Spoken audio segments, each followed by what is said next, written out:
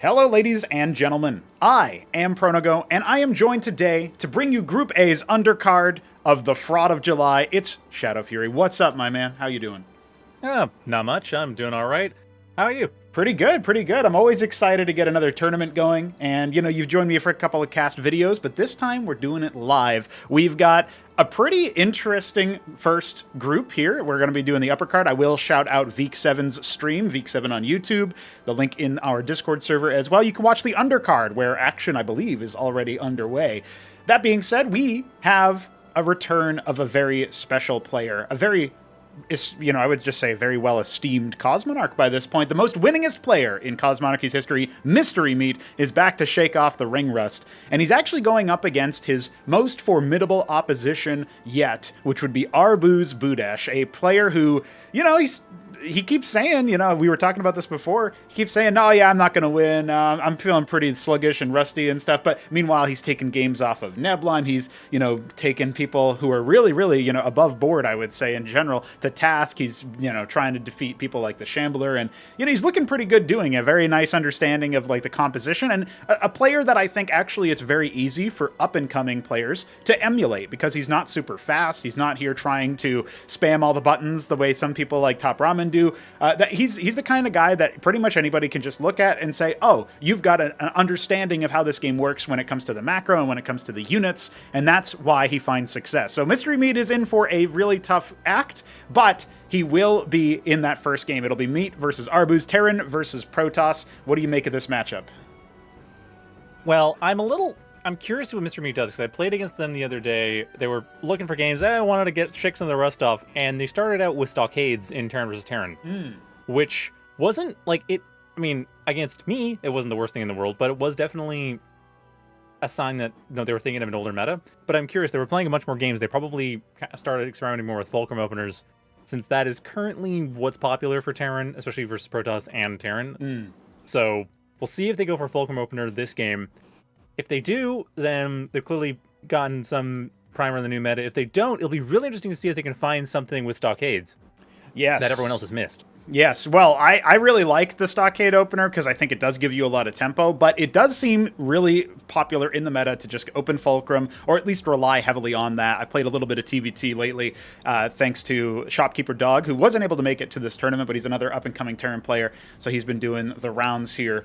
And yeah, I mean, I'm excited to see what happens here. I'm excited that we are, we got a new release out there for people to play with, all the new goodies, and we are going to be going to a map called Oblivion for our first match. That one is by the Beaver 99. You'll see it in the top right of the little map overlay I have here. Worth pointing out that this map is one of the newer ones, but it plays fairly standard, and so I think this is going to be pretty fair for all races and all matchups.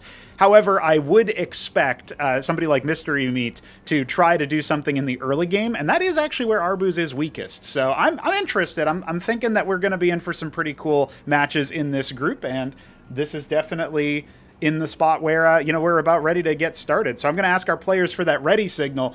But meanwhile, I just hope everybody at home can sit back, relax, enjoy, because we've got a whole day planned. You saw all the different groups. You saw all the different action that we're going to have. Also worth noting, in the map pool, we've got maps that are new to the pool. Genesis Y, never played in a tournament before. Definitely emerged as a pretty popular one. Old Scars, same there. And Muspelheim by Veek7. So that is indeed a map by Veek7. You guys will be able to check those maps out. We'll see what TheNightFox, who's waiting in the wings here, is going to pick for his map. But I'm sure he's watching this one very closely because, Mystery Meat could be a contender. Arbus, obviously the man to beat the top dog in the group, unless you ask him yourself, of course. So, yeah, I'm excited, man. Any sort of overall thoughts on this matchup? Terran versus Protoss, maybe specifically what you think the bio opener might do if he decides to go for that? You think he's going to do that versus Protoss, of all things? I mean, I don't know for sure, but if they do that, I expect there's going to be a very early push, try to get through early Zealots or Legionnaires that come out. That's the only thing I really think you pull off with just a set of early Mavericks. Indeed, indeed. Yeah, I have to say that if you're going to be going for Terran and you're going to be going for that bio, we're going to find out very soon. Mystery Meat is going to be our, I want to call this one dark spring green in the bottom right. Just dark green. You can take the spring out. It's winter. And of course, take it away. Do you have a color guess for Arbus up here in the top left? Ooh. I feel like they just went for the basics of yellow. And I would be correct. There it is. There it is. More correct than I was. All right. Well, that's sometimes the simpler option is the right one. Yeah, that's right. That's right. It's always funny when you get like that because we have like over 100 player colors in Cosmonarchy. So you think to yourself like, oh, it's probably some really weird like Arylite yellow, probably burnt umber saffron, or mahogany, yeah. or Zinwaldite brown. Yes, or Zephyr. Sorry, I have the list pulled up. Yeah. yeah. So it's like, come on, man. All right, Mystery Meat going for that Fulcrum opener. Not going to be leaning towards bio in this matchup. One of the things that's really great about this tournament so far in the way that it's been set up, and, you know, things can still happen. People might be late to the party or have to drop out or whatever. But for the most part, it looks like we're actually on track for everybody to show up and join. And that's very exciting to me because I was able to get it so that all of our groups have Terran, Zerg, and Protoss, with the exception of Group B's uppercard, which has Veek playing random. So, you know, 1/3 Protoss. But everybody else, you know, all the other groups are, you know, basically an even spread of the races. So we might not actually have any mirrors throughout the day. You know, there's a chance for that. And I personally don't mind mirrors. I think they can be interesting. But if you're trying to show the project off, you want to show all the races off at pretty much all the times that you can. So it kind of makes some sense there. I mean, you organize the tournament, so right. that's on you. That's right. That's right. I know some people are not a fan of the mirrors as much, so it's you know, for those people, it must be great, great times had by all. All right. Well, ArbuzBudesh starting with fairly standard defensive opener, getting Draken off the early gateway, and Mystery Meat sees that. Why do they respond to that? Just early vulture. Nothing too special. Early vulture just wants to get some mines out just in case anything comes at them. And other than that, little bit of harassment, little bit of disruption, making sure ArbuzBudesh can't just make an expansion for free. Yeah, I don't know if Arbus was ever planning on doing a 1-gate expand, but he has put down the second one, so his macro will be a little bit delayed. Mystery Meat, on the other hand, has the quarry. We'll start catching back up in workers. That parallel worker queue working wonders for him right now. Vulture's just fanning the map. He does have his Mason off to the side. I think, you know, he was playing in the sort of era where you did actually have people building the Watchdog Scout to lift it off. So 3-gate here for Arbus. I don't know that he's faced this. Maybe he has. So. Okay, that's an aggressive opener, Arbus. Yes, indeed. And there's not really much here at home to defend. I mean, he's got some mines. He will have map coverage. He has the Mason there. Is a fraud. So that is definitely a good opener here for Mystery Meat. He'll be able to catch that. Hierophant tagging the Vulture. I don't know he's actually going to be able to catch away. The Vulture's trying to get away. It looks like he has. Oh, now with the Mason. No! He was trying to sacrifice himself there. Oh, well, hold on. Random Saved mine. by the lobotomy mine? Dude, this is like... Certainly scouting allowed by the lobotomy mine. Yes. There's only a Legionnaire, or Ecclesiastes rather than the base. Yeah, he's going to see no Nexus. That should definitely clue him in. And, you know, when you're trying to stop the worker scout that much, it probably also clues you in a little bit there. So, like, oh, okay, something's happening. It seems that here. Mr. Meat has gotten the message. Second Fulcrum is on the way. Yes, yes. And now, at this point, he doesn't really have anything on the opposite side of the map, you know, barring the mine at 12 o'clock. And Mystery Meat is a type of player who does like to have information when he's taking on his opponents. So he will be moving across the map, screaming across it with these vultures. A couple of them being left by the wayside as they are out of mines. He's trying to take over the middle. These neutral anchors here are a little bit of an option for Mystery Meat to try to garrison if he wants to have that. But look at this. He's springing the trap. That's going to be an engagement onto these zealots. He's trying to kite back towards that mine at the top of the ramp, but it doesn't look like it's going to work out for him just yet. Kite back towards the anchor. Does take it as the garrison, but that leaves ArbuzBudesh open to just continue along to Mr. Meat's base, where there is not much yet for defense. Treasury is on the way as Mr. Meat getting as greedy as they can possibly get away with. Yes. Well, and can they get away with it? It at all? Right. Yeah. Now, the vultures that are in those garrisons are going to have to try to flank this force, because if they allow them to get all the way in, you know, the mine will help out a little bit here, just stunning the first 3 units to take a look. And there is a mine at the top of the ramp. Fresh vultures laying more mines. Very important right now, but the DPS is not really here versus this kind of army. Now the anchor is going to be established. He needs to pull workers if he wants to try to defend that, because absolutely what you will see here is the Protoss tearing that anchor down. The vultures actually went across the map, maybe to try to do some counter harassment, but look at that. The mine detonates, gonna stun all of those vultures. This could be a very quick match here in favor of Arbus with the 3-gate.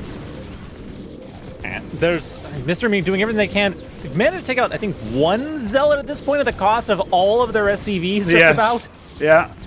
GG has to Second be one goes called, down. yeah. Mystery. No, that's it. That's Mystery it. throwing in the towel. That's all There is- we got.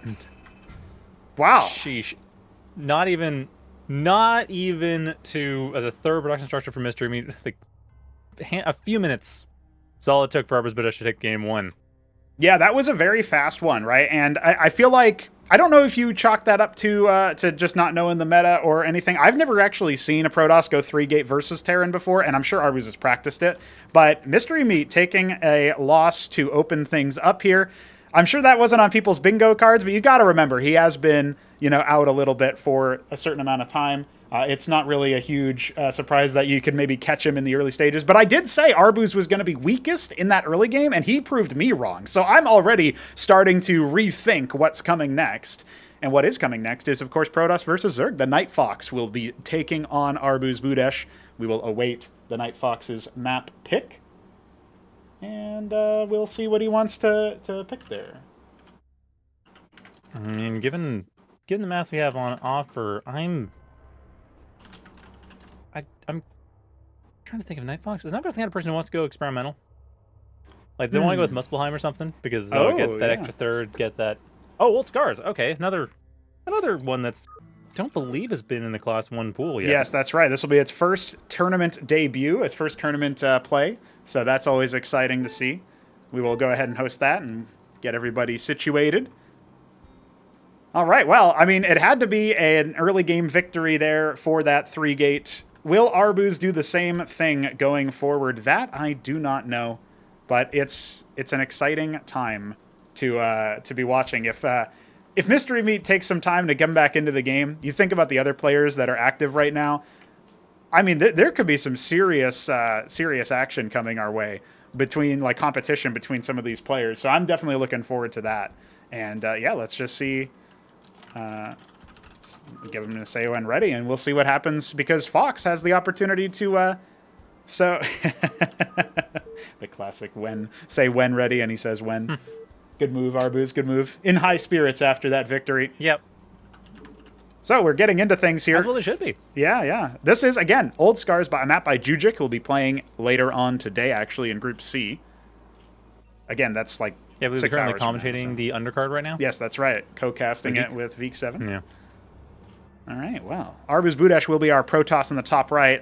Is this Platinum Blue? Yeah, okay. I'm starting to get that color. Man, that was always a tricky one. Hey, all right. And, oh boy, this is not a normal one? No, it is not. I'm... Wine? Maybe. Redwood. I was going to guess mahogany, Redwood. so we were both wrong. Well, you were closer. You at least did a tree. That's true. That's true. ArbuzBudesh with the... Is that scribe? Where's that scribe going? It is actually Why going is that straight to going on the NightFox's main. It's just taken a straight and narrow path, I guess, diagonal path, so not straight. Well, it is looks straight. Like it's doing it very early. Yes, it is. It's. I mean, it's before the yet. pylon. Or no, okay, the pylon was made. I was going to say, is it before the pylon too? Like that's interesting. Meanwhile, we have before gate, but no, right. I think they might just be concerned that NightFox is going for a 6 pool. Yep, could be. I mean, he did say, by the way, that the NightFox did say elsewhere on the tournament. And I love that people are doing this already. They're already posting, mind game stuff. Because the NightFox said that pool first is terrible unless you're in ZVZ. That's what he said. He says that it sucks into any other race. Now, elsewhere, MyriadColors said, man, Terran Bio, it sure is, really weak. If I went Terran Bio, I would lose every game, and then try to psych out Toyota Miguel, I guess, or something, or maybe it was the inverse where he said it was really strong, and he's hoping that Toyota reads that and defeats him, tries to defeat him with it, and then he's like, nah, gotcha, it's my trap card. But these are cute little things that players are starting to do. I don't know if Fox is genuine about that, but I wouldn't be surprised if he went for something really early aggro. It's always something to watch out for. I mean, against Zerg in general, it's good to scout early because of that possibility. Still, pool is out, and Quasis are on the way. Against the 3-gate. Arbus definitely seeing how much farther they can push this 3-gate in this tournament. I mean, you know what? I don't blame them. If your opponent doesn't quite know what to expect, going for an early aggression to close out a couple games, get a few early points is a really strong option. Yep, that's right. Now, the NightFox has been pretty successful in previous tournaments by playing, a fairly aggressive style. Was even able to take down Aoud, who I would say was our best Terran by far back in May. So he has success. He has the chops to do it, even in a sort of like bloody macro game. I don't know if he does it versus Protoss, though. So that's the key question. And can he do it versus 3-Gate? That's the other key question, because that... Will he live long enough to do it? Yes. Right. That's what you mean. Well, it looks like he's going for a second Larvosk here. Has the gas for it. Kagrin already mutating. 6 Quasis holding the choke. You'll notice this map is kind of similar to Oblivion, actually, in the way that it uses this tile that previously was not a height disadvantage, but it has been achieved in Cosmonarchy. So you can go down a level in addition to going up. I know that sounds revolutionary, but it really is, I promise. Oh my god, 4 height levels? That's right. My brain explodes. Technically, we have 256, but good luck making enough tiles for that. All right. Oh, sheesh. The Quasi is going to be the first victim of the game as the move out comes in. It's majority Ecclesiasts. Arbus had a lot of success with mass Ecclesiast, with obviously some other supportive units, and in some cases, no support units. Let's see what the NightFox does in response. He's actually making a bunch of static defense inside his main. He's burrowed his worker. You can even see the little upper part of the droll that's sticking out there. Oh, yeah, see the little tail. Yeah, so little move there. And the Quasis are in position to do their best. I realize this is a silly thing to point out, but there was a lot of cases where in the chaos of like burrowing workers to, avoid pain, they would lose track of the worker. They probably won't do that as much, but we have an engagement coming out here. Not with the little tail sticking out the ground. Yeah. Still, Arbus comes in. Oh my goodness. Gets stuck in the high ground. NightFox able to get a solid concave, pushing Arbus back to the natural choke point. Arbus trying to find a way to get in here, but there's just no opening. NightFox is leaving for them, and that lets them build the Hatrosk. Yes, that's right. We have a Warden being built defensively here. That will delay a Nexus for Arbus. He was thinking about it, sending a worker down to take it. So that'll be marginally delayed. Remember that the Hatrosk also makes faster. Now here comes another push. Not as much of a concave this time around. Going back up to the cliff so that they can benefit from that range advantage. And now Arbus takes the opportunity to pressure the hatch. It will be canceled, and that is a win for Arbus. He already has his Nexus started. That means he doesn't have as much aggression coming behind this, so if the NightFox is able to swell up a nice army count, he will be able to overwhelm. Currently has a worker advantage. They do, but I still think that's a big if. The circuit's being the main thing keeping Arbus at bay. Yeah, and Fox actually ended up building that defensive spot where normally you'd see a Circuit or a Spraith in the mineral line. He actually turned that into a Larvosk. So he felt confident in his hold after pushing out initially, and then...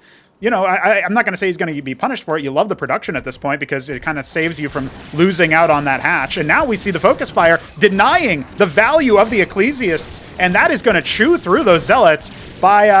well, listen, it's a bit of a rough time for them to do it because of the armor, but they are able to drive the Zealots back for now. Looks like a re-engage coming in for Arbus, but I don't think he actually has enough. As long as NightFox focuses the Zealots down, he's kind of started to split his damage a little bit, which is not ideal. And now, maybe, with the reinforcements, Fox will actually be able to push through. Instead, he unsmiley faces. NightFox still has the defender's advantage, still has a ton of Quasis coming in, but they are now even on worker count, and the second Nexus is online. Yes. ArbuzBudesh will start getting ahead on the workers. NightFox, yeah, they're not dead, but Arbus' pressure is doing a great job. Arbus coming up the high ground. Quasi is not able to hold. NightFox looking to pull back to the Circuit and keep everything alive. Man, a lot of these units are really low. You're talking about at least 1 low Zealot, 2 low Ecclesiasts. So the shield restores have really been saving Arbus here, allowing him to get that pressure up. Now he's transferring some of his attention into Drakodin so that he can harass the Quasis from afar, which is definitely a good move. But meanwhile, 5 Zealots coming in might just try to overwhelm this push. A mono battle for the NightFox, but he is going for the Hydrith Den now. Managed to get that up. That should secure their natural. Yeah, I would have to say so. I mean, he still has 3 Larvosks and the hatch, so he's getting a lot there. Going straight for the back death option, maybe. Oh, he cancels it, actually, so never mind. I was getting excited about that, yeah. Well, another attack, though. This could be deadly. NightFox once again retreating up the high ground, losing 5 or 6 quads before they get up there. ArbuzBudesh with the pressure. NightFox coming on the side, starts targeting down the Ecclesiast, get a couple in for for fairly cheap, but now, again, it's being pushed back. And while NightFox has managed to keep their army alive, ArbuzBudesh is already 10 workers ahead. Yes, indeed. And, you know, at this rate, you might start thinking about what other tech you can have. The embassy is out, so we could see drops. We could obviously just see a witness for protection. Right now, he's just using it to pad his economy, building more scribes. So I would not be surprised if, you know, the NightFox, he's obviously been handed a tough go of it economically at the start of this game, but he's holding on. And he does have some Hydras out, only 4. See if they can maybe lay in some of the static defense. You don't want the Zealots to get on top of them. You know, I'm a little bit surprised that we haven't seen NightFox pull up an Ovaleth to drop the Circus into the natural.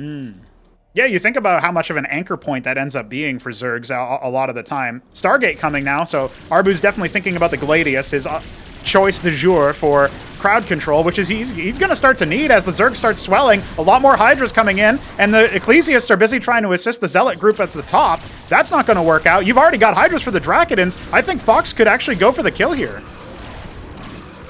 Fox is working on it, but those Drakidans apparently just a little bit out of position. That early bit of the fight where NightFox's forces were split up did not do them any favors, giving ArbuzBudesh enough of time, enough of an advantage that they could actually push in. And yeah, NightFox considering surrender. There we go. That's how you win sometimes. That's how you make it happen. You just go, look, I can't get any more workers. Well, Arbus up to a 2-0 start. You know, that's certainly an option. That's a 2-0 start inside of a quarter of an hour. Yes. He's had some fast games. Like we have a 3-hour block for this, and it's like, okay, so we're 15 minutes in and halfway through Arbus's run if he keeps going like this. That's right. So I do think we got Mystery Meat coming back to try to see if they can unseat Arbus. That's right. Yep, Mystery Meat will. Let's see what Mystery Meat wants to go for. And yeah, I feel like the main thing here when I'm looking at that matchup that Fox had is if he had gone straight for the Hydras a little bit earlier, or if he had gone for what you suggested, which was that Ovaleth drop the Kagrant by the choke, use that as the anchor point. You can't just walk in for, you know, impunity and heal back the shield damage. But even with the Quasi stack, there was a point where he had so many Quasilisks, he was actually focusing down Zealots on an individual basis. And only when he started to split his focus, and maybe some of the Quasis went after the Ecclesiasts, or maybe some of them just decided to, you know, spread damage instead of having the same target, that's when the Zealots started to turn the fight because of that Ecclesiast healing. So the focus fire, just like versus Golems, you want to do that versus Zealots with Ecclesiast backing as well. Very similar kind of skill set there. And maybe in the next game when NightFox, I'm assuming he's going to end up playing Arbus at some point again, might be something that he can try to work in. Because if he wants to stick on pure Quas so that he can get his Expo up and then maybe get more gas for Azorkis or something like that, you know, that could maybe work. But it's definitely something that you got to watch out for, is getting stuck on the... oh yeah, that's right. We have this feature in the game called Quasi Fog, and it's spelled with an S. But Neblime called it Quasi Fog with a Z to point out that that's when you get stuck building only Quas units and stuff, right? Pool units. And in fact, that was actually, he was caught in the Quasi Fog. I feel like he could have done a little bit more there. So that's just something to maybe ruminate on for the future matches. There was a point where I thought he could just walk through after cleaning out the Zealots. And yeah, he might have been a little bit behind, but Zerg can come back in if your opponent isn't super aggressive. And actually, Arbus didn't really have much of a backing force. Not really, no. So. Honestly, like I said, it's just if there was a way that you could hold the natural, like I said, NightFox could have held the natural, had their quads in place, and not been forced to retreat to the high ground all the time, they could have held that natural and just had the expansion, had the extra economy, and been able to stay in the game. Honestly, possibly take ahead, or take a... my brain is... Advantage. Take an advantage. Because at that point, they were the only one building an expansion. Like, Arbus was quite late with their expansion relative to what NightFox was going for initially. It was just understanding how much they could hold with units that were coming in and not having any defense besides Quasis. It will be Genesis Y selected by Mystery Meat. Now we get to sift back into TVZ. And, you know, I've been seeing TVZ. or sorry, TVP. You're right. And I've been seeing Arbus talk about how he does a lot of versus Protoss and does a lot of versus Zerg, but he actually doesn't seem to be around a lot when Terran players are on. So that's kind of an interesting extra thing to think about. TVP, right? When you're thinking about it in terms of the macro game or how you open up. I've seen TopRamen play a lot of Cyclops, and I've also seen that once you hit tier 2, you end up going for Cataphracts to deal with things like Exemplars and Architects. So we'll see if Arbus even plays that kind of style, because I feel like he usually shies away from, maybe not the Exemplar, but definitely the Architect. I haven't seen him built in it, the required structure, the Ardent Authority. So as a result, I'm not sure that we'll end up seeing that particular thing, but that's just some stuff to watch out for if we end up going long. Are we going to see the Cyclops stack? That would be very weird for Meat to do, because Meat played when Cyclops were regarded as very bad. And even though they didn't change much in between, people have found out that they do actually have a use, especially if you want to mass them up. So, yeah, especially with what Arbus has been doing. Mass Zealot, Ecclesiast, those are very clumped together units. Cyclops splash damage just wrecks them. Absolutely the case, yeah. Jumping into Genesis Y, this is a fun map for us to take a look at. And we have ArbuzBudesh. I'm going to call this one the Ultramarine Protoss in the top right. Oh, but it was Zafir. How would I ever remember Zafir, dude? Zafir's a thing? All right, well, Mystery Meat looks red? Scarlet! I was going to guess Vermilion, so... Seriously? Yes. That is indistinguishable. And I have full color vision. I don't, this is... that is extremely subtle compared to red. Yeah, well, I think what gives it away for me is the color of the name is a little bit more orangey than red. That's the only real clue. Fair I mean, I notice a little bit of the tone difference in the Ministry, but yeah, that's really the only clue, is that it's a little bit more on the orange side. But that's what made me think it was Vermilion. Slightly. So, Oh, yeah. Because you have, I guess, just 3 different reds that are within a few. Well, I guess you're going by the 8-bit approach. There are a few values away from each other. That's right. In red. That's right. All right. So I think with the Stockade coming here for Mystery Meat, he is planning something. And the Scribe will scout it very fast. This is Genesis Y, by the way, is a 2-spawn map. It does have the spawns in the top right and the bottom right. It's kind of a sort of riff on Blitz Y, which is a map that is played in StarCraft 1. Yeah, I love that Arbus walks in, sees the Stockade, and he's just like, I'm out. See ya. No comment, leaves. Yes. You'll notice we do have these biotic bastions in the middle of the chokes here, and that it does assist in walling. So if you wanted to do some kind of full wall, you could. I did a cheeky one versus Protoss that's actually tight for everything. Maybe not Zeths, I'm not sure. Excuse me, where you go for a Stockade and an add-on. Or in my case, I did Treasury first into Lodestone. Man, TopRamen did not know how to respond to that, so he built 7 embassies and massed artisans. So that was his reaction. Oh, wow. Just saying. He's in the chat now, so I know he's. I'm sure he'll appreciate being reminded of that game. Yeah, that's interesting that happened. Though it does seem that Mystery Meat's primary goal here is to essentially undercut the 3-gate before it happened. Yeah, one of the things you can do if you're building Mavericks and indeed Hurricanes coming out now for Mystery Meat is if you can go for most of your gas income after you build the quarry can just be dedicated towards the star pad. But with the anchor on the low ground here for Mist, I'm guessing he wants to actually take a fast expansion instead. Could still be wrong about that. He is still harvesting Vespene, but only with 2 workers, right? So if he was going to go for a fast drop, well, Stim's Maverick does end up going in just to see, but only gets as far as seeing the Hierophant. Still not seeing any expansion at this point. Might clue you in that maybe it's the same thing. And if he was watching the stream in the last game, it's worth noting that Arbus went 3-gate for that game too. So I'm guessing we're expecting the same thing out here, Dom?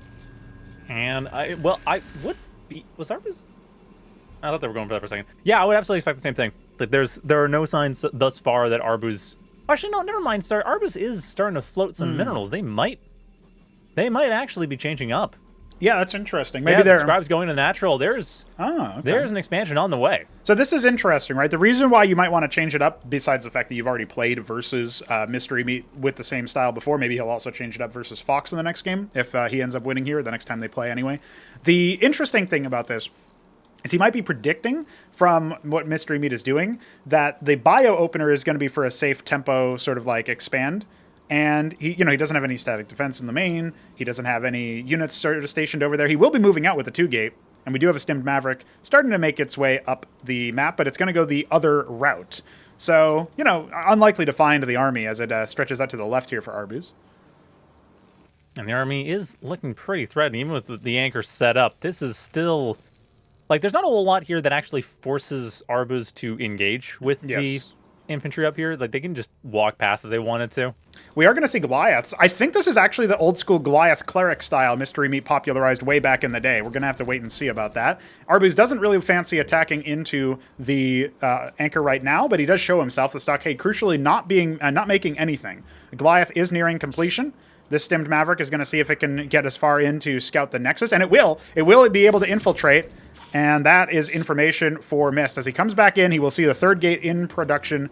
Really good info for him to have as he starts to transfer workers down. That is huge. That, like, Mr. Me can actually now play the game. Yes, that's right. Treasury on the way. In response, too. Treasury coming in right as they see that there's no real threat of being attacked. Yes, and soon they'll actually have 3 Goliaths. At that point, I feel like his front line is a little bit impervious to being busted here at the choke. Whereas, you know, Arbus, he's finished his Nexus, admittedly faster than his opponent, but the worker counts have remained even. The Treasury won't be long now before it finishes getting set up. Probably add on another quarry. I think we're strapped in for a macro game. I don't think we'll be doing another, you know, 15 more minutes later, Arbus is up and wins the group. You know, I don't think that's happening. I don't think Mystery Me wants to let that happen, that's for sure. Yeah. But the forward, you know, Starcade up... Wait, the one Starcade up forward, where'd their float Stockade go? They floated it above the fulcrum. So we have a commit here from Arbus. Oh, so he is going to bust down the anchor. But the Hurricanes are doing really nice to rend the armor. It's just that the Ecclesiasts are giving him so much value. So remember when I said that about the game going on? The target selection here for Mystery Meat hasn't been onto the back line, which is something he can do with the Goliaths, but he's busy trying to deal with the Zealots. And those Zealots are just ripping unit after unit. That really is all the Ecclesiasts. And I can't believe it. In, another quick victory. I can't believe it. Like the units were there too. But the target down the Ecclesiasts, they had the range of the anchor, they had the Goliaths. There was just Mystery Meat really did have the tools needed to break that, but not such little micro, or such a small minor difference in micro, leading to, well, ArbuzBudesh being on match point or group point. Right, yeah, he can certainly win here if he takes NightFox down in the next match. I was expecting Arbus to maybe have to win that in a more macro-oriented style, but yeah, we were both talking about target selection there. Another thing that I think Mystery Meat might be unaware of is how good Ecclesiasts are comparatively to when he played, because they didn't have nearly as much effective range on their shield restore. So that was normalized at some point to give them a little bit more power. And, that was months ago now, so it's kind of old news to everybody watching. But, Mystery Meat last played actively, I want to say it would have been Ascension number 6. And that would have been, I don't know, Q4 2023. So, we're talking a little while ago here. A year ago. Yeah. Well, not quite a year. Half a year ago. Yes. So, yeah, there you go. So, we will wait for Fox's pick. Now, incidentally, what?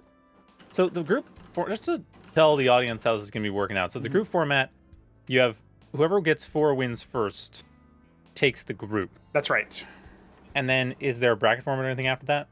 No, it's just a one and done kind of thing. There was some talk of maybe having another day where everybody meets to do playoffs or something. Maybe we will still actually decide to do that, as like it would probably be like I don't know if it would be a continuation or not, but that's not currently in the plan. I was thinking, because it seemed like, you just have everyone, the winners of each card, go and fight in a bracket or something. Yes, yeah. I mean, the other interesting thing about that is that we have 2 upper cards, and then we have 4 groups that are a little bit more on the undercard side. 2 of them explicitly being undercards because they're running concurrently, but the other 2 being just we didn't have an upper and lower card set up for that. We just have those 2 groups. So as a result of that, it could be kind of interesting if the upper card players are seeded into the semifinals, those winners, and then the undercard group winners are in the quarterfinals, right? And then they have to duke it out bracket style. That could be kind of maybe we'll do something like that. All right. That makes sense. It will be Paradise, a 4-spawn map selected by TheNightFox. All right. So that will give NightFox a little more time to get their macro going, at least. Yes, indeed. You'll have to come on down to the witness crew Oh, I'm sorry. Oh, good. No worries. No, I'm playing now. Yes. Ah, I replaced. I was the secret fourth member of the group. That's right. We should have something like that. It's like, whose music is that? WWE style. Oh, God.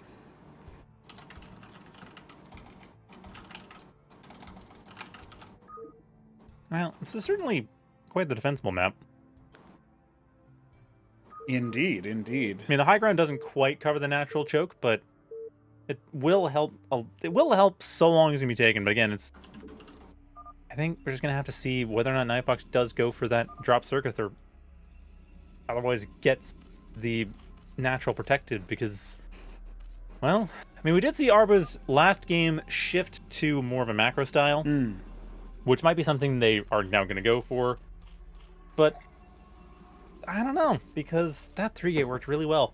Yes, indeed. And the other thing that's worth pointing out here is that I think, okay, this is a very important, change of topic. I think I know the colors for both of these players. I think TheNightFox in the top left is dark spring green, and I think ArbuzBudesh in the top right is turquoise. Midnight green and eggshell blue. Well, I was horribly wrong. 0 for 2. But then I wouldn't have gotten either, because, like, I don't think I would have called this green. This is, like, a teal at closest. Right. And the other one is not, I don't know if you would call that a blue either, so. And kind of. Cyanish kind of thing, yeah. Well, I've never made as much of an embarrassment of myself as I have trying to guess colors, I tell you that. I suppose it's sort of the caster humility thing right at the start. No, the one mistake that lets people know that you're human. Yes, I like that. Well, you know what? Besides that, I am a lean green casting machine, and so are you, Dom. So we're gonna take a look at this set. We have a very similar opener here, a little bit more clean actually this time from Fox. He's getting the timings up for that Larvosk a bit faster. Feels maybe warmed up. Only one gate for Arbus. I don't think they had been. I don't recall them using 2 Drolls on gas right from the start last game. So they had that set up. And Arbus, are they going for an early expansion? Yeah, it would be funny if he changes it up yet again. Maybe he just does the same strat for both players once, So this would be 2-gate into expand. Oh, no. Oh, what? never mind. Gallery? Oh, no. Okay. He's going to use a Kabbalist on him. That's... Yes, they are. That's cruel and unusual, I think. Especially when you know your opponent's already unsmiley facing. So. Well, that would be one hell of a way to win the group. Just come in there, Kabbalists. I mean, to be fair, like, Obelisks can be built at any time. Yes. Like, Zerg is probably the worst faction to use Kabbalists against. I would have to say so, but the other thing that's probably worth noting is that you can just attack it as well. So, like when it teleports, it decloaks. Oh, cool! We get the little burrow graphic. I just made those, so I should know about them, but they still surprise me every time. So. It's like, oh wow, that looks so cool. Oh yeah, I did that. Yeah. Wow, I did such a cool thing. It's like, well, so much for caster humility. Oh no, that's dev arrogance and caster humility. That's the thing. Yes, yeah. That's why I guess the color's wrong, so you keep yourself from getting too arrogant. That's right. Yeah, you can't let my head go up too high. Now, okay, this is interesting. Fox going for the Shroud as a preemptive response to the 3-gate, but that's not what's happening. Arbus has a worker out nice and early for his expansion, and it is a Vagrant as opposed to Kabbalist, so that's kind of also interesting. I don't know if I like this build nearly as much from Arbus, but we'll have to wait and see, because I feel like, I mean, Fox is going to have a technical army, but not a very big one, and he's also not going to have a great way to scale into the mid-game, whereas Arbus, I mean, he's getting his expansion at 3 minutes 30-ish, so that'll come online around 4:15 and, or 4:30-ish, and then he'll be able to start getting a little bit extra Vespene. Maybe then he gets into the Kabbalist, but we do have it coming, so it is on the way. That is such a... But what I'm wondering now is where TheNightFox is trying to go with this, because right now the setup they have, the Zerka Shroud, I almost expect Lucifirius coming in just to hold the line. But the problem is they're not expanding. Like, It has been 4 minutes, they haven't expanded yet, which tells me that their best bet is going to be go aggressive. Like, I'm assuming they're going to wait for the Kizlisks. Yep. And following the Kizlisks, keep an eye on the Kizlisks. TheNightFox looks to be going out with that as their core to push Arbus. So far, Arbus hasn't attacked them, so TheNightFox at this point should be aware that Arbus is not going for an aggressive build, because they would have been hit by now. They haven't even been scouted yet. Yep, the Cabalist is actually going to be the scout here, and I don't know if Fox is going to be able to pay attention to that. We do have the hatch intended to go down here by Fox.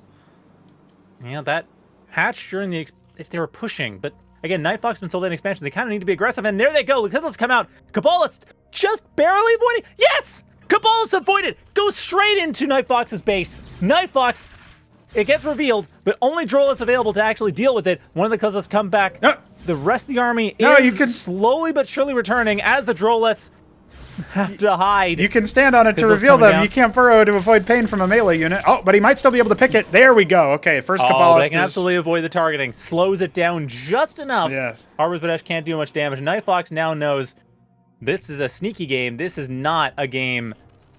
This is not going to be a game of a 3-gate push. This is going to be a game of having to deal with the occasional just really sinister play from time to time.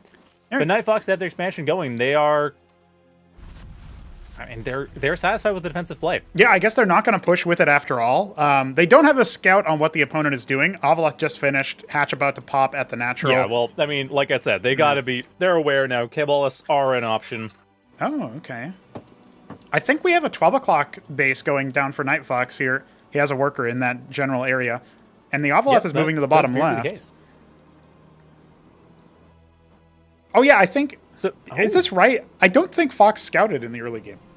So that's why his Avaleth is leaving the building, which is kind of risky to do, but he's keeping his army. Neither player really did much scouting. Yeah, the Scribe got killed at the ramp by the Quasis, so at least Arbus knew where he was, but I don't even think Fox is privy to that information, right? So, now this is an unattackable position. I mean, the embassy was made, so a witness is on the way, but I don't think that you can actually snipe the Lakes when the Quasis are standing on top of them.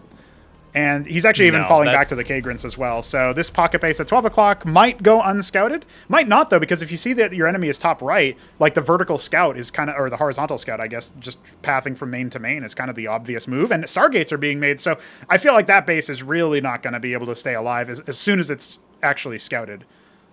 Oof, maybe. It's such a... It really comes down to the creep. Like, how far does that spread? Because the Stargate, like the path of the Stargate going straight, if they're going main to main, yes. But if they're going to the natural where they're going to be trying to break, they'll be skipping that base, but they might barely see the creep. Yep, absolutely could be the case. Worker count definitely in favor of Fox. And, you know, if he transfers workers in that direction as well, building a little bit of a hatch at the extremity, it helps you spot drops and the like, so it makes sense. But, you know, he's also going to have another way to spot the drops if they're coming in from that angle, and it's his third base. Oh. Well, Witness not looking to go for the 12 o'clock. So NightFox should be able to handle it. NightFox, unfortunately, won't be able to transfer anything to there without giving it away. So that's going to be a slower building base. However, they're ahead. They're already ahead 10 workers. Yep. I mean, having those 2 Larvos from the start is a massive boon when it comes to accelerating your economy. Yeah, and you know what? If Fox is feeling frisky, he can actually evolve this den straight away and go into like a skiff mass. It does commit you to tier 1 as opposed to tier 2, but he's going to have the gas economy as soon as he saturates the geyser at 12. So this is actually, I would say that he is going to be equipped to deal with the Gladiuses that are coming out and maybe even do some economic damage on the way in. On the other hand, NightFox getting quite a lot of gas. Keep an eye out for an Iral Iris. NightFox looks like they could be going for Tech 2 pretty early on, and they have the forces to defend it.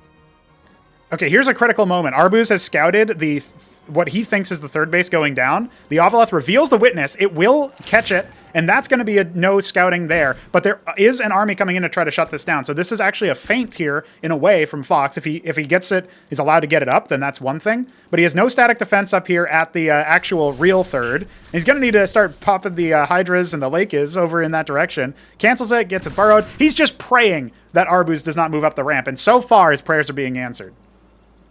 Oh my goodness. If NightFox wins this game, it'll be the cheesiest macro game that I have ever seen. Yeah. And he's got a lot of minerals in the bank, but not many macro cheese is not something you'd say very often, but this is what that looks like. Well, whatever was being made there by Arbus just got canceled as the Avalith flew over it in the main. We got a Droleth. Look at this. You know, he's not content with one hidden base. He's going to go to the bottom right as well. I mean, I approve. Absolutely. Why not? If your opponent... Like, why would Arbus ever look to the bottom except to expand themselves? And they're going to be expanding base by base. Arbus, until like their 7th base, is never going to be even checking this expansion. Yeah. Why would they? The only safer one would be the bottom left. Yeah, and maybe because it's safer, you'd think to check there sooner, right? So it's kind of cheeky. That's a good point. Expanding cross spawn there. Pretty big tier 1 Zerg army for Fox. He almost has enough for his tier 2. It looks like he's getting ready for it, sort of parading his worker around there. And there it is, tier 2 on the way at exactly 10 minutes on the clock. This army here for Arbus, it has the witness to detect the Lakizalisk, but it just left. So actually, you got to watch out and maybe get that back in. These vagrants on the extremities may end up getting bopped. The Avalith here for range up the cliff, vision up the cliff. This is a nice engagement with the Zoryus speeding everything else up as well. A lovely little arrangement here for Fox as he just overwhelms and overpowers the vagrants and the Ecclesiasts. Not nearly as much of a front line. Oh, the units got confused on the way back because of the Gladiuses. High ground too. Yeah, that's rough. Now, this is where the meat of the army here is going to be the Gladiuses. You got to watch out for those. You only have Hydras. Now, admittedly, if you can try to overwhelm them... a lot of Hydras, though. Oh, my God. Arbus is not responding. A lot of Hydras. Wow. All right, still at 6 Gladiuses. That can stack up really easily, but the ground units being underneath allows the Zoryus to speed the Hydras forward. That is going to be instrumental. The focus fire sort of coming in here. This might just be the overpowering attack. He's moving up towards the natural as his tier 2 finishes. More Ecclesiastes coming in into the natural. Oh, no. Oh, this is painful. Even with the Warden there, those Ecclesiastes already doing their job, pushing those scribes back. Yep. Reinforcements have streamed on in. We see more Hydras. I don't think that they can overpower the Gladiuses, but where are those Lakizalisks finally burrowing? I feel like that might be a little bit too little too late. Might have even cost Fox a little bit more economic damage he could have had. He can't defeat the Gladius count, but he's got Zets in the mineral line of the 3rd base, as well as in the mineral line of the main. Utter chaos over here. And Arbus, his economy down by 20 workers. I mean, that's worth noting. That is entirely dead scribes because there were no Drollus being built that entire time. Yep.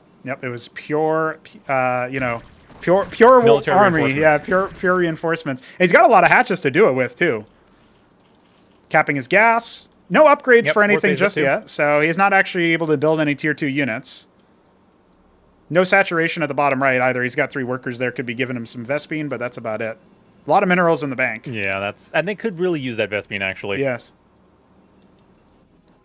Some exemplar being added in. Coming in. First representatives of tier 2 for Arbus. For NightFox, while Arbus is just keeping on with... Oh, never mind. Getting exemplars. Yes. That's... So just air artillery. Like, a solid choice from Arbus. That's absolutely going to be a problem for NightFox. Well, his gas income is about to start skyrocketing because the Excisants have finished. So he's going to get more Vespene than he was getting before. Saturation at the real 3rd and the sort of cheeky one at the 12 o'clock for Vespene anyway. And so, yeah, he's actually just saturated the guys in the bottom southeast as well. Yes, so taking another couple hidden bases in the bottom left, I guess, is what his plan is now. But you got to watch out because Arbus has 6 Gladiuses. They can just roll through and make mincemeat out of this army. 16 Nathracors. Those are 32 when they finish because that's 2 per egg. I think the play is going to be a Calcalisk mass. The Gladiuses are going to hit a little bit too soon, though. Oh, they found it! They found the cheeky base. That's right. Now, you're expecting, if you're Protoss, you fly over here, you're thinking that there's going to be a full set of workers. So you're like, yeah, of course, he's already got his 3rd set up. But no, that's not actually true. Some of the Nathracors being caught on the way out, only one of them has gone down. Does have to watch out for that. Trying to see if he can do a defensive engagement. NightFox still up by 13 workers here. And the southwest base being set up as well with a worker transfer. It's going to be full saturation right from the top.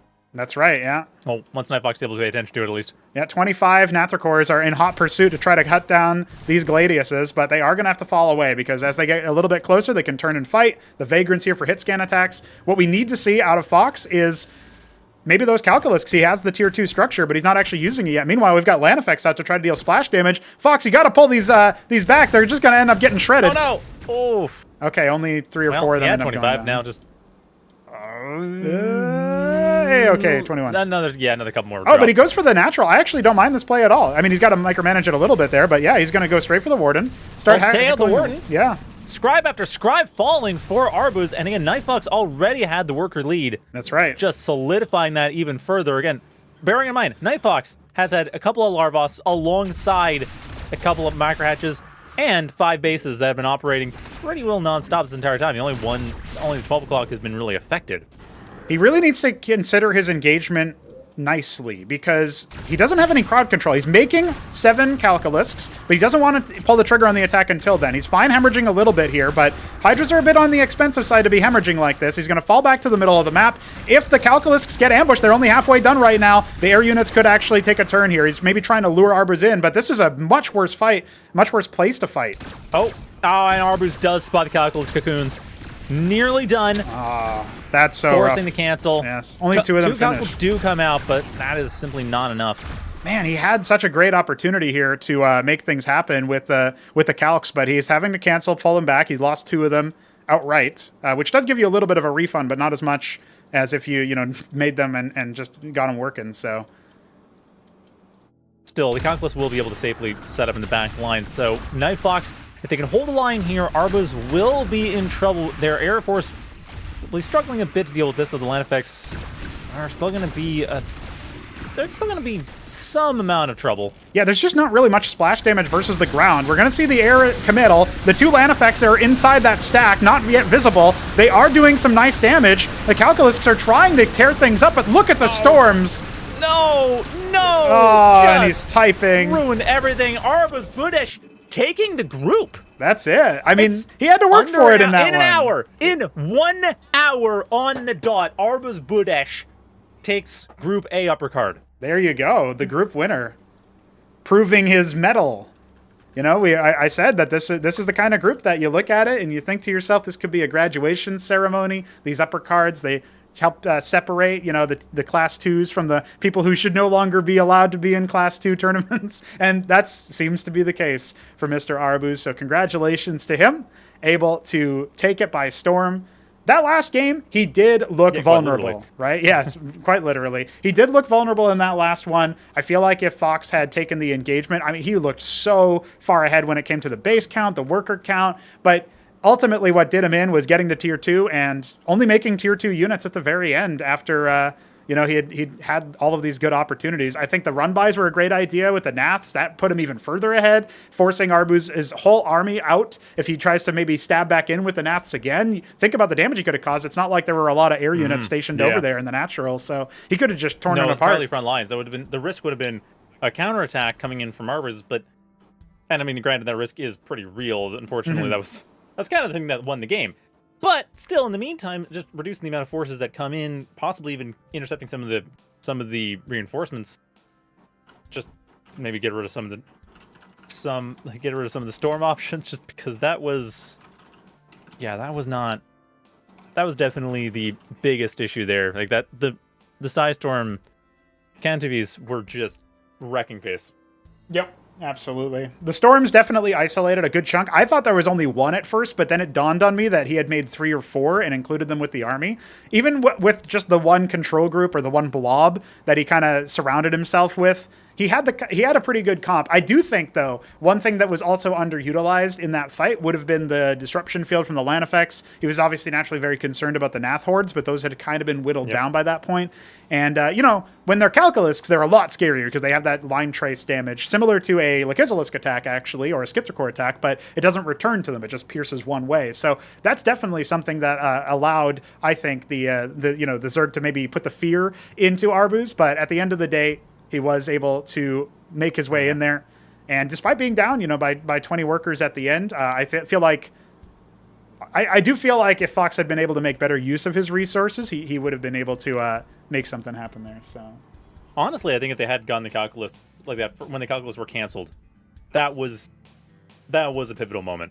Had those Calculus been able to get up at the time, because the Arbus's army hadn't been organized quite as well as it could have been at that point, the Calculus would have been able to start just wrecking the air units, because the air units are now getting away from the ground. The ground forces can't help out. There's not as much anti-air. And the rest of the ground forces aren't going to be wrecked by storms because, again, all of Arbus's forces have to split around the bridge. But fortunately for Arbus, they spotted that right before it could have been a problem. Yep, absolutely. Oh, right, second place.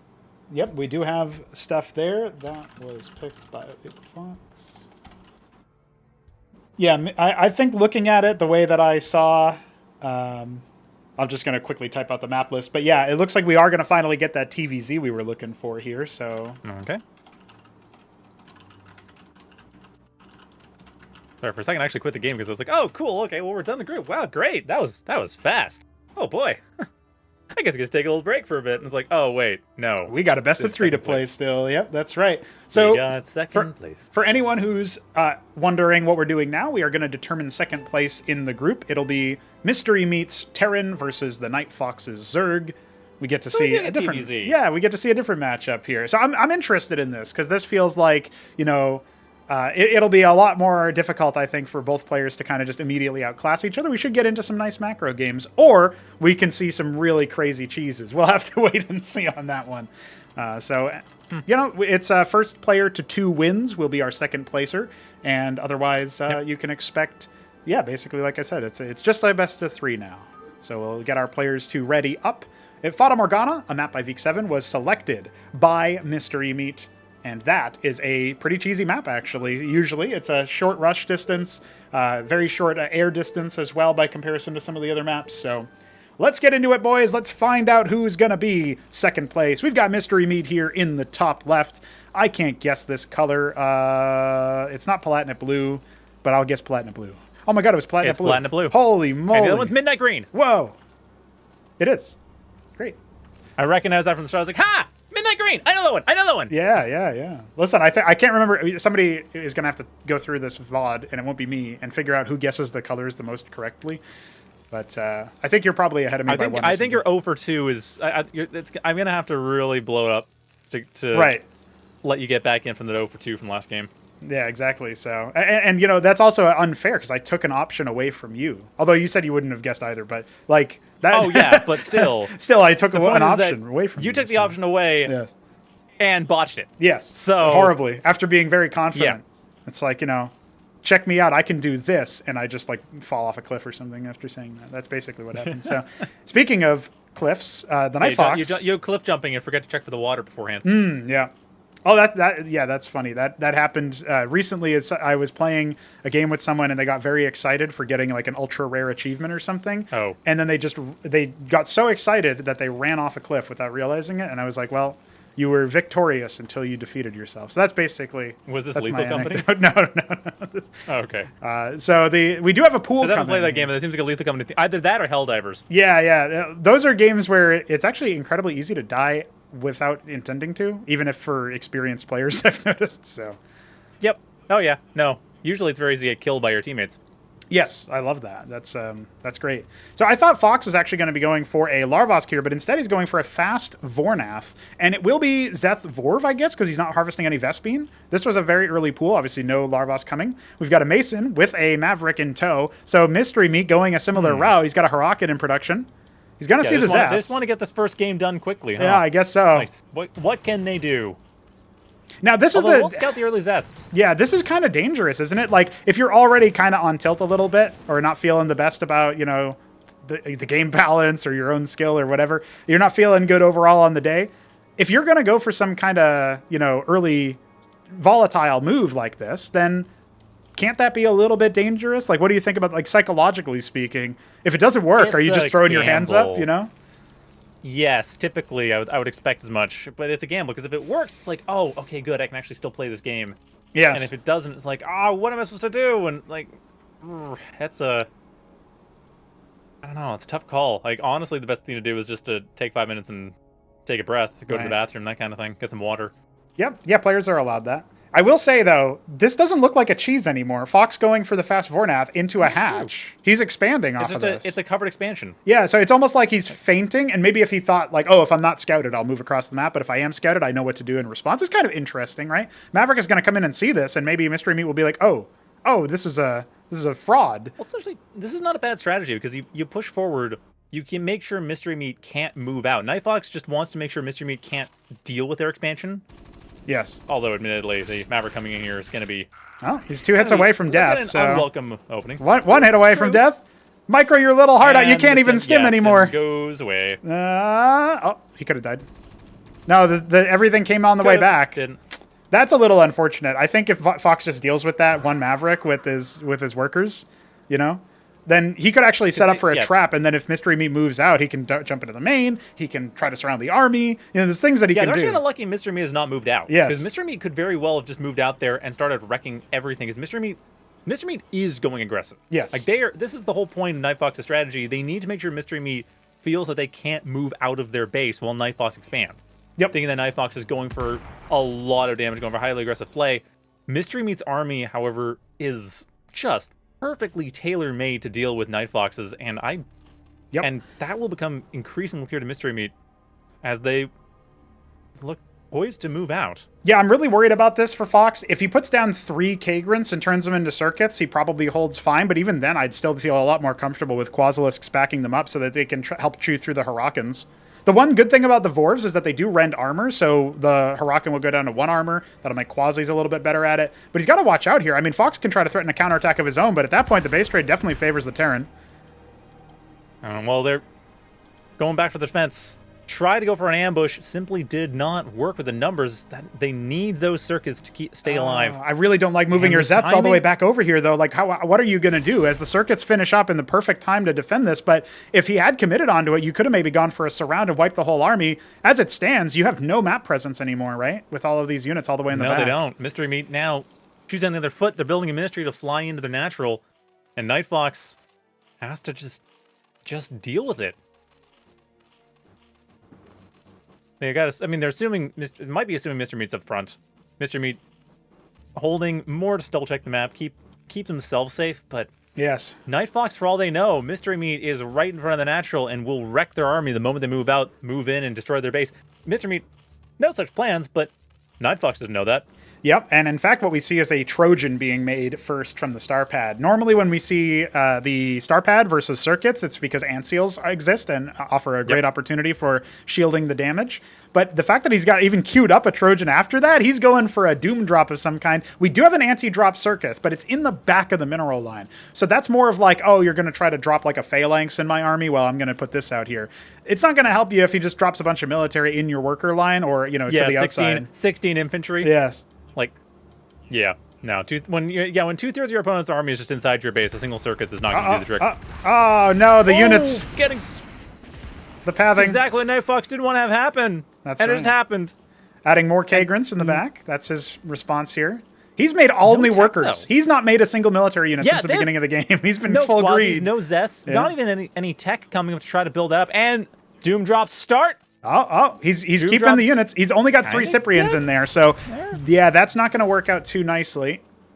Let's find out what's going to happen there. Now that the jig is up, I feel like Fox can just put down more static defense, right? Oh no, now, getting shot from underneath the cliff there. But then second Trojan is coming in, even with the static. I mean, the static defense will be crucial at this point. Oh, he's elevatoring. I'm just surprised we haven't seen anything else. No, still workers only coming out. Yeah, he made a couple quads. That's it. He's lured away one of the Hurricans, okay. Not going to be enough. That is nowhere near enough. Mystery Meat just taking the Hatchrock Scout for free. Doesn't even get canceled. Right as it gets done.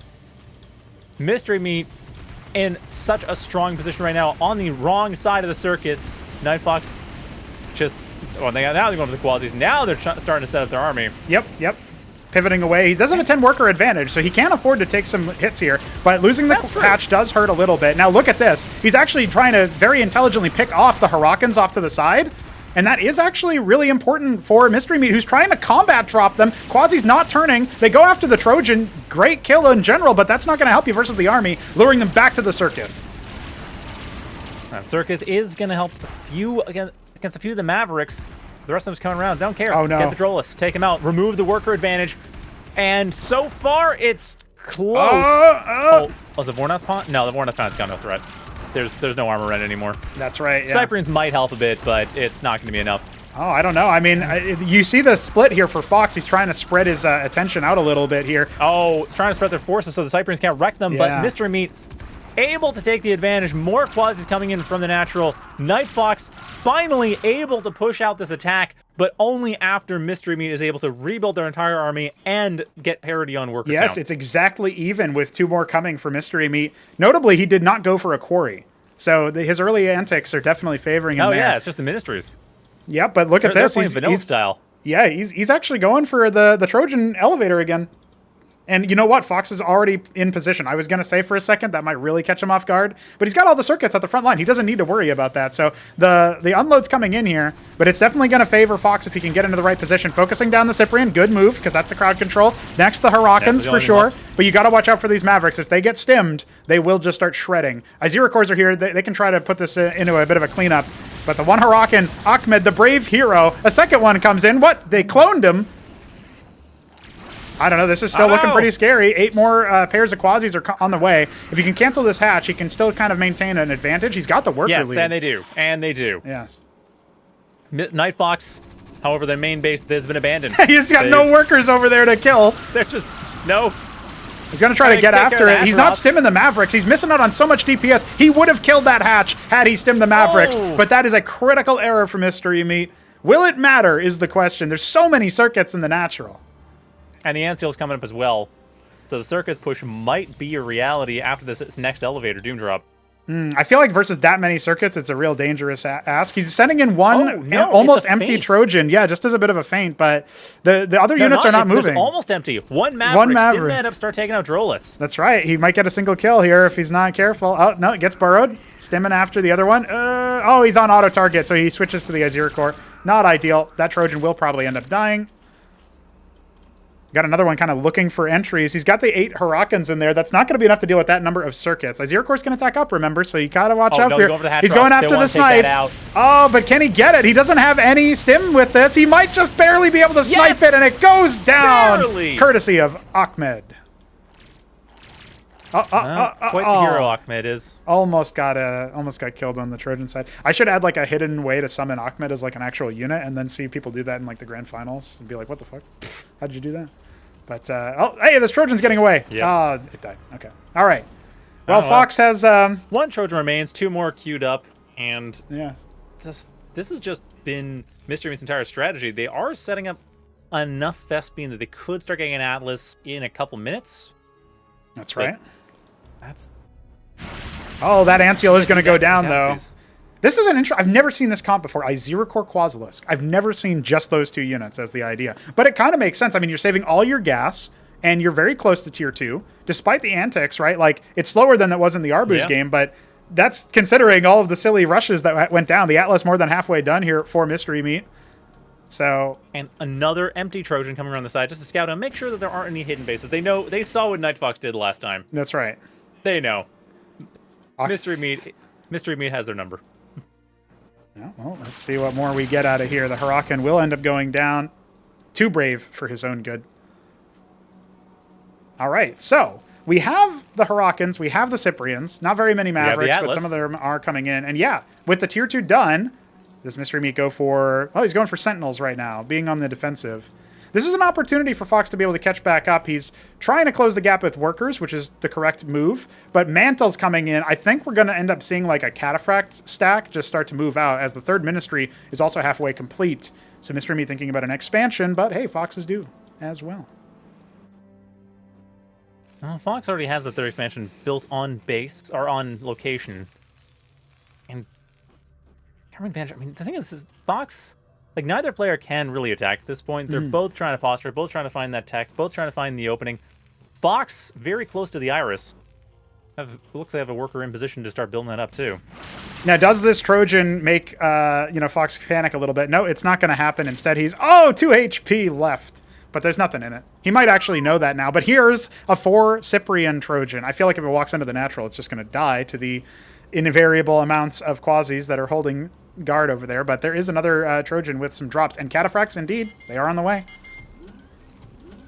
All right, well, let's see how that pans out. Cataphracts, and it looks like the Ramses as well, yeah. Yeah, just the one Ramses, just actually a little bit of support, but That cataphract, the crowd control coming from that is going to be the key thing. Oh no, it's tasked right underneath the Quasis. Oh no! Oh, he's going to unload the Cyprians, but he won't get out alive. No, hardly any damage dealt. I don't think they even killed a single unit. I don't think so. I think it was a suicide mission with no benefit. This one stockade floating out in the middle of the map. It's going to laugh at the ground units below it. Well, Mr. Meat does get to see what NightFox is doing. They know NightFox has a massive army in the center of the map. Yeah, if Fox doesn't pull the trigger on attacking this third, these Sentinels are going to come up, and it's going to be a lot harder for his Tier 1 units to get across there. He's making the Aralaris, making some Hydras. I feel like it's only a matter of time before this infantry blob with some of the walkers ends up stomping across the battlefield. Especially with the stockade just trolling NightFox for a little bit here. Yeah. Okay. Over the bridge. Mystery Meat looking to bait NightFox onto the bridge. NightFox not going for it. Just keeping their units held in place. Don't want to lose that. While the rest of the army takes out the stockade, because, why not? Take out a free stockade. Yeah, stop the scout. If he can get it to burn, at the very least, yeah, that'll help you out a little bit. But look at this. He's using it as a bit of a distraction. He's got another stockade scout going to float across to the eyeball of the map, if you will. And now the cataphracts are starting to crack shots off. So you got to watch out. Fox has to fall on back. And he's kind of in a similar position as before, right? You think about when that first sort of drop shenanigans started. He's only got static defense in the middle of mutating. He's only got, Tier 1 units and not that very many of them. And he's dealing with the, a very military-focused Terran player right now.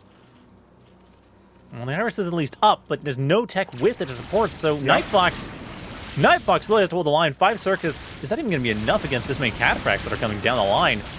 The bridge is the main question. NightFox, they need to hold that bridge, and they have not managed to so far. Pushing Mystery back onto it. NightFox, if they can hold that bridge, they have a chance. Oh, they just mutated 5 of these circuits. And harder to do it. If that natural gets pushed on here before those Scorchets are finished, I feel like the NightFox could just end up losing the game. But if they finish, if he stalls enough for them to actually make something happen, that can be absolutely pivotal. Well, Mr. Me has not been very aggressive thus far. Oh, they are going to finish. He's saved. That's the one thing saving NightFox's Mystery Meat. They've been playing very cautiously this entire game. They're not, it seems, 100% sure when they can push in. And honestly, they had a shot. Like, that was a very, very tiny timing difference.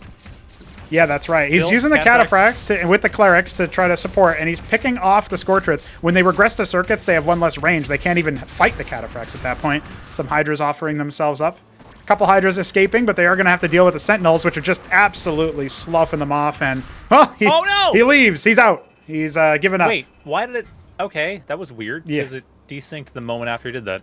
Well, that's probably something to do with we have something wrong with the player leave command that we got to figure out. But yeah, that's. I mean, at that point, the game's over, so it's all good. That was a bizarre choice to leave at that point. He had the leave roll, the Calcure Pond coming. He had the ability to get the tech up, so I don't know. It's interesting to me that he chose to back out at that point. Feels a little bit, anticlimactic. Like, what was he thinking? Why did he end up leaving at that point? But I will say, this is the second time we've seen him get to Tier 2 and not use Tier 2. At least, maybe, I guess when he decided it was too late there, even though we were sitting there thinking, oh, he can hold on. He's got the static defense. Besides the static defense, he didn't really end up using that Irolaris after all. No, it's a bit of a shame, too, because I think you're coming in, you got all the cataphracts, sure. But just, I mean, we already saw was it the, no, trying to remember. Oh, the Calculus. We already saw the Calculus come in, and I mean, yes, there's a lot of Mavericks, sure, that's a bit of a problem for the anti-tier, but enough Calculus? What does it matter? The cataphracts can't hit them.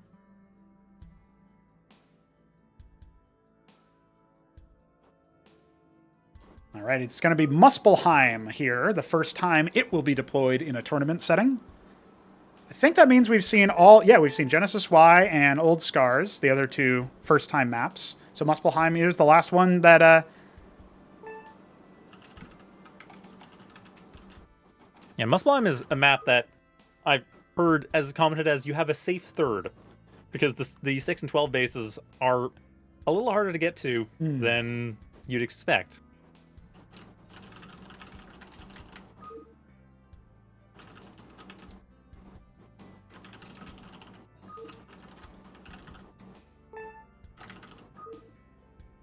Still, I'm curious to see how that's going to work out. I was kind of expecting Muspelheim game 1 because I thought NightFox would be picking that Although I guess my NightFox did pick this, so that's exactly what I expected. Yeah, he did pick it, just not as the very first one. Yeah, exactly. So, all right. Okay, Mystery I Meat was is... half right. Yes, Mystery Meat is gearing up, maybe to take second place here and now. We've got Mystery Meat in the bottom left, and would you look at that? That must be Zinwaldite Brown. How did I guess that color? I have no idea. I'm trying to figure out what this is. Like, what I guess light olive, maybe? Asparagus. I would not have guessed All right, that. well, you might have caught up there. Yes. Maybe. Seriously, asparagus? Is it in the list? Oh, it is in the list. Okay. Well, the chat is going pretty well here. If the brown ends up being hard for you to read, you can unally Mystery Meat in settings and do Shift Tab, and he'll be red instead, if you want to do that. Okay. I think I'll do that, but it won't change the color of the boxes. So actually, that's just confusing. I think I won't do that. Oh, no, because it doesn't... Oh. Yeah, I guess it's fine. Yeah, we have to. We haven't. All of the stuff that we do for player colors, like the UI in the upper right where it has the names and stuff like that, all of that is handled custom. So we haven't really piped it into what Blizzard was using for Shift Tab there. But it's okay. I see. I will let you the viewer at home know, because I'm sure that YouTube and Twitch compression is making it look very silly right now. Oh, I'm sure you can't. I mean, it's just, yeah, it probably is blending in the background. It's a double stockade. I can barely see it, and that's uncompressed. Right, yeah. Like, actually, on the map isn't too bad. It's the name. I have no idea what their name or APM is, Mystery Meat. Yeah, I wonder. It must be Mystery Meat with 126 APM. Oh, never mind. It's falling. It's falling. Double digits. So the double stockade opener here, it does have legs versus bio, but it is a bit of an aggressive move. He's bringing a bit of a peace offering with the minerals inside the mason. Classic move. Carrying that to Not his, sure how you're supposed to deposit that, but okay. Yeah, you just offer it, and then you maybe... Or maybe, I don't know, like, I know you can deposit neutral stuff. Can you deposit it into enemy? No, you can mine his gas and say, here, I left it in your geyser. True, yeah. Have fun. Go find it. Yeah. It's down there somewhere. Yeah, after you deplete the geyser, which never happens in this game, you can get it, so... All right, will be a Larvosk after the pool, so Fox going for the quasi push. It's actually going to insulate him very nicely versus any sort of... you know, you think about the Cyprians, you think about the Mavericks. The Cyprians can definitely do some damage, but if you have the... Oh, nice little body block there on the Mason. That's going to finish it off. If you have the Quasis on the cliff, you can definitely outrange stuff like that. Look at this. The Maverick slipped the net. Oh. Now, does he strike at the right time? He's hiding behind the doodad. Secret Agent Meat. Now, that's just tricky. So this Iron Foundry that Meat helpfully revealed for us actually has, when you blow it up, you gain access to the back base at 12 and 6, as you were mentioning. So that is a map that lets you do that. So, you know, it's pretty cool. Works out pretty well. Or you could just be Terran and float your map. You float your ministry in there. Yep. Yeah. Map Imba. So Fox is going to go ahead and burrow his worker at the natural. That is where he intends to do next. He's not got enough Vespene for this secondary Larvosk. Oh, he's actually already made it, so that's why he doesn't have the Vespene. And there is the hatch. Yeah, so... the third Larvosk is the one that's going to be struggling with that. NightFox, though, going for the macro, kind of as expected. Here comes the Maverick. Hi. And he's out of here. But the Quasis are still home. So, you know, Mystery Meat does get the useful scout that he knows that his opponent's military is up. He doesn't know if there's an expansion. That's what he kind of wanted to see. But you can kind of guess that that's what's happening when you see the size of the army. So I feel like at this point, Meat should feel empowered to move out if he wants to. Or he should be empowered to take an expansion if he wants to. Going for the star pad, wants to stick to the Trojan style, it looks like. I saw a TopRamen in chat earlier say is watching Mystery Meat like going back in time. And yes, actually, this is sort of how Terrans played, you know, a year ago-ish, half a year ago. So a lot has changed in a short time. You did mention Mystery Meat was definitely more used to that style. And yes, we are seeing that for sure. However, we've also seen Mystery Meat win with that style. I mean, last game, they were able to push that into tier 2, tier 2 mech, but still tier 2. So it's not impossible. NightFox. Yeah, that was a messy game on Fata Morgana. I don't know if either player is exactly happy with how that went out, but you know what? A win's a win for Meat. Yeah, I mean, if they pushed in sooner, they would have won off of the defenses before it got built up. But then NightFox had now all the time to spare with the defense with the RIRs, and they start getting some tech too, but then they're only no. on 4 bases. I'm worried. Anyway, I'm worried. This game, more importantly, NightFox, what do they have to deal with? There's only 5 quasis left, and oh, this is exactly what Mystery Meat won last game, and that's it. That's it. Mystery Meat takes 2nd place. There you go. That was the end of the round. That was all that she wrote about that. Fox is out. And it then turns out he had a little bit more on his plate than he could have chewed. That reference to the fact that the group name is that, you know. But besides that, no, yeah, that's going to be it. Mystery Meat takes 2nd place. Interesting stuff. We saw some interesting things. I think some of the games with Arbus, I think that game on Paradise was really cool. Definitely showed some interesting antics.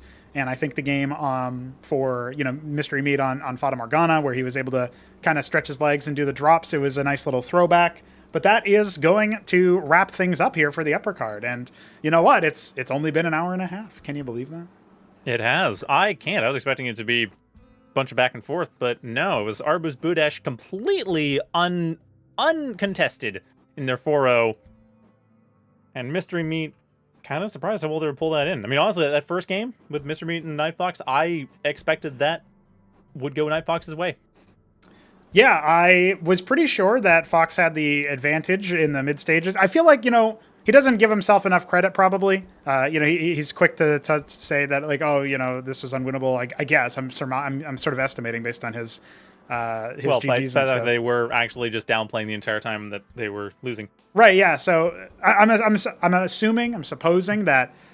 You know, maybe it was more of like a mental thing. Because I think if you went back and watched the replays or back and watched the VOD, there's going to be a lot of opportunities for Fox to look at that and say, hey, well, wait, I actually had the advantage here. I had tempo, or I could have done this, or I could have done that. And, you know, that can be very useful for that. However, he is hell-bent on switching to Protoss from now on. So he did his last hurrah as Zerg, and it didn't end up working out for him. So commiserations there. But apparently he sees a brighter future with Protoss. So I guess we'll have to wait and see what he wants to do there. So I'm excited. I think it'll be you know, a good time, some good fun there to see people try out different things. Obviously, we've had a very long and illustrious history of people switching races.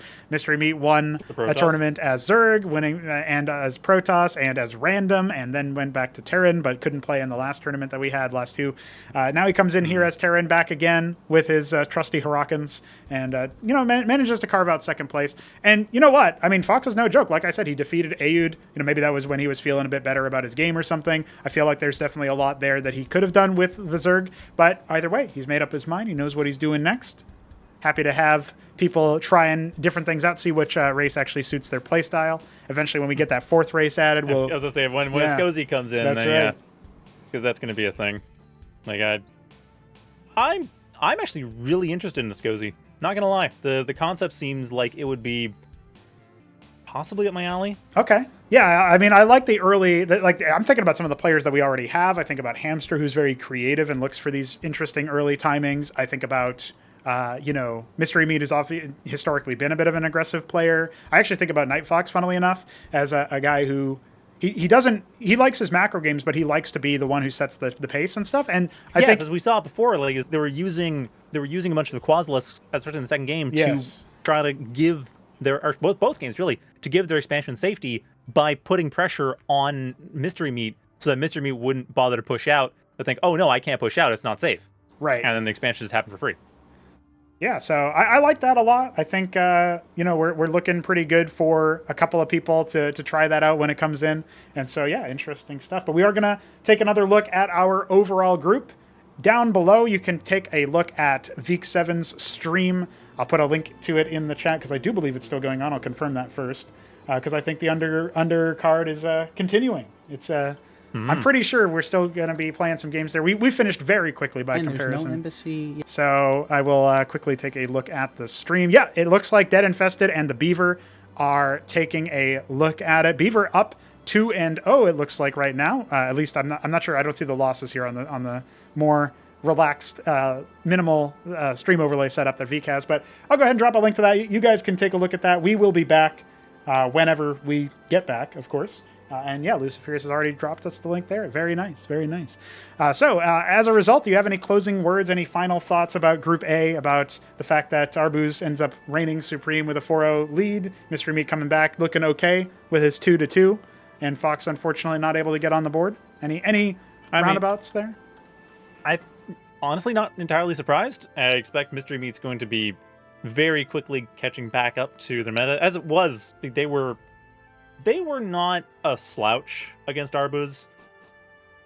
Arbuz going for the 3 gates was being a bit of a pain. I mean, Arbuz had to switch up. Like they knew that Mystery Meat would have had a counter to the 3 gates, hence switching to more the macro style, which Arbuz even then was really close to taking out. If it was just the target priority, that was the only thing keeping Mystery Meat from taking that game, or at least putting it into a macro position where they likely would have had a really strong point to start from.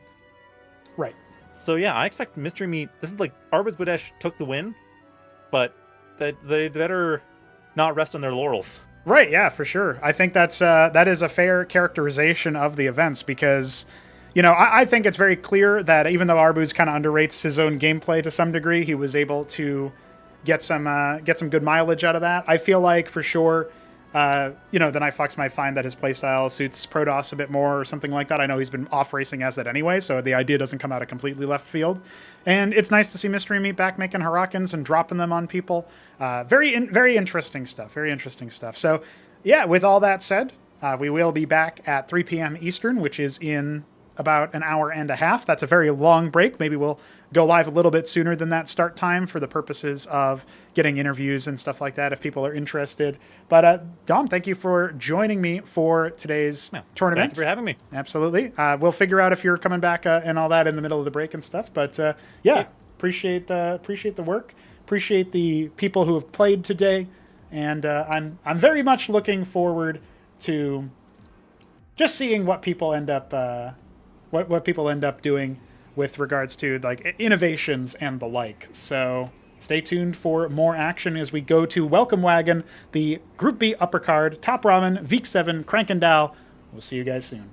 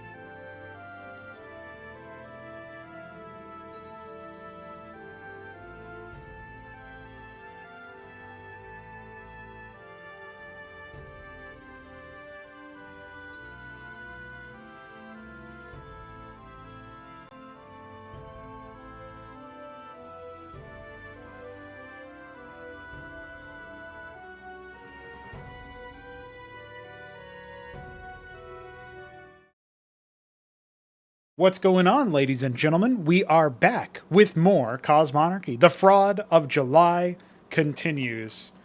And you know what, JujiK? Now that you're joining me on the cast, I guess that means that we're about to see some exciting stuff go down, because as far as I'm concerned, this is the group to watch. It's got Vik as random, TopRamen as Terran, Krankendau as Zerg. Tell me that's not an exciting group, man. Oh yeah, it looks like we're going to have some good games coming out. I haven't actually gotten a chance to play against TopRamen myself, but from what I hear, he's one of the leading Terrans we got in the moment. EUD kind of off in the mountains. Yes, that's correct. Yeah, AUD being off in the mountains means we are missing a top-tier Terran, but Mystery Meat is back. Maybe he'll be playing more actively. Certainly looked like he could shake the rust off in our first group there, but we are going to be seeing TopRamen versus Krankendau on Oblivion. Lobby is now up for our players, and of course for yourself, JujiK. And how have you been liking Oblivion so far? Have you played much on it? Yeah, I played a few games to practice on it. I do like the layout a lot. You gotta prepare for some interesting stuff with the way the main's laid out, with that little kind of side area people can try to sneak stuff on. But otherwise, I don't really think the middle being on high ground has affected much so far that I've seen. But it's a pretty interesting little defensive position. Hopefully we can see some players make use of that. Yes, indeed. Indeed. I have to say, though, as we focus in on Group B's uppercard, the fact that Vik 7 took the place of 3 Crow, I think that is really interesting. I mean, 3 Crow is already going to be like kind of the underdog in the group. Now, I think that underdog status, I mean, maybe Vik 7 inherits that, but you got to think about the fact that Vik, he's, you know, a long-time player, obviously a co-developer, the guy who knows a lot about the game. And the thing looking at it overall, for my money, is can he roll the right race when he wants it? But our first match is going to be Ramen versus Crank. We are going to see some TVZ. Kind of fitting, because in Group A's uppercard, we had to wait for TVZ until the very end, since Arbus was just rolling through fools left, right, and center. But now we get to see if TopRamen's going to live up to that billing. Are we going to once again see a 4-0 from the group favorite, who would be that Terran player? Or is Krankendau cooking something up in his sleeve? Because everybody's kind of down. I gotta lift the pull the curtains back a little bit. I gotta lift the veil. Everybody's kind of down on Crank. They think that maybe his engagements are a little bit too bad. His macro slips in the mid game, etc., etc. Part of that is probably because they've played against him. They have that knowledge, maybe more recent knowledge than what I've seen. I've only seen games that were played maybe 2 weeks ago. I feel like there's definitely a room for him to improve compared to what we've seen in the casts. And you yourself have joined me in this exact matchup. It was Krankendau versus Hamster instead of Ramen, but similar matchup here, JujiK. So you are aware that Krankendau does have some creative ideas. I just don't know if it's going to be enough. But, you know, like you mentioned, you're going to have to see Ramen firsthand. He's going to have to prove his muster to you. Yeah, I haven't seen a lot from him yet. I think he might be more of a macro-oriented player, if I'm right. Yes, that's correct. That would be a fair estimation and summary of his skill set. He's definitely more on the macro side.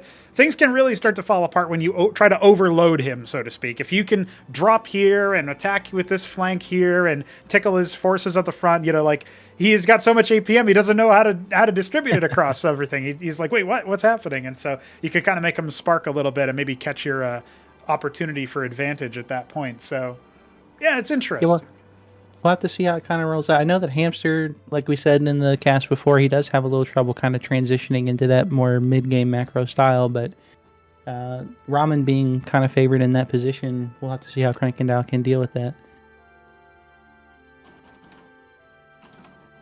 Indeed, indeed. And as we get a little bit further along, I have to once again point out that the map pool is also a little bit different. It's actually featuring a map by you, JujiK, Old Scars, and otherwise we have Oblivion as our starter. Muspelheim is another new one, never been played before in a tournament.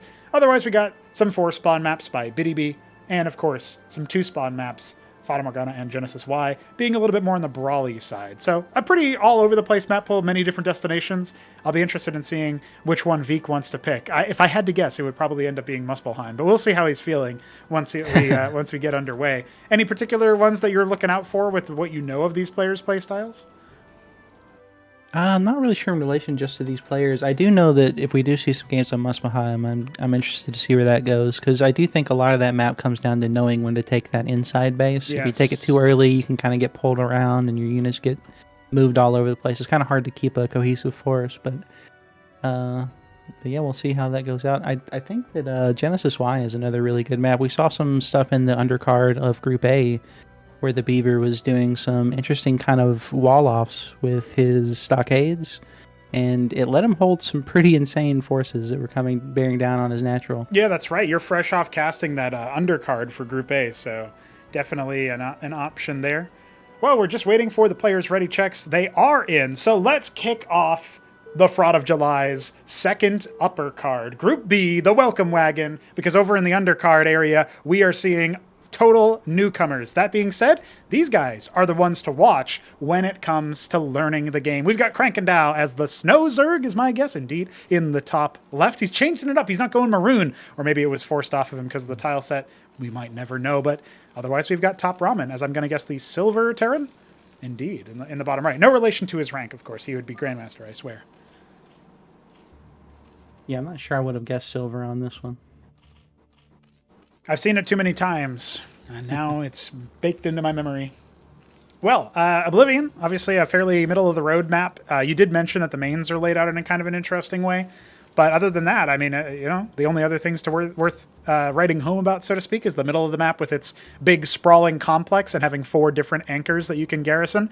Usually they don't end up having a huge, I would say a significant impact per se, but they can help you kind of like fortify a push in the middle if that's what you're trying to do. So it might be something that our players go for, as a Fulcrum is already coming down for Ramen. He's not going for the bio play versus Zerg. Yeah, I think Fulcrum works pretty well as well, and I think it's probably more consistent from the players right now. I'm not sure which one might actually be the strongest. I think there's still a lot of testing to be done there, but... Well, no, because if you're one of our more outspoken, bombastic players, you just say, no, the only one that's good is the one that I play with. Everything else is terrible. 1,000 APM for Ramen. Krankendau with a measly 500. How can he hope to compete? Just to show you guys, we got some spammers here. We got some action spammers. Krankendau going for that pool into Larvosk. Or I guess it was technically Kagrant into pool into Larvosk, but you get the idea. And the worker will arrive just in time to see the quarry come down. Can he burrow it? Yes, he can. Okay, so the Droleth burrow, the pocket sort of rescout at some point. That's something that Krankendau does like to do. Ramen, however, is wise to the shenanigans. He's going to be looking around for it, and I believe he will find it. There it is. He does find it. Yeah. A little bit of vision there in favor of Mr. Ramen.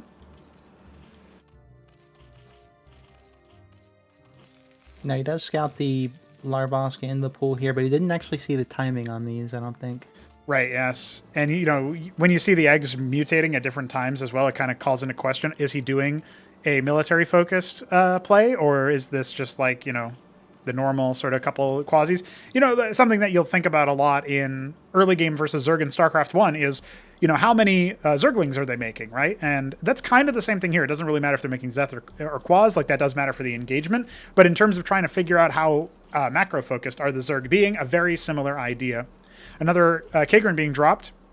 There's no Ovoleth on the way yet, so that could either be for securing the natural with a drop, or it could be to get another Larvosk. He's got the Vespene for that. I think maybe that's what he's going for here. Yeah, it'd be pretty decent if he gets... Yeah, it looks like you're right. Gonna get a lot of production started out of this. I've seen TopRamen be trying to off-race as Zerg a little bit, just here and there for a little bit more understanding of like the overall game, and trying to figure out like, okay, what does the Zerg want, so that I can maybe internalize that and use that against Zerg when I'm playing them. I would say that TVZ should be Ramen's most comfortable matchup, but he actually thinks, like I asked him about this earlier, he thinks that TVP is his best matchup. So that's kind of interesting. Yeah, Zerg is an interesting one to play into and to play as. It's kind of hard to keep track of what's going on. Like the way that their production works, you can so quickly flood ahead in workers, or you can just have an army appear out of nowhere. It's a lot harder to kind of keep tabs on the army count like you can in that Terran versus Protoss situation. Now this is different. Going for a fast Vornath. There is still some Vespene, or no, there isn't. There's some Vespene in reserve, but it's just for an Ovoleth. He's not harvesting any Vespene, so this is a pure Zeth Vorv quasi pull. Might even, I say Zeth and Vorv, it might just be Vorv, like Vorv quasi. So that could actually surprise things, but the Cyclops count being so high, sure, Ramen's only on 1 Fulcrum, but the Cyclopses can and probably will, in all honesty, deal with this push. And Ramen's been doing a really good job of patrolling out here to make sure that the hatch hasn't gone down. And so if he holds the aggression, which I would think that he will, that should give Ramen the edge, militarily speaking. He is going to end up getting bopped. I didn't see if he looked in time to catch the military. He doesn't look like it. He does not know that Vorvikors are in the army. That could have been critical pieces of information, because he's taking a very aggressive stance with these Cyclops, and they're about to get surrounded, JujiK. Now he might be able to use these anchors to his advantage here in the middle. This is a pretty interesting position. I'm not sure why we're getting a full retreat here from Krankendau. Yeah, it looked like he was just about ready to attack in, but now he's going to fall all the way back to his choke, to his ramp. These are awful situations to be in for Zerg. You want to be able to go for a surround, especially versus Cyclops, because then they're not concentrating all of their area damage in one location. But his Avaleth is already out in sort of full flight to the middle of the map.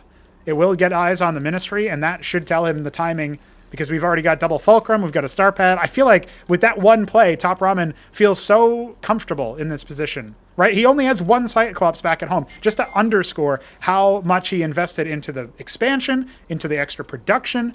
He's playing pretty greedy. If those Cyclops had been absolutely overwhelmed, then Ramen would have maybe stood a chance of losing the game right then and there. Yeah, I'm wondering if maybe his play was to just try to take this fight in the middle so that he could maybe fall back on those neutral anchors, but it worked out for him really well here. Anytime you're ahead of base on Zerg, you're very far ahead. Yep, I would have to agree with that.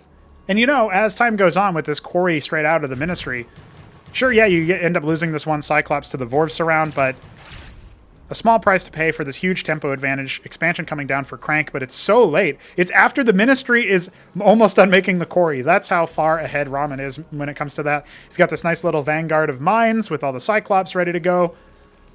Sure, there was an Avaleth to scout them, but did Krankendau remember? He's going to send a suicidal Zeth out there, but it's just going to get hit scanned, so no luck getting rid of the mines with that. Does reveal where the Cyclops are, and he's going to take over some of these garrisons. Just as one Zeth, one Quaz, two Quaz in a couple of these spots. Just not really there for anything other than vision. And a third Larvos coming up. His Hydrith is done. This is something we haven't seen from Crank. He usually goes straight for the Lachesis. Yeah, he seems to lean a lot on Zorkus, so... Yeah, I think the Hydras do decently against the Cyclops. At these numbers, it's still kind of a wash, but I think they stand a lot better chance than Quasis. Look at that. The Vulture was trying to get in there, and there's a weird dog in there. What's going on? Like, whose dog is in that? Well, this anchor is ungarrisoned, so that's going to be a nice little spot here for Mr. Ramen. Now, it will result in, he'll kill a one Vorv, I think, but that's actually about it. It's still not bad, all in all. A little bit of minerals wasted and one less tanky melee unit, relatively speaking. We do have some Iziricors coming out, but the Cyclops count is getting good enough that I feel like this is a really tough spot. Now, if Krankendau had been on A move, he would have just caught all those Vultures immediately. He's got to fall back as it stands. Yeah, and look, we got a third coming down here from Ramen, so this lack of aggression out of Krankendau is just not really paying off here. He's spent a lot of money on this army, but he hasn't really gotten any value out of it. The one thing his saving grace can be is that he has a lot of vision elsewhere on the map, so he kind of knows, okay, your army is still in the middle. He's got those anchors sort of fully loaded, so he knows for sure that Ramen's forces aren't moving across the map right now. And he has the Hydrothens. He can go straight into Bactalisk here if he evolves the Den. But that's an unfamiliar sort of strategy for him. I don't know if he's used to doing that. Third quarry coming for Ramen. Really heavy focus on that macro, and he's starting to add more Fulcrums, including a Palladium. Yeah, once these tanks start coming out, his army's going to be really scary to try to push into. All right, cleaning up that anchor in the middle of the map. That's going to work out pretty nicely for him. Now, Zorkus does start coming down, so we probably will still see some Lachesis here. Now this one Vulture just kind of scouting around. I think it got into the third base, and he's now going to see there's nothing at 12. Ramen should feel really far ahead when it comes to the economy, but he might give his opponent a little bit too much credit when it comes to the military. Like, this is a dominating position for Ramen's Cyclops Swarm. He's got so many of them. 28 Cyclops out on the field right now. There is nothing else. The Vulture gets sniped, but yeah, Krankendau's just going to keep giving him the runaround. He's only got the 3 circuits back at home. This could be a total runoff. Remember, there's nothing here for Crank back at home, really. And like you said before, these are getting kind of forced into these positions where they just don't really have the room to kind of get us around, so... Yeah. Well, he does well to try to cancel the attack there by threatening the backstab. Maybe you're tempted to think, oh, if I actually wait for him and do the backstab, that can be really good.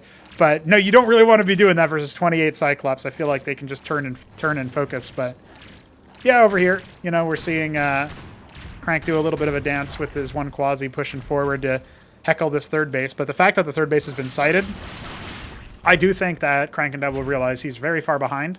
He is going to need to do something a little bit scary with the military here. And you know what? Even though we see the star pad, there is no detection. Am I wrong? I don't think there's an ant seal. Yeah, I was looking for it. I couldn't find an ant seal. So he has actually done a pretty good job kind of sending this army on a merry chase. He's got himself some time to get the Lucifirius up, so he might actually be able to hold here. Needs to know where that army is. It's stabbing out to the upper right, but now starting to fall on back. Phalanx out for Ramen. There's the ant seal. It's across the map. It's coming back into the middle. So that is a crucial target. And you know what? It probably scouted the Zoryus, third base coming down finally for Crank, even more behind in tempo than before, because the fourth base is probably what Ramen's going to be thinking about. But right now, the Atlas. And there it is, 6 o'clock, going to put down a treasury. Yeah, if you compare this to the set we watched with Hamster and Krankendau, Hamster was usually pretty far behind in workers, but here we're seeing double the worker count. It's crazy. Ramen, so. It's crazy, yeah. Krankendau really has a very limited amount of time to actually win this game. Otherwise, Ramen is just going to A-move him. And it might still happen anyway, because if that ant seal is in the right position, those Lucifirius are never going to get in. Ramen's kind of playing an impossible style to counter for Krankendau because he's so far behind. You look at it, you see the entrenched position. He's got a couple of phalanxes. Yeah, sure, he keeps moving around with the Cyclops because they're kind of mobile, but he's not really doing much of anything with them committedly, right? He's just kind of moving around, threatening, you know, keeping the enemy on the back foot. Oh, this Ansel. It's going to get sniped down, maybe. Just the Iziracor's there to attack it. There's no Hydras were made, so... Fourth base now going to get spotted as the third hatches. Okay, well, I don't think Ramen's going to take that one lying down. But hey, his Atlas is about to finish, so he's kind of in a tech transition, even though his army is really strong. There's just no damage with what Krankendau has. He has no Hydras, he has no Bactylisks. His Lake are the linchpin of this attack.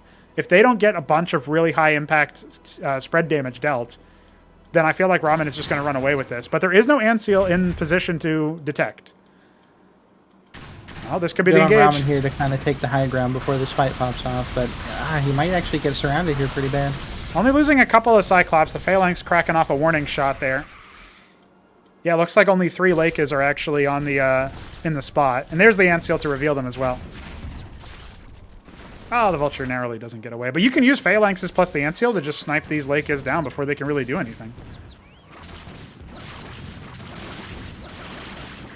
Ramen during this whole engagement is setting up to take bottom left as his next expansion. So that's his current focus. Ever the macro player. Got his captaincies out, starting to work through the madcaps. And at that point, what can you do, right? If madcaps are fully stacked in the middle of the Terran army, how are you possibly going to commit to attack? You just need those spines to pop off, and I don't know that the Lakers are actually going to be able to do that. But yeah, we see a heavy transition here into Goliath as well to make sure he doesn't get caught off guard by any kind of airplay. Yeah. So it looks like he's covering all his bases here really well. Another treasury on the way. Well, there's a couple of mines and a random phalanx deployed. This is going to be an attempted surround in the lower middle of the map. A bunch of Zets flooding in, but the phalanxes were not actually deployed, so no splash damage dealt. Now the Lake has come in, but remember what I said about the damage. Where is the damage for Krankendau? Only a couple of Lakers are actually able to do anything. Those phalanxes on the top did get thinned out, but we've got more reinforcements coming in. A huge mine in favor of Krankendau. Stuns a lot of those Cyclops, but as the chaff falls away, Krankendau has to retreat, making 16 Lucifirius in the back to spend down his bank as his tier 2 finishes up. Kind of an anti-timing there. Yeah, this is not what you want to see. You don't want to have these big losses right before your tier 2 timing. This is going to delay his Lyrilis. It's going to delay any kind of additional tech structures. Yeah, I mean, just thinking about how the early game went, and we have an anvil being started, a lodestone in the bottom left, and as well as at 6 o'clock, making sure that those bases won't be too dealt with, too difficult.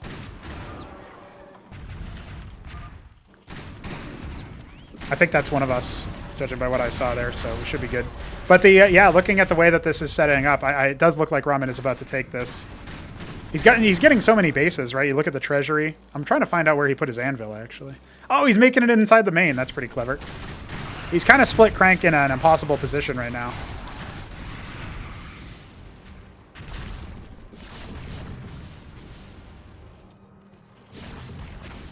Player ID 0, that's actually one of them. Isn't it? I think so, yeah. I'm waiting for them to tell me. Okay.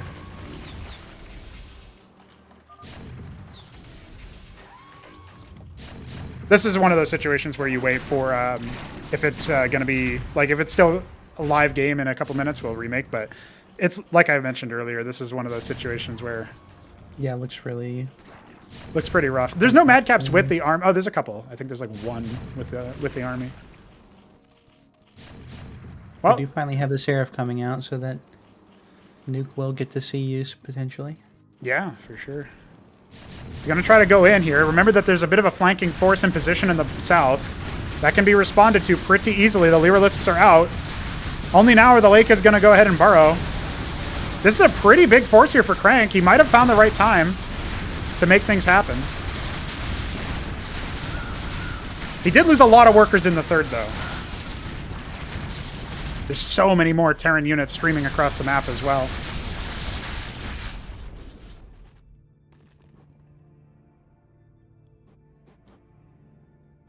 Even more captaincies coming down here on the left side for Ramen. Yep, he's going to have to saturate that up. At this point, Krankendau putting down the Alcag Eteth. I don't know if that's going to be the right move, but here comes the secondary force. This could be the death punch here. Yeah, Seraph is on a route here to this third base as well, fourth base as well for Krankendau. So if he hits a good timing here, he's going to wipe out a lot of the... There is no detection here, so the Lakers are kind of a little bit, you know, awkward here for Ramen to deal with. But I don't know, it might be enough. He's going to go ahead and try to burrow. Getting a little bit of intermittent lag here and there, but nothing really too big. You can see Krankendau trying to scramble the reinforcements, but I don't think it's going to be enough. Look at all of those dead units, though, stacked up. I think that was like 6 Quasis or something. Yeah, I wonder if maybe Matrolith Veil wouldn't have been better here to make use of all these corpses. Another Seraph here revealing the one burrowed Vorv in the middle of the map. That's kind of funny. Yeah, I think we might actually end up being... Let's see what the reaction is to this missile hit, because if that doesn't come through on Crank's game, then we're probably going to have to call it. Oh, so many dead Yeah, units. he's not responding, so...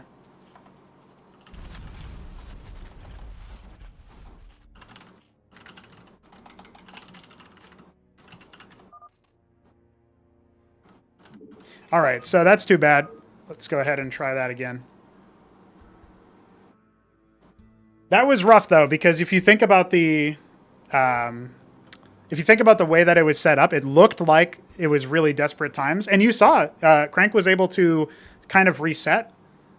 I'm not sure what he was making with his huge bank. So, you know, Ramen was a little bit lost in the... Oh, I don't know what happened to Crank. He just got annihilated. Yeah, it looked like right towards the end there was maybe a little bit of a chance for a comeback.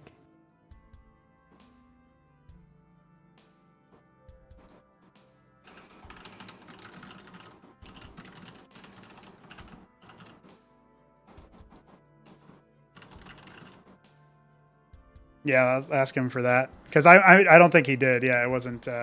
what happened was probably that the Seraph didn't exist on his end at the time. Because it was, like, in production or whatever. So...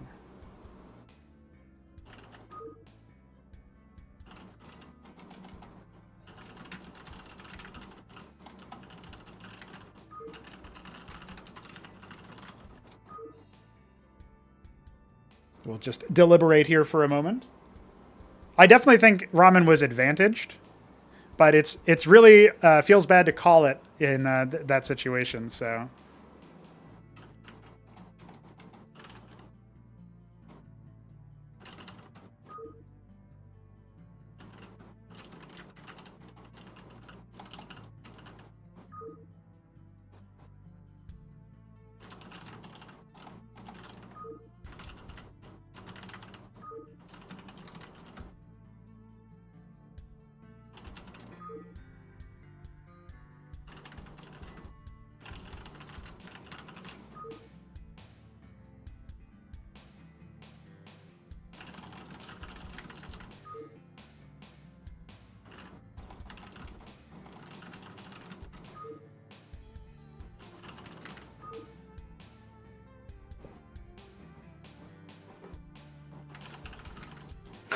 Okay, Krankendau's gonna. I guess he's gonna concede. I was saying we could redo. He says he lost, but you got to remember that on our ends, he was the one who was out of the game, and he was still able to clear the second one. So that's interesting, right? Because that's the kind of thing where you look at it and you think, man, he really had the potential there. So that is too bad. Either way, though, Yeah. that opens things up for Vik to take over. This is... Oh. Wait, what is this? Yeah, that's right. I was in the wrong group for a second.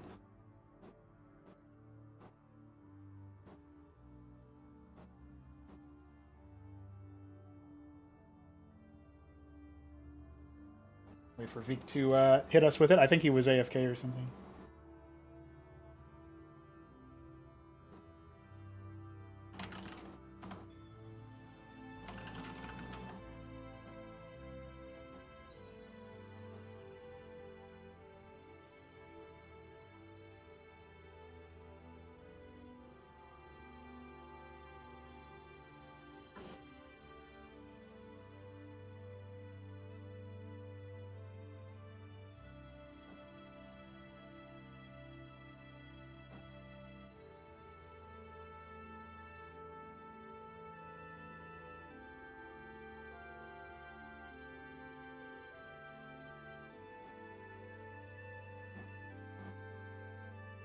Yeah, I'm with what Arbuz was saying there. Like, he had a pretty huge bank. I think he had like 5k minerals when he put his, or no, it was 2k minerals when he put his Alcag down in the main. So I think there was a chance that Ramen takes the Seraph pill a little too hard and tries to do a bunch of like fancy nuke strategies, and the comeback happens. But he ends up conceding anyway, so we'll go ahead and update the scores real quick. But we're waiting on Vik to pick a map. It won't be his own map. It's going to be Paradise. That's crazy, dude. I thought for sure. All right, lobby is up for our homies as I update the scores on the doors.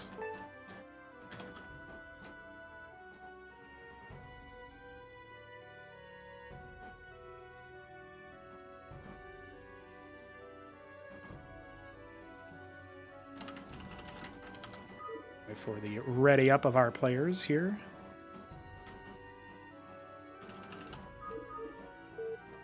All right. GLHFs are exchanged.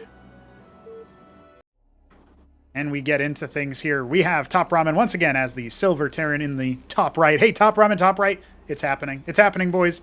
And Vik7 as the Tyrian Purple. Palatinate Purple. I never get that one right. And he is Zerg. He rolled Zerg. So, all right. We get more TVZ, JujiK. We didn't have our fill yet. Yeah, it's interesting to kind of see what goes down here, because this is going to change a lot of the decision-making very early on the build order for Ramen, or maybe not. Maybe he'll just go straight into the Fulcrum here, but right. Not knowing where your opponent is on the 4 spawn, and also not even knowing what your opponent's playing, it's going to give you a lot of options to think about. Yep. It has to be said. He is getting for the Vespene, so I'm assuming it's going to be a Fulcrum opener, which is, you know, like, I think people usually go Fulcrum versus Zerg anyway, and Ramen himself also went Fulcrum. I think Bio tends to be stronger, but it also depends on your playstyle, which is kind of where you want it to be from a balance perspective, choice and stuff like that. But we'll have to see. We'll have to see what Vik wants to do here. He is going to go for the Larvosk, harvesting Vespene with 3 workers on that geyser.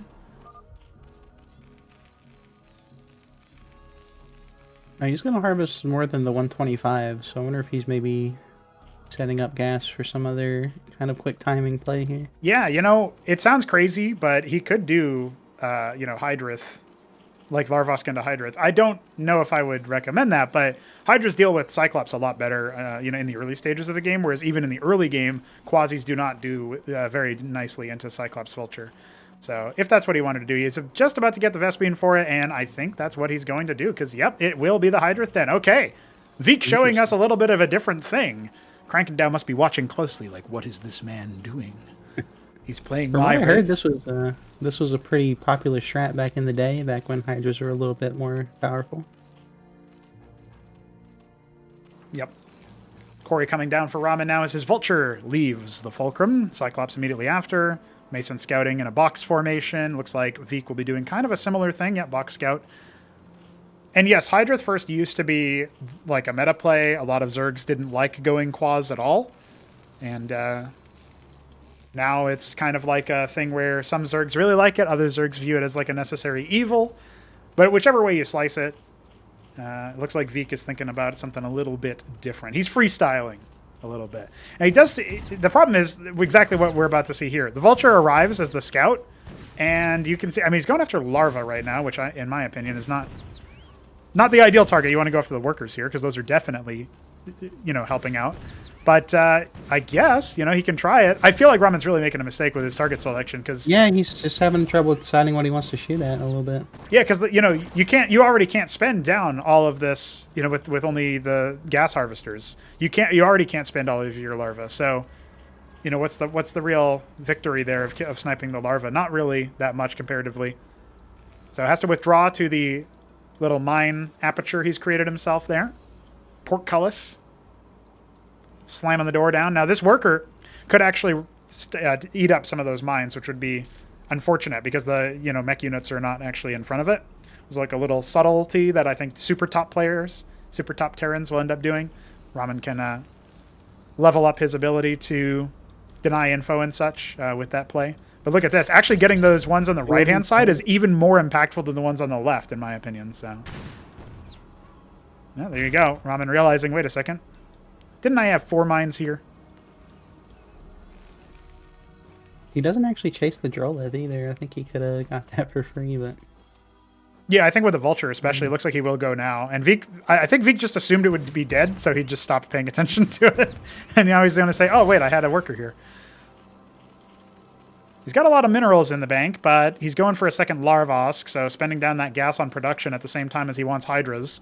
Going for Iziricors instead. I think he realizes the Cyclops field strat that Ramen is likely to go, so that's probably one of the reasons why he wanted to go for Hydras, but in this situation, I'm not so sure it's ideal. He does get the hatch down. He is going to be a little faster on the expansion here than Ramen is. Yeah, I mean, the one thing you can say about Hydrith first is that it does let you get the hatch down without going for an Ovaleth. So this is a playstyle you can go if you don't want to, if you want all of your Vespene in the early game to be on production and on military units. Frontlining with that Wounded Vulture might not have been the right move here.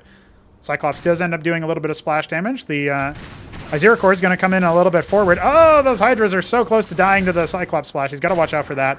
Hit scan dealing with that Iziricor for now. Marching in with 6 Cyclops. Fresh Hydras are here. That will absolutely help deal with this. And you can see Ramen's trying to use the Cyclops, but he's only getting the hit scan damage out right now. Oh, he's doing a little bit of a dance right there. Ends up taking a bunch of hits. He can borrow those wounded ones if he wants to get them back on the HP, and it looks like he will do exactly that. This might actually bait Ramen in. Like, this is what you have to think that your Zerg player is doing, your Zerg opponent is doing, and he will catch a single Cyclops for it. So, oh, look at that. Yeah, you just keep getting the HP back. Yeah, now one thing it has kind of slowed Beak down a little bit on getting Droliths here, so he is a little behind on the production, but if you lose all of these Cyclops, you just can't really do much to defend, push him anymore. So yeah. Well, look, that's 11 Hydras on the way across the map with 3 Izzies for a guard. And he's only got, 1 complete Fulcrum. He's adding the Star Pad, 2 Fulcrums. This is the same kind of thing we saw what Krankendau is up against on Oblivion. And yet over here, as 2 anchors come up, like there is a timing over here. Both of those mines hitting 1 Hydra. That is really bad for Ramen. He was hoping that maybe that would delay a little bit more. And he's going to go ahead and snipe out down that 1 anchor. Yeah, if we compare the position to the last game with Krankendau, there was way more to defend here for Ramen, so yeah, the early aggressions kind of backfired on him a little bit. Now the Ministry I think should be okay here, but yeah, it will be, and he might even lose the Iziricor to some splash damage. Oh, narrowly ends up, well, he loses a different one than I thought he would. There you go, tapping that one. Hey, look, you've got a Droleth here. Battle Worker? He's going to send it back. I was hoping he would put a hatch down. That's what I would have done. If you ever play League of Legends and you hit a Q and you on Lee Sin and you follow it every time, that's basically me. So that's like the equivalent for Zerg, I think, is you got a worker rallied up here, hatch. Proxy hatch. All right, Ramen's trying to go in for the pokes, but I think he's actually just going to encourage Vik to charge forward, which is not really what he wanted to do. We've got a Zeth Flood out. They're going to take the initial fire. You got to be careful about going up the ramps versus the Cyclops, though. They have such great splash damage, and that was a critical error from Vik, getting body blocked by that anchor, and that is exactly what Ramen needed. Yeah, I think he's definitely going to be able to stabilize. You know, there are a lot more Zeths on the way, so it looks like we are still going to be seeing a lot of aggression from Vik, but he's fallen behind in workers. Yes, and you know what? I mean, only now are we seeing that worker difference manifest for Ramen. His worker's going on a very interesting choo-choo train to get up to the back of minerals. So that was interesting to watch. But he'll finally be able to get this anchor up. This third time's the charm for him at the natural, or so I say. But we do have Vorvikors on the way. The Vornath was made in the meanwhile. I thought maybe Vik would go for some Nathrikors. There's not really any defense over here for that. Starpad is out with a Trojan.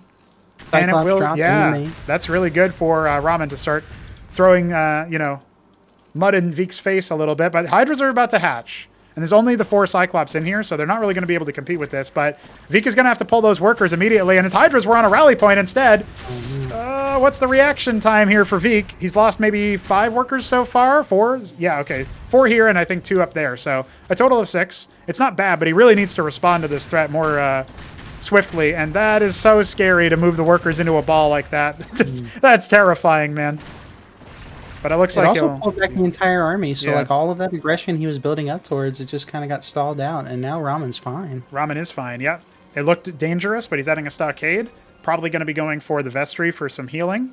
Clerics to keep his Cyclops topped up.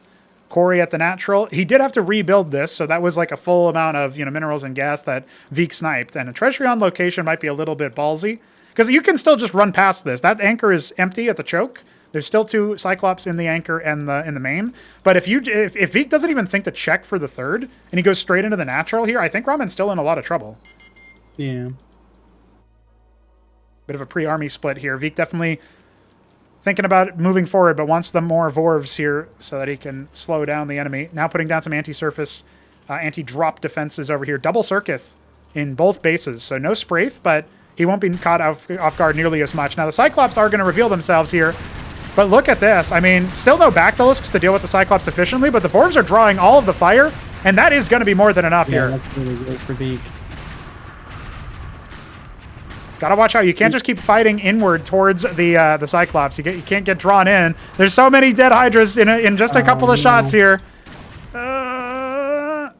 Okay, well, you know what? He still ends up heckling the space. We got reinforcements coming in. Oh my god, the balls to put the quarry down? Dude, that's a mistake from Ramen. Oh, you can't just be doing that. That's so much money that Vik was able to... Suddenly, that fight, it might not have been worth overall, but it still is kind of much more worth when you do that. So Vik feeling pretty good. We are probably going to see a Trojan drop here, a Phalanx drop, because 1 Palladium has been added. There's 5 Fulcrums. Now we're seeing a switch into Vultures off of the back of the Cyclops not being nearly as efficient. Going to instead be used for drops as the Trojan, once again, plans to leave. He's going to go around. Remember that the circuits are here. As long as Vik pulls the workers, I think he'll be just fine.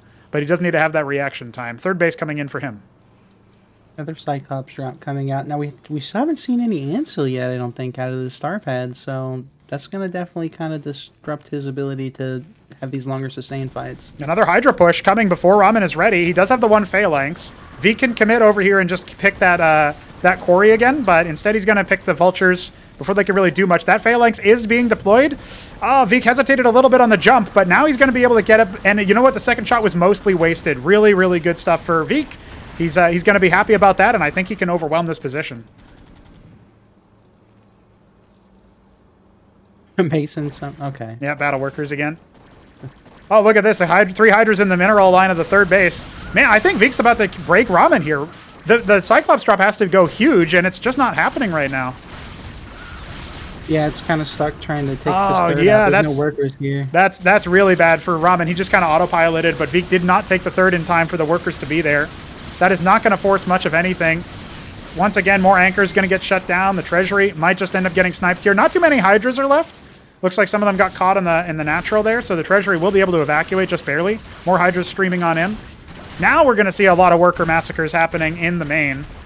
Again, no reaction time here for Vik to pull the workers before the Trojan pops off there, and one of the circuits is going to go ahead and die. So he's got to set his attention up to defend his natural. He really needs to pull these workers because he's still behind in workers.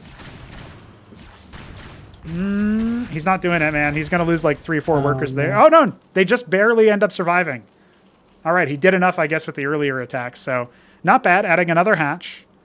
He's on the precipice of being able to overwhelm, but now Ramen can focus all of his military units that are coming out here onto the simple task of defending. And that makes Veek have to think about expanding his economy a little bit more. He still wants to deny this third. Ramen's going to push out again. Yeah, Vika is still a little bit down in workers, but he is ahead on the bases at the moment. Still got to see this treasury get rebuilt on location. Oh my god, he's made what 4 quarries here, and 3 of them. Well, Yeah, 3 out. There's already been 3 destroyed quarries, is what I mean to say, and that's pretty nasty there. yeah, it's a lot of gas. You can't really count that out. I might have even been a 4th. I'm trying to think if the one that I was kind of popping off about, like, dude, I can't believe you just did that right in front of him. That might have been the 2nd attempt or something, you know? So let's see what happens. I will say Ramen looks very exploitable when he's trying to do these drops at the same time as everything else. So it will be a phalanx drop. No units on standby over here. The ski-backed scab is finished, so are we going to see a bunch of skiths? No, it's going to be bactylisks, and they are being mutated on the front lines. Not very many reinforcements. None coming right now.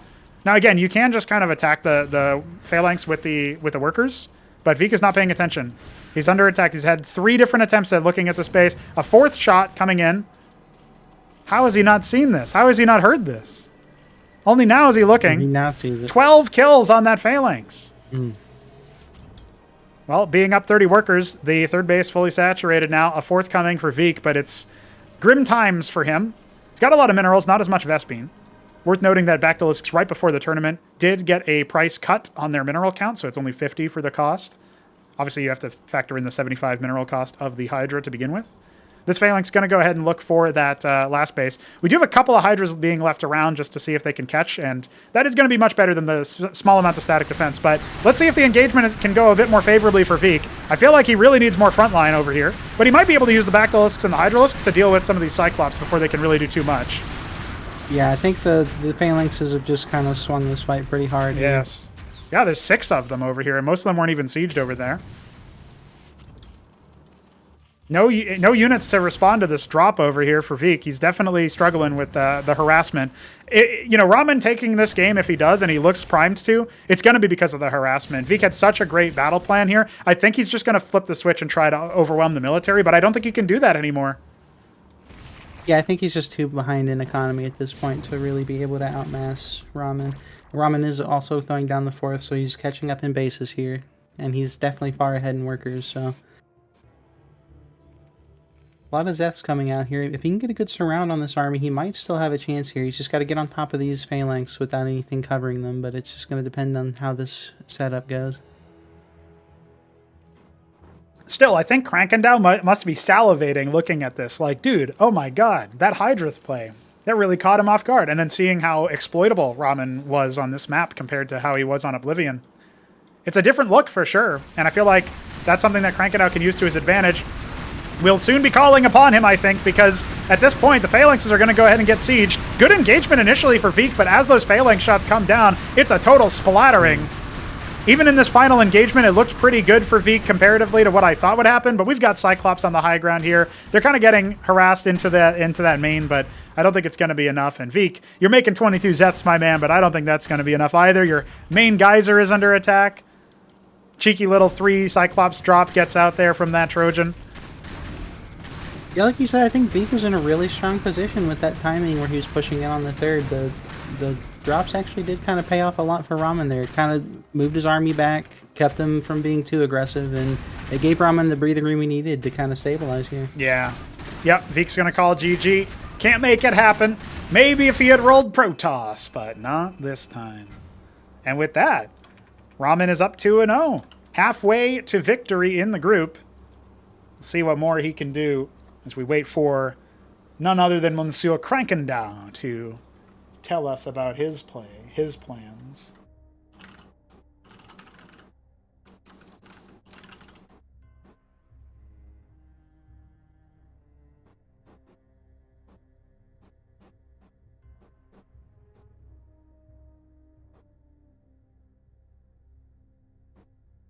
Blackwater Bastion looks like it's going to be the pick. Another 4-spawn map. Maybe Krankendau looking to capitalize. Still interesting to me that Vik didn't pick his own map for comfort, but you know what? He had a plan on Paradise. Ended up being one for Ramen. I think if you're Ramen, that's another game. We had a similar game on Fata Morgana between Mystery Meat and TheNightFox in Group A's uppercard, and I commented that, in my opinion, I don't think either player feels particularly good about that game. Like, I don't know about this one because Ramen, you know, he was on the brink of extinction a few times, but I hope that at least he thinks to cover his bases a little bit more, you know, metaphorically speaking, and maybe literally as well, because he was trying to sort of defend his third, but he was building it on location, which was very ballsy. You saw how much that overextended his very small military forces, because he was also dropping at the same time for the second time. So, yeah, that ended up being really, really strong for Vik. I hope he doesn't despair after that game, because I think he had the right idea, just maybe a couple opportunities for him to do better. Maybe he'll check the replay now while we wait. Yeah, that was one that it definitely kind of changed my opinion a little bit on Zerg. I thought most Zergs were just leaning really heavy into eco, but it looks like with that extra Larvosk early, you can really get some good aggression going. Yeah, we'll have to see if Krankendau's been feeling it, if he's written down that build order, taking some notes. We'll see what our players say. They are both ready. JujiK, let's get into it. We are going to be going to game number 3 in Group B's uppercard. And I couldn't be happier to cast some more TVZ. We got TopRamen in the bottom left, not top right, so he won't win this game. That's my prediction. Of course, the silver Terran. And as I quickly jump into the latency, we also have Krankendau in the bottom right. This time, his trusty maroon. So, TVZ. Blackwater Bastion. Horizontal spawns, bottom half of the map. Will anybody take a pocket expand? Because that's what Fox did in his group, and it almost worked out for him. It was really, really close. Yeah, I actually haven't seen a lot of players opting to try to do that.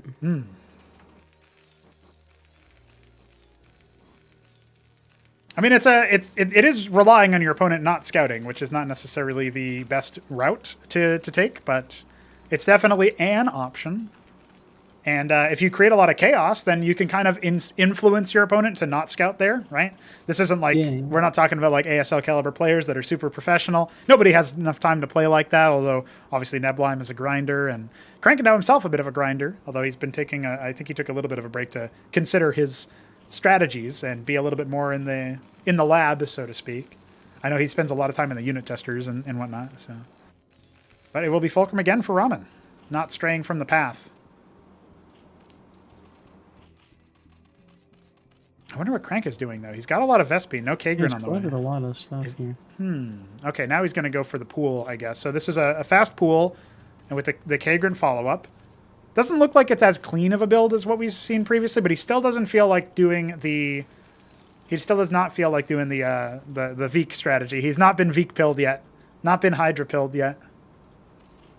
One thing I'll say is it looks like this might be a little more efficient on the larva. I'm not sure. Yes. For the absolute early stages. Yeah, Krank and Ramen are both guys that like to try to be very efficient. I jokingly would call that the hit-em-up school of playing an RTS, because hit-em-up loves to be as greedy as possible, really stretch belief of like what is possible to do. But Krank also, you got to remember, he's double scouted, right? His worker is going to get caught in the, rally point there, and now he's going to bring his other one back. But that means his economy is very, very limited. He's just making sure he knows where his opponent is, but is that worth the trade-off? That's something that he's got to ask himself. Vulture also went top left this time around instead of going to the bottom right, so it's not going to happen like it did on Paradise, where the Vulture gets all the way over there. By the same token, I feel like the game versus Vik, Ramen absolutely could have done some worker harassment with that first Vulture. I feel like maybe the door is closed here with the Quasis. Charging up with the Battle Worker, not a bad shout there, but does get killed by reinforcements. I like the idea. Maybe he could have stuck around to pick a single Quasi or something and then left, but, didn't want to chance it. He has switched over into the Cyclops now, so we're just going to be seeing a lot of that unit, I think. Yeah, I think so. I think even if somebody actually defeats Ramen in this group, which is a bit of a tall order, let's be real, I think despite that, he's still going to be building Cyclops. I think that's just the way of the Ramen, so to speak. We have a Droleth borrowed at the third because he's trying to get back in, but worried about a Vulture stack or something. There's only one that we can see, but here's the Ovaleth to see if there's any mines.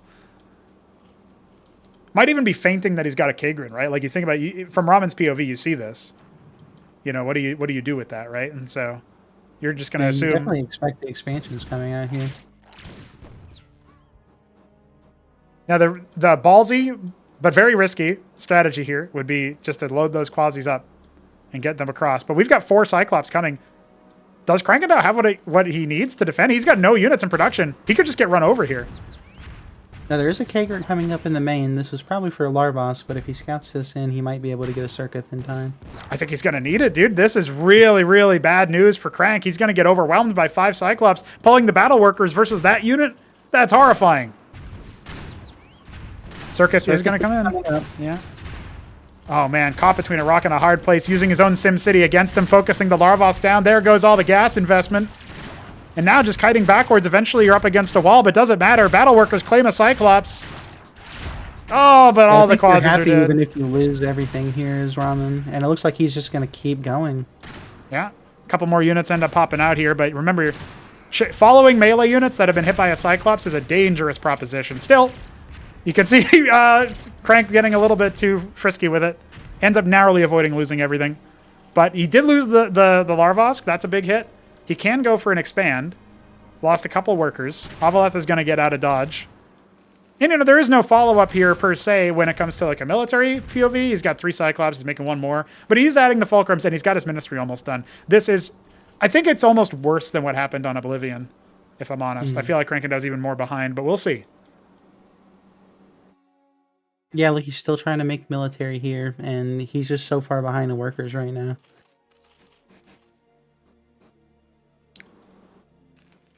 Looks like Krankendau will even place his Hatcherosk off center a little bit. Hate to see that. Hate to see that. When it rains, it pours. I wonder if it wouldn't be better maybe to just try to go for another expand here. Just do something cheeky here to try to get back in. But you got to play risky, right? When you're this far behind, I think you got to do a little bit of a risky business. He also made another Kagrin to mutate it. I wouldn't mind if he had used his Zeths to kill the Circuith and let it regress and take that Kagrin instead. Maybe he'll do that later and turn it into another Larvosk or something. But his Avaleth is about to get bopped by these Cyclops here. Gotta watch out. Circus is only halfway done. Ramen has a window here to maybe push down the military. Ski back coming for Crank. Fight, fight. You can see Ramen using that stutter stepping to his advantage. Ooh. A couple of them going down to the bounces, though, so... Best he can do is try to hope for killing off these Iziricors. Looks like he will do so. Ooh. There you go.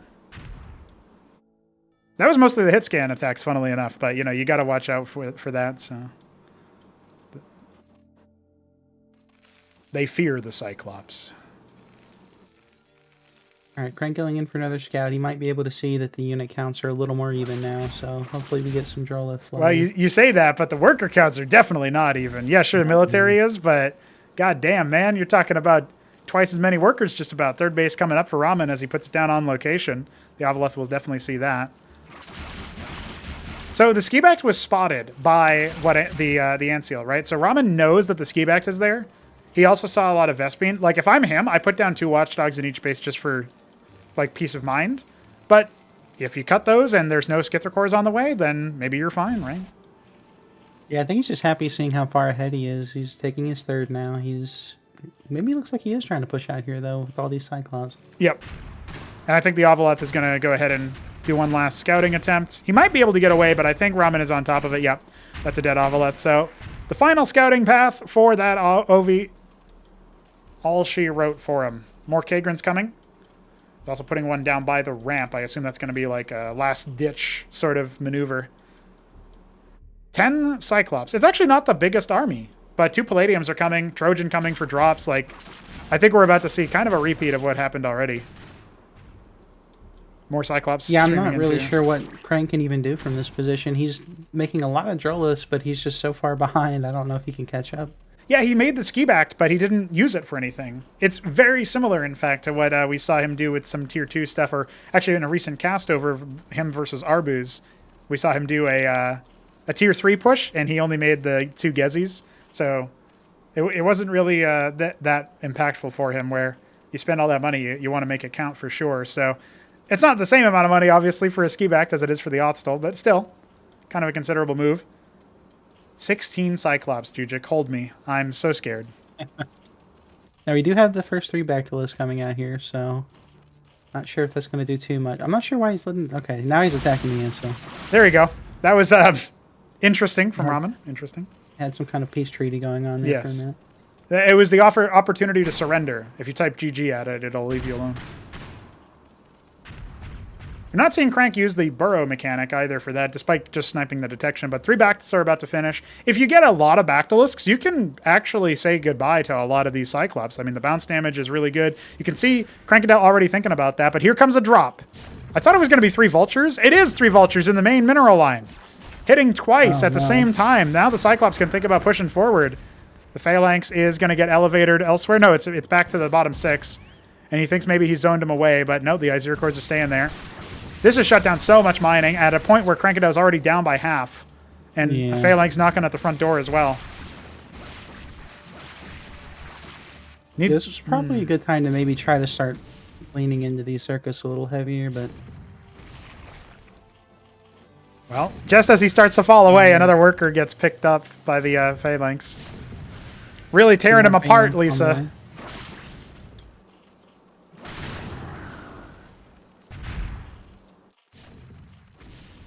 My plan for that, and I couldn't really implement this technically, was to make them actually do their siege animation when you unload them like that, which would have given them a little bit more time, but we'll get that done later. Bit of a tech debt here. So the circuits are buying time. He's leaving a couple of units within range over here to try to respond to that, but not able to really get rid of it. Up to 5 Bactylis now. I think we're still not seeing enough here to really fight this, but he's going to try to go for it now. It's now or never, I think. Yeah, he needs to keep those backs in the back line, otherwise they are absolutely just going to get run over. The Iziricors get wiped completely. He doesn't even wait for the Bactylisks to deal their bounce damage. It's going to be a GG. And TopRamen, he's 1 game away from closing out the group in first place undefeated. Week 7 will pick the next map.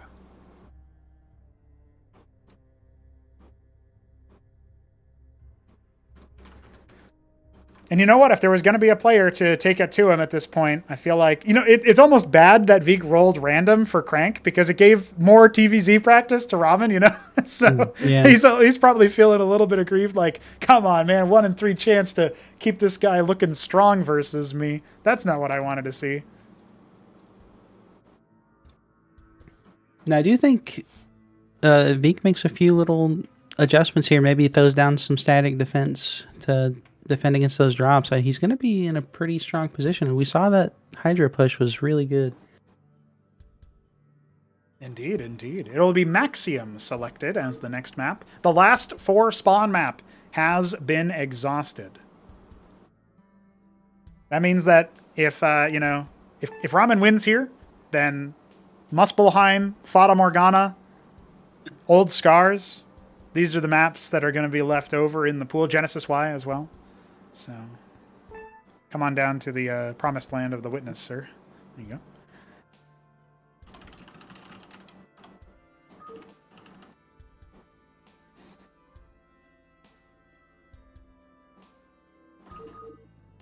All right, we are getting into it. Could be the last time Ramen has to take to the stage. And it'll be Week 7 as the Japanese Violet in the bottom left. No, that's Dark Lavender. I should have known. Dark Lavender Zerg in the bottom left. It's more Zerg. We have TVZ for days. Ramen in the bottom right. Silver Terran yet again. Man, what are we going to see out of this one? Are those adjustments going to come in? He's starting to harvest Vespene pretty early on. Could be Larvos. Could be Hydrith yet again. I really wonder what Krankendau thought of that if he was paying attention to that particular match. Interesting to see you get Zerg twice in a row here. It's not... That's random, dude. Normal, yeah. Well, Mystery Meat famously won his random tournament by going to the grand finals, best of 7, rolled Protoss 4 times in a row. 4-0. Nerf toss. Mystery Meat had the right idea. He thought Protoss was too OP, so he decided to play as Protoss and show everybody why he thought it was too OP. And then, that was the previous tournament then to his random victory, so a little bit different, but It will be a Hydra first. No Kagrant in sight. Still getting that Vespene, pretty normal. But this is a little bit different. He's trying for the faster military timing, first unit timing, ensure himself against that fast vulture. But it does come at the cost of production, which comes at the cost of workers. And that is exactly what Vik wants to avoid. And speaking of avoid, talk about unlucky. Krankendau feels unlucky because there's more TVZ practice for Ramen. Ramen's going to feel very lucky, and Vik very unlucky, that Ramen scouts Vik first with his Mason. Before his vulture is even started.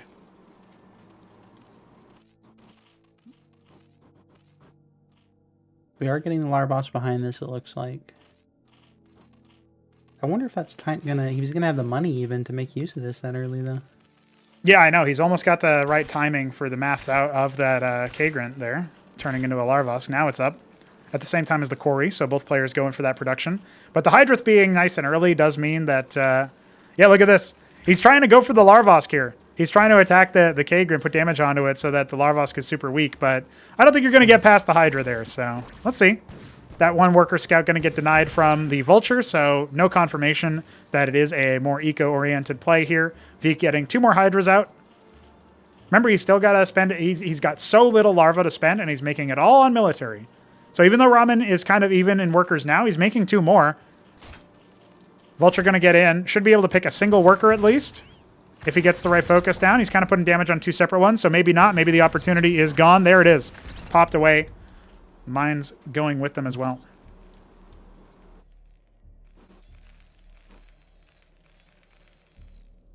Well, he's got 2 Cyclops back at home, but remember, he's going for quarries. He's going for 1 Fulcrum. He doesn't even have enough money to put down another one because he's actually going to have to cut workers for this. So, you know, V could just decide to go for full military, but he is making more workers himself. Even still, I think a 4-on-3 with those Hydras might have actually worked out in Vik's favor. At least trading down the military, really making the Terran sweat while you're back at home comfortable.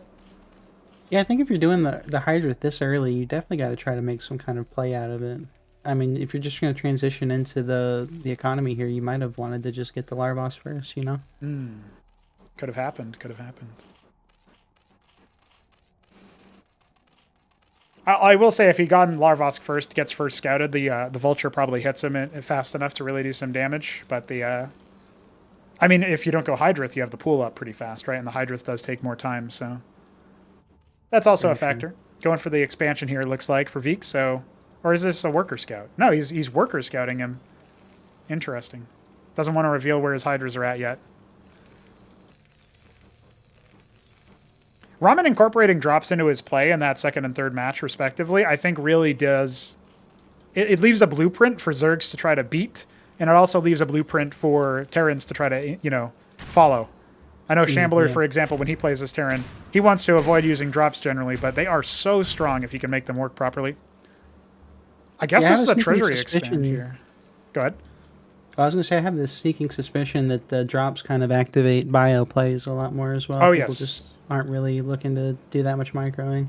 Well, think about it like this, right? You usually spend a lot more Vespene on Fulcrum builds than you do on bio builds, but if you're going Stockade, then what ends up happening... Oh, love this burrow trap setup over here. Cyclops could overextend. We got 2 more Hydras coming in on the high ground.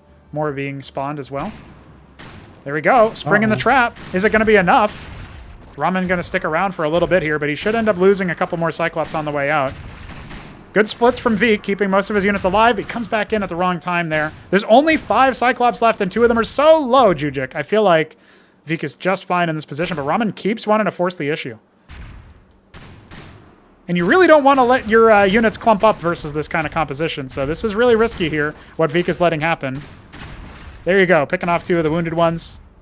A good focus fire on those weakened ones. The point about bio being less gas intensive really just terminated in the idea that you can afford the star pad a lot easier. Now the Unburrow is going to be very fast this time around for Vik. And, you know, he's just going to keep forcing the issue, you know, pushing him further and further out with the burrow. You can't really respond to that. Iziracor's out as well. One thing I noticed is that when Vik incorporated the Vorvicors, that really helped him versus the Cyclops, because Iziracors are kind of slow comparatively. And so they don't get on top of the Cyclops to stop that splash damage from impacting Hydras streaming in on the way in. Talk about this same sort of vibe here for Paradise. 2 anchors coming in, but they're too late to actually activate. Yeah, the anchor's slow on this, it looks like. Worker transfer out to the natural here. Going to inject more economy into Vik, but I think he is going to allow his opponent to get that anchor up. The one on the low ground is not as impactful versus what Vik has compared to the one on the high ground. That's the one that you really got to watch out for. But if he breaks through the front here, he can absolutely make stuff happen. Anchor does finish. He realizes, you know, that's a Korva moment. Korva. Yeah, it's kind of always scary to try to funnel in against the Terran with this many Cyclops. Especially without the Zeths, right? Without the Vorvs. Oh, he's going to get aggroed in. He's got to watch out. Well, he's maybe just going to allow Jesus to take the wheel. Maybe not. He's going to fall on away. Oh, ends up losing a Hydra to the hit scan. Yeah, that range is a little bit disgusting. Yeah, the anchor +2 weapon range and the cliff +2 weapon range, so it's +4 on the high ground. Oh, this is dangerous for Ramen to do. He's going to get isolated over here. Oh, no, yeah. Honestly, if I'm Vik, I'm thinking about taking that fight. He wants to respect the Cyclops, but he might be doing it a little bit too much now. It's going to be a Cyclops drop, especially if you scout this. Especially if you scout the Cyclops coming in here. It's not going to happen, but he already has static defense in place in both mineral lines. Pool coming. If as soon as he gets dropped, he just goes for the attack, he might be able to overwhelm. Circuit's going to finish as the Cyclops arrive. Another one getting started. That can get sniped. You can see the immediate reaction for Vik here. He knows what he has to do. He's got some military units. He can come over here and stop the high ground hits from happening. And that is going to work out in Vik's favor. Trojan going to get bopped on the way. Nice pullback with the workers as well. Saturating 14 on the ridge. I hope he sees that. Please tell me you see that. There's 17 workers on that ridge, Vik. No. No, Vik. Where'd all your workers go? They didn't all die. There's no corpses. There's no burrow. Vik, no! Treasury trying to get floated out in the middle of all this. That's definitely not going to work. And we still... No. Vik. Vik, the workers. Workers, Vik. You're going to deplete that geyser, Vik.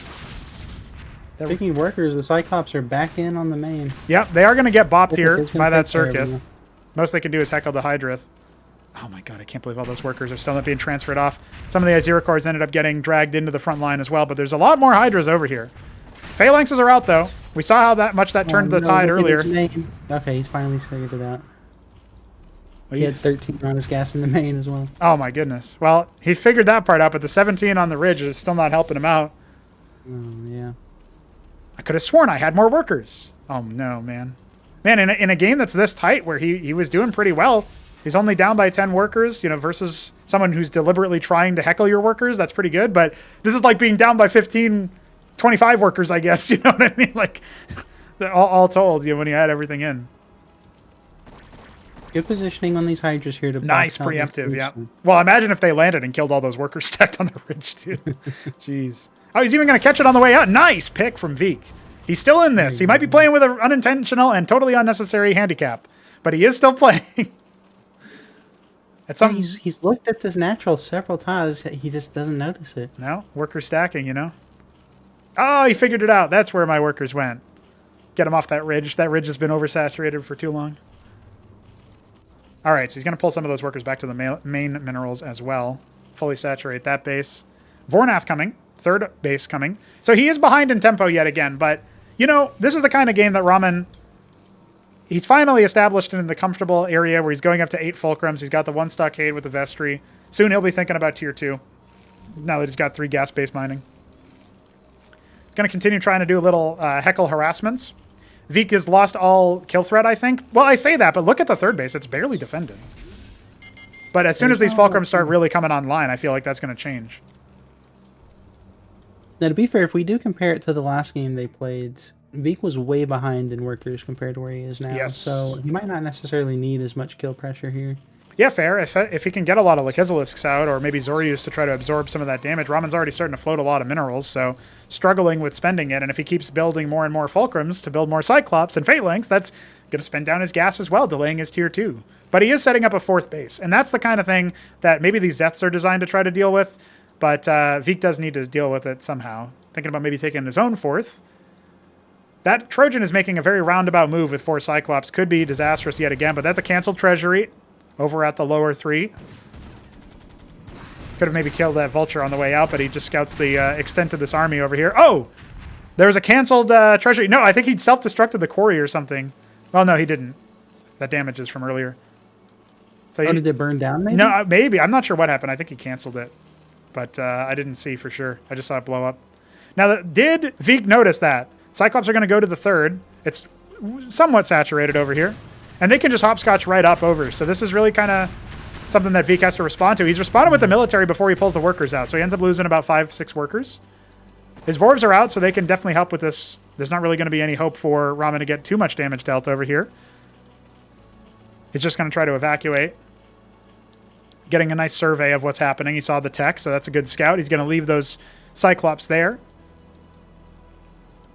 He's looking ready to push out. He's lifted the treasury off to that lower 3, taking it a little bit more safe. Veek, on the other hand, ran out of money to try to take down the lower 9. So he's got no 4th base coming. Oh, look at this. He's catching the Trojan, though. That's nice. That feels good. I think there's 13 phalanx off the back of this whenever he decides. If he pushes out now, this is going to be rough to deal with. It's a lot of splash damage. Yep. And those anchors and the Cyclops and the anchors are definitely not going to be too shabby either. I do like leaving a couple of Hydras in a few different locations. He scouts that base has been retaken, clears out some of the mines. You can see Veek is angling for a fight, but he wants to be able to fight where the bulk of the military isn't set up. As Terran, when you go with the phalanx and anchors and such, you're kind of paying for that in the setup cost, right? So if you can force your enemy to unsiege and move around, maybe go for a bit of a push, nice mine hit. And he's got some Zeths and Vorvs, so he can actually do some friendly fire here. One of those phalanx is very close to dying. A bit of a flank happening unintentionally to clear out even more mines, but it looks like Veek lacks the kill threat on this army right now. No Lakizelisks with this force, for example. Yeah, we got tier 2 coming up off the back of this. 16 more Hydra. Man, he's actually doing okay with like the Rokors, the Zeths, getting on top of the Cyclops. He's dealt with most of the chaff. 13 of those phalanxes have been dealt with, are like up and running, so that's most of what's there. Only kills like 3 workers there. That's not really the end of the world for Veek at all. He's not that far behind in worker count. He does have his 4th base starting to get saturated. 8 more workers in production. The other fulcrums are not really running right now, so he isn't really replacing his front line for these phalanx. It looks like maybe those Hydras got pulled away from the 4th base because it is now being heckled by a single Vulture. That will clean those workers out if Veek is not careful. Mutat Spire coming. Maybe he wants to go mass Muta, try to deal with all of the splash damage in the Cyclops beforehand. And he falls on back before the phalanxes can really crack off too many impactful shots. The mortars coming into fruition in favor of Veek for now. He's going to try to maybe dive in again. I think he pinched off a couple of units to deal with it. No, he still has not dealt with that Vulture. He's got 7 kills. Meanwhile, the front line, before any tier 2 can actually be made, is completely shattered by Veek. He's really trying to reduce the count of Cyclops so that when the Spire finishes, he can go mass Muta. And it's not a bad idea, per se, but I don't know if it's going to be enough. Focusing it down, using the Zoryus to soak up a lot of that splash damage. Now a flood of Zets behind it. I feel like a lot of them are going to end up dying before they can really do anything. Only 3. Yeah, so many phalanx. Oh, he's going to GG before he can even spend it. Only 3 Cyclops remaining. He doesn't feel like he can finish the job. Overwhelmed. TopRamen on top.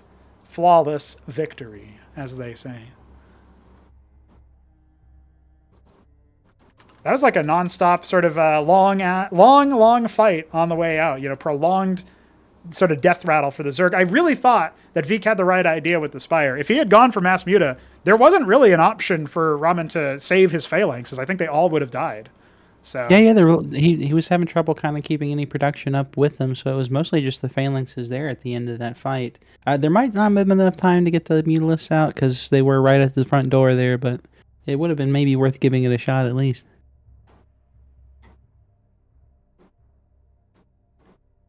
All right, well, Krankendau now faces off against Veek 7 in a battle, best of 3.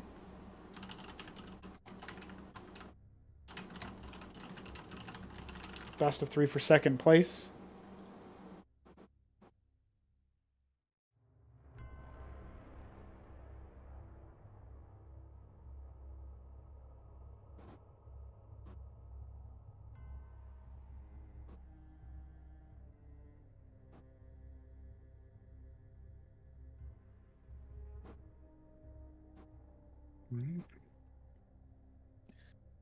All right, it'll be Genesis Y.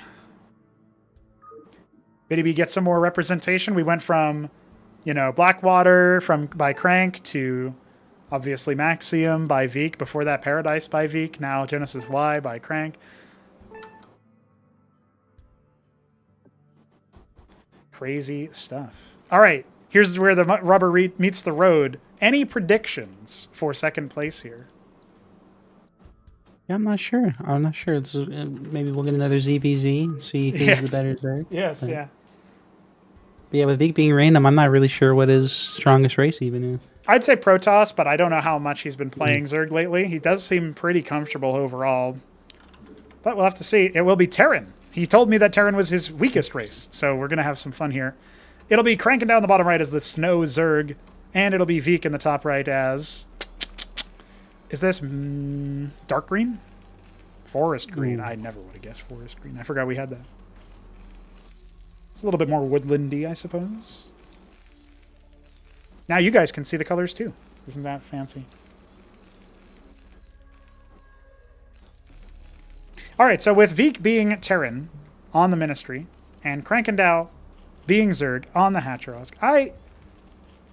I mean, I guess Krankendau is going to have even more TVZ practice, but Veek is not saying his race. I think is Veek going to go for Fulcrum as well? It looks like it. He's just going to spam Cyclops too. So man, this build's pretty good.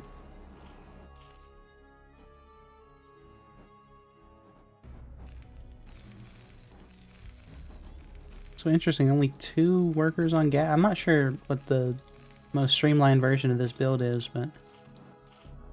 Well, I think on Genesis Y, you actually need 3 workers for full sat on the geyser because it's placed poorly. It's something that I told Btyb to finish, but I don't think he ever had the time for it. So, and I think that pathing might be even uglier, but we'll find out. That makes it even worse.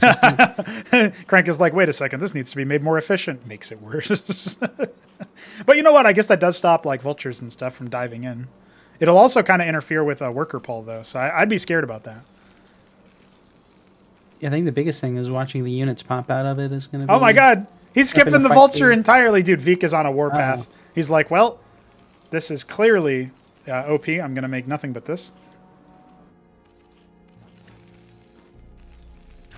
As long as this worker sticks around long enough to see that the first unit is a Cyclops, I feel like Krankendau will be pretty comfortable here.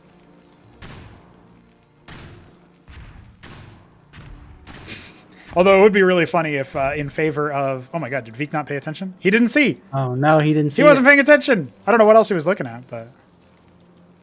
It would be really funny if you know, Krankendau just sees a Cyclops and says, that's OP, and just leaves the game, and Veek wins that way. I don't know, just thinking of like absurd ways that could develop to, you know, signal bias, like reinforce the idea that this unit is unplayable. We got some quasis out. They'll hold the ramp just fine. Anchor coming down. I can't believe Krankendau has managed to sneak this worker by us. That is so ridiculous. Yeah, this might be the biggest scout a worker's probably ever gotten. Yeah, I'd have to say so.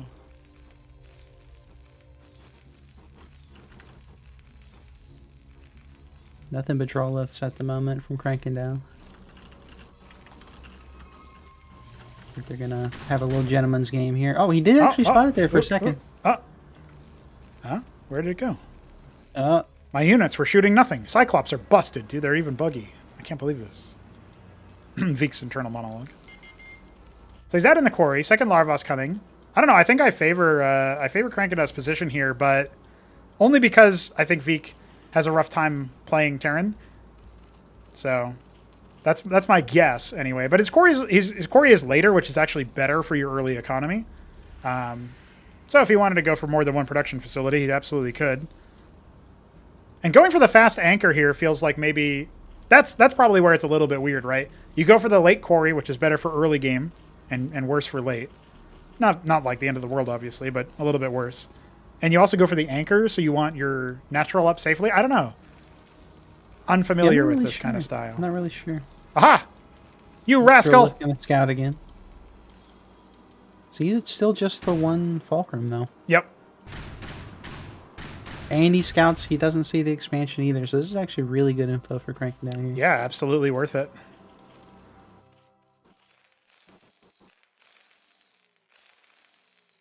Vornath Pond is out.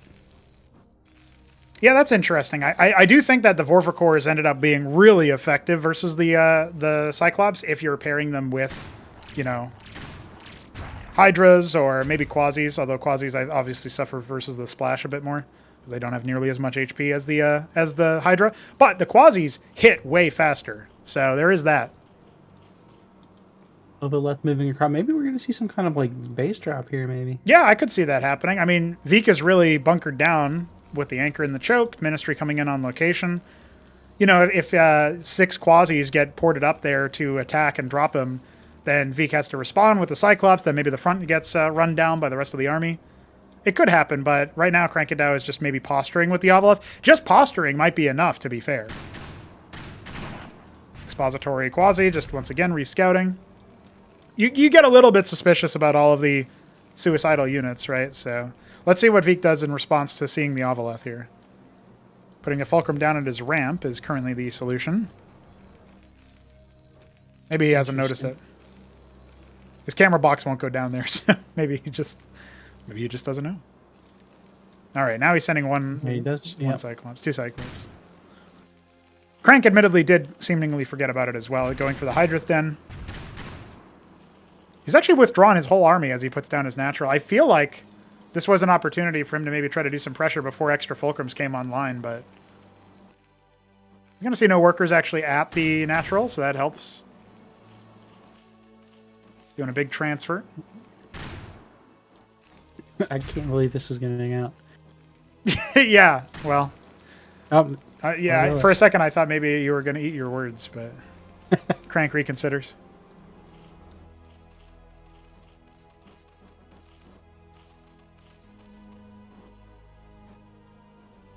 He's got really good vision across the whole map, so he knows that there's no attack incoming just yet, but it is like it's pure Cyclops right now. Vik does not want to build any other units. Really showing, I think, maybe an overconfidence in the unit. But if Crank doesn't respond, if he goes super greedy and gets hit by an anti-timing, definitely a couple of things that could go wrong there.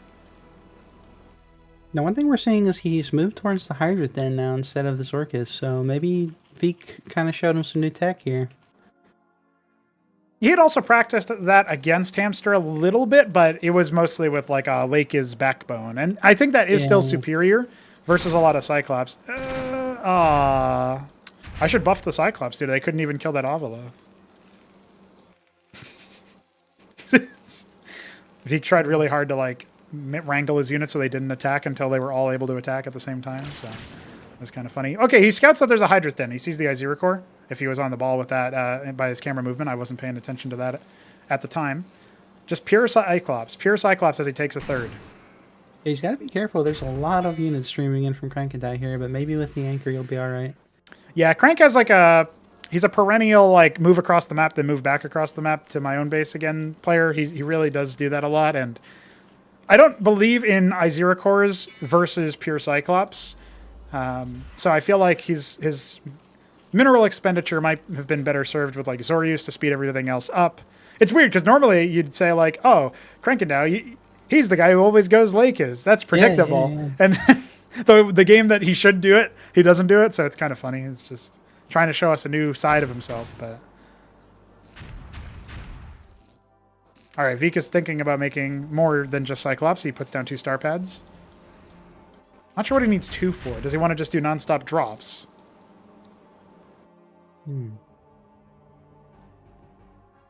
Yeah, I'm not sure if he's got a good scout in on Krankendau yet, so he might be expecting a more heavy Shroud play. Now, the Zorkus is coming down now, finally, so... Okay, we're going to get something there. Do some like his list. Third base up for both players, but Vik has a little bit of a worker advantage here right now. 10 workers, 2 Palladiums coming, so he's going to supplement a couple of his Cyclops with the Phalanx. Knows that that's a pretty good comp as well.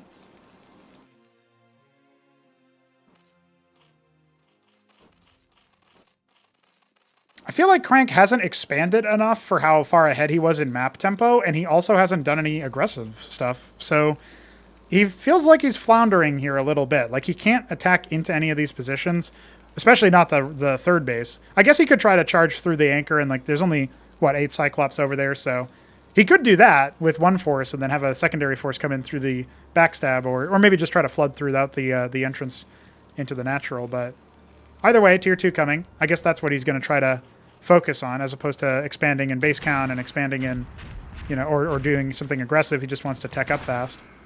Looks like he is going to move out for the 4th here finally, but yeah, I think he had a lot more timing earlier. He could have gone for this. Yep. So it's Trojan and Seal from these star pads.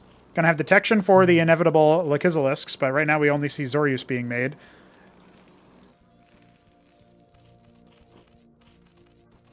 More and more Kagrants being made at that 3rd base. 4th now in contention or consideration here for Veek as he waypoints some units out. He's got Madrigals, interestingly enough. Yeah, interesting, yeah. I just saw that. A couple of Cyclops heckling the bottom left base, but they're just going to... Like, Krankendau is being way too cautious about this. He should just A-move these units. They are not immortal, So... Yeah, it's getting so many free kills on these Zeths here. Yep. Didn't need to happen whatsoever. Now, there is a Cyclops drop headed for the main. We do have a couple of Quasis patrolling for that, so that's pretty smart. Actually, the Zeth is even going to reveal it. After that, yeah. I don't know that Krankendau actually saw it, but Veek definitely saw that Zeth, and now he might be thinking, oh no, I've got to consider what to do. But he's got a nice little spot over here he can unload to try to heckle these units on the high ground. Trying to bring one Cyclops over, but there's already anti-drop defense there. No anti-drop defense for the 3rd base, and the military is halfway across the map. So now it's going to come on back. Kind of predictably not so good. Having a hard time moving through the base. We're going to see a Deadeye Zero Core. Oh, no. Trojan gets out as well, so that can be redropped. That got way more value than it should have, for sure. Yeah, looks like he couldn't... I don't know if his units just weren't pathing properly into the main, or what was going on there. He's got a couple of units over here in the bottom left as another drop is about to take shape. He transfers most of the workers away from that because he was trying to pull them back from where they were before. There's the worker transfer as well, once again. Zorius, showing how difficult it is for the Cyclops to actually push forward, but speaking of a push, we are going to have that very shortly. Oh. He's bringing the workers back. No, they'll battle worker it out. Those Cyclops are not long for this world, surely. Except they killed everything over there. Yeah, you say that, but they're just tearing through all this. Yeah, the 3rd is where it's at. I feel like Veek is really punishing Krankendau for basically doing nothing. I think that's the main thing. He's just caught in this indecision tree. Has these Lyrilisks, but they're mutating on the front lines. They're just going to get caught when they do get out of the eggs. Most of them ended up... they took some damage, took some bruisings. He's lost the 3rd base. He has cleared out the Cyclops at the 4th. It's not over yet, but it's not looking very good. I mean, Veek has no 4th base, so remember his follow-up is going to be kind of limited. He's got a lot of minerals and no gas, so no tier 2 or anything. This might be a bit of a mistake to move forward like this. The Antseal's already starting to get out of energy. Madrigal's starting to put down a lot of damage. Zorius trying their best. Lake is not burrowing. No splash control here. The bounces from the Lyrilisks might not be enough. No, the Madrigals and the Phalanx combo here is just kind of cleared his whole army out. Kind of hard to fight into that much splash once they got a good siege position. That was once again we saw no ability to really flank that where they were up in between the 2 walls. It's just it was such a weird game from Crank. It felt like he absolutely had way more tempo, way more value that could have been done there, and yet I don't know, man. That was that was just bizarre. I don't know what happened there. Crank had tempo for the whole game until he couldn't attack into the 3rd, but he could still have found something there to attack down the main throat. He built all of those units, and then he didn't set up for a surround when the committal happened on the 3rd base. He could have flanked the Phalanxes with the units around the middle. I don't know. There's a lot that was there for him, I feel like. And even then, he goes for tier 2, but only on 3 bases. His response to the drop micro wasn't super good either. I don't know, man. I hate to just harp on one player, but I do think that Veek had a lot of weaknesses in that game. He went monocomp for most of it. Absolutely could have been taken advantage by Lakizilisks. We talked about that, but he could have also gone back duels if you wanted to go with something with the Hydrith start. So I don't know. Yeah, I wonder if it might have just been a little bit of Crank not being as practiced out on that build. Maybe he's more used to having the Lakiz backbone there a little earlier on. Because it seemed like he just didn't want to push without them. He had, like you said, he had this huge army for the longest time, but he just never wanted to push into the natural. Yeah, that's what it feels like to me is indecision. That's I I guess a commonality there. Maybe we'll catch up with him after or something, and we'll ask him. Dude, I'm in the wrong card. You are in the wrong card. Just because they both start with U does not mean that uppercard and undercard are the same. But hey, we get to watch old scars.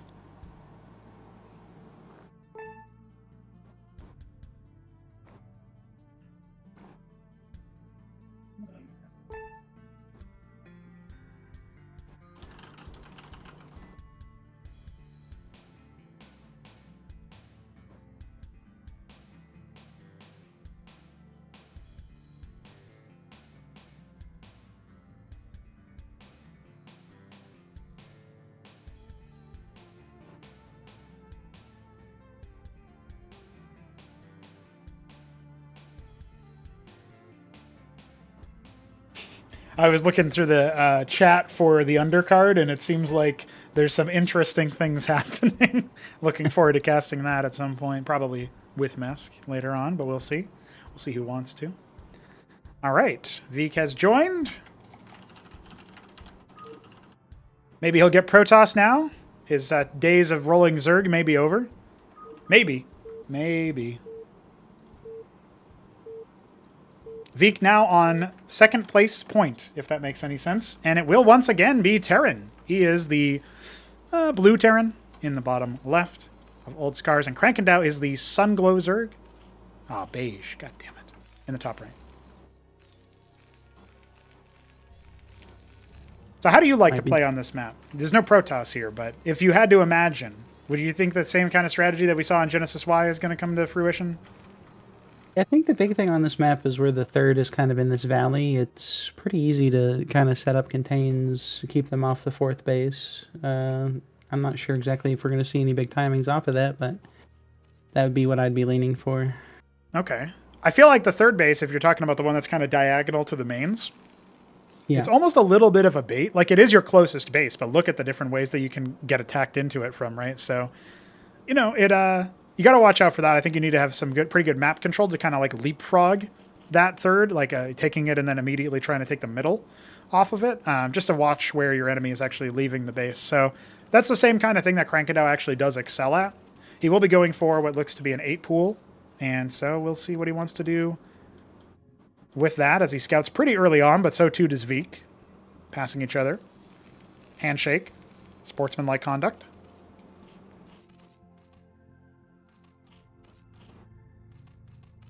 I think the scout for Veek is going to get here just in time to kind of see these sets start popping out. Yeah, if that's what's going to be made. I mean, you see the Fulcrum once again, and you're probably just going to assume it's going to be Cyclops City. At this point, you know, the fact that he's Terran again, Krankendau, if he feels defeated in the matchup, it's a bit different. But all the practice, this is something that I observed when Hamster played against Mystery Meat, and he rolled Protoss every one of those random games that I was mentioning, the 4-0. But despite it being a 4-0, like the first game, pretty comprehensive for Mystery Meat. Second game, Hamster started to put things together and learn, pushed it a little bit further. Every game consecutively, it was harder and harder for Meat to get across the line. And I feel like that's what we should see out of Krankendau. You know? We didn't really see a positive direction from when we compared Oblivion to Blackwater. It was pretty hard for Krankendau to make stuff happen. And it doesn't look like he's going to get the delayed scout with that burrow either, so not going to have that on his pocket the way that he did on Genesis Y. But as long as he can fix up those decision-making issues, I feel like he should be in a good spot. You know, yeah, I think he had the superior tempo for sure. While he denied his opponent's third, he had the superior macro. Like, there's a lot of things that I think he was doing nicely. Just can't crack under the pressure, that's all. You know, I'm kind of interested in this, like, very fast pull into no real aggression here. I'm not sure if it was maybe trying to block any kind of like early. I mean, well, we haven't even seen the vultures out. We're seeing a vulture now. Yeah. No, he cancels it. He cancels it. Yeah. That's not a Cyclops.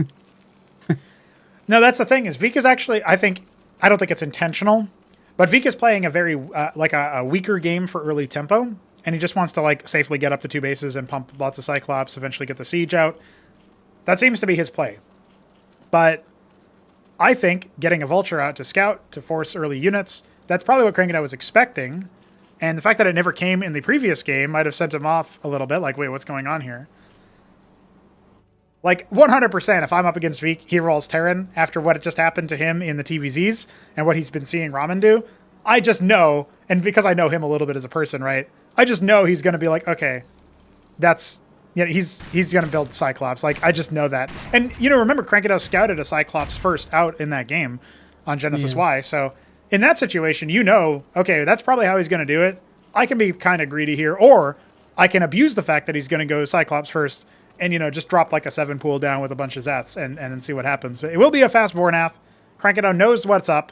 1 base Vornath, probably into a bunch of Vorvs. Now, this time, Veek is going more aggressive. But the Quasis are going to hold the ramp. I don't think that the Cyclops are going to be able to muscle on through here. They just don't have the health. Not versus this many Quasis, anyway. Well, I think Veek is making a mistake by charging forward. Yeah, they're stacking up here, though. Let's see. Losing another one. Losing another one. Nope, 7 health. Gets away. He's got to try to rally and maybe try to take this fight on the ramp. Krankendau concedes. But that was a big win for Crank. Now, he did build a lot more military units, but he's about to hatch 7 workers at once almost. So he's going to stretch up ahead in the worker count. The quarry is out, but no natural just yet. He's probably going to go for a ministry. No, it's actually going to be a treasury. So the worker count will be much lower for Veek this time around. He did ministry expands the last couple of games, or the last game specifically, since this is the only time he's played Terran. Protoss eluding him. If Crank wins this time, we could go to a final match on Muspelheim. Oh, I guess it'll be Fada or Muspelheim. He'll be able to pick. It looks like he has finally broken down. He's going to make at least a couple of vultures here. Wow. Getting those mines for that defensive play. Can't believe it. I guess I just have to keep buffing Cyclops so he can only make those. I don't know. But that was on a knife's edge at the start. I mean, in all seriousness, if there's like a Zeth flood behind that and some of them turn into Vorvs and you've lost most of your Cyclops, you can see how that can be a problem. But Veek does have on his side 2 fulcrums instead of just 1. So he was a little bit less greedy when it came to the economics. Now adding that quarry for the extra worker production queue. Let's see. Hatch coming in. So Krankendau is a little bit delayed on the natural, but he can catch back up in workers pretty soon. He's building up a pretty big Quaz army. No other tech coming. A couple of Vorvs here and there.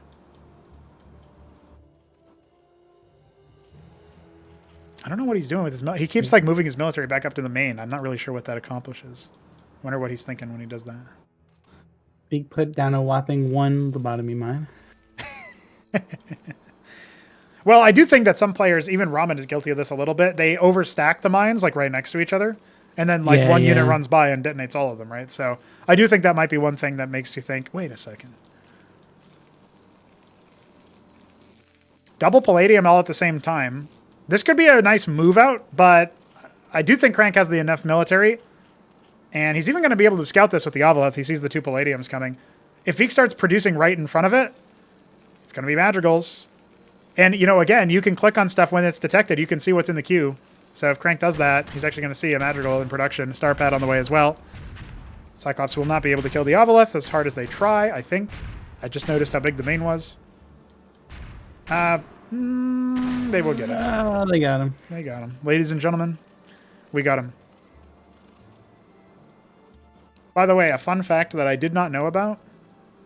I really could not believe that I found out that after Donald Trump presided over the death of an Islamic radical terrorist, he tweeted the American flag emoji.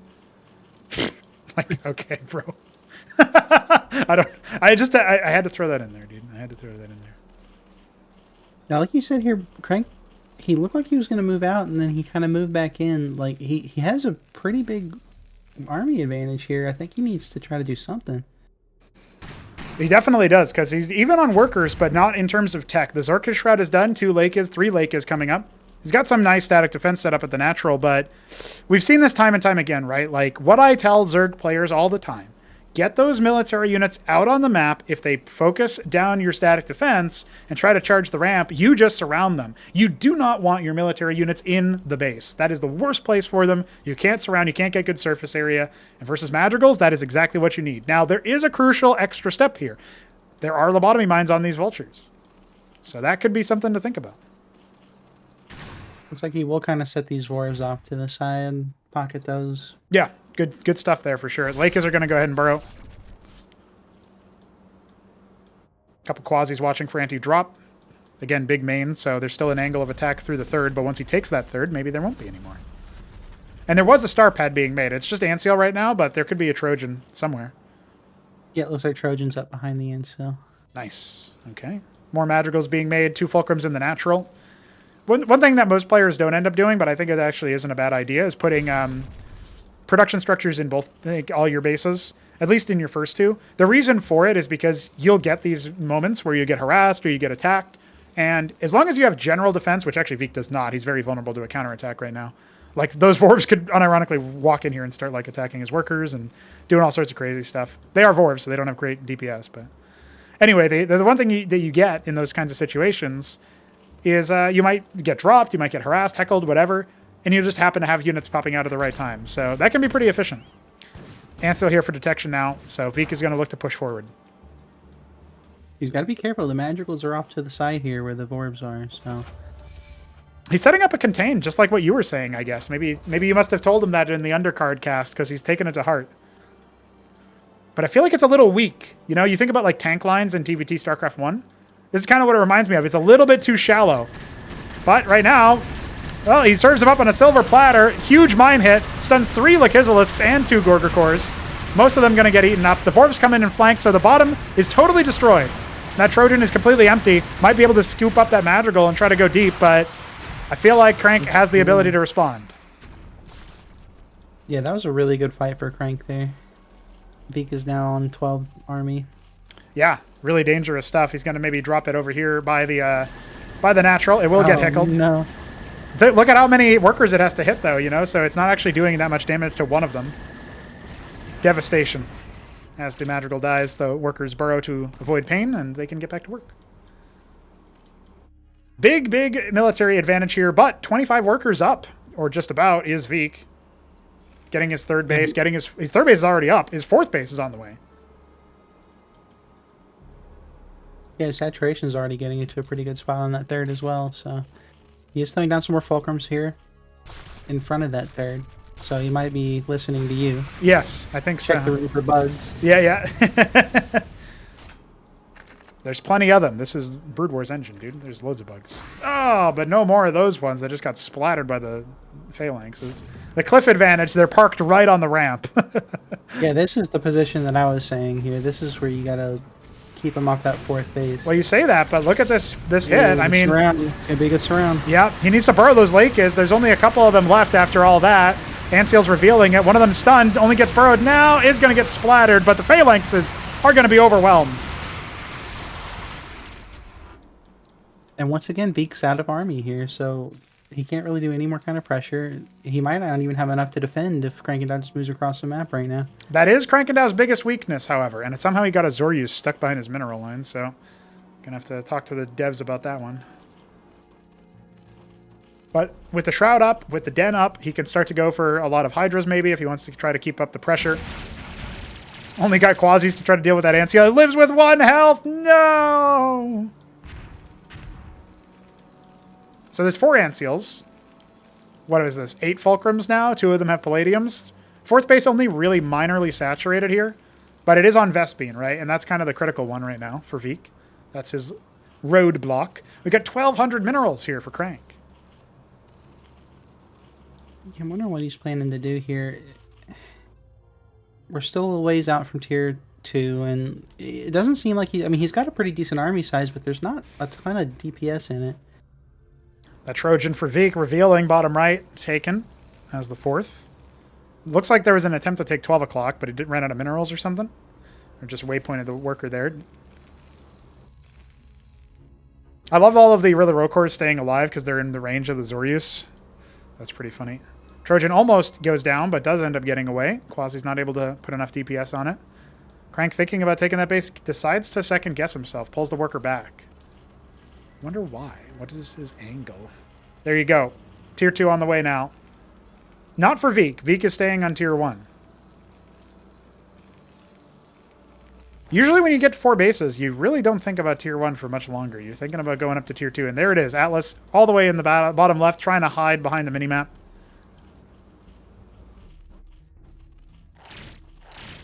Cyclops drop into the main. Trojan already at less than half health. It's just funny seeing the Palladiums queued up with so many Cyclops. Yes, of course. Oh, it goes down. Now, the couple of these Cyclops are going to focus on the workers. Veek does have that worker advantage, but it looks like they went on auto attack. And the road cores, they would like to have a word with you. 3 workers do go down in the third, but that's all she wrote. And even though that is 3, still. Bit of a vulture swarm heading up to the 12 o'clock position, but nothing to catch there. Again, I feel like Krankendau is kind of trapped by indecision, but at least he's going to have tier 2. The Crank does see the expansion coming out here from Veek. Oh, the vulture kills the Zeth at the last moment because the projectile hits him. That actually saves Veek a little bit of time because otherwise that Mason probably would have died. So many military units just kind of idling by. The circuits are going to help deal with these vultures. A couple of workers are going to go down, but they just burrow and then you can't really do anything to them. Now here comes a more impactful little pinch off. There's only 5 Cyclops here, but there's no static defense. So this can definitely work in favor for distracting Krankendau. And they're all stacked on that ridge. No! So many go down. Oh my goodness. Scary. Well, the vultures are going to get cleaned up as well, but the military has been forced on the Krankendau side of the map. Now Veek is going to start marching over, given those orders.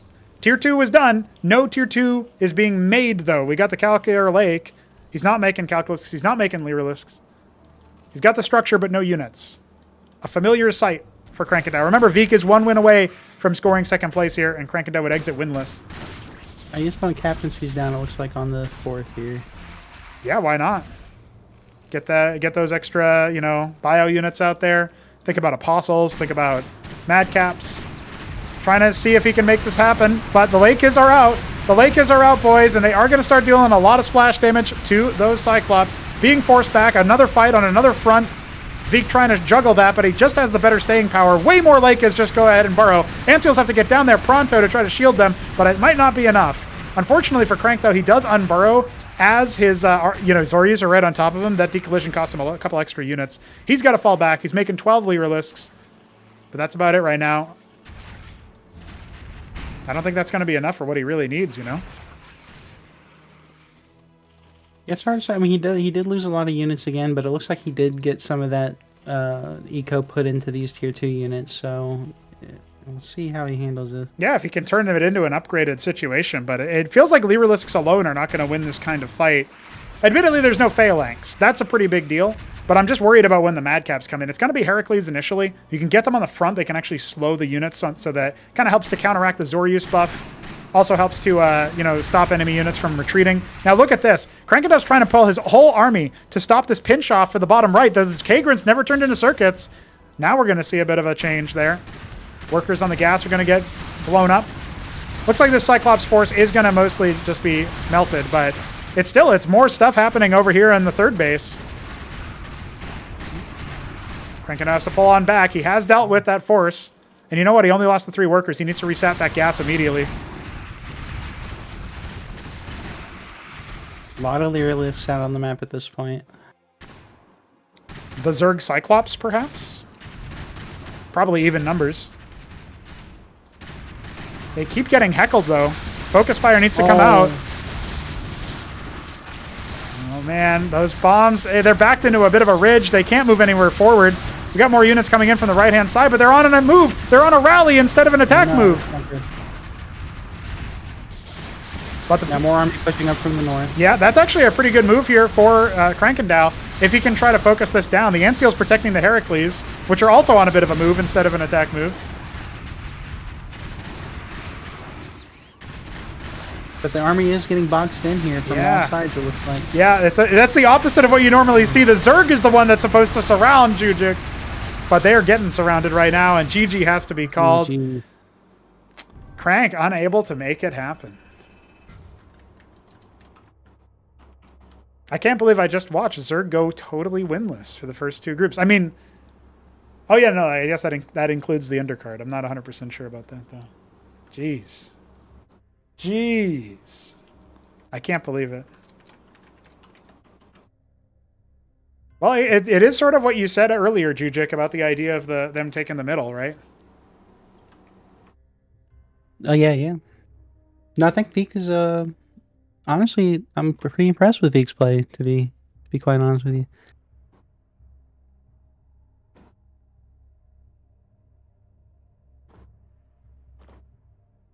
But that's the last game then, yeah? That is. That's We got the. Ramen, Veek, Krankendau. That's correct.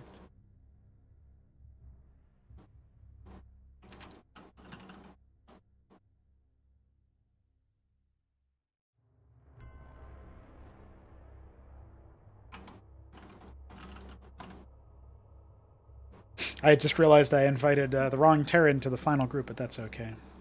Yeah, Krankendau is last place, winless. Veek, middle of the road there.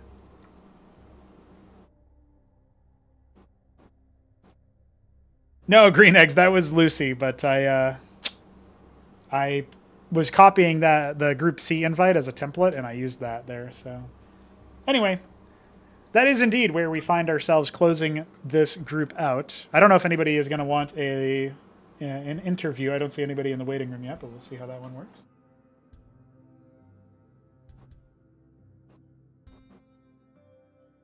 I think we saw a lot of strong play from the Cyclops there. People still struggling a little bit to figure out how to deal with it, but yes, I think we saw some of that early aggression with the Hydra play from Veek. Does seem to play really well into it if you can get a good position on the map, get some tempo going.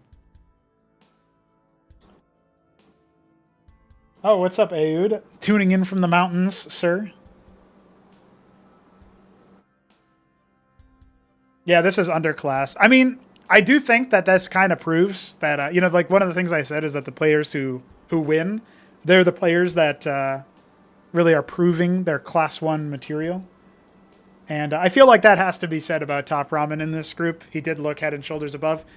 I'm very surprised that Krankendau underperformed to this degree. Similar to the TheNightFox, I thought they were good for games. I actually thought Krankendau was good for second place. And I didn't know how Mystery Meat would shake up as a Terran. So I wasn't sure if Fox would be second or Meat would be second. It really depended on that. But yeah, I feel like, I don't know. I think in both cases, it's a little bit awkward there because there were some very close games for both Crank and for NightFox. If you're looking at both of those groups, I know you only saw this group, so we'll focus our attention on that. But for Crank, if it just came down to him having like military advantage, tempo advantage, he just wasn't able to pull the trigger on any of these attacks and exploit his opponent's weaknesses, despite kind of knowing where they were too. So I'm not sure where his head was focused on. Maybe he'll go back and look at those replays, look at the casts, look at the VOD, figure out what maybe he can do better in the future. I'm sure Krankendau 2.0 will be better. He said that at one point about his hearing. Yeah, I saw that. Yeah, with the unit sounds.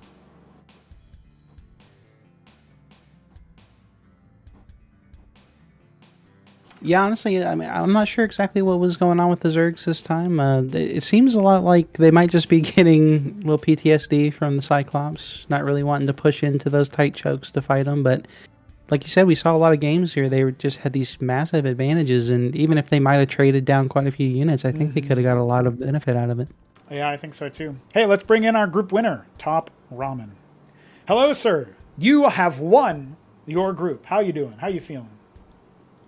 Hey, feeling pretty good. Yeah. That's it. Thanks for, yeah, I just wanted to throw out thanks for hosting this tournament, and let's say thanks to my clan mates. Oh yes. Did you get much practice going into this? Besides the deranged games you and I played. Yeah. Yeah. Yesterday I had a handful of games against Nebline. Where I just asked him to mass T1 units. But otherwise, that's pretty much all the practice I had, at least for Crank style TBZ or ZBT, right? Hit 'em up plays way differently and just crushes me every time.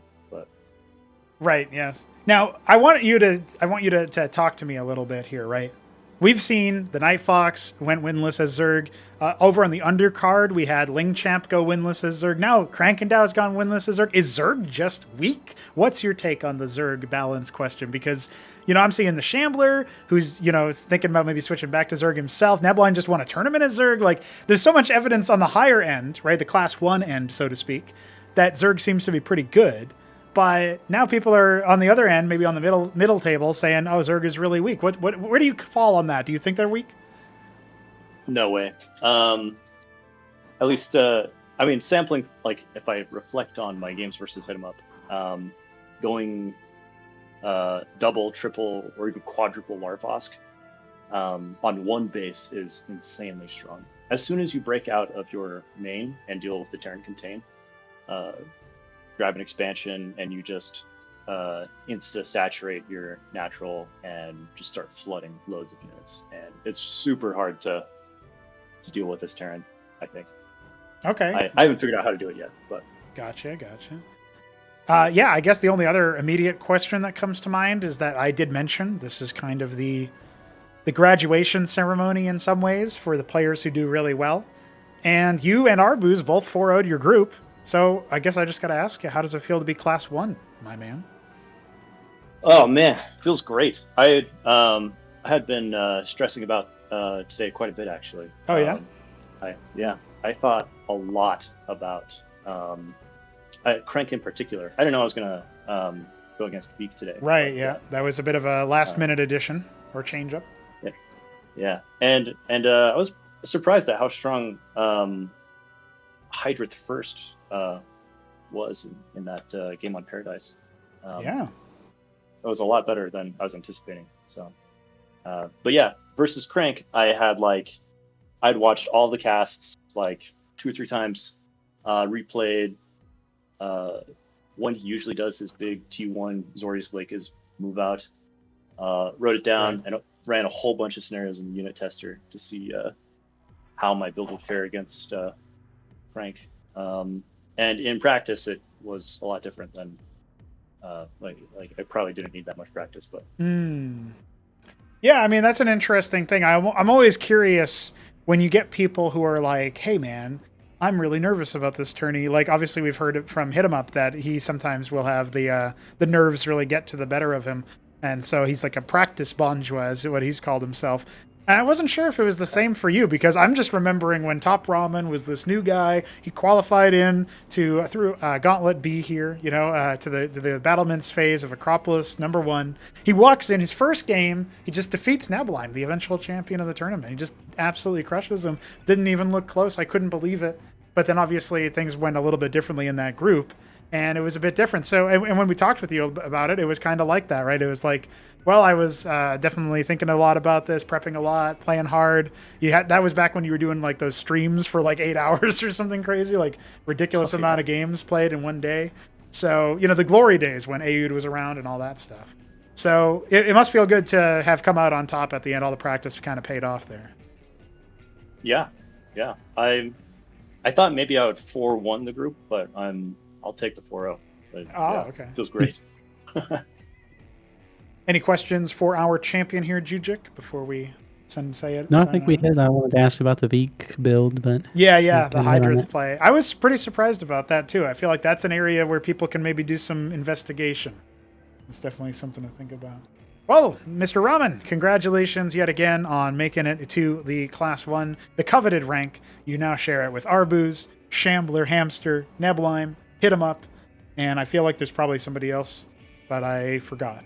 So that's it. There you go. That's you're one of a small group now, and I hope that when we get to the upper class invitational in a couple of weeks, whenever we wrangle that up, and that'll be right before we do Acropolis #2, of course, I really hope to see some excellent play out of you even more. We do need those strong Terrans. They're our backbone, I swear. We haven't had Tesagi said since Mystery Me played Terran, dude. That was it.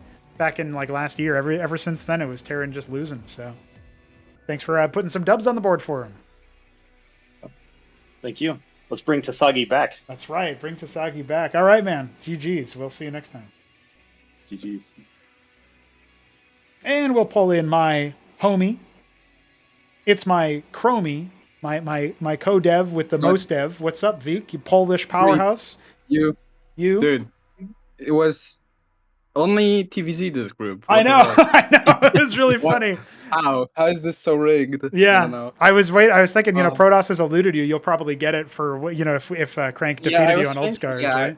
I thought I would get Protoss at least once, but I don't know which race is my stronger one, Protoss or Zerg, but I played them both a lot. And Terran I played the least, so I'm very surprised to take Crank Yes. 2-0. Especially since when we practiced, he actually seemed to win more than I did. So, I don't know. Cyclops reigns supreme, I guess. And yeah. Yeah, it's pretty cool. Pretty cool to play two decent Terran games. The first one was, I guess, kind of idle, where we kind of agreed to not do much on the map. I was trying to be more pressury in the second game, but I just don't know the matchup that well, so I kind of flopped it. And actually, at one point, I thought he would just end me, and he didn't in the second game. You talking about where I Old lost Scars the or? big yes, Old Scars. Mhm. When there was the big engagement in the middle with all the Lakizalas, when I just had like few phalanxes, Yes. I was defenseless, and he would have taken my third easily, I think. There's actually a lot of so- openings Crank had versus you on both Genesis Y and Old Scars that for some reason he didn't take. I don't know if he felt like Yeah, I don't know. he had focused My so heavy fourth on the micro, on right? Old Scars, he just didn't bother attacking, Yes. even though it was exposed. Yeah. I kind of gambled with it. I hoped he wouldn't attack, and he didn't, so that was nice. But Yeah, it worked out. yeah, but yeah, if he, I don't know, maybe he had a bad day because he's generally, I'd say he's generally really good. Yeah, I would say that And about when the I played- NightFox too. You know, I feel like both of our Zergs in the upper cards kind of had a sore showing, but normally I think they play to a higher level than that, so a bit puzzling. Yeah, I don't know. I also had 0% win rate as Zerg this group, so I don't know. But Ramen is really good. He's really good. His macro is top level, so I guess I'll have to ask him for some coaching because I wonder how he got that. Like, it feels like there weren't many holes in his build where I could expose his weakness, and yet he had like his expose very on time, and he also went like ministry with 2 quarries, which I felt was very greedy always. And yeah, I don't know. He definitely mastered Terran the most I've ever seen. So maybe I know EUD was pretty good too, but I don't know if he plays anymore. No, he's off in the mountains on a job, so he'll be back I think in October or so. So for our birthdays, Vic, he'll be back and to smash everybody and take Acropolis number 3, unless by then the Ascosia are out and some Ascosi champ mysteriously meets him. You know what I'm saying? So I don't know. One more I will have to master if I want to stick with random. So yeah, could you imagine the random as we get more and more races, dude? That's so crazy. All right, man. Well, I have another question for you. There was a point in the ZVT on Maxium, the horizontal spawns. versus Ramen. Yep, versus Ramen. You play through the game. You respond to the drops. You do much better at the stopping them from doing that much damage. Well, he had macroed me though. Well, listen. and There's a also- moment in that game where you finally notice that you have 17 workers on a Vespine Ridge in your natural. Would you rate that 8 Corvas out of 10 or what? Like how many Corvas was that? When I noticed that, I was immediately very happy because I knew I still have a chance. Because you have all those workers, and yeah, right? Yeah, I thought I was way more behind, and then I realized that there's actually a hard shadow there. What the hell? And it turned out to be 17 workers. So that was really good, really good. But yeah, I have zero. I think I have zero experience with ZVT. I don't know. I definitely have zero experience with opening Hydra. That was my first time trying it. It looked pretty good, yeah. What did you think? Experience it like after Shambler taught me the pool opening with Larvask, I thought to myself that it can work with Hydra. The problem is it builds for a long time, so in the first game I should have lost many workers, but I don't know, for some reason just he attacked Larva. Give me a chance, I guess. Yeah. That game was actually pretty close. It's just like eventually held macroed me. I thought I was very much ahead, and I don't think my comp could have stand so much AoE. I don't know what I needed exactly. I thought maybe Zorius, but I guess against Phalanx I just need tier 2. Could have you? I think if And- you had the Bactylisks and a higher number before he had out macroed you, that would probably have swung it. But it was definitely a tight one. When you go back and look at it, you'll see a lot of opportunities I was there. quickly, I was trying to do that between games to see what I did wrong, and at that game, I mean, I lost a lot of things to drops. I couldn't handle them very well. But well, think about that first drop that he did, or maybe it was the second one. As he was taking his third, he had like 8 Cyclops as the defense. If you just run into his natural, you might end the game. You know, so there's like other things there too. Yeah, right. Yeah, maybe. Definitely some scrappy stuff, and you pushed him to the brink. He was able to come back at you, and you know, I think it's good practice. It's good to see the devs playing more. I played him, but I mostly just took I brought him down to the swamp of playing absolutely insane like mineral only compositions. You know, mass vassal into mass sim, and you know, defeating him as he's trying to do. I guess mass legendary could work into his comps. Yes, You kind of just have to take the legionnaires unless you. Because if you kite it, they will never take the damage because of teleportation, right? So yes, easy to overwhelm. That's pretty cool. Cyclops are crazy effective against Zerg. I don't know what to exactly do. Yeah, I mean, I think they're getting to that point where I was not thinking that that reducing their mineral cost was a good move from 100 to 75, but it was kind of like nobody had really used them. Everybody kind of dismissed them. The part where they're broken, like I said many times, is the no fall off, since it means they just arbitrarily deal so much damage, infinitely scaling with the amount of targets, right?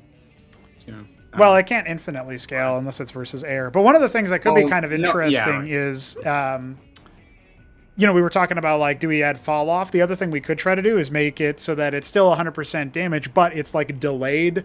So it's like 3 different explosions, and they kind of do like a ring. You know what I'm saying? Like there's still a hole in the middle, but there's like a ring. I think the problem with Cyclops, once you get too many, is that you can't even kite away from the fields because you'll just get surrounded with them, and you will lose. You'll not have enough space to ever not be in a field somewhere. I guess. I don't know if that explains it very well, but it's just.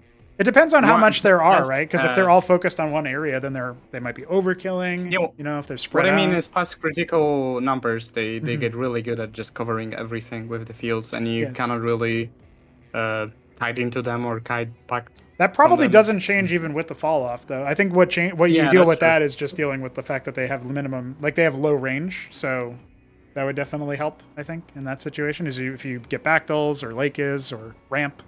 You know, stuff like that. So, but anyway, I think before we get to another point where we change the unit at all, there are going to be some Class 1 games that demonstrate how to deal with them in more efficient levels. And then maybe we can make a more determination. I'm kind of thinking about that with regards to the Cantor as well. I know that's another unit you have talked about not liking. I mean, I feel like the Zealot Ecclesiast versus Pool is pretty bullshit, but you can fight it with like Dwarves.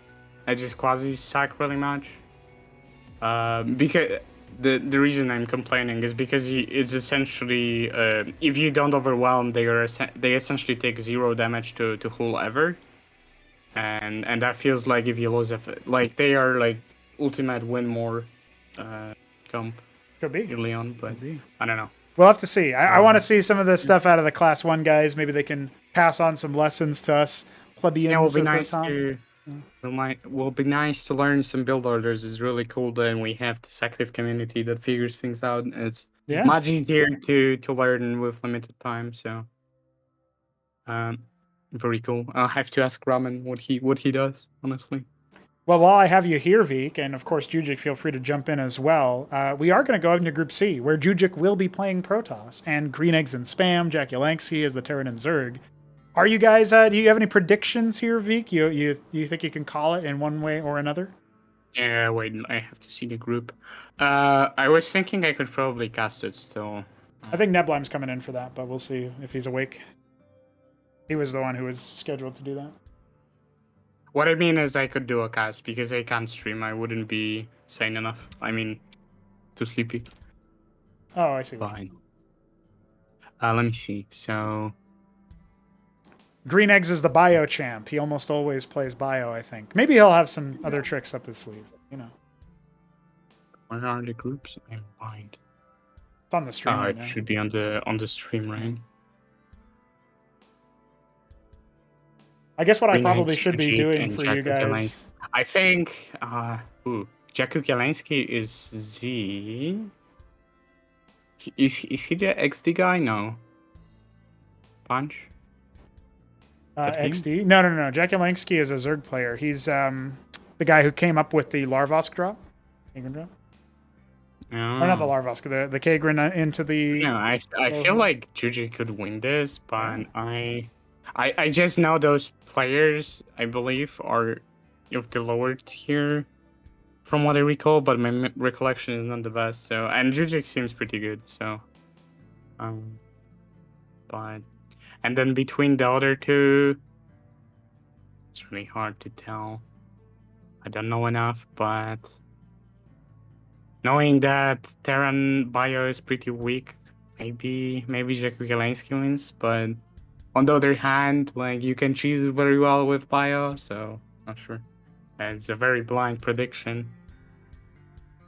What do you think, JujiK? You got a lot of confidence going into this, or? Yeah, I think most of the practice I ended up getting was Protoss versus Protoss, so it's kind of hard to say going into it. Oh, okay. I think I favor Jack on this one, but I'm going to try my best, give it, what I can give. By the way, did you I'm trying to put the stream on for camera for you guys in the voice chat. I don't know if it actually comes across flipped or not. I think it's just flipped for me and it's fraudulent. You guys see it correctly? Otherwise, you guys yeah, can... it looks right on my screen. You'd tell if it wasn't. It would be really obvious. All right, Yeah. so now we have that for future. That's good. Well, guys, I think Jakulangski is probably like the bookie favorite, but if you ask me, I think you could do this, JujiK. I think you got enough prac for just like the good openers, and I feel like Jack hasn't played as much lately, although his practice has been versus Protoss. You might have to watch out for that. However, I'm always going to be pulling. My heart will always say GreenEggs'NSpam as he carries the torch of Ahmed into battle. So I've given you guys 3 reasons to root for either one of these players. If you just think who's most likely to win based on past experience and past performance, it's Jack. He's the most experienced player and most active player. If you just think who would Pronago think is going to win, it would be JujiK, because I feel like he's just got the strong ideas and he's got really cool compositions and stuff, especially if he goes for that didact stuff. Really You know good what I'm profile saying? picture. Really good profile picture. And then if you're just going for your heart, you vote Green Eggs, dude. That's what I'm saying. So Because Rakuten must be the second best unit in the game. The first one is obviously unquestionably Akistra Core, but Rakutens are pretty good. did you just? I Really can't like believe them. you just did my boy Ahmed like that. How could you? Well, Ahmed is not in the game technically. I mean, he Yes, he is, is. but not Yes, he is. playable. Obviously, it's not trainable. I did say that Not there should be playable yet. yeah, there should be a summon that you can do if you're mystery meat or something. Figure it out. Give it time. Btyb will pay to have Ahmed put in the game. Yeah, you can spawn him in the Did test after map. you and win, stuff. all your units just get automatically upgraded to Ahmed. Hero versions, yeah. Maybe that could be like that's our version of veterans. You get 10 kills on a unit, it turns into Ahmed. Dude, if you get 333 kills on Hurakan, you might as well get an Ahmed, honestly. Wouldn't be busted. Okay, I have breaking news here. I was about to send us to break, but I have actual breaking news, and it's not the breaking news that you'd normally get. Breaking news. The undercard progresses to the FFA decider. The undercard group for Group B has progressed to a free-for-all decider. I can't believe it, but they are hosting it right now. Somehow, some way, Killface went from 0-2 to 2-0 to get everybody tied up. I cannot believe it, boys. That is hype as fuck. There is no stream for that, unfortunately, so we are going to have to get the results later. But that means we are guaranteed the FFA decider and the 1v1 decider at the end. I can't believe it. Whoever wins the FFA is first place. Whoever wins the follow-up 1v1 is second place. That's how it works. My God, we finally got it. I cannot believe it. I cannot believe it. Yes, at Mesk, we'll definitely do a cast of that group because it's not being... Well, and Ozlex is doing a cast of it for himself, but we can do a cast for it a little bit later. Pretty good shit. Pretty good shit. I can't believe it. I cannot believe it. So, We need an FP mod from all players right now. Get them all in a call and stream. Hey, the lobby just went up, I think. So I think technically I could join it right now. I don't know, dude. That's pretty hype. I think we might have to for... I don't know. I also don't want to crash an Ozlix's party, you know.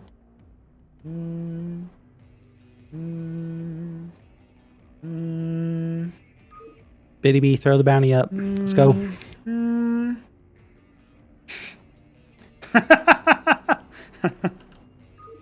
Wait, let me change my name so I'm not that. That's confusing.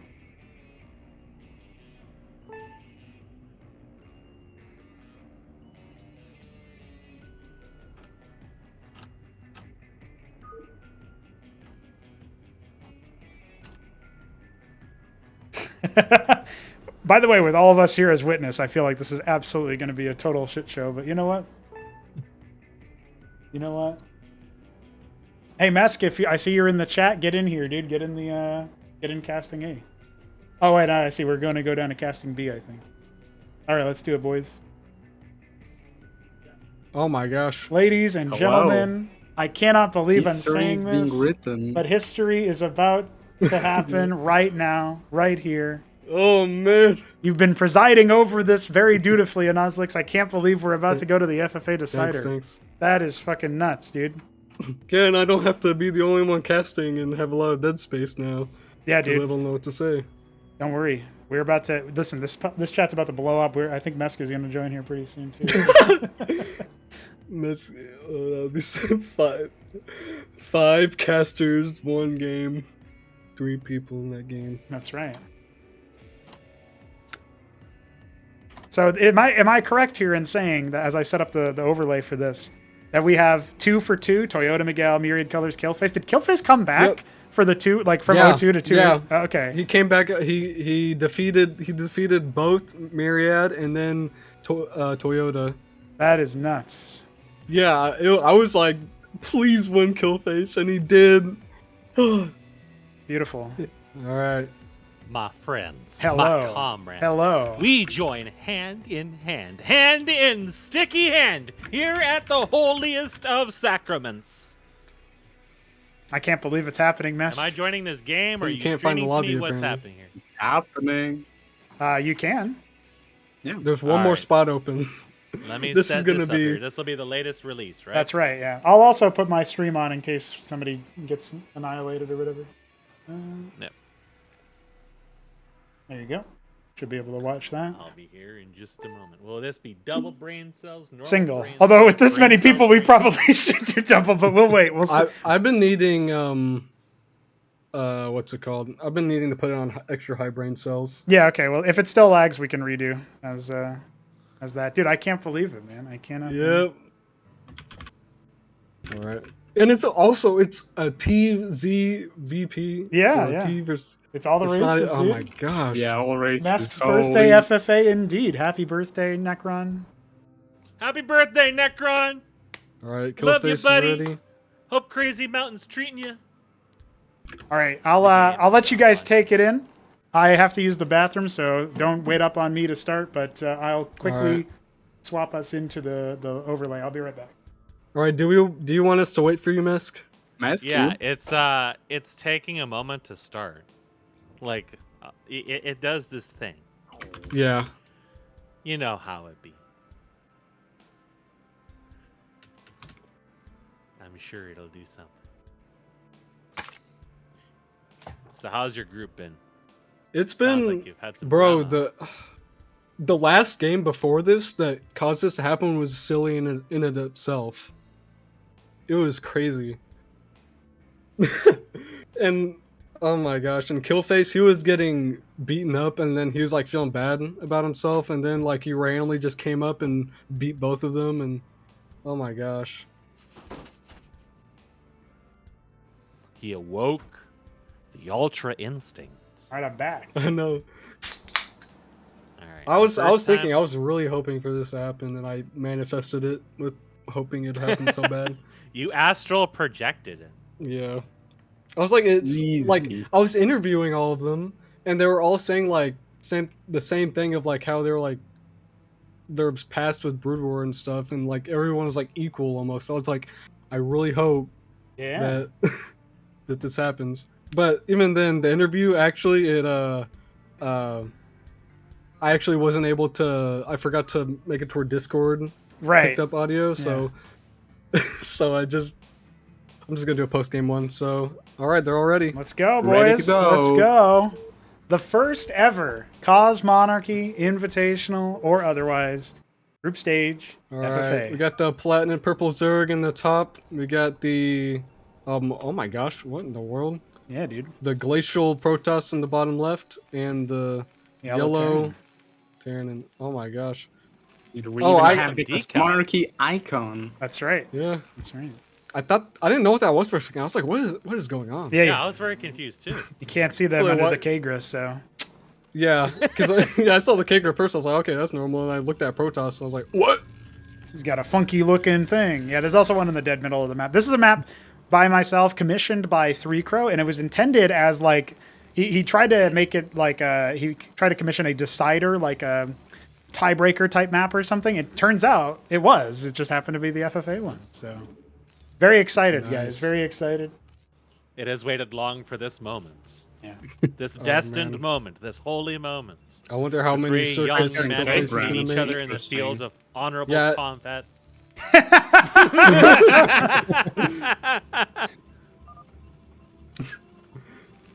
Now, having watched this whole block, who do you favor going into this one? I think that. Oh man, I think that probably. Well, what playstyle usually does the best in FFAs? Well, it depends, right? Because this is the kind of thing where if you move, like you already have MyriadColors sending a scribe up to scout. Let's just also point out here, there's a random chance for the mineral fields in the left to be unpathable versus the right in the top spawn. It's a random chance to give you, basically it determines which one is your natural expansion and which one you have to mine out to unlock the path for. So we are already seeing a scribe being RNG. placed there. Interesting. Yeah. I mean, I think- it's like spawn RNG in a similar way, right? I don't know, because before I would say Toyota Miguel is favored, but after what Killface did, I'm not sure anymore. But he does like to make a lot of circuits. We might see I a feel big like farm I of feel them like being this week. maximally greedy without dying is the best on FFA, but you also must be lucky. So, Yes. and if you're cheating, you're likely falling behind. Oh. So that's not good. Myriad just canceled a lattice so he could make a Dracodon. I think he's worried about aggression, and Toyota is coming in with a vulture. Uh-oh. Oh, the Uh-oh. scribe. No, he's moving. Oh. Oh. Battle workers. Oh, and he goes. Here Oh, on him. he's gonna Yeah! put the here we mine go, down. The classic Toyota Ah. Miguel move. Oh, he only gets the stun off though. He's not actually. Oh, there's the stun. There's the Oh my stun. god. Oh, the lobsters. They're biting. Yep. That's But happened man, a few he has times been already. traumatized by the intense tickling. He is out of there. That's it. Well, the Dracodon's out, so it's a good time as any. Now the battle workers Meanwhile, Get continue. out of there. In Killface's base, there is a duel going on. Oh, a I duel threw a of look fates. in a way. And he's dead. He is dead. Got another circuit that's probably gonna morph. Meanwhile, the vulture was disposed of. Oh, His wow. crimes against humanity paid for in Double blood. fulcrum. Dude, I think Myriad's starting to choke up a little bit here. He's got a lot of money in the bank, and unlike Zerg, he can't Oh just my God. build it all in one structure. I think I he's feel like going Killface for has the a good Aphelion chance watch, of just being left alone, since the bottom players already tickled themselves and they are angry staring at each other. Yes. So They're also a little closer too. Little bit. Yep. But the top spawn is a bit more vulnerable. You think about the fact that you got 2 ramps into your main, right? So that's a little bit of a tough What one. you do in a case like this is you just fast expand 4 times. Never build a single military unit. And if they start attacking you, they can't kill you faster than you can expand. I'm surprised Killface has already been making military units in the past few games. He hasn't made that. He would like not make a military unit until like 4 He's minutes more in. intimidated now. Just make a bunch of circuits. So this is a really weird play from Killface. He was mining from the depleted mineral fields that you can already walk over, but not mining from the ones on the right and trying to expand to the right. So now he's given up and he's moved to the top right. I think it's because he saw the scribe go through it, and yeah. he realized the Protoss might come up through there, and he might have been like, I don't want to open that door. It could have been, I'll yeah. just leave it. Dracodons on the ramp there are going to shoo away those quasis if they end up going in that direction. But he's the first player to expand. We do have a treasury halfway done for Toyota, so... Tickled. It seems like he will be pressuring Myriad. Yeah, both players might decide to Killface go is in also there. Expanding. Yes. That's a very distant It would expo. be funny so- if all the armies actually clashed at Myriad's natural. Yes. So Madrigal So coming good. for Toyota. I don't know about that versus the Protoss. He might be playing defensive versus like maybe a Zeth Flood or something. Inos, how did Killface defeat Toyota exactly? Oh my gosh. It was okay. They like had like a. He was able to get his. I don't know. He was able to get a bunch of Lakers in his base. No. Where like he got past the army, Miguel's army, and then got him in his base, and then from then on, just there was always Zerg in Miguel's base from then on. Wow. Just constantly chipping away. Okay. And like, and Miguel was also trying to drop Killface at the same time in his base, so he's distracted by that and didn't notice Azorius slowly chipping away at his treasury in the natural, and it blew up. Veek's request is about to be answered, I think, because the Protoss are going to tickle this Zerg army. As the Terran comes on in, a convergence There in we Myriad's go. corner. Deploy that Madrigal, baby. Start getting rid of those Legionnaires. Oh my gosh. No, he picks it back up. Everybody's just withdrawing. Everybody retreat. We're not ready for this They yet. all saw the Drakidans and Not they just, risking anything. Yeah. you know, it's like that MP4 of the car pulling up to a Mogus, and when it sees his huge ass and massive muscles, it just backs the fuck up. That's what happened here when they saw the Drakidans. All right. They weren't happy. Myriad going for his expo. Okay, getting up to 2 bases for everybody. Killface I does have a hope lake. this goes to tier 3. Yeah, well, of course, we need that. Everybody's a little thirsty for gas at the moment. Yes, a lot of minerals, not very much Vespine. Avaleth coming out here. A lot of lake is being borrowed. There's 3 of them for defensive. Killface being trying to be very secure here. He's got his base in the top right. I see you got some burrow for the Lakizlis, some new burrow spray. Yeah, every Zerg unit now has a burrow frame, like an idle one, so you It's can like actually see what it Starcraft is. 2. It is, yeah. Oh my god, it's Yeah. like StarCraft 2. It's new. New So he's not going to mine out No. his resources. Double He's lattice actually going to coming up. drop a Drolas. I don't know if he realizes that there's a ramp in Yeah, there. he He could have probably just doesn't taken that, know. but you know. Circuit on the way here for Oh my Killface god, at he the might even get natural. tickled over there. I say natural. That's Uh-oh. not really the natural. That's like your 4th base or something. But you know, whatever works. Good enough. Yeah, Natural enough. natural enough. And Toyota's now thinking about Oh, pressuring no, the Zerg. it's going to get... Just, oh. Got some James Bond music playing here. Does Secret Base get discovered? Interesting got to a see Gorgon he's core. not getting a. He's not got the getting a tools to Trojan. defend this if it does get spotted, but it seems like Miguel All right. is none the wiser. He's gonna and go is up here instead and gonna see find absolutely secret nothing. envelopes. Yeah, he's gonna see the worker. If Killface is smart, he'll just respond by scooping that worker up and leave. No, he's yeah, I'm out of here. But hey, wait, Toyota's also out of here. No. Oh, the workers, Oh, no. Oh, what the heck? battle workers. Oh, he could have gotten some splash damage. They down. weren't going anywhere, by the way. No, yeah, don't look at where they might have been Don't going. pay attention to where those odd 2 workers were going. That's Don't right. pay attention to these 2 quasis coming up behind. Oh you. yeah, Gorga cores. Killface made Gorga cores last game, and that's what set off the silliness. Well, the Quasis are going to start tickling phalanxes. Meska's seen this before for his not for his Yes, I've birthday, seen but this a similar. couple times, actually. Yes.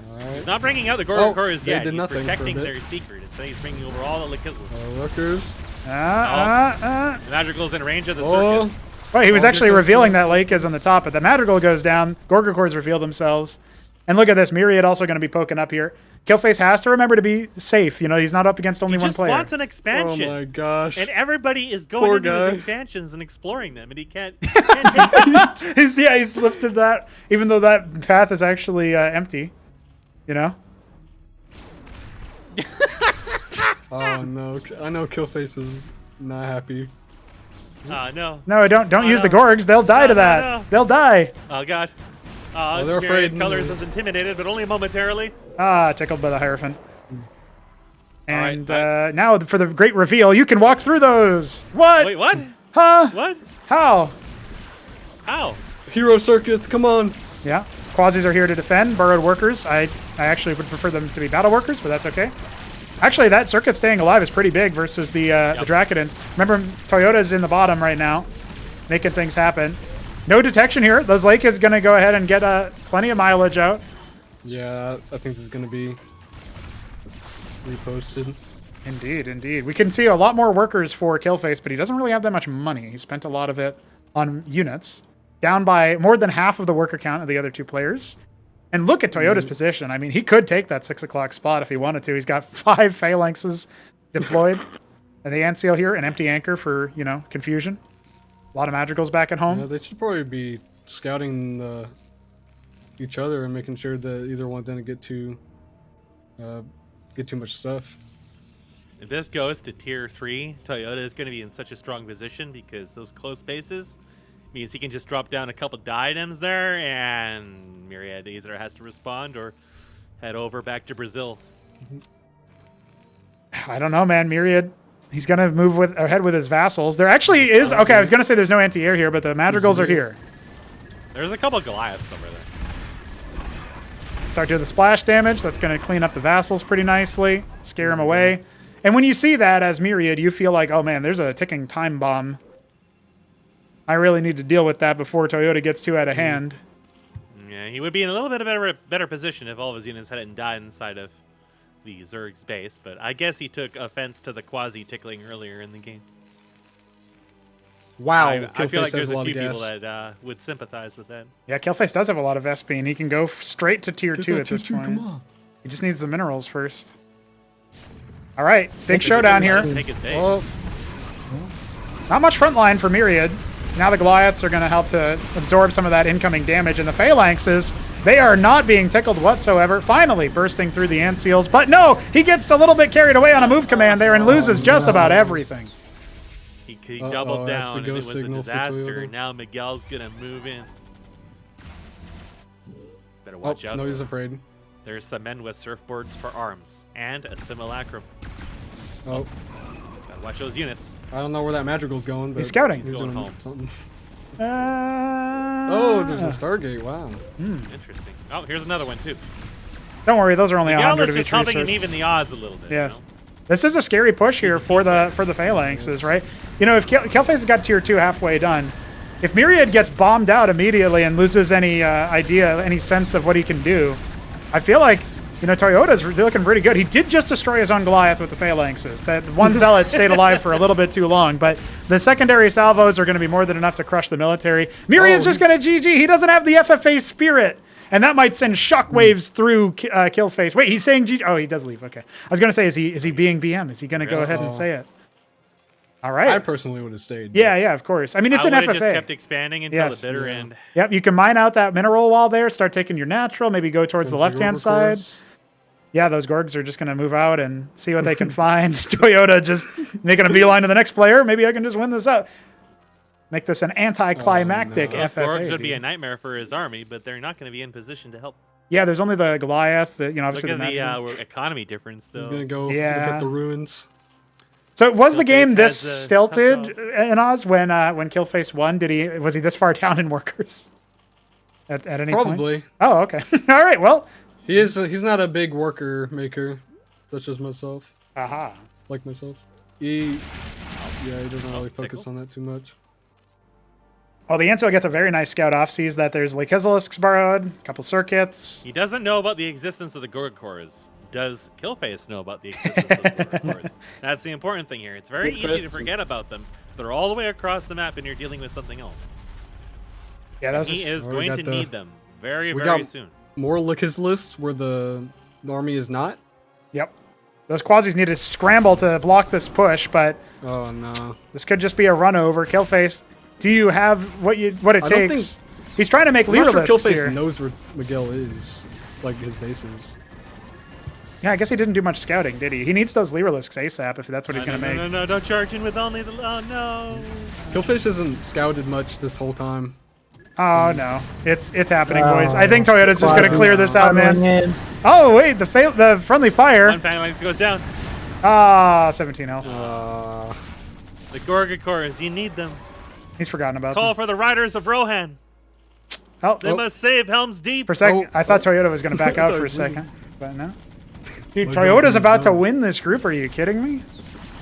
Wow.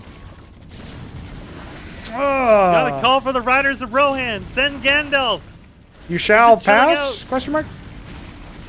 Dude, Toyota's got nothing in You the can production snipe queue all right of now. those phalanxes at least. Oh, the Drolins. They're being tickled. I can't Real believe strong. it. And GG is called.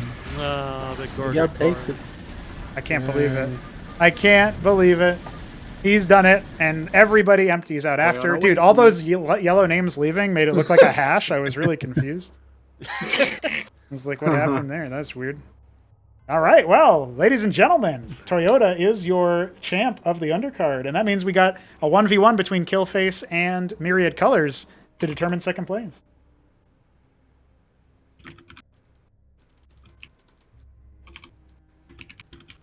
I feel like if Killface had remembered about those Gorgacores, pulled them up, and then moved everything at once, instead of, sitting in just the 3 Lickizels and the rest of the army, he would have been able to hold that probably pretty well. Don't know about the game after that, because he was definitely behind on economy, and Miguel was in a very strong position, but definitely would have been able to thwart that attack if he had all of his units with him. Miguel just said sweating, vomiting, blood pouring from my eyes.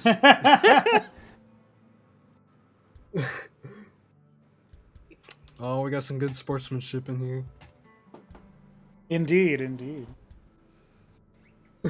Yeah, I think that was all of their players. None of them had practiced the FFA map. You can tell. Like, nobody thought that was even going to happen. So Yeah. I wanted it to happen, but I didn't think it was going to happen either. I just really wanted it to. Wow.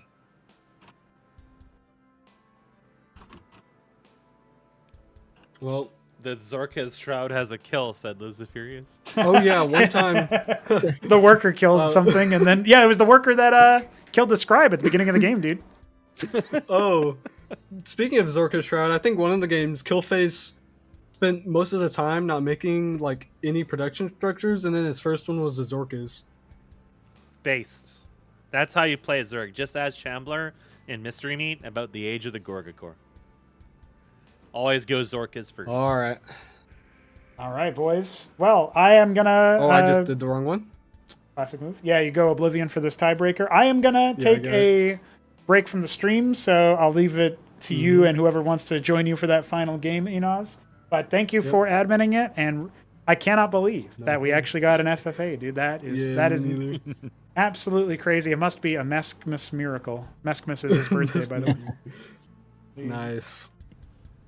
All right, boys. GG's. We'll be back on the stream in just a scant few 25 or so minutes for Group C. See you then. Yep.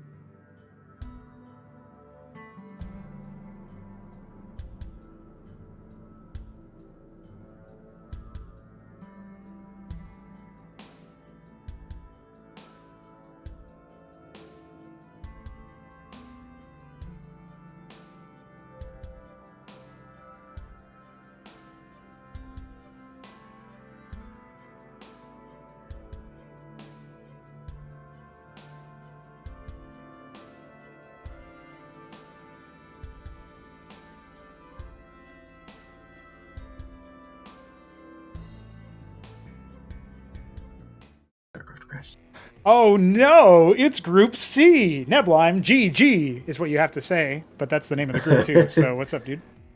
Oh, why do we call it GG? I see. Because Green Eggs, JujiK, Yeah. Jack. Nice. You know. It was originally GGG, but that didn't sound as good. So. Well, as you can hear, I'm, Neblime low register today. That's My all right. voice has been altered for this cast for your viewing pleasure. That's correct. Listening pleasure. We do have a map pool as well that we'll talk about while we wait for our players to file in here. And Oblivion is the starter. Any other maps you see that you're really happy are in the pool, Neblime? Neblime, any maps look, that you're really you know happy what I'm gonna fucking Neblime, say. Neblime, are you really happy to see a map by Veek7 in this pool? Yeah, Impetus is a really good map. Oh, you didn't put Impetus in? Why not? I don't know what I'm gonna say about it, man. I don't like those maps. What do you want from me? Look, Fata Morgana. It's a map. I'm not going to say anymore, all right? Look, what I'm really excited for is to see Genesis Y, because I think it's a really cool map. Also, those 4-player maps, of course, sneaking in again. I'm happy to see JujiK maps. I'm sad we didn't see Prospectus Curse, because some very interesting ideas coming out from JujiK. Hey, JujiK getting in there with Old Scars is very cool as well. But of course, we've got the classics from Btyb. And hey, Diva 99 representation is really great, and he's made a really great map of Oblivion, actually, which is really awesome. Yeah, that's our starter for this one, and also our tiebreaker if necessary. We did have an FFA decider, so it could happen again. I'm just saying. What map is the decider on? In Twain, the 3-spawn map that you tested a while ago. Oh, yes. I fixed up the pathing on it, and I don't think it's been played since. But... Well, I didn't realize it was a free-for-all map at the time, so to be honest, my standards are quite different for a 1v1 map, so that's fine. But I don't want to play a 1v1 at all, I'll say that. Vig saying Infinite Velocity 3. Wait, did Vig make Infinite Velocity 1? I thought it was someone else. Beaver was making... He did update Infinite Velocity, but he didn't call it 3. I think it's just like 2.2 or something. Anyway, it's not in the pool for obvious reasons. Yeah. All right, it looks like our players are just about ready, so I'll wait for them to give us the go signal, and then we can get into this. I'm looking forward to this. Our first matchup, of course, on Oblivion, as I mentioned a few times now, is actually going to be Protoss versus Terran, a matchup we have not seen on the mainstream ever since Group A, ArbuzBudesh versus Mystery Meat. So, JujiK and GreenEggs'NSpam will be duking it out. Ready signal has been given, so away we shall go. Any predictions for who we're going to see take the dubs? Dude, man, JujiK is a complete mystery, actually. I don't know how good he is. I think I actually played him one time, but I don't remember. Okay. Anything could happen, man. I feel like, it could be like, oh my god, JujiK is, an even better player. He has a map of what's going on, or he could be terrible. I don't actually know. GreenEggs has been out there. We've seen him in Pip. We know he has his bio star, which is very interesting to watch. But I will say, he's not the strongest player we've got out here. So he's very beatable, not to say he's not a threat, right? So when you have someone you know nothing about, that means there's any spectrum of possibilities here of GreenEggs. Well, it was really funny because he was theory crafting how to defeat the Acantor, and then somebody else brought up that the Acantor maybe seems like really, really too strong. And GreenEggs was like, you know what? You might be right. The Acantor might be overpowered. And all I could think of is, GreenEggs builds only bio. GreenEggs. Yeah, right? He doesn't build a phalanx. Yes. Nary a phalanx will be made. Yeah, so I thought that was kind of funny. JujiK is going to be our... Is this tan? What color is this? Silver pink. Never would have guessed that. Protoss on the top left. GreenEggs'NSpam, of course. Is this asparagus? What is this? Vine green. That is not tan. I don't know what to tell you. Again, I'm not going to engage in your little games here, but I'm going to tell you when you're wrong and roast you.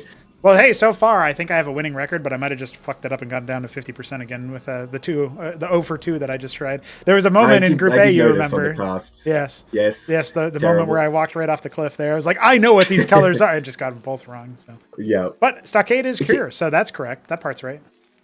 Really rapid scout from JujiK, by the way, which, I don't dislike, because if you want to know if it's double fulcrum and if the quarry's going down, but you come here and you see the stockade, you kind of throw all that out the window and you're like, oh, okay. You feel a little bit safer, I have to say, at least in the immediate pace, because there's no way like 3 Mavericks are going to come across and do anything, right? They just can't deal with any single gateway unit at the start. Well, maybe a Legionnaire, I don't know. I feel like a Legionnaire will just run around and distract them. Oh, is he going to lose it? Yep, the cliff advantage. 1 HP. Protoss OP. Stim after Have it. you ever Get after predicted something that actually happened, Pronogo? My God. Listen, I don't want to talk to you because you get every prediction wrong. So I don't. Yeah, it's true. Yeah, at least I know it. I thought for sure if there was some coming stutter up. stepping in there, it would have worked. But you know, Or Stim, you know. yeah, I counted on my boy to do something there, and he didn't do something. Look, Green Eggs doesn't want to kill the unarmed worker. He just wants to rough him up a bit, you know? Make sure he doesn't come around here again. You know, it would be really You've beat funny. him an inch of his life. I would love to see if the Mason decided to build like a proxy stockade. You can get that old mystery meat style where you float it in for a Huracan. Problem is that JujiK is yeah. expanding his production downward. He's going to see everything over there, so I don't think there's really any spot for the mains to be cheekily expanded towards. Well, there is the very bottom part of the base, or the very top part of the base where you can fit stuff. It's happened to me before. So you gotta watch out for that, but it's not gonna happen in this game. And look at this, JujiK. I was told that he plays like Arbus, and it looks like that is the case. He learns from the best, opening with that multi-purpose Hierophant, and then going straight into the Zealot Ecclesiast with 3 gateways. Now, it's obviously the best in PvZ. It seems pretty obviously the best in PvP. Maybe a very small asterisk to that. Is it the best in PvT? Well, I think know, versus man. the bio style, but that's the thing that is actually pretty cool for GreenEggs is he knows his style. He can hypothesize his weaknesses, but nobody practices against this guy. This guy's an AI player, versus AI player. He comes out for the tournaments. He does not do any practice games versus humans. So nobody knows his play style. Nobody knows how to respond to it. He's really, kind of a cut above in that respect where he goes after his own ideas, and his Ahmeds are dancing merrily on that ramp, so... Yeah, his practice has paid off for sure, because in the casts we were doing of him, his macro is pretty solid. He has a lot of bio units out there. Now, against Stellar Ecclesiast, I feel like the Eidolon is not very cost-effective. I think, really, you just want more and more Huracans and some long-range stuff to make sure you can't get kited. So I guess having a few Eidolons makes sense there, but when it's your first 2 stockades, I feel like this is not going to be super efficient against JujiK's composition here. Now, JujiK going for the Embassy in base, he's just going to be chilling. So I guess there's no impetus to put any pressure here, but also GreenEggs going to go for the treasure. So this is interesting because it's a little bit later quarry for GreenEggs, and he's expanding off 2 production structures, so his economy is a little bit slower. That could be in like the most standard sort of expanding style, but of course JujiK going 3 gate as well. He is getting a vestry here, by the way. Yes. 3rd stockade. Yep, feels like right now what we're seeing out of GreenEggs is mostly just that treasury expand into it. He's not going to get far enough. Oh, he should have been on move command, man. He would have found the army on the way. But now this doesn't tell him anything. Oh, why did he kill him? Oh, JujiK second guessing himself. This mercy between these 2 players right now. First, the scribe got away and it's like, all right, I'll return the favor. The Maverick can live. That's right. First cleric's going to be pivotal here. This might be the worst possible timing. It looks like he's about to come down. Although, you know what? With the Eidolons here, I don't think the ramp matters too much because it's not a very long-range comp for GreenEggs anyway. And I look at these forces, I'm pretty sure Terran is fine here. Yeah, as soon as the Eidolons crack those shots off, man, one of those Ecclesiasts goes down, and you use that buff to sail right on out. Yeah, that's right.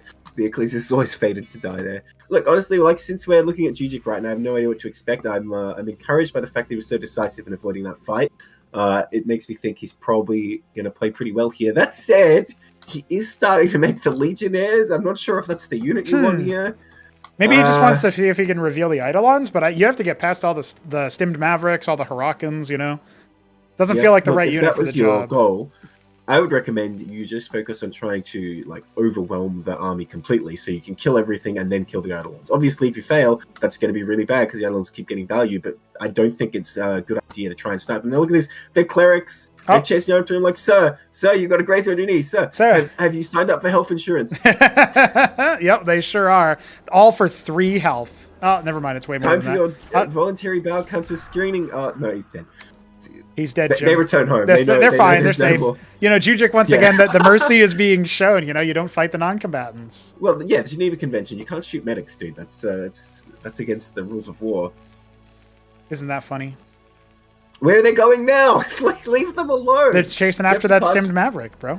You have to pass through the gauntlet of the aggressive doctors if you want to get to the Protoss base. They're going to get sucked in and die, man. There's no way they make it out of this one. I don't know. I think they're going to get close enough. The Maverick is going to die, and GreenEggs will just walk his clerics back. He's like, yeah, there you go. He saved him. Saved. Nice. JujiK has no idea. Here, by the way. Yeah. this is really good information because I think he just assumes there's an expansion. Oh, I don't love this early transfer, but I'll get to that. I really love the pokes from the Mavericks because that just lets him know what's going on for pretty low cost, right? And in the scheme of the fight, 2 Mavericks, yeah, it's something, but it's probably not going to turn it. 2 Mavericks die in like 0.1 seconds here. Now, JujiK going by the Broodmaw logic is like, Bio, get the Reaver. So he's getting the Cantor out, I assume, with this Ardent. Architects, I have to say, would be pretty good, but the problem is if the Bio swarms in, they can actually take him out for sure. Yep. The Acantors, however, going to be a bit vulnerable to Eidolons, but you were just saying GreenEggs was complaining about them, so maybe he's Achilles' heel. Yeah, and it's clearly set up for a drop because the Envoy is there. Going to go ahead and leave the base with a Legionnaire, gets accosted by Ahmed on the way out. And this is actually making GreenEggs reconsider his push. This is, again, there's so much money sucked up by the Ardent and then turned into the Acantor. I think the Bioforce had a real shot of actually attacking in, but JujiK is, with the power of 1 Legionnaire, 1 runny boy is making all of these units go all the way back. Marching orders, you don't like them, but I guess you got to do them. And then he misses him anyway and goes forward again. Yes. He's going to get in the main at this rate. Well, there's some Mavericks coming out. They aren't on attack move, but they'll be rallied up here. Oh, yeah, okay. He's not getting past that, I guess. Or is he? Oh, I think he gets past on 1 HP, but no, okay, he's not going to do it. Yeah. Second guessing that. Now, if the Acantor pops out as this Bio army hits the main, that can be a little bit different, but if the Acantor is across the map, not sure how much destruction it's going to cause. However, it will be sorely missed in the actual fight. So a lot is riding on that. Army positioning not great for GreenEggs, but JujiK might decide to stab forward at a disadvantage by the cliff, I would have said that JujiK was fine his trick there because he does have a lot of Ecclesiasts. I don't think you can really get through this. Like the best you could do, I think, is like chip away over time with Eidolons. I don't think you can actually fight it. But if he comes out here and has a bad engagement for sure, although GreenEggs kind of posturing, look at this. Both players. Harakan's going to see that transport off to the side. Ooh. Did he look at it? I don't think he did. I don't think he did. There's a little Maverick skirmish. The Eidolons getting their value in. They're doing a really good job here. They're getting a lot of damage. And here comes the Harakans as well. A lot of Masons are going to die here. There's an Anvil down. But if you lose the main army and get your main pushed, you might not care that you killed the workers. All right, here we go. He's about to drop into the natural as JujiK retreats into his own natural. Oh, is it no, he didn't do the unload command. Or if he did, it was interrupted by the mineral field. But I think he just flat out forgot about it. Hasn't taken a look just yet. And the Eidolons are cracking off shots. Man, there's only ranged units here. They're fighting away from the Matrix Nebline. Yeah, and the double Shaman is actually really huge here because it will help those Eidolons do a lot. And the Matrix is not going to last long. He's finally unloading. Here we go. Oh, how many kills in the first shot alone? Just only a couple. And another Acantor goes down in the natural. Yeah, that's bad. Ooh, that might be game-ending there, actually. That might be what he needs to defend. But GreenEggs not pushing in. And of course, he's getting distracted. Look at the micro. The Mavericks, they try and take it out. Honestly, they would have been killed by that last shot because they went in the wrong direction. But hey, he wards him off.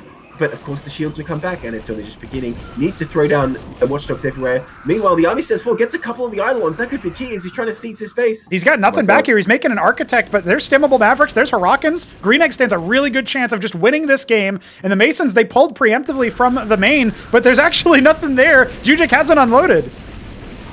Where? Well, I mean, it's good that he pulled away. I think here he goes. Nexus popped. Now. Yeah, no, he's definitely going to push into this main and initiate the base race. There's no doubt. There's another Cantor coming out, but I don't think there's an Envoy for it, so I don't see it doing much. Even an Envoy for an Architect does a lot. But yeah, GreenEggs definitely getting in there. The question is, can this Cantor somehow come back and save the situation? He needs to start coming back now before he loses all his workers, honestly. Yeah, they're rallying back in. He didn't actually correct them, so most of them get gunned down by the sniper shots. Not a single Watchdog being made, by the way. And it seems like Harakans are the unit of choice to deal with this. I don't know about that. You can drop down there. You can drop in that low ground. Okay, choose not to. He's going to straight out for workers again. No, he's charging in. He kills the Acantor immediately with those Eidolons. Look at the natural. Look at the natural as well at GreenEggs. He's got the Harakans there just to bait the shots to kill the Masons as well.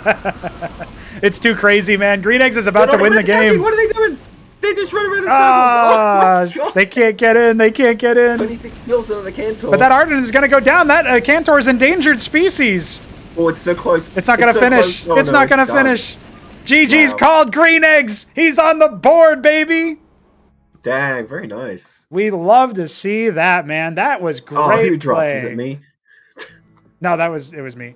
That was really, really nice play there from GreenEggs. I am impressed. Yeah. I am impressed. Yeah, very well done. Got to respect the strength of that Harakan Eidolon push, right? And that's what we talk about all the time, is that we don't actually have a lot of film, so to speak, to study GreenEggs.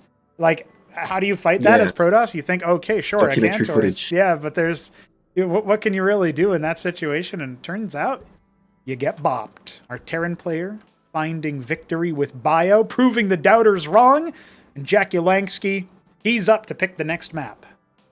Is that the first tournament win for Green Eggs?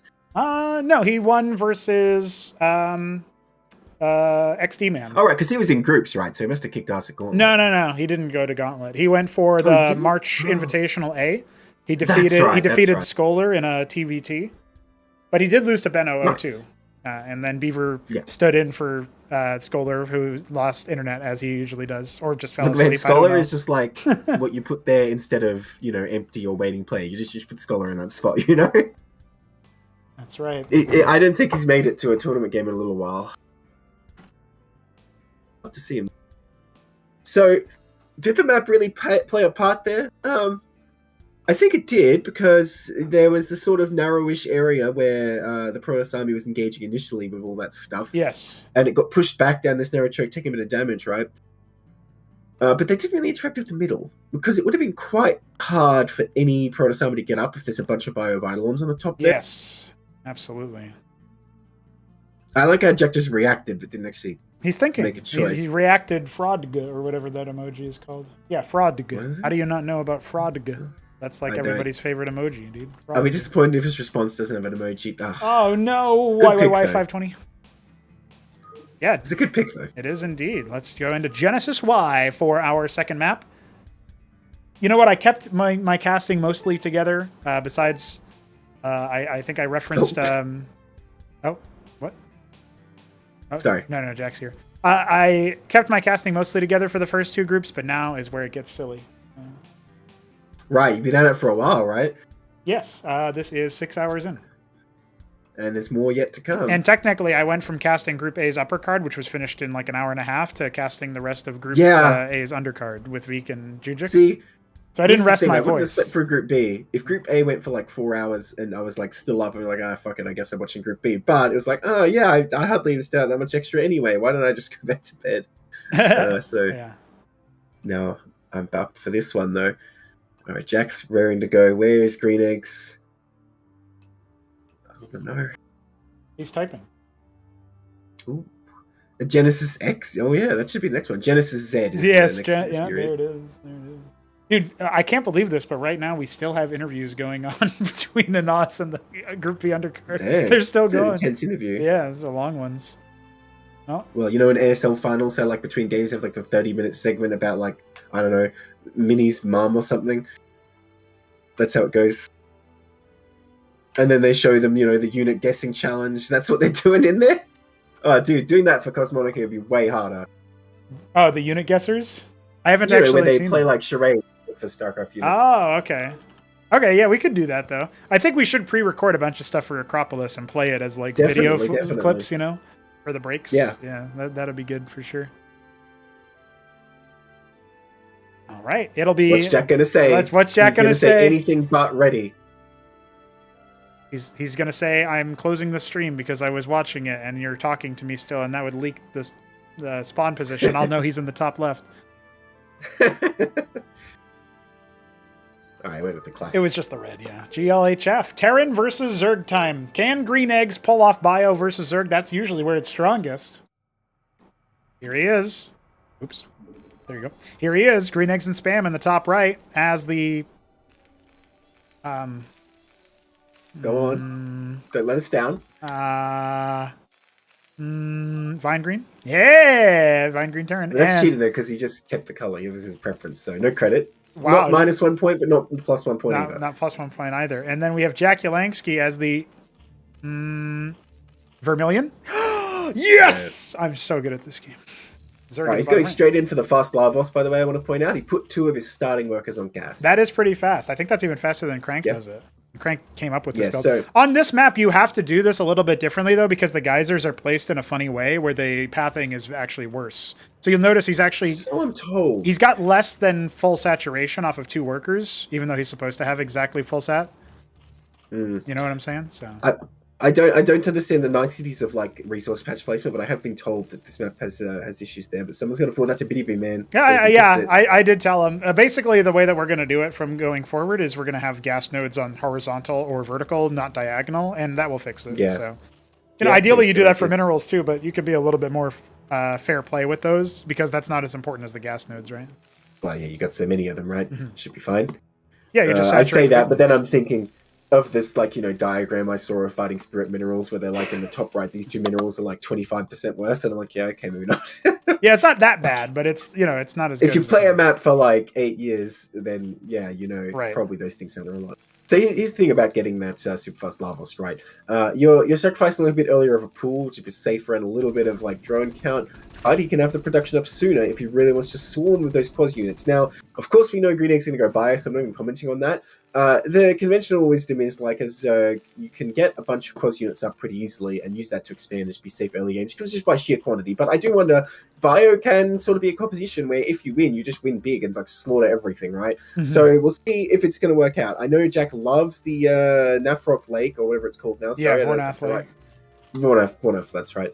Vornath Pond? It's a lake. Yeah, it's a pond. Yes, you're right. You confused me. That's right. Yeah, I'm just saying the completely wrong thing. But look, for my money, it's terrible versus Terran. I don't think it's what you want at all. Yeah, because Vorvs just get annihilated. But I mean, it's pretty good versus Cyclops, actually, because then they you don't really get as much of a spread damage on the mid-range units.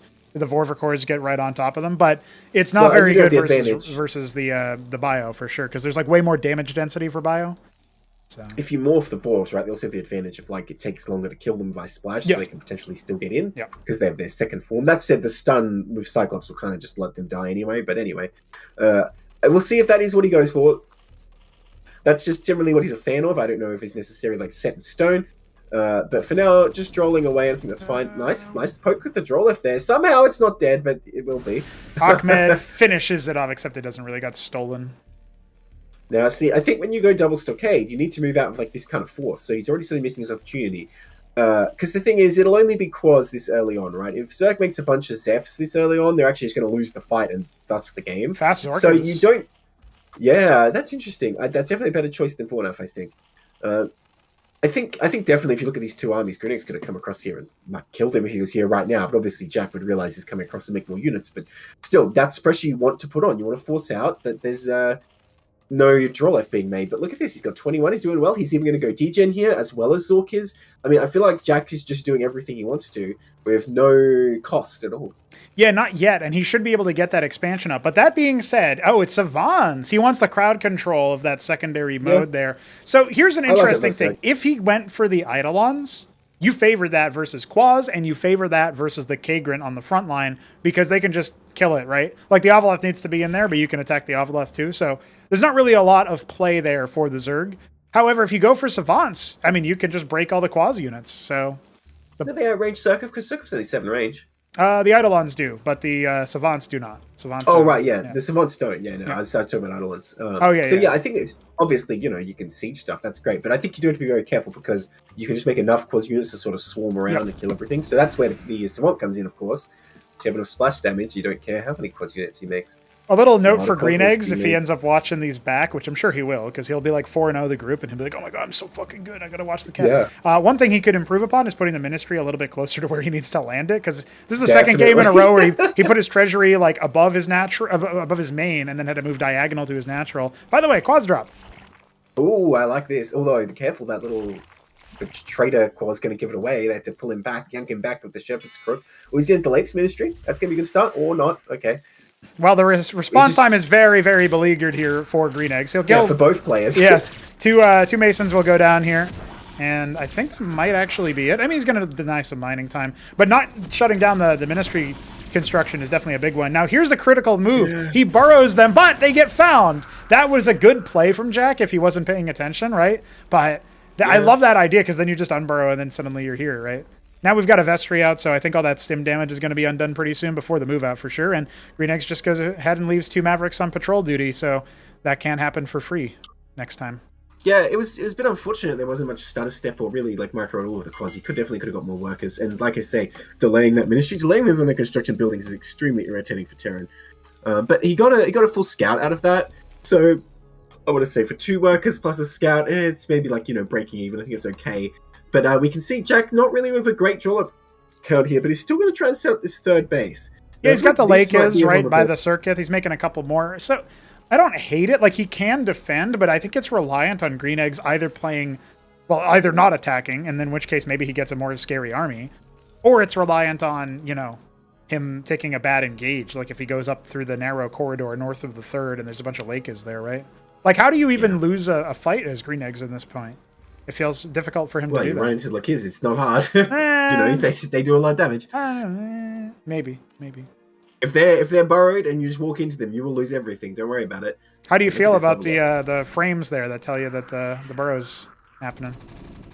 Oh, watch out. Hold on, I've got to watch this overleft die first. Oh, there you go. Gets it Look at that happening. cool corpse, though. Yeah, there you go. But yeah, they're pretty good. They do the job. They tell you what's going on. I feel like now people, when they burrow the Droleths in the mineral line to avoid pain, it'll be less likely that they forget about them, Yeah, right? It happens all the time. It just happened to me just today, actually. Oh, wow, okay. After like a minute, I was like, wait a minute, what happened to my 2 Droleth on gas? And they're like, oh yeah. Because like a single vassal was shooting them, so I burrowed them. Okay, he finds the 3rd here. Now, like we're talking about attacking here, right? This is what I feel like maybe Green Eggs is missing, though. With Bio, you should probably have map control and always be like poking around trying to find vulnerabilities. So when you look at this and you think like, oh, he has the Kissless up, but he's got this 3rd. Can he really push in? I mean, if he was constantly present in his face, and obviously you have to be intensely micro not to get baited into the Kissless too, then I think... Ooh, what did I miss? I just love that he somehow, I don't know how he did that. Green Eggs preemptively stimmed his Maverick, so it kicked in as the Zeths came in, and he 1v2'd it. That is wild. I can't believe that happened, so... That guy has 4 kills. Yeah, Chadverick. Now he's getting healed. I'm keeping him selected, alright? Yeah, there you go. He's stimming He's forward. probably going to die in like 1 second in the next fight. Oh god, what's he doing out here? He's going to get a 5th kill is what he's going to do. Is he though? No, he's dead. He stim ran out, All right, here's the engage. Jack is forward. He's too far forward here with those Lakers, so they get bruised up a Green Eggs little has to be bit. super careful though. There's no anchors or anything, and if he gets just caught in the choke, Kissless would kill him instantly. I think he just went to power drain. Here come the Quads. The Quads are not going to be great against the Hurricanes. They'll be dealt with easily, but they tank for the Kissless. He does have detection luckily. Gets the Hurricanes on top. Takes out a couple of them. Needs to pull back.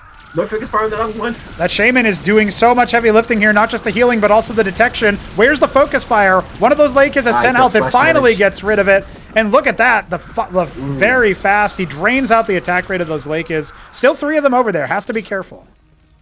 Well, I would have charged in and lost my stuff as well because I was saying Green Eggs is in trouble. If I was playing Zoe, I'd be like, yeah, I can get him. And then boom, look at all this dead stuff, man. That's a pretty big loss for Jack. If he can maintain this contain, he's doing all right. But he does have this vulnerable 3rd still, and if he loses these Lickers list, there's nothing between him and Green Eggs, really. Zoe's going to be okay, but Mavericks can deal with them. Yeah, no kidding, especially if the Huracan gets a little bit of armor rend off. Now those Lakers getting closer. They can start stabbing that Shaman. No, Mavericks! No, they're good. They're good for it. Neblime, they can survive. Only 2 of them died. No, they can't. They got out 2, which is really, really good for Green Eggs, but they are freaking dying now. Stim is keeping going. Needs to hit that button again. Debuff only down for a brief period of time. Finally, the Lakers goes down. Dude, he's just swarming in. Jack is like, no, I'm going to break you. Shut up and die. He's still coming in. The double Savant really trying to keep these maps alive. They're killing so much. He just went to power drain. I don't know why. Okay, back to entropy. Oh. Needs to hit those Lakers. He needs to fall back. I think he's going to get overwhelmed. Yeah. Yeah. Crushed. That's too bad, man. I thought for sure if there's an anchor there, that changes the fight. If he gets more Savants, maybe if he tries to... a couple of Savants in the anchor. Oh, don't even worry about it. Yeah, exactly. He's going to go after it, but the Lakers are burrowing to kill his workers.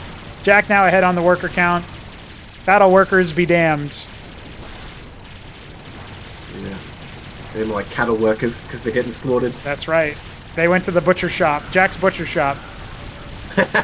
Yeah, new map. That's right. Somebody think about Jack's that. butcher shop. Yeah. It has a lot of oil in it, so it's desert tile set. Yeah. And some onions somewhere. I don't know. Is he a Shrek player? I don't know. Like, is he a fan or what? Oh no, he always calls himself an oily onion. Oh no, they stemmed forward, but then the stem ran out, and then Ahmed died. Let them surrender, Green Eggs. Don't make them keep fighting. No, this is their service, dude. That's GG. The sentence is served. Last They Maverick can serve the rest style. of their centers infested. Yeah, we. Did I see the lake is at the end there, blocked by my own ministry? What? Oh, he couldn't, I guess he couldn't see it or something. I don't know what was going on there. I have no idea what he's talking. Me neither. That's okay. Well, Jack ends up getting on the board. GG.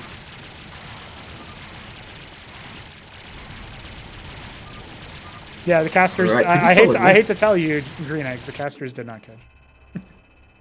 Alas, but like I say, it's the bug. You can look at it, and point it out, and be like, "Hey, come on, guys, this game-changing bug." I don't I'm even know if it was a surprised Jack bug took or if that. it was like a funny moment that he was trying to take a look at. But either way, Green Eggs is going to be going down 1-1, and that means JujiK will select the next map. Yeah, I'm not surprised Jack took that. Honestly, Jack's been looking really strong. Look, if Green Eggs had been more aggressive on the map, like I was talking about, which you have to be against Zerg, we'd be looking at different sort of games. But I think Green Eggs has still not sort of overcome that. So I'm anticipating if he plays Jack again, it's going to look similar. But now we have the next hurdle for him to face. He has to face JujiK. Oh no. And JujiK chose Muspelheim. That's right. JujiK wants to play on Muspelheim. He likes this. Obviously, he's going to get the Empress Rush and steal the Iron Foundry. That's the plan. I like that after the group, Krankendau was like, "Hey, Ramen, can you submit some of those games versus Hit 'em Up where he defeats you?" Yeah. Yeah. Dude, when I play Hit 'em Up, I'm like, wait, who beat you and when? Show me how. Right. So it's like that. Yes. Classic move. All right, well, you know what? Yeah, Ramen's been looking really good at. Sorry, you go. No, yeah, I was just gonna say if the challenger keeps winning every single game, then we get our FFA after all. So, Yeah, I guess so. Look, man, I'm still rooting for Jack. You know that. There's no doubt in my mind. Well, I told it like this when I was at the end of that FFA, before we started the FFA, because I didn't even know what was happening. I was breaking down the next group, and I was talking about how I think JujiK should, he would be my prediction. I would say Jack is like the bookie favorite, and then Green Eggs is who you vote for if you're trying to vote for your heart, because he's carrying the Ahmed torch. So. No, man, you got to vote for Jack who's voting with his heart, because look at his past performances, how hard he's been practicing as well. It's time for him to finally win something. God damn it, and I'm here for it. All right, let's see if he can do it versus JujiK's Protoss. Because I don't know. Jack has had a lot of practice versus you, I guess, because of your time zones. But other than that, he hasn't really played that much. Getting into it. It'll be Muspelheim for game number 3. We'll see what JujiK is cooking as a strategy for this one. He will be the silver-pink Protoss in the bottom left. Up against Jakulangski. Is this maroon or is... Oh, I immediately got a hat. Yeah, ID 3. Who's that? Neither of the players, right? No, that's one of us. And I got 2. Yeah. But, well, no, that's just our local player. I'll just turn my stream on in case we need it later. Yeah, well... In case you're desynced. Although I might need yours, because we'll see how we go. Yeah. But the players should be fine. Yeah. I think so. Well, no, because that printout is our player, like who we are. Which I see. We need to wait for the response, but... Okay. Well, if it comes up. I think this has happened before to JujiK versus Arbus when they were testing a map, so maybe somebody has the wrong version of the map. That could be why. Oh, yes, I've had that before, too. Yeah, so... and, this map actually been in for a little while. Yeah, but it was only now moved into a 1.0 version. So, there could be that, changing the name or something. I don't know. I'm not really sure why that What would even got changed? Just some tiles, I assume? It was probably some very minor stuff, yeah. A very interesting fast scout from JujiK again. He loves sending that scribe right away. And, he can be annoying here because he can actually start hitting the Larvos. It's like, what are you going to do about it? And, he has a fairly fast gateway as well. It's not the fully economical gateway because to fully make scribes, you have to get it at 11. Oh, okay, interesting. So, I wonder if we rally the Legionnaire, because Jack's got a pretty late pull timing here. He's going to start chipping away. If you send the Legionnaire right away, it can be very hard to keep that Larvosk alive. Because, again, there's no pull yet. I'm starting to get worried here. Yeah, he can't. He keeps making... He went straight for Larvosk. He wants to make a lot of workers, I guess. Yeah, I mean, that has its merits, of course. But he's going to come out of the gateway. I'm watching it. Is it just going to be a Hierophant? It is. A Hierophant, okay. Bit of a missed opportunity, in my opinion. Because the Legionnaire makes so much faster, it would actually get across here in time to actually start harassing. But I think the Hierophant could too. It moves pretty fast, so we'll have to see. And that scribe keeps coming back in and out. It's already dealt 80 damage to that Larvosk. By the way, I'm guessing Jack is blood. I was right.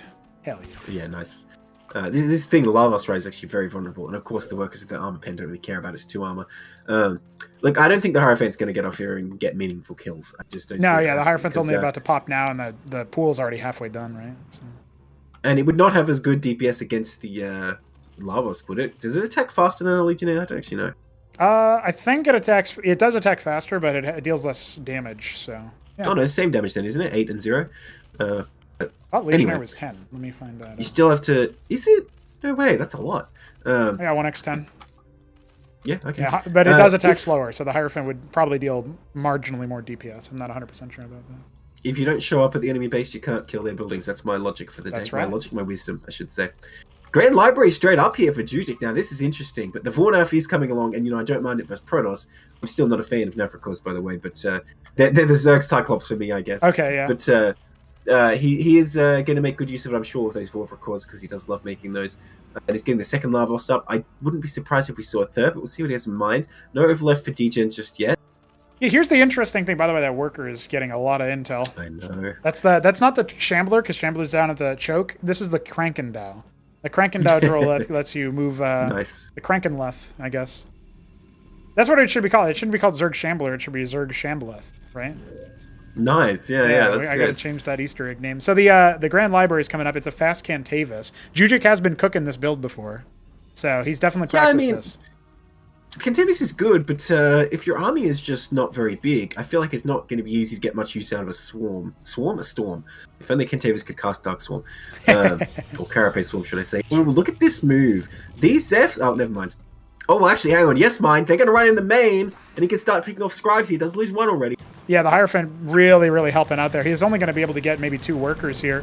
And maybe not even that. See. Look at that. The body block and the Ecclesias keeping the shields up. That's actually huge. There you go. Well, it's not too bad. 4 Zephs for 1 worker. It's all right, I guess. But he does see the Grand Library, which is pretty crucial. If only he had some stuff running and he could get that Cantavis for free. Imagine that. Oh, yeah. Look at that. But hey, that's good intel. No embassy, right? So it's not going to be any storm drops or anything like that. I think it's just to get his units up and he'll be looking good. Now, of course, storm is going to be effective against many weak units. So any Quas unit is potentially going to be victim to storm. I think a Zorkiz would be pretty good here. Yeah, listen, the Amaranths are coming out as well for the front line. Those will never die to Quas units, that the shield scale. Yeah. Oh, he sees it. He sees it. Does he go for it? Oh, he's starting to get it, but he's not macroing his Zephs that well. Okay, just goes for the base instead. Unlikely that he's going to get that, but it's possible. Well, his Vor's coming in. As well. Yeah, look at this. Why were JujiK's units all the way up there? That was not the spot to be in. Nice storm, actually. Lets him get out. Somehow none of the Ecclesiast even staying alive here. But the Nexus did get canceled. Yeah, and behind this, Jack is expanding, is sending more stuff. I don't think he's going to get this Grand Library. No, that's a little too audacious, yeah. And he can't even get the pylon because of the surface area, so... No! JujiK, you can't just execute the charlatan! I mean the Cantavis, wink. It wasn't a charlatan, wink. Wink. Executed for consorting with the Dark Ones? I don't know what was going on there. That's huge. That's a huge blunder. And look, this just shows that throwing units into your opponent's base and causing chaos can have benefits. That may cost the game. Because that's one of his key units here. Of course, he can just make another one. I don't think he's under threat of dying right now, especially all these units just like running in and dying. The random battle worker. Don't worry, Krankenleth has been replaced by Krankenrokor. But that's a great pick for Jack. For JujiK, yeah. JujiK did a great own goal there. If you're thinking about it from football. Look at all of the Zethrakors, dude. But can they deal with the Ecclesiasts and the Amaranths? No, they can't. Yeah. Jack needs to be careful. If he keeps throwing units away, he's actually going to get counterattacked and killed. He needs to build up a force. And you need some Quas. Quas actually fine against Amaranth as long as they focus fire. Of course, the Ecclesiast will make it harder. But he needs stuff at home. For sure. The Naf's coming out. Maybe if they harass. Again, I'm just not a fan. I just see Nafs and I worry. Because they're definitely not going to be any good against the army. But of course, they can just fly into your base. He's going to come in for another attack here, but he needs to pull off the gas pedal. If he loses all these Zephs, JujiK might realize that he really isn't much going on at home. That said, the Zorkiz is on the way. I think Lakisalis would definitely work well here. You know what? Even Gorgorkors would be really nice. Because, what are you going to do? Storm your own worker line when they hit the... that's not going to help. Well, if you hit them with Hallucinate and the Ecclesiasts they heal themselves, I feel like they could go down pretty fast. Well, here's the Zeth Flood. I don't know if it's going to be enough, though. He just doesn't have much with this, right? That's the main concern. And look at that shield steal. The Amaranth staying alive forever, and a storm on the fadeaway. We got 2 Naths coming in for, I don't know, good luck or something. Yeah, they can get a couple workers, actually. It's not bad. But he did get a Hierophant there, but that's a lot of Zephs for 1 Hierophant. But honestly, just for the price of 2 naps, this is pretty good because he's pulling the army back. Look at that. And he immediately comes in. Oh, and the 1-2 punch, Cantavis, he it's got drags him to one the main. kill, but he's soon to be executed as well. This time maybe by the Zerg. No, doesn't end up happening. That's a bit of a zoning storm. Only a Templar can kill a Templar, you know? Like, yes, of course. Zerg is not worthy of killing it. Dude, I can't believe how long these Amaranths are staying alive courtesy of their shield seal plus the Ecclesiasts. Yeah. But those Nats are back in. They've killed 2 workers, maybe counting here. I think. And these are losses JujiK can ill afford. Jack is somehow up on 50 draw left. I don't even see where they are because both these bases look kind of sparse. Oh, there they are. It's transferring in. So even though Jack is being like super wasteful, oh look at that. Lakisla is just buddy with Protoss Army. Yeah. He's one of them. Get out of there. And okay, well, you do have the embassy, so you can make the witness. He still hasn't killed that Nathricor. He's got 4 kills and counting. Oh my gosh. 5 kills. Storm onto that Lakizalisk. Needs to get out of dodge before it dies. There you go, reposition. Yeah, very well done. Yeah, the second Cantavis, I feel like still JujiK hasn't even realized it, but he can do 2 storms at once. Dude, he has a Zeph still in the base. I feel like if it unburrowed and start hitting that pylon with the NAF, maybe you can depower that. Because this is all just one Artus's pylon, no cannon. He's not very well situated in the main. Well, the NAF he's forgotten about, so that's off to the back line there. Go. Can he storm those Lakislas? It gets a bit dicey as long as Cantavis out, because if you cluster up, you can get hit by 1 storm. Is he going to do it? He does do it. Yeah, nice. There it is. That's good. That is going to force the unburrow, and then they can't really be doing damage to you. Nice little avenge proc there. Amaranth survived that. Yeah, of course. You just need golems. Remember your experiment with golems versus Jack? Oh yeah, they're great versus the Kizilisk too. Because they just all get hit and they were like, okay, buddies, shields. So definitely. Yeah, nobody's really been building lattice in this tournament. I think I've seen 1 lattice. And it was in the because FFA. Arbus came in and he's like, Lamau, why would you build anything but Zealot Ecclesias, right? Just showed us how strong it is. So everyone's just following that. We're not in the Ecclesias meta, we're in the Arbus meta, I think. I think gonna so, run forward here. Oh, Here's look at the this. witness. There's no ATM. What is up with these Ovulettes? hello. I think that was a mistake. Jack, why have you done that? 2 of them go down immediately. Well, he may have wanted to use them for drop because he's got a lot more units coming, but it definitely was not wise to rally them into the army like that. The NAF, it somehow ended up coming in and fighting here and got instantly deleted. Yep. Now with the Atreus out, pure Zeph is really getting bad here. Oh, yes, for sure. Witness here to detect the Lakizalisks. Those Zeths are going to have to fall on back. 2 Lakiz, 15 Hydras are about to pop. But is that actually going to be enough? I mean, if you get enough Atreus, and maybe some good storms with the Cantavis, it looks like maybe the Ovulet scooped up a bunch of those Zeths. They can go for a Zeth drop. 12 Zeths in the main right now would be devastating, right? But can you get there? Instead, Hydra's definitely going to be good here. Yeah. Better than Quas units anyway. Oh, that storm is going to do huge Oh my damage. god, Oh, no, so those Zeths many are of the done. Zeths are dead, yeah. So yeah, pure Hydra, right? Yeah, Pretty of good course. against those Ecclesiasts. Hey, they popped the The Witness. storm in the front. Nice micro though. Jack doing a good job just picking stuff up and pulling back. He can lose this base, actually. The base is not pivotal, because he's fine on work account. He can always take the back base, and as long as he's keeping the Protoss army down, I think he's doing fine here. Now, the Kisle's doing a lot of damage. I mean, if JujiK loses this army, he's in big trouble. If he does pull back, goodbye, Cantavis. 1 more storm. Yeah, it's just going to soften up some of those Zerg units, but they can't stand and fight. I mean, if they try to, they will be destroyed. So it's the right move to fall back. Caught up in workers just about, so that's something that bodes ill for Jack. But he did keep that 3rd hatch, so at least that is still going for him. Yeah, he can easily shoot ahead again because, I mean, JujiK could go up to more workers for sure. He's not saturated completely, but he can't easily take another base until he kills that backdoor. Whereas Jack could kill the backdoor just with a few Zeths and saturate this other base he's already taken. And critically, having the creep up there already, you can start making the state defenses could be important. More overlaps being made. I don't know what he's playing here. Oh, he's going to do a big Dune drop. I think he thinks that the back base has been taken. I think that's his logic here. Either that or he's just going to go for the main. I think he'll go for the main. It is within range. Yeah, JujiK should be able to figure this out, but he's going to keep the army here surrounding that Cantavis, not yet casting, goes for Hallucinate. I don't know if that's really the right call. I think the ground army is about to get wiped, and we are going to see a lot of Zeths. Had his cake and ate it too. He's dropping right next to the gas. There's still no warden in there, not a single one. He's just going to devastate that scribe line. There's a force in the front that can just about hold on, but he's not worrying about the front. He's going straight in, just ferrying in with so many overlaps. Oh my God. I think he just decided, I don't need tier 2. I'm just going to go in by air. GG. The battle workers are going to close it out. The Argosy finishes warping in, and the game is There was an called. Argosy? Yeah, in the natural, he was adding that, so... Oh my god. There you go. JujiK down in the doldrums, 0-2. Jack taking him and his lunch money. See ya. Well, you know what? Given there was an Argosy there, I think I understand why he was going for the mega drop, because he asked me one time, what do you do if Protoss goes Argosy? And I just said, well, I try everything I can to drop on it and kill it before it makes anything. So maybe he saw the Argosy start and is like, all right, well, just make 5 overlifts and go. Could have been. Could have been. I will say, though, one of the things that I was expecting to see out of JujiK was, I mean, I'm definitely expecting him to go Argosy at one point and get the Diedacts out. But I feel like the Grand Library, it was an interesting play. He had a couple of windows. Totally worth it. It definitely could have done it. But I mean, you think back to executing that Cantavis at the beginning of the game. From that point onward, even though you could still win from that position, maybe like, I don't know if he recovered very well psychologically, or maybe he didn't notice at all. I'm not sure. But in any event, Green Eggs is up. Going to be rematching TVZ style against Jack. He'll need to select the next map. Yeah, I think the Cantavis definitely did well. I think like he just needed more basic stuff behind it. Like, yeah, get the 1 gate, 1 Grand Library seems okay, but then throw down more gateways or rogues galleries or whatever, and just try and get a bigger army. I think teching there was his downfall. Like, you saw that Jack was under some threat when he came across the map, but I didn't even notice he got an Argosy behind that. If instead he got like a couple rogues galleries, I feel like it's super threatening for Jack, and he could probably kill that outer base at least and keep his army good on the map. Because that drop, right, it's very hard to successfully like drop the main and stuff if you have no map control at all. If the army's sieging Zerg, it makes the situation a lot better. That said, a really key mistake here is I think he really just needed wardens in his base. Yeah, that definitely could have helped him out there. I know you're a proponent of like the warden on the ramp and stuff, so... Oh, did he pick? Yeah, I'm not sure about Fata that. Fata Morgana, a map by Veek7.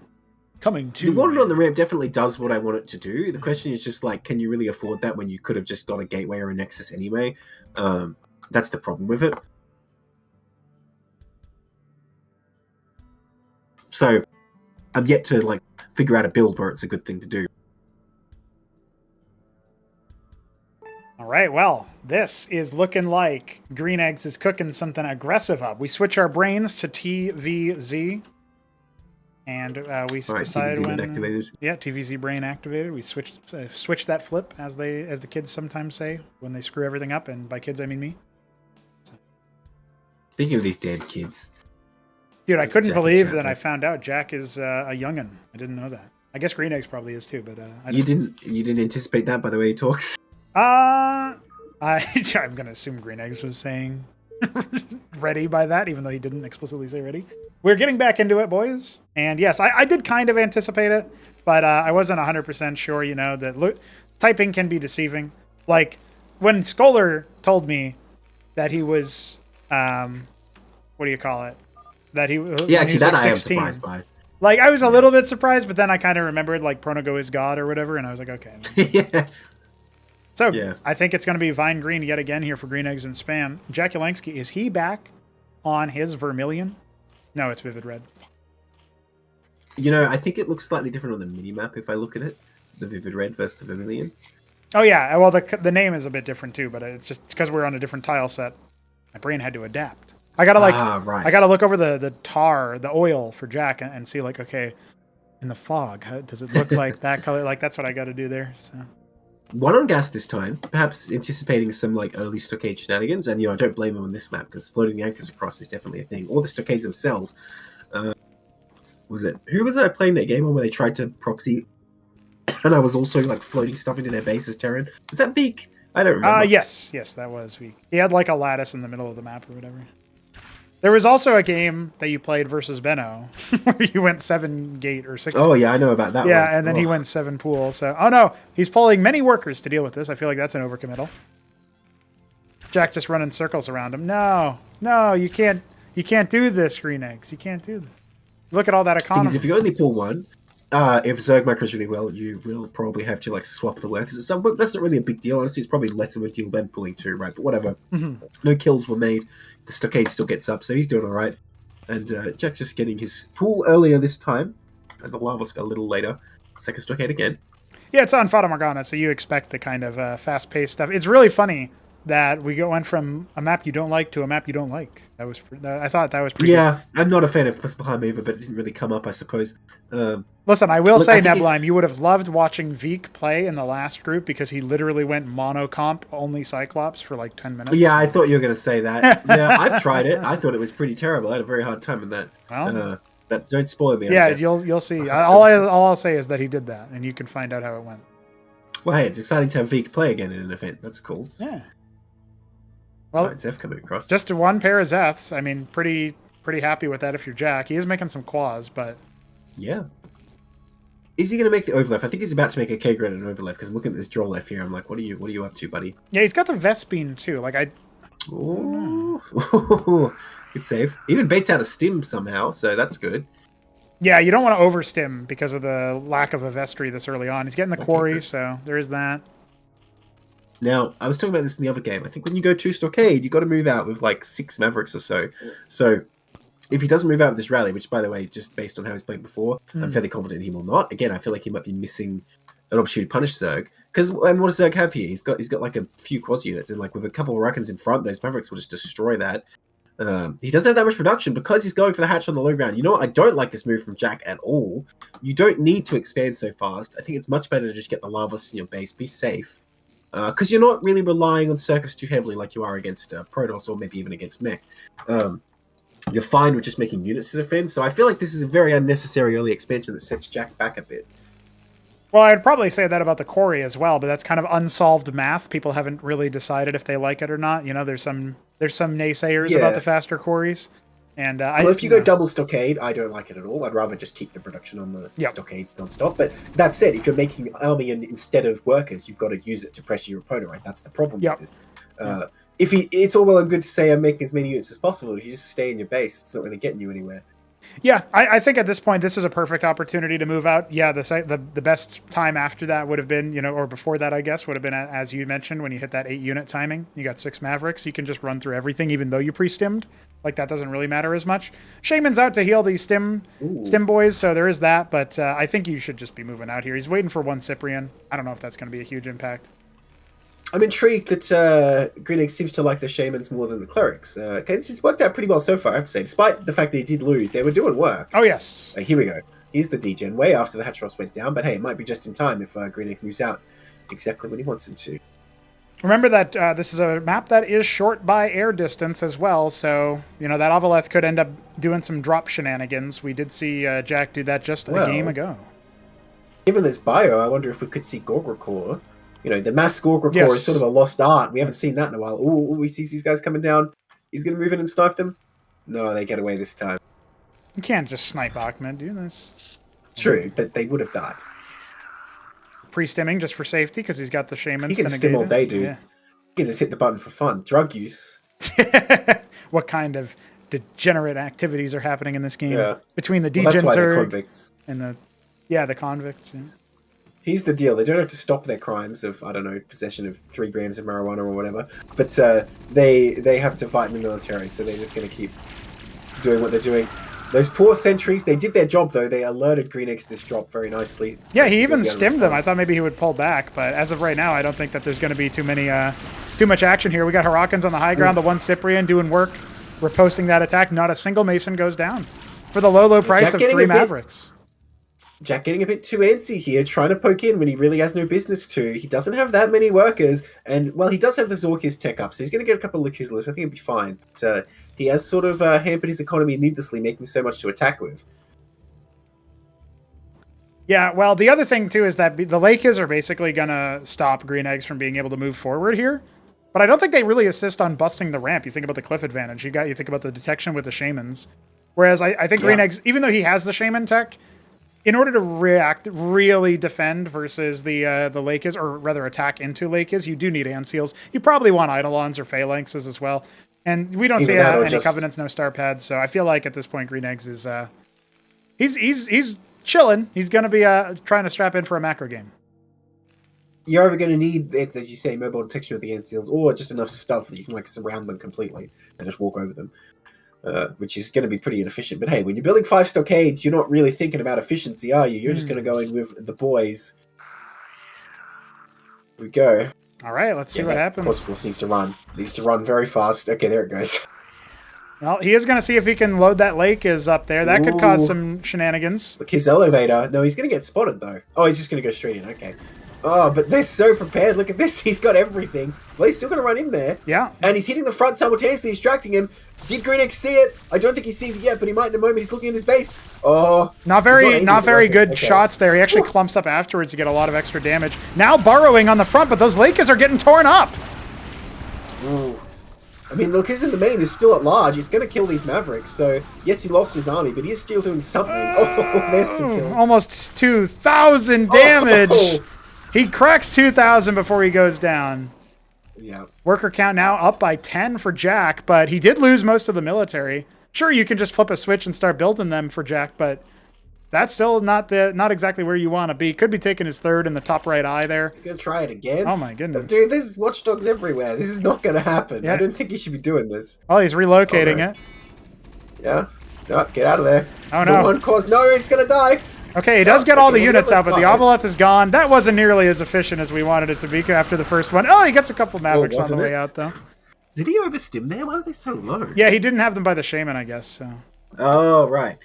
Yeah, that's just on the low ground. Okay, the Eidolons are out now. I feel like Jack needs to calm down the attacks here, but that's a lot of Lakiz. I mean, if he loses all these, it's not going to look good, but is GreenEggs paying attention? Needs to pull back a little bit.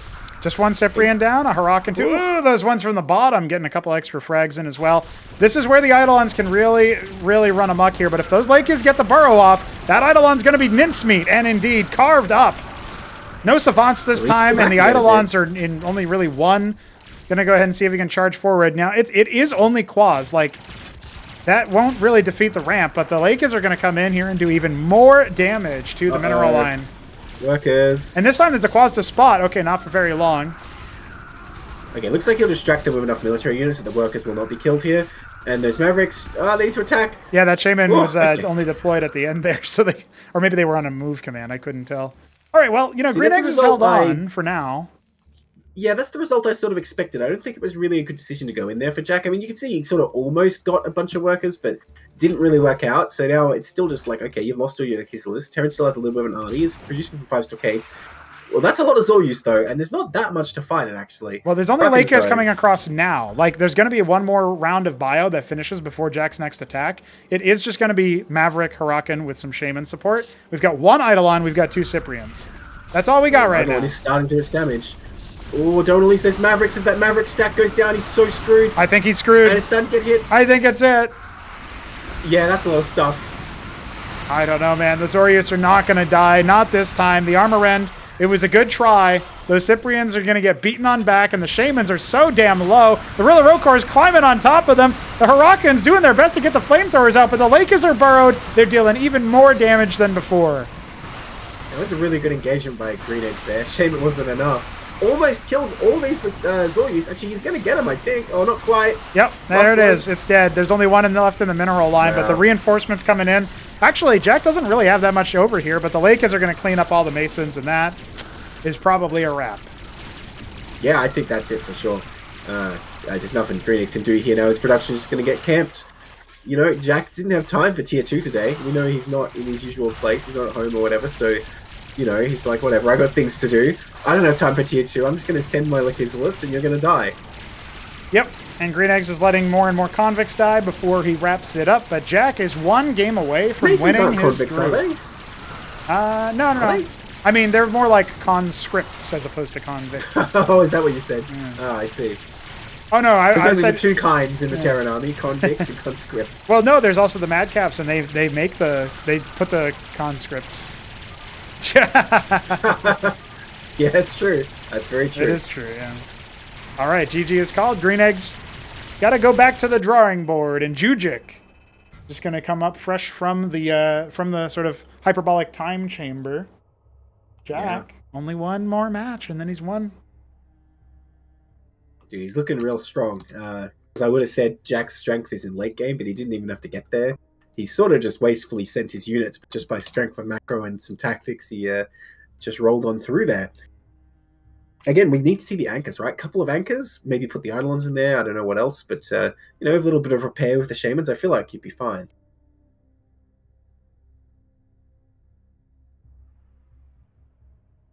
What do they stand for? I'm trying to think. Blackwater Bastion, Maxium, Paradise, and I can do it.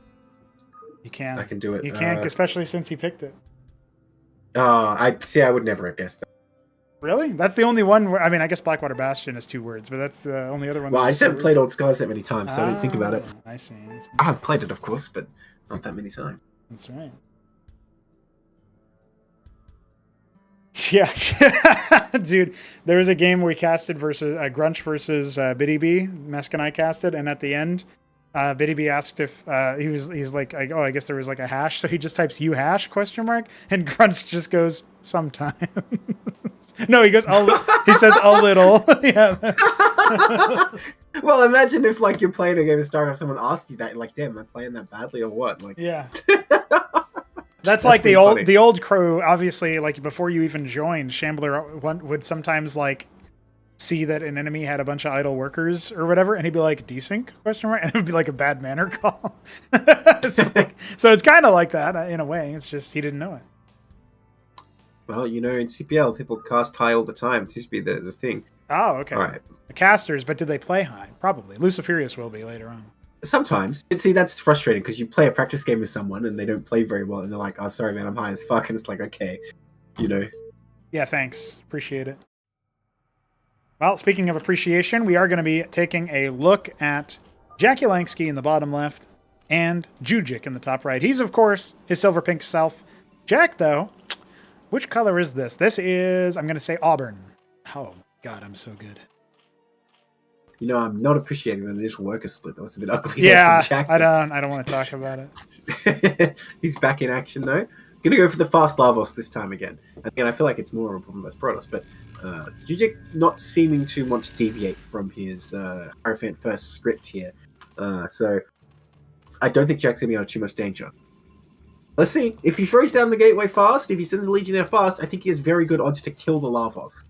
Yeah, I mean, it's going so fast. Why do you get it so fast? Are you actually looking for more worker production that early? Is that what he's doing? I think it's actually for more, like, Zeph spam later. Just over time, you have more lava, and yeah, but you really need it that early. Possible. I don't know if that's true. I feel well, like the thing is, it's not going to hit 3 lava at any point. That's not going to happen if you keep macroing right. Sure. So the earlier you get it, the more lava it's going to bank up that you are going to use. So I think there is a logic to it. Well, let's see if JujiK can turn that logic on its head because he's already tickling it. One scribe ain't going to do it though. Now if he bought 2 scribes. Yeah, I think it was Mesk back in the day. Of course, the man of the hour, the birthday boy. He himself said that you could bring two masons to kill a pylon in TVP. A pylon? I don't know about that. That sounds pretty hard. Like, I feel like killing Lavos is actually easier. Maybe. It won't regen shields the moment you leave it to not get killed by the workers. Yeah, but that, like, you can, because you're bringing 2, you can always leave 1 on there and you can repair the other one. Like, there's little shenanigans you can do there. So I don't know, man. Show me like any person who plays the game more than once a month that actually loses a pylon to that, you know? Okay. I'll do it versus hit 'em up because it'll be in a tournament game. Yeah. I'll be he was the one who was literally telling me like 2 masons running at the Zerg base at the start of the game killed the Lavos. So yeah, maybe he would appreciate that. All right, Zealot is on the way. It's going to deal with the Droleth first. Make sure he's out. You do have to micro this a lot as the Protoss player to actually kill the worker, but let's see if he's going to do that. Nah, he's going to get home. He gets a little scribe, actually. Small collision there from the scribe. Yeah. You know, that's like when you're walking past someone in the street and you deliberately just don't get out of the way completely. You don't run into them, but you sort of, shoulder them a little bit. Yeah, it's called the pickpocket. So far. Yeah. Ah, right. Are we going to see a Grand Library again? I mean, he went 1 gate Grand Library, so I think it's just going to be a 3rd gate here, if anything. Maybe he's going to expand off 2. I think 2 is a pretty good number to expand. Yeah, if he was paying attention. I mean, he was casting the undercard for Group A, so I don't think he saw this, but obviously Arbus was doing 2 gate expand or 3 gate versus Zerg, so. Yeah, he did go over the 3 gate, which was highly effective, of course. But 2 gate is a good amount just to hold on here. It's only a matter of time till that Vornef gets morphed. I'm just waiting for it. Seems like Jack is fairly confident that Vorvs and Nafs are the way to go in PvZ, but it is 3rd gate, so going to be plenty of stuff to fight back here. Pretty strong gateway army. 3rd Ecclesiast is out. 4th one coming soon. 3rd gate on the way indeed. So I feel like pretty soon JujiK is going to be able to just attack move and threaten across the map, force Jack to consider his options and maybe play a little bit more defensively. But Jack is a wily type. He's actually going to go for an invasion here, an intrusion. Yeah, he's going to get a scout from this, right? Which is pretty key. And he's wily. Oh, he's like, what did I say? Well, what were you just saying too? He can just suddenly show up and start killing scribes, right? Okay, he's going to find him. He's going to find him. Unfortunate. He does regen a bit, so he can run on in again. And seeing that embassy is actually a big deal. Seeing 3-gate, honestly, actually, I don't think is that big a deal, because 2 or 3-gate, there's still a lot of aggression potential, but seeing the embassy is a big deal. Doesn't get a single kill, though. Yep. So, I don't know. Ecclesiasts keeping everything healthy there, spending down the gas on even more of them. 3 Ecclesiasts at a time. And there are Vorvs coming, but we could see a witness pretty fast out of this embassy as soon as the gas is available. Once again, I think Jack is being a bit too aggressive here, though. He can't be attacking in and losing all this stuff, because at some point, the prototype is going to crush. He's going to try it, but I think this is a big mistake. I don't know. He can debuff those Ecclesiasts. He's not really focusing them down, though, and that's the problem. No focus fire coming out of Jack.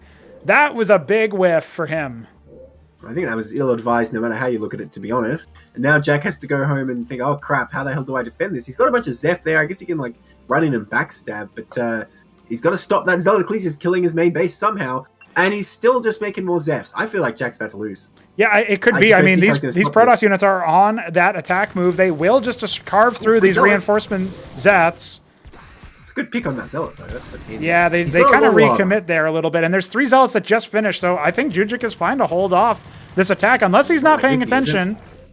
He's going to go for Scribes, I think is the move here. Oh, but he turns back. No, honestly, that is the worst move. The only way JujiK doesn't win here, I think, is by turning back. And now, you know, I think Jack will be able to at least just spam up a bunch of units and be okay. And look at that, he's killing a bunch of Scribes too. Yeah. Ooh. So now it went from like, oh god, Jack's about to die, to look, oh, Jack's doing pretty good position. I feel like it's actually, oh god, JujiK is about to die. That Shroud is going to finish. Yeah. I think in 2 minutes this game's over for Jack. Well, no, he does have an embassy, right? So you can just start getting Drax and witnesses reasonably easily. Well, he doesn't have a scout across the enemy base. He turned his whole army back. He has no idea that the Shroud is there. He probably assumes there's a natural, but we know that there's not. And there are 29 combat units heading across the map right now in favor of Jack. So, or no, sorry, you know what, you're 30, right, because all that gas goes towards Ecclesiast. He doesn't want to spend it on a witness. That's right. Now that said, is it going to last that long? Yes, it is, because these Zefs need to get the hell out of there. I don't think he wants this fight, even with the full surround. I don't think it's a good idea. Oh, it looks like he wants it, but I don't think he should. Well, okay, if the Protoss army gets disjointed enough... No, that's not disjointed. That is a very tough little worn-up there. All right, it does pull back, though. It does pull back. And a single Lucifirius is out. A couple of NAFs as well. The classic... Oh, no, two Lucifirius. The classic 2 NAFs just running across. Oh, is this a bait? That was a bait. I mean, he gets the Lucifirius at the end of the day, but now he's committed a little bit too hard. 2 NAFs heading across the map. Warden now this time for JujiK, so those won't do as much damage. That Lakis needs to get in the fight. Floundering. Needs to get out of the fight, dude. He did not want that fight. It's too aggressive. And the NAFs are going to get easily handled by this Warden here. Yeah. Jack just needs to pull back and chill out, man. He's being way too aggressive, and it might be too late, because now this Zealot Ecclesiast stack is up. He doesn't have much out to deal with it. No more Lucifirius being made. So why would you make the Vorvicors at this point? Or sorry, the Nathricors. Why would you go for that? Like, that's a lot of Vespene. That could have been Lakis or Gorgs or I don't know. He just wanted to harass, and JujiK didn't get a cannon in his main the whole game last time, despite really needing one. So I think he was just kind of hoping for that again. I guess. Now the expansion finally goes down. It does give him a scout, but I feel like now it's not over for either player anymore. But it's just so weird that like JujiK threw, and then Jack, instead of catching it, decided to like bounce it off of his forehead, you know, back to him like it's soccer or something, you know, give him a heady. Yeah. And then, well, like, it's a chaotic game. Yeah. Let's say that. For sure. He's going to go scout with the Zoyus. It's actually a pretty good scouting unit, surprisingly, although you did nerf its speed a while back. But I guess it's getting its buff now. That's right. And look at the buff is going to be instrumental here, but this is not an army that can take on Ecclesiast. There's no don't splash. think Jack is going to do much at all here. He's going to... Oh, well, he comes one Ecclesiast, but it's too late and it's too close. This is a disaster for Jack. Yep. I mean, he can still try to focus down those Zealots, but the Ecclesiasts themselves can probably start to step forward here. Only 7 pairs of Zeths being produced right now. Not the ideal move. Nice little... Now, he needs to respect the fact that there's just a billion Ecclesiasts and keep making Lucifirius. Jack is being really, like, disrespectful of this army, to be honest. I think it's over. I think he's dead now. Yeah, the focus fire not there for the Quasis. They were attacking Ecclesius, they were attacking Zealots. Yeah, I think Jack in every turn, I feel like he looked at the Protoss army and thought, yeah, I can kill that, when it was not the case. And he just threw like so many small armies, and now finally it's built up enough that they're here killing his natural. The only Lucifirius being made is in the natural. Okay, one was being made, but it's going to take too long. As long as JujiK comes up here, which he is, yeah, no, this is it. This is the game. Indeed. No Zeths in the base to make his army go all the way back. No defenses over here. No units, really. There's two Zorkas, two Lake is being made, and GG is there. JujiK on the board. He demands a rematch. PVT. And Nice. Jack will Well done not by make it JujiK. in flawlessly. If he's going to win, it's going to be a little bit later. Well, like what was I saying? We're in the Arbus meta, man. Ecclesius are just the unit. That's right. And actually, I did play JujiK before, and he just made like 100 Ecclesius. So, I guess that's just his style. They're a good unit, but I mean, Jack had the tools. If he just kept making the Kisleys and didn't run them at the enemy army repeatedly, I feel like he could easily hold. Just like, 6 the Kisleys in the natural, you don't want to go near that.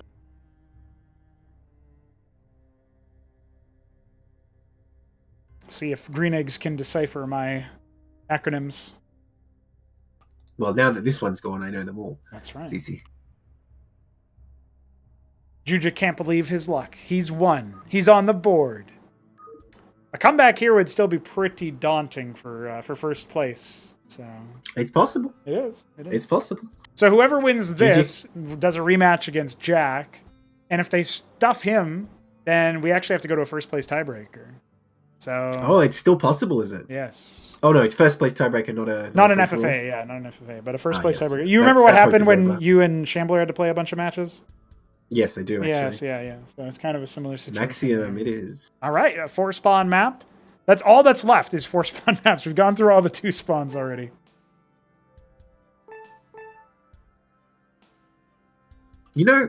On that note, I think Old Scars was a pretty pivotal pick there. Yeah, could have been. 30 seconds for JujiK, okay. I wish I could get more water, but I'm out. And I can't do that in 30 seconds. Yeah. So, What is more than 30 seconds away? Oh, yeah, for sure. Meanwhile, Vic just, looking for game. Don't you know there's an event on? He's literally in chat as well. Yes. Come on, Vic. You should be like, at everyone, come look at the stream. Oh, he's working on a new map. He wants to test a new map. Well, that's exciting. All Did right. he see us talking about Phantom Morgana and was like, oh, I guess I need to publish something else? Yeah, he wanted to do maps for a bit now, actually. So. Alrighty. GreenEggs'NSpam will be the Vine Green turn in the top left. No, it's dark green. God damn it. And then JujiK, his silver pink self in the bottom right. Why did he change? Just to throw you off? He probably has like every green in there. I know what is it? Shadow Fury. He puts every green in there as a potential color, and then has like one orange tone as like a wild card, and he has shuffle on, so he'll be another impossible one, I guess. Post the BMP in maps then. I want to look at it. The overlay has not been changed. That's correct, but it has now. And you can see, Yeah, I mean, too this busy looks talking like about maps. Vine Green, right? But it's actually dark green. I never would have guessed. I mean, I don't think it looks like fine green, but it is like, oh my god. It kind of looks like Vine forest twice. green. It's just a little bit darker. The text does give it away. I got to start using that more. I feel like that's kind of a good cheating, point. but Yeah. All right, JujiK in the bottom right. Cross spawns on a 4-spawn map, and no Nexus first. Is this even Starcraft? Can Ecclesius overcome all? That is the question. Yeah, I don't think so. I think versus Bio, we've already seen them be pretty weak, actually. I really want to see, like, I really love having GreenEggs in the community because he just loves to play the Bio style. And, we need somebody to champion it. Like, everybody else has just abandoned it. And you're never going to drive the meta forward that way, so... Remember, I'm only 2 championships away from playing Terran again. Easy. True. Yeah, But yeah, I agree. It's interesting. I mean... It's good to have Mystery Meat back. And, he definitely went for the bio again. Yep, that's true. I mean, he also thinks that Corey is terrible, so I don't know. There's some interesting meta reads from him. We'll have to see.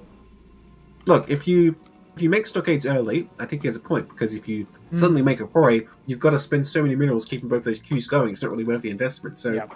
I think within Mist's world, you know, Mm. it makes sense. Yes. Well, there's 3 Mavericks Mist guarding world, we're this just ring. living in it. Yeah, somebody's living in it. Ahmed is. Yeah, Toyota's in the chat. Unfortunately, we cannot see an FFA decider because Jack has already scored 3 wins. If he had been defeated by Green Eggs on Fata Morgana, then we would still have the dream alive. Once again, going for that fast Hierophant. A second one queued up. Second gateway up here. Oh, by the way, you may or may not notice this, but Veek fixed it so that the Hierophant's the coward shout and laugh is no longer global, so... Oh, that's nice. You won't hear it 'cause, halfway across sometimes it's the in map. my base and just suddenly coward. And I'm like, oh, what the fuck? Yeah. It's like a slash taunt in one of those, like Rise of Nations or whatever. Oh, you know, in Age of Empires, you just put a number in it. It has all the scripted lines. Right, in it. right, yeah. Similar vibe, I guess. I haven't played Age of Empires very much. Oh, okay. Well, you're missing out. I can't believe you're playing this game called Cosmonarchy, man. Yeah, it's pretty cool. Covenant coming very, very fast for Green Eggs. He wants the Eidolons a lot faster in this matchup. Yeah, I mean, it makes sense because, I don't know if he knows this, but JujiK is going for, like, the Striders here. And, of course, the more range you get will be the better against those. They'll be very good against both Mavericks and Hurricanes because they just kite. But once you get a big number of Eidolons in the back line, they can just do the damage back. See if JujiK is able to close the gap. He's actually going Embassy after 2 gates this time, not 3. So that's an adaptation from what happened on Oblivion. Stimmed Maverick going out for a scout. You know, I think in general, it's a bit tricky to figure out whether you should expand or you should go for the Embassy right away.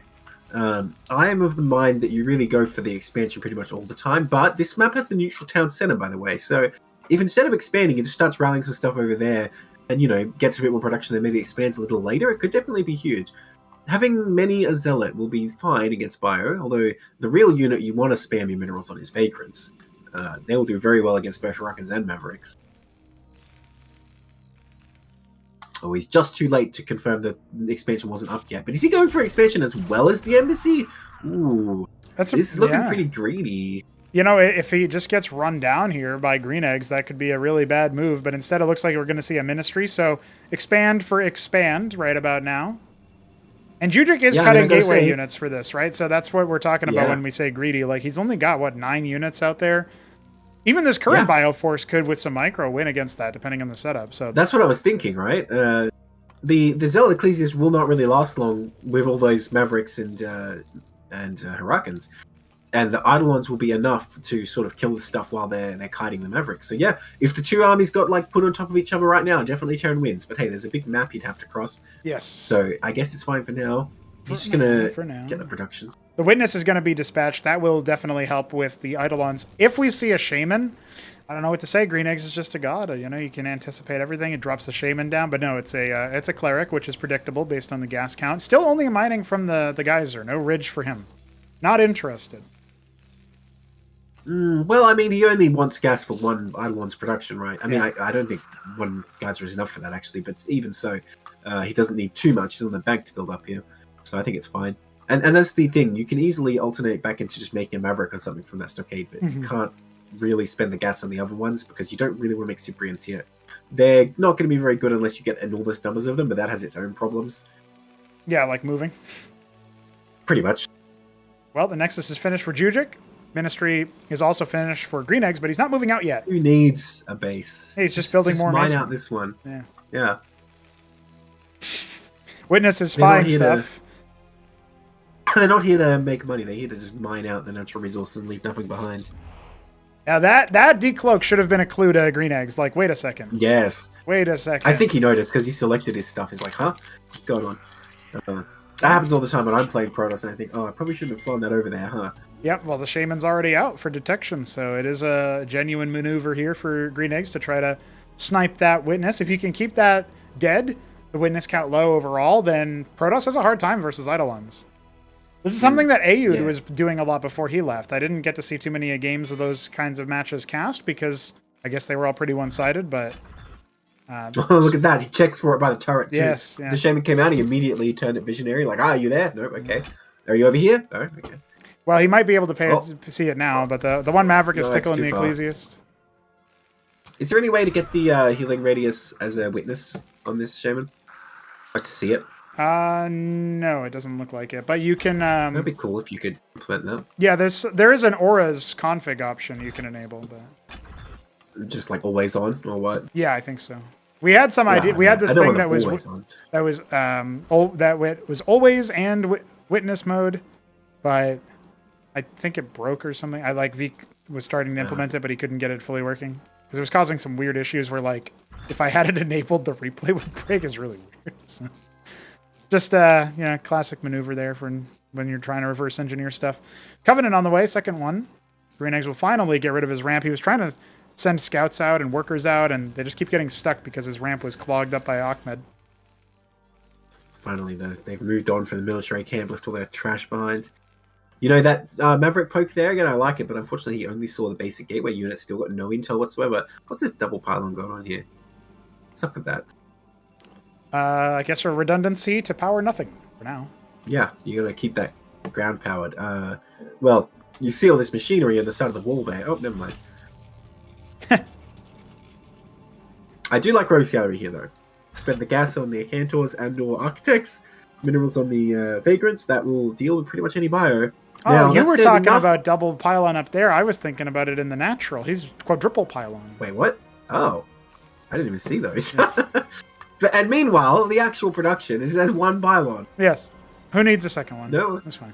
No Cantor being made yet, by the way. His Ardent's being neglected, which is a big problem. There it is, but no Envoy, so he can't do what he did in game number 1. I think it's still fine defensively because you need to stop a bunch of Harakans running in. So I think it's okay to just make a bunch of Cantors on the ground and deployment expansions. We'll see. He could still get the envoy later.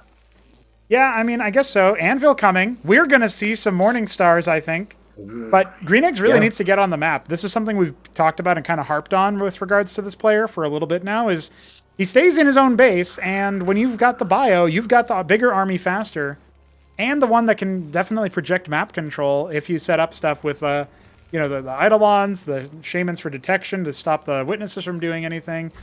Argosy, very fast here for Green Eggs. Yeah, it's interesting because we have, like you say, we've said this a lot about Green Eggs, and the thing is, we've seen him improve so much, but not in this one area. Yes. So it does make me wonder, does he watch the casts, right, and look at what's going on and think about what he can do different? Because we don't really see any difference in army movement. You know what this is like? It's like he's just sharpening his sword more and more, and it's very impressive. It's a very, very dangerous-looking sword, but he's not really learning how to use it game after game, you know?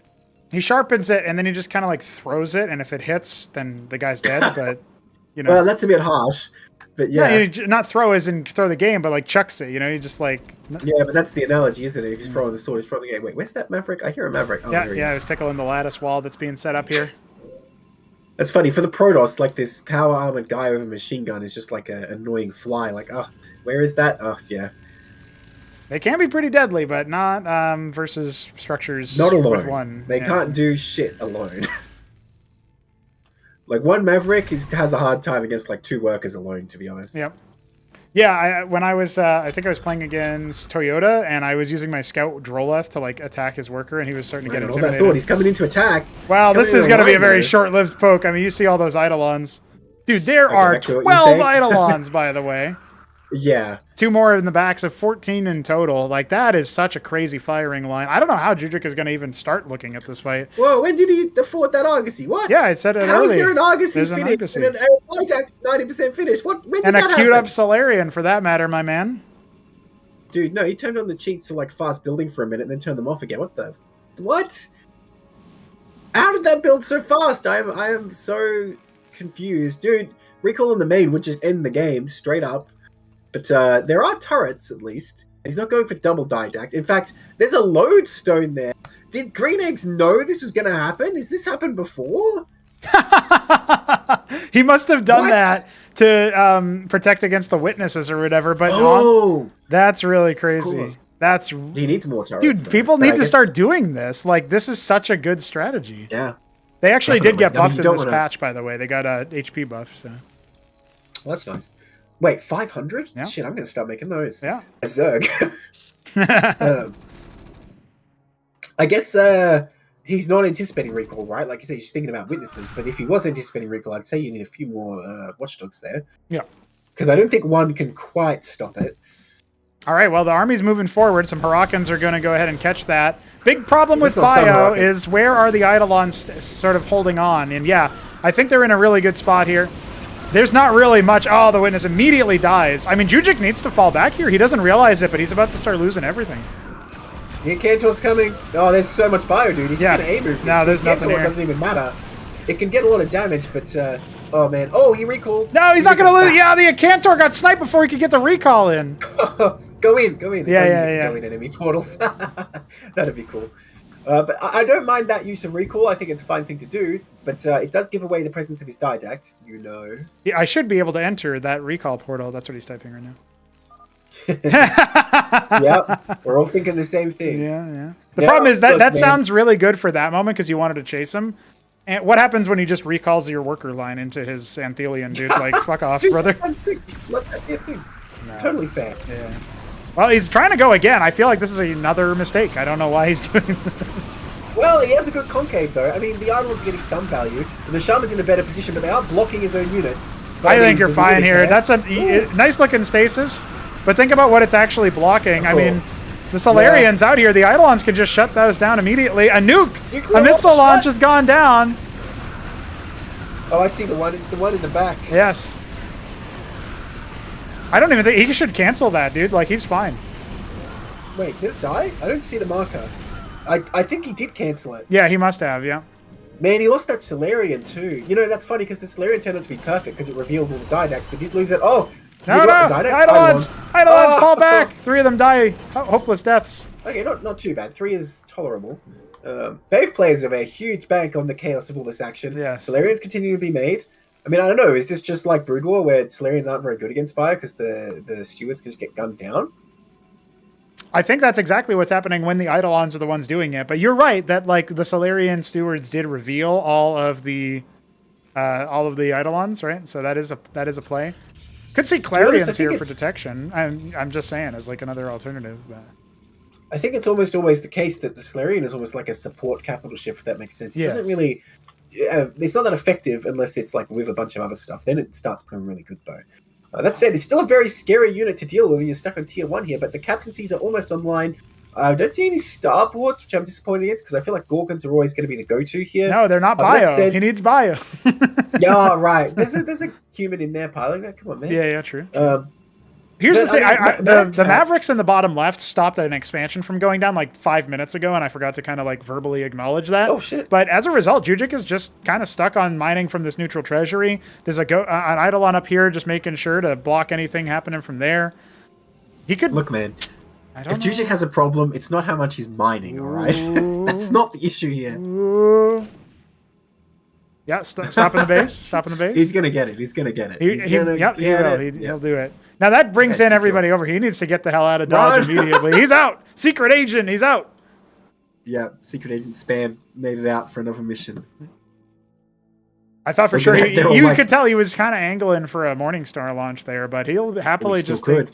He still could. No, I would. I nuke this treasury 100%. Did you find that? Yeah, definitely. I mean, even if there's nothing there, you do kind of want to kill it. He's going to do it.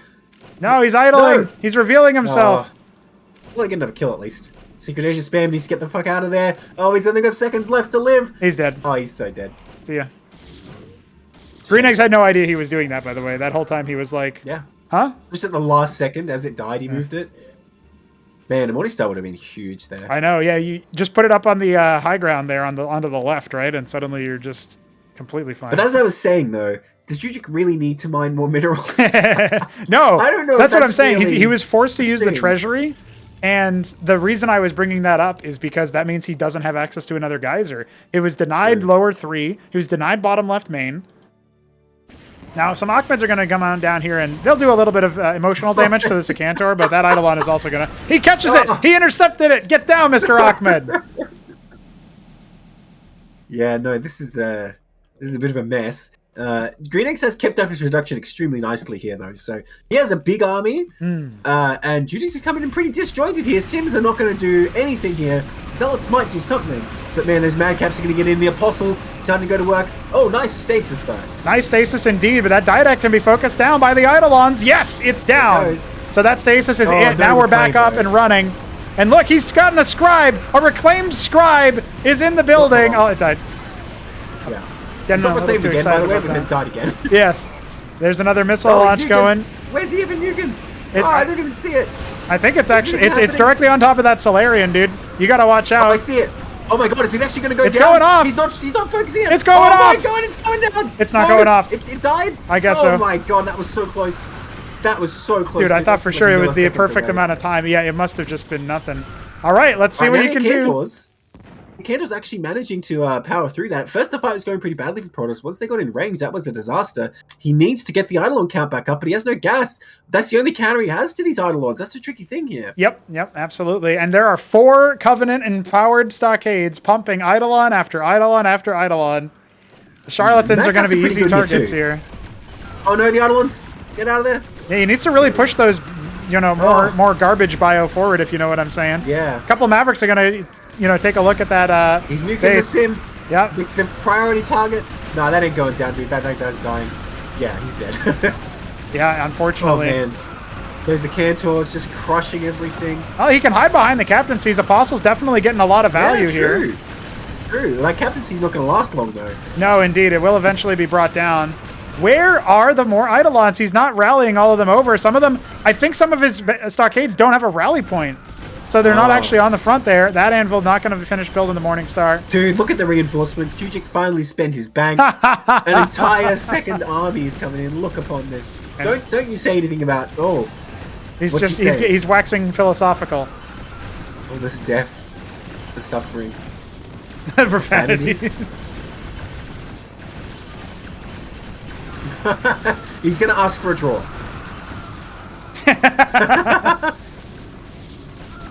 There you go. He saved it in the end. GG. GG. Imagine if JujiK was like, that's really great, buddy, but I won. So get out of the game. Yeah, but I may move in your base, so just get out. Type in Discord. Got him. Absolutely got him. Listen, Green Eggs, I think he did very valiantly there. There's an opportunity for JujiK to claim first place. He needs to win 2 games back-to-back versus jakulangski. Green Eggs out of contention, unfortunately, for our Terran representative. But Jack can still win. It's a best of 3, and he's up 1-0. That's how you can think of it from now on. Right, so I have to say again, Greeneggs looked really good there. If only he was constantly on the map, sort of jockeying for position and putting his army in advantageous positions instead of just back in the choke in his third, because that was really harmful for him against the Cantors. It's a real shame he wasn't able to get the W there, because I liked a lot of what he was doing. And so close with that nuke. If that nuke went down, maybe he would have won. Who knows? Yeah, he would have saved a lot there. A lot rode on that particular play. So good stuff, man. Good stuff. All right, not many choices left now. What is it? Just Blackwater Bastion and Paradise, right?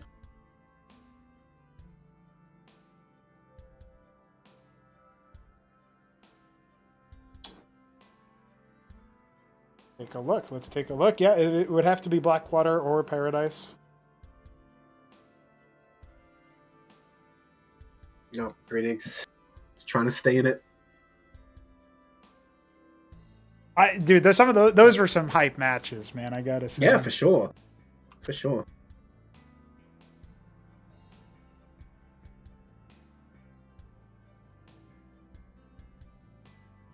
I mean, Bio definitely looks good, man. His hands, man. It just needs a more active approach, and then it feels like it would be, like, really strong.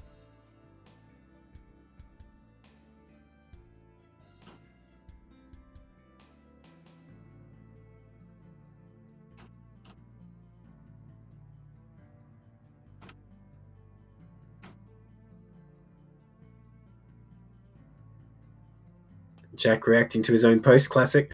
Yes. Yes, indeed. Well, he said PD. That's Paradise. And also police department. So, Deputy Dad, is that you?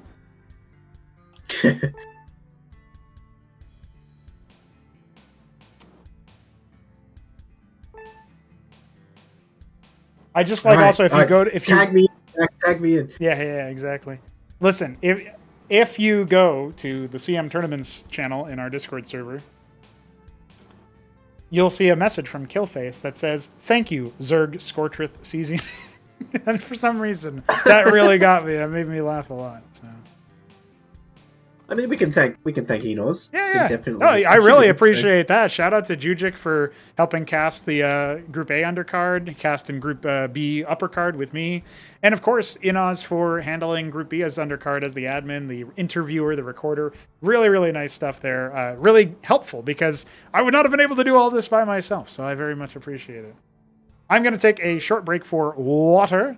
So I am not the red player right now as a result of that. So...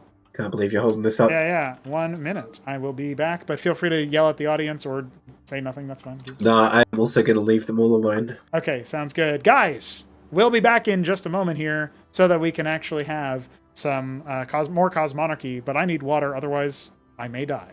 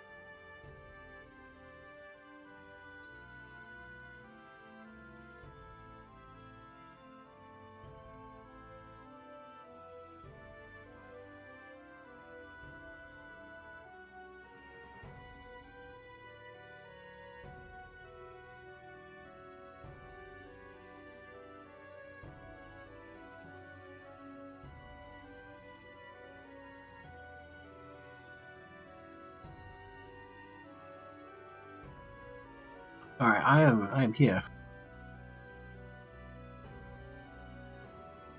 We've had some more waxing philosophical here, this time by JujiK. Pretty good I stuff. like that. He's the vagrant that's been dropped to 0 HP, and now he's vengeful shade. Yes, that's right. That's right.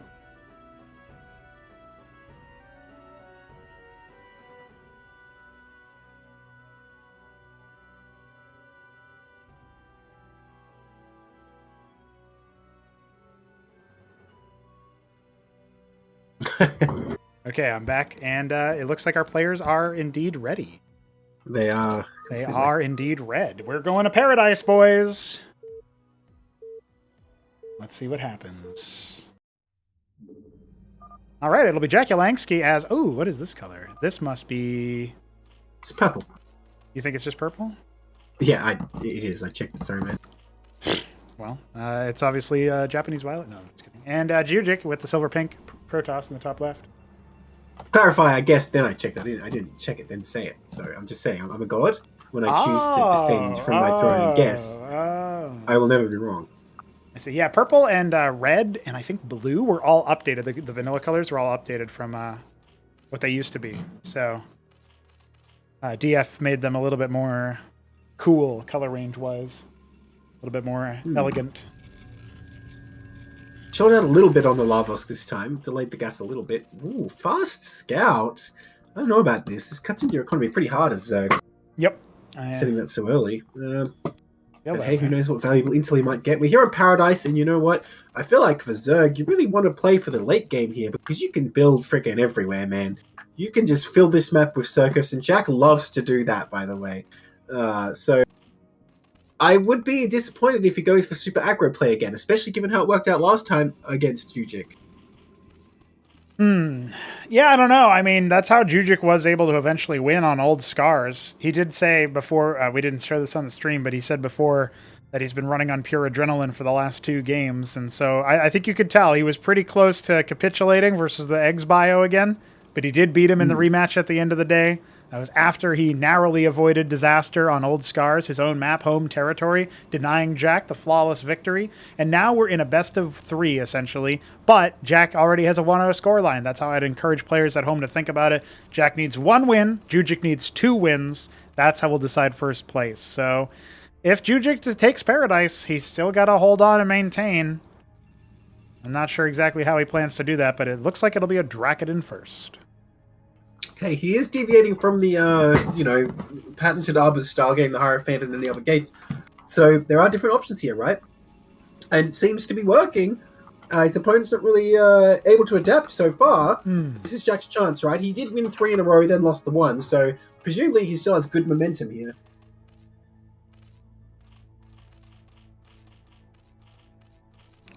Let's find out. We got a second Larvos coming that will be scouted by JujiK, not able to heckle it. And only now, after the second Larvos has already begun, do we see military units. That's how, comfortable Jack is being right now. Yeah, this is a pretty fast second Larvos. And finally, second gate goes up. Is he going to go for 3? Because I feel like he's going to be under a lot of threat with just Striders here against 3 Larvos if he's on 2 gate. He's going to need more. Also needs produce than what he has, but Yeah, 3 larva production right now, this early in the game before 3 minutes. Like, Jack could actually... He's going for Vornath already. Oh yeah, he's always going to go for Vornath against Protoss, I guarantee you that. He's going to get the Vorvs, I think. The only question is he planning to attack in aggressively, or is he just want the map control? And, I was saying I'd be disappointed to see him attacking aggressively again, but I don't know, it does look like it'd be quite strong. The third gate comes up, Ecclesias is starting to be made, so he's not dedicated to just the Dracodons or Hierophants. If he gets up a good amount of Zelda Ecclesias, he'll be totally fine. And you know what? Having the Draken Hierophant is quite good. They do add a lot. Well, here's the problem. There's already 8 Zeths. Actually 10. Ooh. He could go for just a full surround here. JujiK might just get immediately blown out. No production. That's a big error that he wasn't building anything just then. The Drax about to die. Oh Needs to pull no. back to the Oh black no. line. Oh! Neblime, he was close to holding there, but it's not going to end up happening. He tries to speed away with the Hierophant, but it's also going to get overwhelmed. And Jack, well, he found a way to make it happen. We delayed a little bit extra just for that, but I mean, he's going after workers instead of the pylon, so there's a chance that JujiK stabilizes a little bit here, but I think he's already typing or something because he wasn't doing anything for a moment. He's attacking his own Nexus. Yeah, get his aggression out there. Well, because that's where the commander is or something. Yeah, he's like, get out and die like the rest of us, you coward. Executive JujiK, you failed to defend the ramp, and now you must die or something, Well, listen, if you execute, Cantavis, they'll execute you back, You gotta watch out. Yeah, that's right. The mutiny. That's why they couldn't hold the ramp, because they were disobeying orders. But yeah, Jack is at a decisive advantage now for sure. He is just rallying a bunch more course units, NAFs as well. So he is just doubling down on this. And it worked well the first time, but if he just keeps attacking like last time, lose a lot of stuff. He can still lose here. Okay, Zeph's coming in here. They are the unit you need to deal with these zealots. The wisely pulls back this time. I'm amazed he went for the embassy and not the warden here. He might live to regret that. And he's getting chewed through here. Lost a couple of the Ecclesias, which is really key. And in fact, with the NAFs on the way, having no Ecclesias left except this one that just got built might be a big problem. Especially with 2 zealots getting a little bit too big for their britches, running down that ramp all the way to the natural. More and more Zets flooding in. Commissar unit. GreenEggs'N it's in chat saying we need Commissar unit. No, that's the Escosi. That's when that's going to happen. Yeah. Or a faction of Terran. You never know. Oh no, he's just building up the NAFs, dude, and JujiK has no idea. Yeah, no warden, no matrix. He needs this embassy because he feels so far behind after losing all those workers. He wants to come back that way, but look at the Zerg army, dude. There is no hope. Yeah. Jack does not need to expand. He might not even need the Nats at this point. He's just going to charge on through and try to clean house. Zealot's doing a pretty good job, but here come the Nats. And reinforcements as well. Yeah, going straight for that pylon. Locked right on. And you know what? The ground army won anyway, too, so it is over. Oh, it did too. Yeah. Yeah. Well, nicely done. Once again, JujiK didn't waste any time today. He's like, tier 2, what's that? No time wasting for Jack. Ash. Don't worry about it. I think the game was over. And Jack, he's able to clinch the group only with a single loss. Yeah, well played. And you can see, I guess, from this game why he was so intent to just keep shoveling units in the previous game, because you can just overwhelm and win. So that's what he was trying to accomplish before, but it did work very well this time. Yes, much better this time around. Applause for Jakulangski. He is going to be our group victor for Group C. A very fast, bloody game. Well, I'm not surprised to see Jack win. A solid win coming out of JujiK against him there as well. And yeah, like you said, pretty great performance from GreenEggs. Honestly, I'm very excited to see GreenEggs in what do you call it, in Gauntlet. But I've said that before, so everyone knows I want to see GreenEggs play. But hey, tell me this: are we promoting Jack based on that performance to Class 1? No, you got to be in an uppercard winning that. Like, if he can do that performance against, some of the other, top ranks, Damn, he's still got to earn some more. Oh yeah, big time. So. Not enough infestation or tyranny, says GreenEggs. He did his part. He built apostles. So there you go. All right, let's bring JujiK in for the interview. What's going on, my man? You that was out like a light with the speed of that last game, but you had some matches today. Talk to me about how you're feeling as a second placer.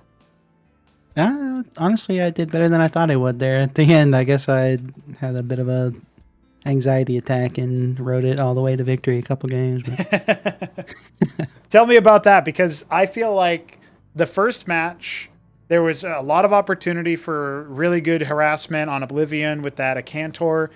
It kind of idles around the natural for a while, and you're kind of trying to respond to the attack on the front gates. But at the end of the day, he ends up winning kind of like a base trade situation. Very chaotic situation. And the same kind of thing happened in terms of chaos on Maxium, where we were seeing crazy banks after fights and stuff. So was it just like, something where you were going all in on trying to do one thing? And like, how was that? Thinking specifically about Oblivion and the harassment attempts. How did you end up finding that? On Oblivion, I just knew that GreenEggs'NSpam doesn't really like Ankators, so I was going to make as many of those as I could. I think I had rallied the second one that came out. I should have rallied it to the natural. It would have been a much better fight. I think I took the fight without it, but yeah, when as soon as he pushed in, I forgot I even had the other one across the map. It took me a while to remember. Right, and then if you're thinking about like trying to time the unload to work in such a way that it distracts him back at home, and you can then maybe take a better fight versus the Eidolons, because they're so dependent on positioning that it can be pretty easy to try to snipe him down, but didn't end up working out. I think if I remember, I scouted he didn't have a third down yet, so I lost track of his army, and he kind of ended up being right next to me there at the end. But yeah, it can be tricky. It can be tricky, especially if you're up against Bio and they are being more on the aggressive side with the positioning, because Bio does get to a higher concentration, like a higher damage density faster than the other comps. And I guess I wanted to ask you a little bit about that too, because something that is a bit of a narrative for GreenEggs is he always plays Bio, but people don't really get much practice playing Bio. So even though you might just write it off as like, well, that's not very strong, it can kind of surprise you. Were you surprised at how efficient his comp was in that first game? Yeah, on the first game for sure, because I went into it thinking I'd beat his units 2-1. His Protoss units are pretty beefy, but no, when I saw the army taking such a good trade, it really kind of threw me off. Yeah, it definitely feels like that was one of the cases there for sure. Now, thinking about the way that the matches versus Jack went, on Old Scars, you did manage to take a victory, a little bit of revenge. But the first match, it wasn't like it. You went for this play, which would have been the third game because Jack took the second game. You went on Muspelheim. You go for this build order where you go for the Grand Library first for the Cantavis. What was that like? Like, I know you've been practicing that a little bit, but what did you think of it? How did it work out in your estimation? Well, in that game, it didn't go very well at all. I think I made two really big mistakes. After watching the replay back, I think we were a lot closer than I kind of gave myself credit for. But the first big mistake, I don't know when I ordered them to go there, but half my army was at like the 9 o'clock position. When he pushed into my base, that kind of took me by surprise. And then I think there was right towards the end there when he was taking a fight with me next to the third, or where my third would be. I sent the Cantavis in to throw down the storm, and he took this long path around this big chasm, and he didn't actually storm until the fight was pretty much over. So I think a little bit better control on the Cantavis, and I'm not sure if it can hold up to like some really cheesy like 6-pull or something, but I think it has potential there. So would you say then that the reason why you decided to go for the, what was it, You went for the Cantavis first, and then when he didn't do a good enough job with that storm, you decided you'd execute him? Because I don't even know if you caught this, but you did kill your first Cantavis yourself. Oh, is that where he went? I didn't even notice. Yeah. No. Okay. Did he That walk was in the my corner? theory. Is either you didn't notice Yeah. or it you just kind of We shrugged were it like off. wondering, did he know? And I'm like, oh, he surely noticed. But yeah, I guess not. No? No, I remember I looked back and I saw one, and I was like, I guess he got the other. But yeah, I'm still pretty new when it comes to like doing a lot of spellcaster micro, but I think the spellcaster units are really good, so I think it's worth getting I them agree. playtest. I think the Contavis are definitely super strong, but also like the hardest to use option. Yeah, they get stuck behind the units and then they start wandering off to Narnia. So you got to be really careful how you throw the storms down. But like, I don't know if you saw in that game, I took out so many death. Yes. Big time. Well. But yeah, all in all, I thought I did a lot better than I came in thinking I was gonna do. Yeah, I think on that last game. Go ahead. No, before we talk about that final game on Paradise, I just want to ask about Maxium. You were milliseconds away from getting nuked in that one of those last engagements. How are you feeling on that? It was on your army. It was directly on your army. Oh, it was like at every base. I was looking all over. It was like 0.2, 0.1 seconds away from actually finishing. Like we all thought it went off, and it was right on top of your Solarian, on all your Acantors. That would have probably cut the legs out from under you, but you did have a pretty strong force coming as reinforcements. You spent down that mineral bank. How was Maxium? How are you feeling on that game? Because that felt like even closer than Oblivion was. Oblivion was almost like a bit of a base race situation at the beginning, but that one was just a more straightforward, like a bunch of army engagements over and over again. And how do you feel your army performed? Yeah, I thought it went all right. I felt like he had units everywhere, dude. Like every time I went to try to take a fourth, there was like a Maverick randomly or just like something just everywhere. But in terms of the units, I actually think it did all right. I had pretty bad control with the Arbiter. I think they both got sniped out pretty fast, but all in all, I think it did all right. I think if I can get to the 3 base, I usually do a better job. I'm not really as good at the super early aggression, but... Well, yeah, not having that extra Vespine from the fourth base for a while because he denied your bottom left main attempt and he denied your lower 3 o'clock attempt, as you were mentioning. So that was probably one of the things that kept him in, but yeah, ended up powering through ahead of time. I think it's probably true. We'll talk to Green Eggs after this.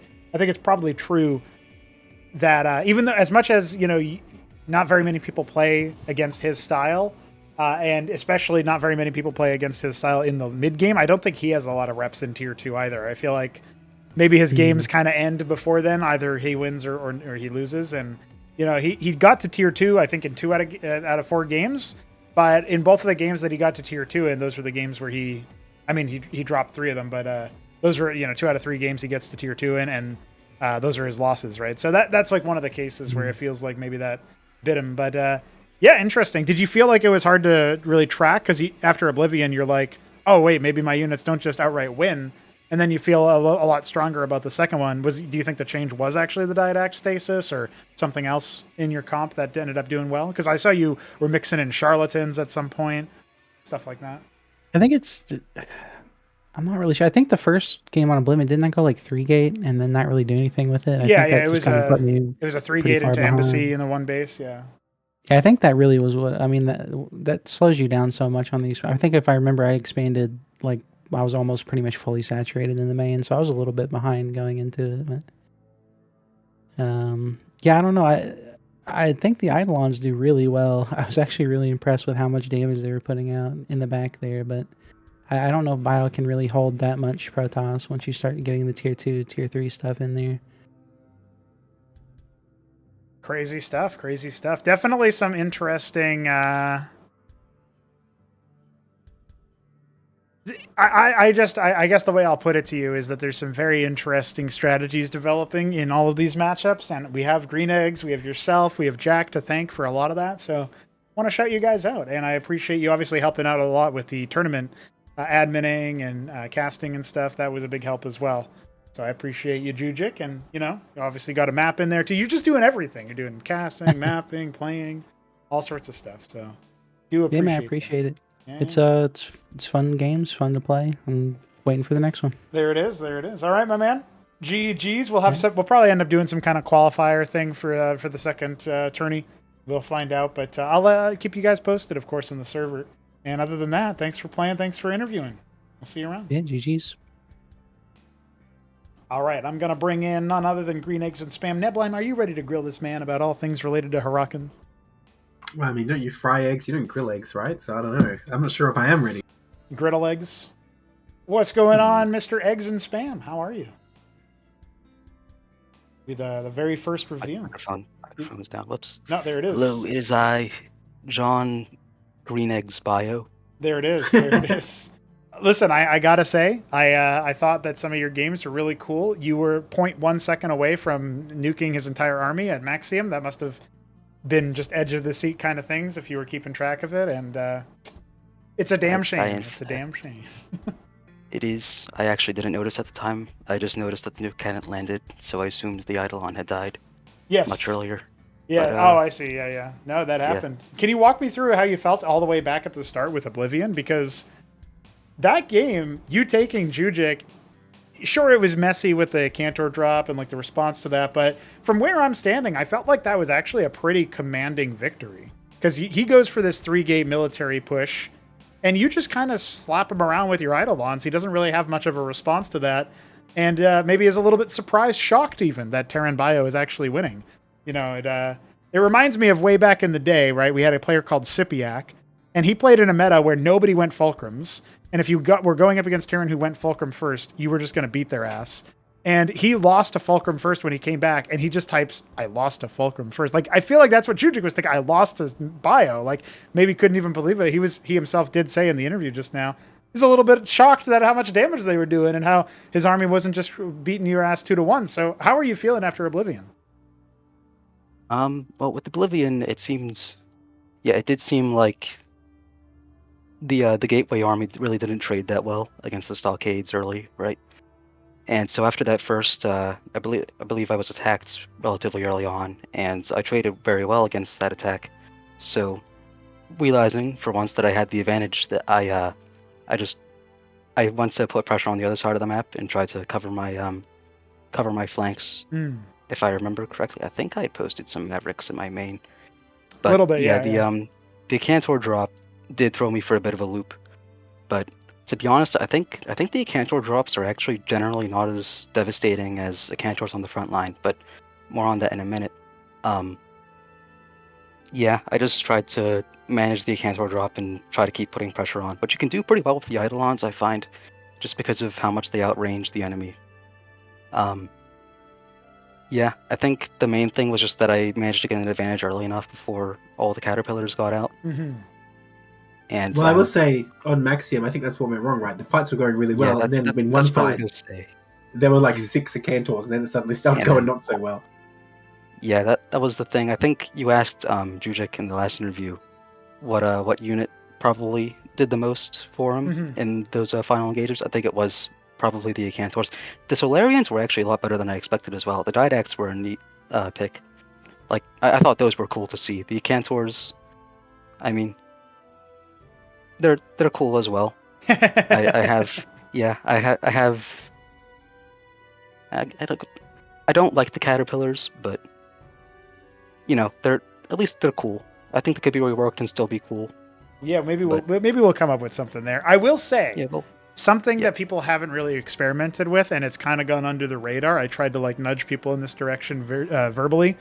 A huge change that was made, and it was something that you actually remarked upon regarding the Cyprian. You notice how like we've improved the bullet calculations to be more accurate, which means that they kind of fire off if you're in melee. They kind of like flank off in weird patterns because they're so close. Oh yeah, they have that offset. Yes, that has massively improved the accuracy of the Hotshot, which is of course just a factional unit. Who cares? And the Siren, a unit out of the captaincy. So that unit was previously not very reliable. In fact, both of those units were not very reliable, but they're a lot better at actually dishing out their damage.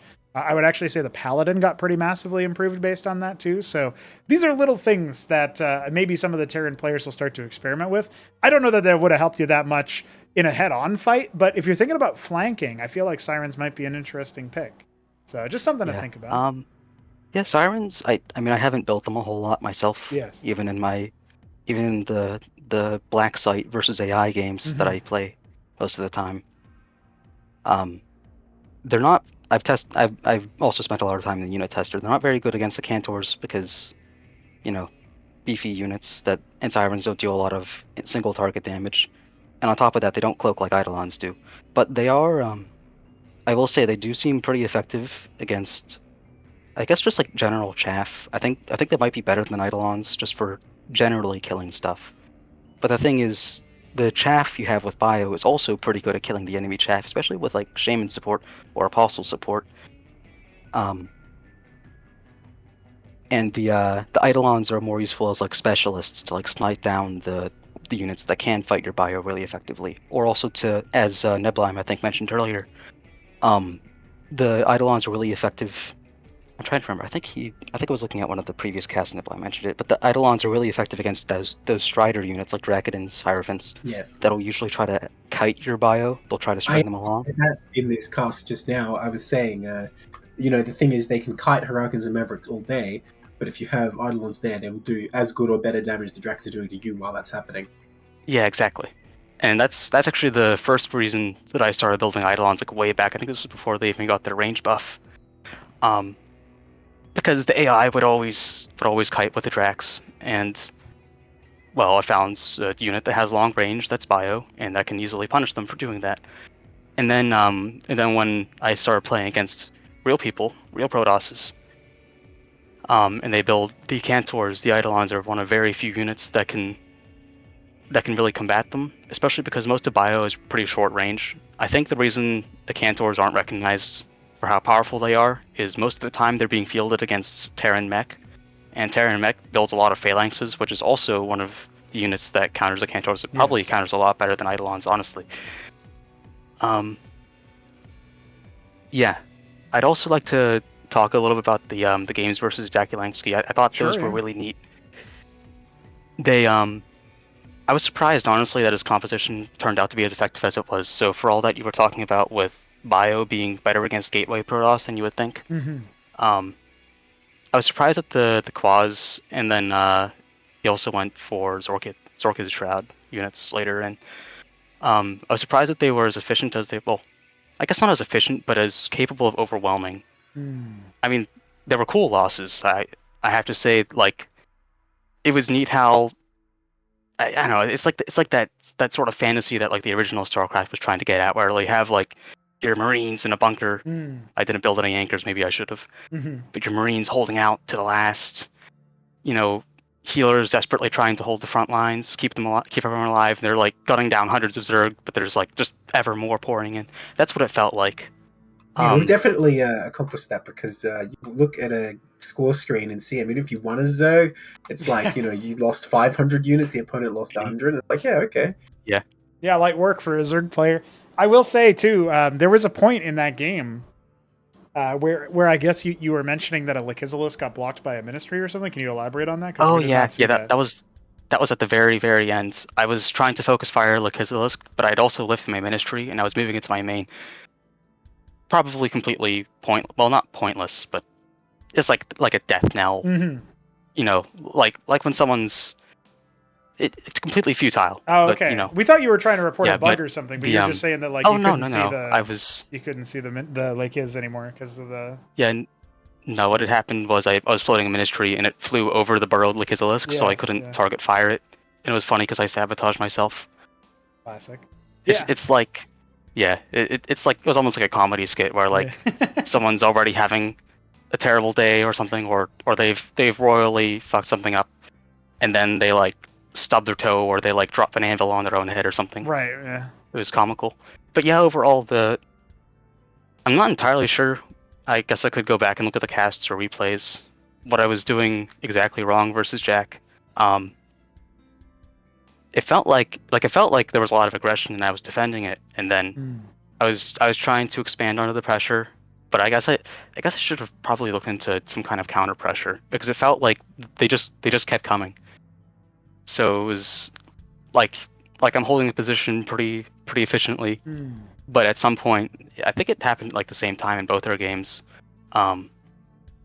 Yeah, I think on Fata Morgana, they just overwhelm. You could have gone for a couple of timings. Nebline was talking a lot about that in the cast, so maybe you'll try to incorporate that. But I don't know if this is just like a cold read. I don't necessarily think that like this might not be true, but I get the feeling that you, and maybe also JujiK, he outright said this, there's a lot of players that maybe aren't super comfortable with attacking in the early game. Like they actually want to wait until they get like 2-3 bases down. And they don't necessarily want to be super aggressive in the early stages of the game. Veek is like this as well, but he's a little bit better at it now. When he was playing a little bit more actively last time, he was kind of like, I mean, I guess I'll do some token early, posturing, but he didn't really want to commit off of it necessarily because his passion for the RTS really awakens when he gets to multiple bases, right? And so I think there's I don't know if that's the reason why some other people do. I just know that's Veek's reason. But when it comes to this sort of thing, just seeing a little bit more aggression with like the first 8 units you make when you got 2 Huracan, 6 Mavericks, even though you stimmed 4 of them to deal with some Zeths, you still could have put a lot of pressure on the Zerg, and that's before maybe they have a static defense structure up. Maybe that forces them to start overbuilding units, and then they don't have as much economy. That's like a thing to balance them out. And I don't know what the openings for that would be versus Protoss, but I know that in the versus Zerg matchup, every race, and this will probably be true for the Escozi as well, I imagine, every race versus Zerg has tempo versus Zerg. And, the joke there to say would be even Zerg has tempo versus Zerg, because, like, if you just let Zerg turtle up, they will be able to envelop you. And that's probably something that you can maybe try to look into as, like, adding to your play as a little bit more cheeky stuff. And, a little bit more on the early aggressive side. So I don't know. Are you somebody who doesn't really like that? That would be, I guess, my next question for you is, are you not much of an early aggro kind of guy? I guess, thinking back to all the games I've played, I don't usually do early aggro unless there's like some reason it looks like I should. Like if I spot my opponent being super greedy, or if they attack me and they lose a ton of units and I don't see anything else coming my way, I figure, okay, well, probably my army now outnumbers them. Instead of like 2-1, it's probably like 10-1 or something. So I need to go capitalize on that. And I guess I really felt like there was a point in the second game, I think, versus Jack, where I should have. I think it was just after I took my natural. Yes. Yeah, that was another opportunity. I had some Cyprians up. Yes. Yeah, I think I probably should have tried to push across the map and maybe just leave some units behind to make sure I don't get backstabbed and then apply counter pressure. Yeah, I think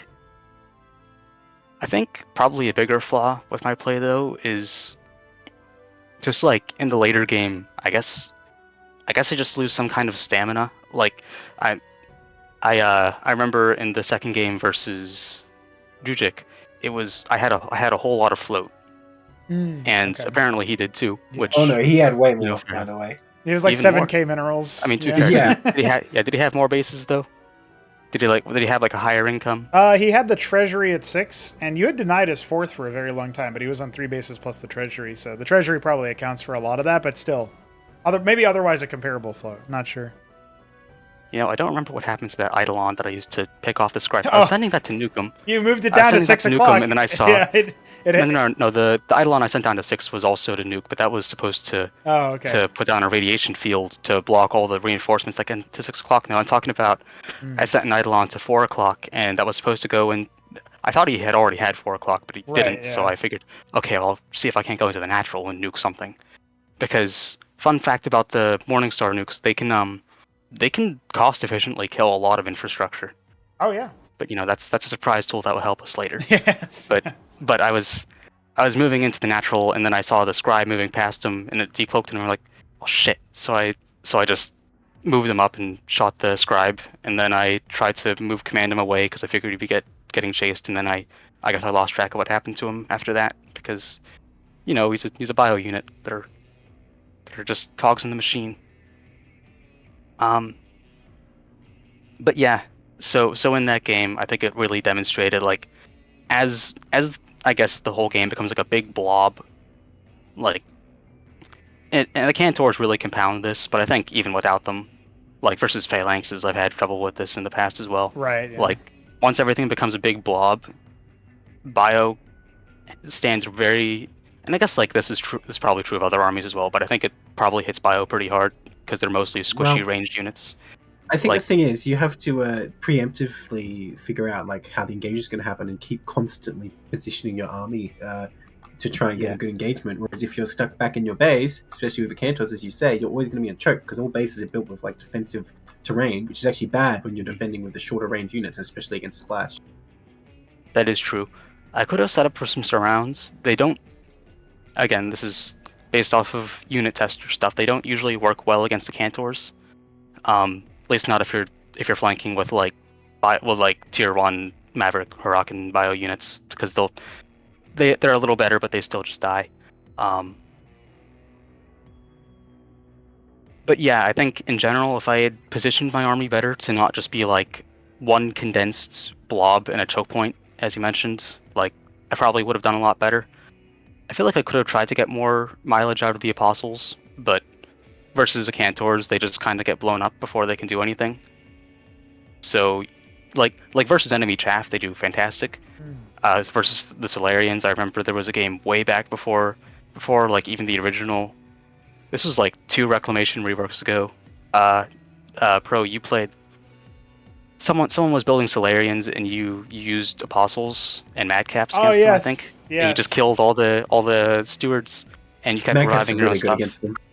Yeah. Yeah. It turns out, I mean, around that time, because Solarians were really popular, I tested it too. Mavericks actually also can kill the stewards sort of cost efficiently. That's pretty crazy, but I believe that for sure, yeah. Yeah, so it's...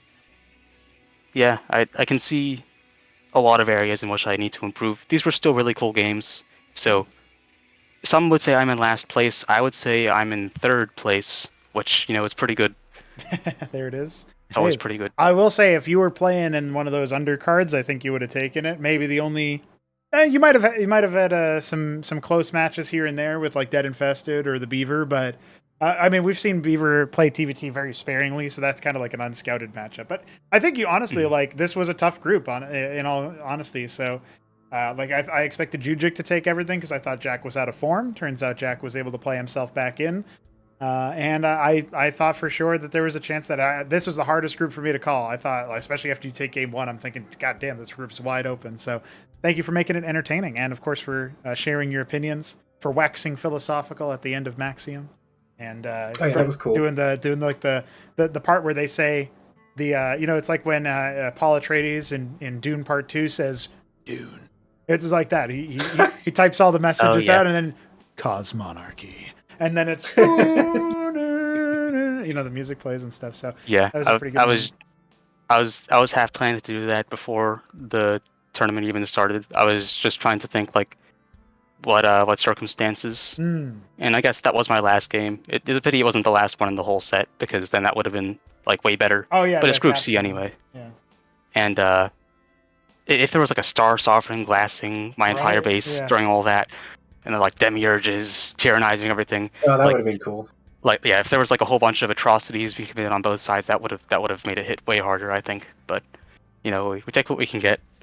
Sure, I'll try to find some other funny one-liners to pull at the end of something. Well, not a one-liner, I guess, but no, yeah. A quick, the mic. We need a good free for all. Yeah.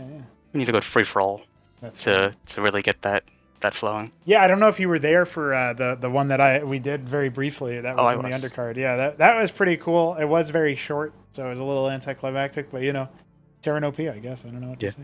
But no, cool stuff, man. Thank you again for everything, and for joining us, for continuing to play. Do appreciate it. We'll be back for Group D pretty soon, so I think I'm gonna let you go here. Nebula, any final words for our Huracan torch bearer here, our final Terran bio player? Except Mystery Meat's back now. Yeah. But, who knows what that's gonna last. I did have a question. Does the bio dedication extend all the way to tier 3? Are you committed to only making bio units the whole tech tree, no matter what? To be quite honest with you, the main reason I was sticking to bio was actually the main reason I got into Cosmonarchy in the first place, which is because I thought Reclaimers were super cool as a concept. Oh. And the earliest Reclaimers you can get your hands on are bio. So in tier 3, I like my Antichthons and my Ions, but I also I've also been in the few experiences I have had with tier 3, which not many have. T3 bio does look neat. I'm hoping Silver Tongues will get their cloaking passive, but even without it, they're still pretty good. And Pazuzus are, I think, a lot better than people realize. Oh yes. And Dilettantes are neat. But are we going to see you in Acropolis 2? I mean, I can't make any promises because time is a fickle thing. All right. But, well, I hope we do. I hope we get some of those nukes landing. I hope so. I really wish they would. But yeah, thank you guys for having me. Well, there it is. GG's, sir. Thank you for your words. We'll catch you later for hopefully Acropolis 2, but otherwise, I don't know. We'll see. We'll see whenever we see you next, man. GG's. All right, GG's. All right. Neblime, sir, good sir. And some would say you're the best, sir. I hope you're doing well here. Thank you for joining me. We're going to be going to Cheeser Jail for Group D in about 45 minutes. And that means we'll be bringing on the birthday boy himself for cast. So I'm expecting some very silly games to take us out of here and finish the job. I'm looking forward to that. So I hope to see everybody there. We've been going for a long time. This is yet another 12-hour shift here for these tournaments. You know how this goes. Well, it might not be. I mean, we'll see how fast the games are in Group D. It might only be like, the first 9 hours go by and then the last one is over in a jiffy. So I guess we'll wait and see. But any final words? Any maybe predictions for Group D? Any thoughts about Group C that you want to leave us with before we go? I mean, I'm rooting for Btyb, right? That's just a given. Of course, yeah. And he's not Protoss, so we can't start building cannons that aren't in range of anything. So we should be good. I have high hopes. But really, I think it's a total toss-up there. Who knows who's going to win that one? Alcatraz, honestly, he does seem a little bit strong, but I haven't seen him play that much, and I know he hasn't been playing that much recently. So I don't know. It's very hard to say. I'm just going to say, screw it. It's going to be a free-for-all, man. It seems pretty even.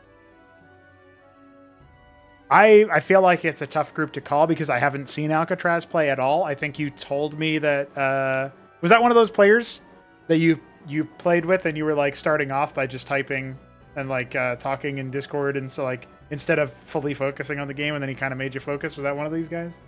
I'm not sure. Don't remember. Honestly, I kind of do that no matter who I'm playing.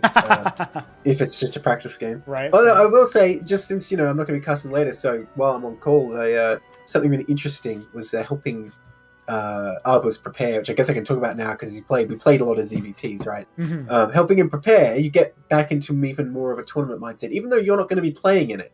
And I feel like I played a lot more intensely than I would otherwise. So that's interesting. Oh, that is interesting. Yeah. Well, I mean, we So will yeah, have on the topic of right alt tabbing out. That's I just always do it in practice because I'm not really motivated to try that hard when I'm just practicing, Oh, I see. You do bring a different level when you're playing the actual stage games, that's for sure. Even the crazy level of double embassy on one base on Derelict versus Chambly.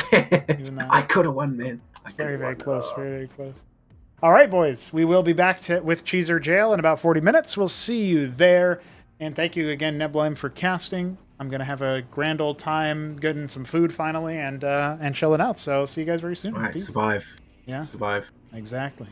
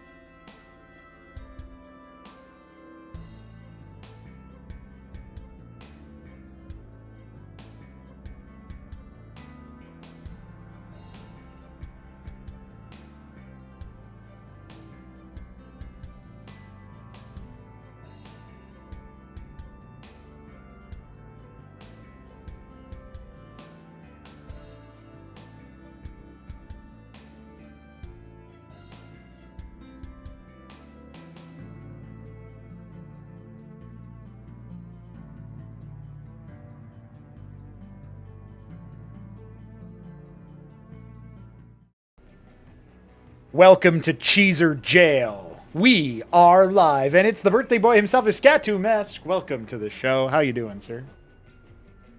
Well, today has been an interesting day. During the course of this tournament, of course, I've had to wrangle geriatrics.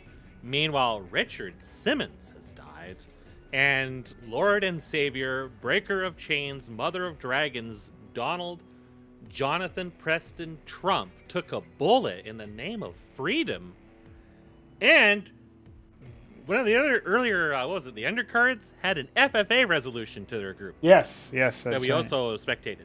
Yeah, you also watched the. I guess you casted with an Oz to do the final game as well, which. Yes, that was also spectacular. Okay, good. Glad to hear that.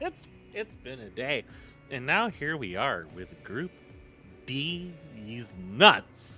That's right. And we have a lineup. We have a lineup. The other odd thing is that Lucifirius isn't high. Yes, that's correct. That's weird. That is very strange. That's unusual. Now we have a new face here in this group that I haven't seen before, which is the son of Alcatraz. Yes. And I know absolutely nothing about him. And if I was not mistaken, when I was listening to you and Neblime gossip, that you also don't know anything about him either. Yes, I've never seen him play. Neblime said that he held up well in a practice match or something a long time ago when he was like first joining the project. He signed up. Neblime actually thinks that he might have like pretty solid like class 2 middle of the road baseline mechanics. But Lucy and Btyb are cheesy boys, and they've been around for a very long time. So, you know. I mean, if you can hold up well against Neblime, I think you're going to do pretty well in this. Yeah. Like when it came to like Ramen, I was actually kind of surprised he was in this tournament because he's definitely like really like watching his FP VODs when he was playing against TheNightFox, and he was very maintaining fast, like 300, 400 APM like partway through the match. Yes. So his mechanics were very solid. So there's definitely like it feels like there's been a fair uptick of a lot of like the general skill levels. So of course it's been quite a while since I've seen a lot of the old names play. Like I haven't really seen Neblime play too much other than him. He was playing as Protoss, which was weird. So I haven't seen anything out of like Btyb or Lucifirius. I mean, I haven't seen that much out of Lucifirius at all, period. Yes. So this will be different. And Btyb is playing as Zerg, it's worth pointing out here, which is definitely going to be a bit of a change. So he's sticking to the Zerg. Yeah, apparently. He likes it, so. I think he does better as Protoss, but yes, maybe he's been practicing a little bit since those. I think those matches we casted were some time ago. Yeah, that was back in the right. Yeah, so we're finally getting some more current matches here. We are going to kick things off here on none other than Oblivion by the Beaver99, who played earlier, and I think he won his group. I'm not 100% sure about that, but that was the Group A undercard. Btyb of here as the don't tell me. Don't tell me. Is it Light Olive? No, it's Beaster Brown. I never get that. Always get that one wrong. Yeah. That's the one that seems to curse you. Yes, indeed. Well, I believe Lucifirius is down here as Tyrion Purple. So at least I got that one right, and he is indeed the Tyrion. So we're on this match here. This is, I believe, this was the one that we had the final match in the Enos group. Yes. And it's our opener and our tiebreaker if we need a tiebreaker at the end. A bunch of fights in the middle, and nobody used the anchors, but there was some really funny things that happened there nonetheless. So it's kind of strange. We don't seem to have an immediate 6 pool, but no, it's an 8 pool, and he's going for gas to follow it up. I guess he wants that Larvosk, huh? Yeah, I could be going for the Larvosk. We didn't really see too much of that before, but it's definitely a thing that people were doing in the other groups, so I suppose it's more standard than usual. We have a Fulcrum coming, kind of shocked there isn't like any early proxies, but it is a long distance map. So maybe they might be holding their like trump cards, but then again, if we look at Btyb, he's making something unusual. Oh my god, is he going for a Zeth drop, like right out the gate? I honestly expected a Kagran drop, but he doesn't have the money banked for it. No. So, no, it is. It is a Zeth drop. Yeah, he canceled the Droleth for Zeths, so. Oh my god. He's going to hide it over there so it can't be scouted. Yeah, listen, well, at the same time, Lucy is using this Mason to proxy, I'm pretty sure, because it's not going to the actual base, so. Yeah, here we go. Meanwhile, he's got a vulture. It's going to be an anchor lift with the vulture, so that's the play. Okay, but you know what would be a disaster is if the early Zeths kill the vulture before the drop even happens. Well, you say that, but I think the vulture should be Oh my responded God. to. It goes for the surround. No. Lucy being very lackadaisical with that. Oh, they're on their they're on They're the so tail. fast. It's one hit away from death. Okay, it manages to pull away. It's actually 2 hits. My mistake, but it will be repaired. Btyb did not go in for the kill. The kids are in bed. The wife is busy. He has entered full-on dad mode, which means it is time to punish. There is going to be punishment. The belt is coming out. He could have gone in straight for the kill at that moment, but he intentionally held back. Btyb is out for blood. Meanwhile, a stockade has been finished just south of his base. What on earth is that going to happen? He's landing it in the one spot where, hey, there was actually Shroud there. I don't know if Btyb will scout this. He doesn't pan his camera down. Does he hear the honking? I don't think so. I think the honk went unnoticed. Mask, we've got the proxy stockade. Okay, is it Ahmed? It has to be Ahmed. But the vultures are leaving the house. Zets versus workers. It's not the best in play overall. Kagran going down. I feel like... Here we go. You know what? Btyb hasn't noticed it yet, but I feel like that Kagran is absolutely going to reveal the stockade before anything really crazy happens. That being said, the vulture comes out of the fulcrum. 4 workers go down or so in favor. But Lucy is still up on a worker. He's still I don't think he ahead. noticed the Ovolith.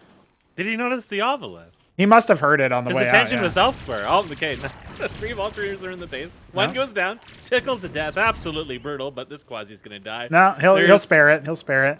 Okay, he's not making Ahmed. Ahmed would have been really great about now because the armor shred would have been really nice to deal with that circuit that has been stuck there. A second stockade is flying over, and this is a Larvosk. So, like, that is actually a really easy snipeable target. Yeah. You guys were talking about buildings that can be killed with workers early on. I didn't realize it, but yes, the Larvosk is very, very squishy. Unfortunately, it's only a handful of Oh, no. Oh, my God. The vultures went in and attacked the circuit. The stockades are over here. A single Ahmed. Lucifirius's main was attacked again, heckled, and the worker counts are they're a little low now. No, I think this is right. I mean, we're almost 5 minutes into the game. Of course, this would make sense. Lucifirius has like 11. Hey, this Maverick is actually going to pop out and help out versus the Quas, but there's more hatching, so I think that's going to have to be. Scott Ahmed. Okay, he almost got the Larvosk, if only. Now, it could take the Ticklers like 10 years to kill the stockades. Oh, he's making his Cyprian. This is where it could get a little dangerous. If he could get a nice line going north, he could probably kill like 4 of those Quasis. Yeah, he cancels it. He doesn't want it. There are a bunch moving across. Btyb should have the advantage right now, but a Cyclops is being made, as well as a Quarry, spending down that gas. Notably, Lucy does not harvest Vespine right now. He knows he needs the minerals. And all of his money can go straight towards that production off of the one Fulcrum. The one Cyclops can zone away the Ovolith at least. Ovolith. Fuck him. Well, that's a kind of a late mine, but remember the Ovolith is here to detect it anyway, so...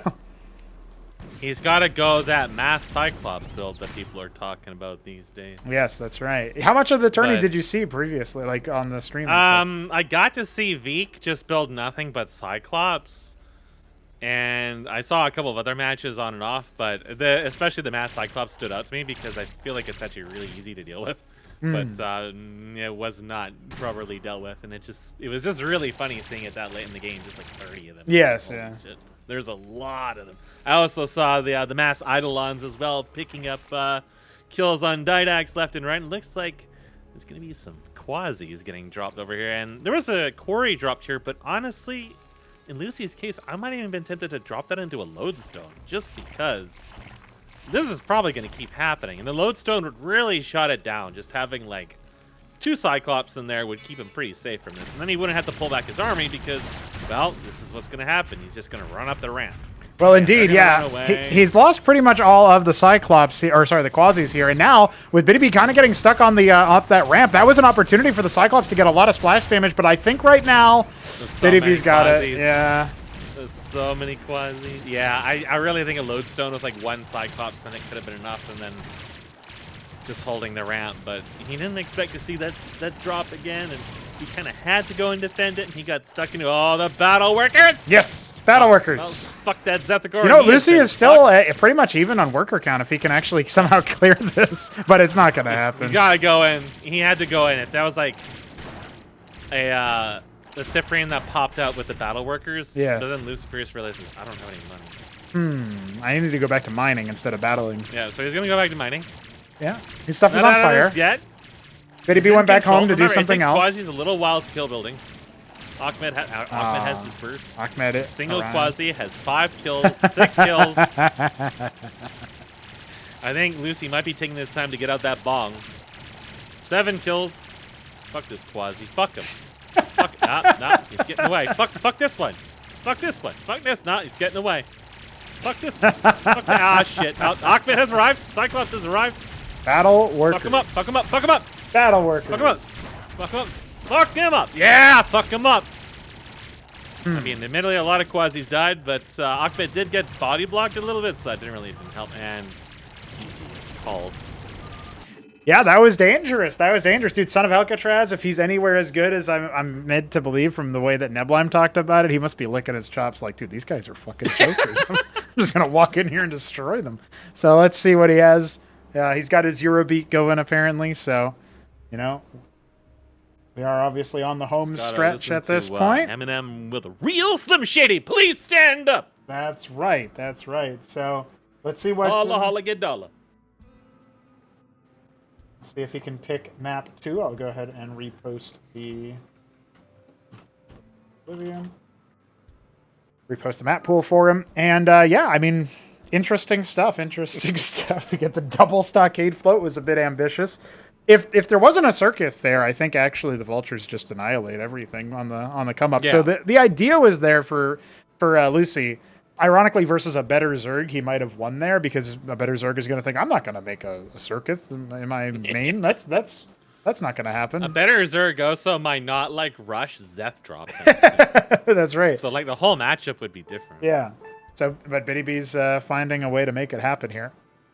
All right. Well, Son of Alcatraz is indeed going to take to the stage for his tournament debut on Paradise, a 4-spawn map by Btyb himself. It's actually really hard to not pick a Btyb map here because there's a Genesis This looks Y. almost like Dante's Peak is what you might Heartbreak Ridge. Oh yeah, that could be it too. It's a 4-spawn instead of a 2-spawn. The little middle area kind of reminds me of it. Yeah, it's I guess Dante's Peak is a riff on Fighting Spirit or Python or something like that. I think it's Python. I don't think I'm familiar with Dante's Peak. Yeah, that might be too new for me. Yeah, maybe. I think it was a kind of an... I'm a 2010 OSL hero. Yeah. I don't know anything about the tournaments after the age of Savior destroying everyone in 2010 by match fixing himself into prison. Yes. He went to match fixer jail as opposed to cheeser jail. A bit different. How do I join the upper force? I think that's what Alka's thinking right now. Yeah. He's got to navigate the lobby boss before he faces the Biddy boss. The bossy bee.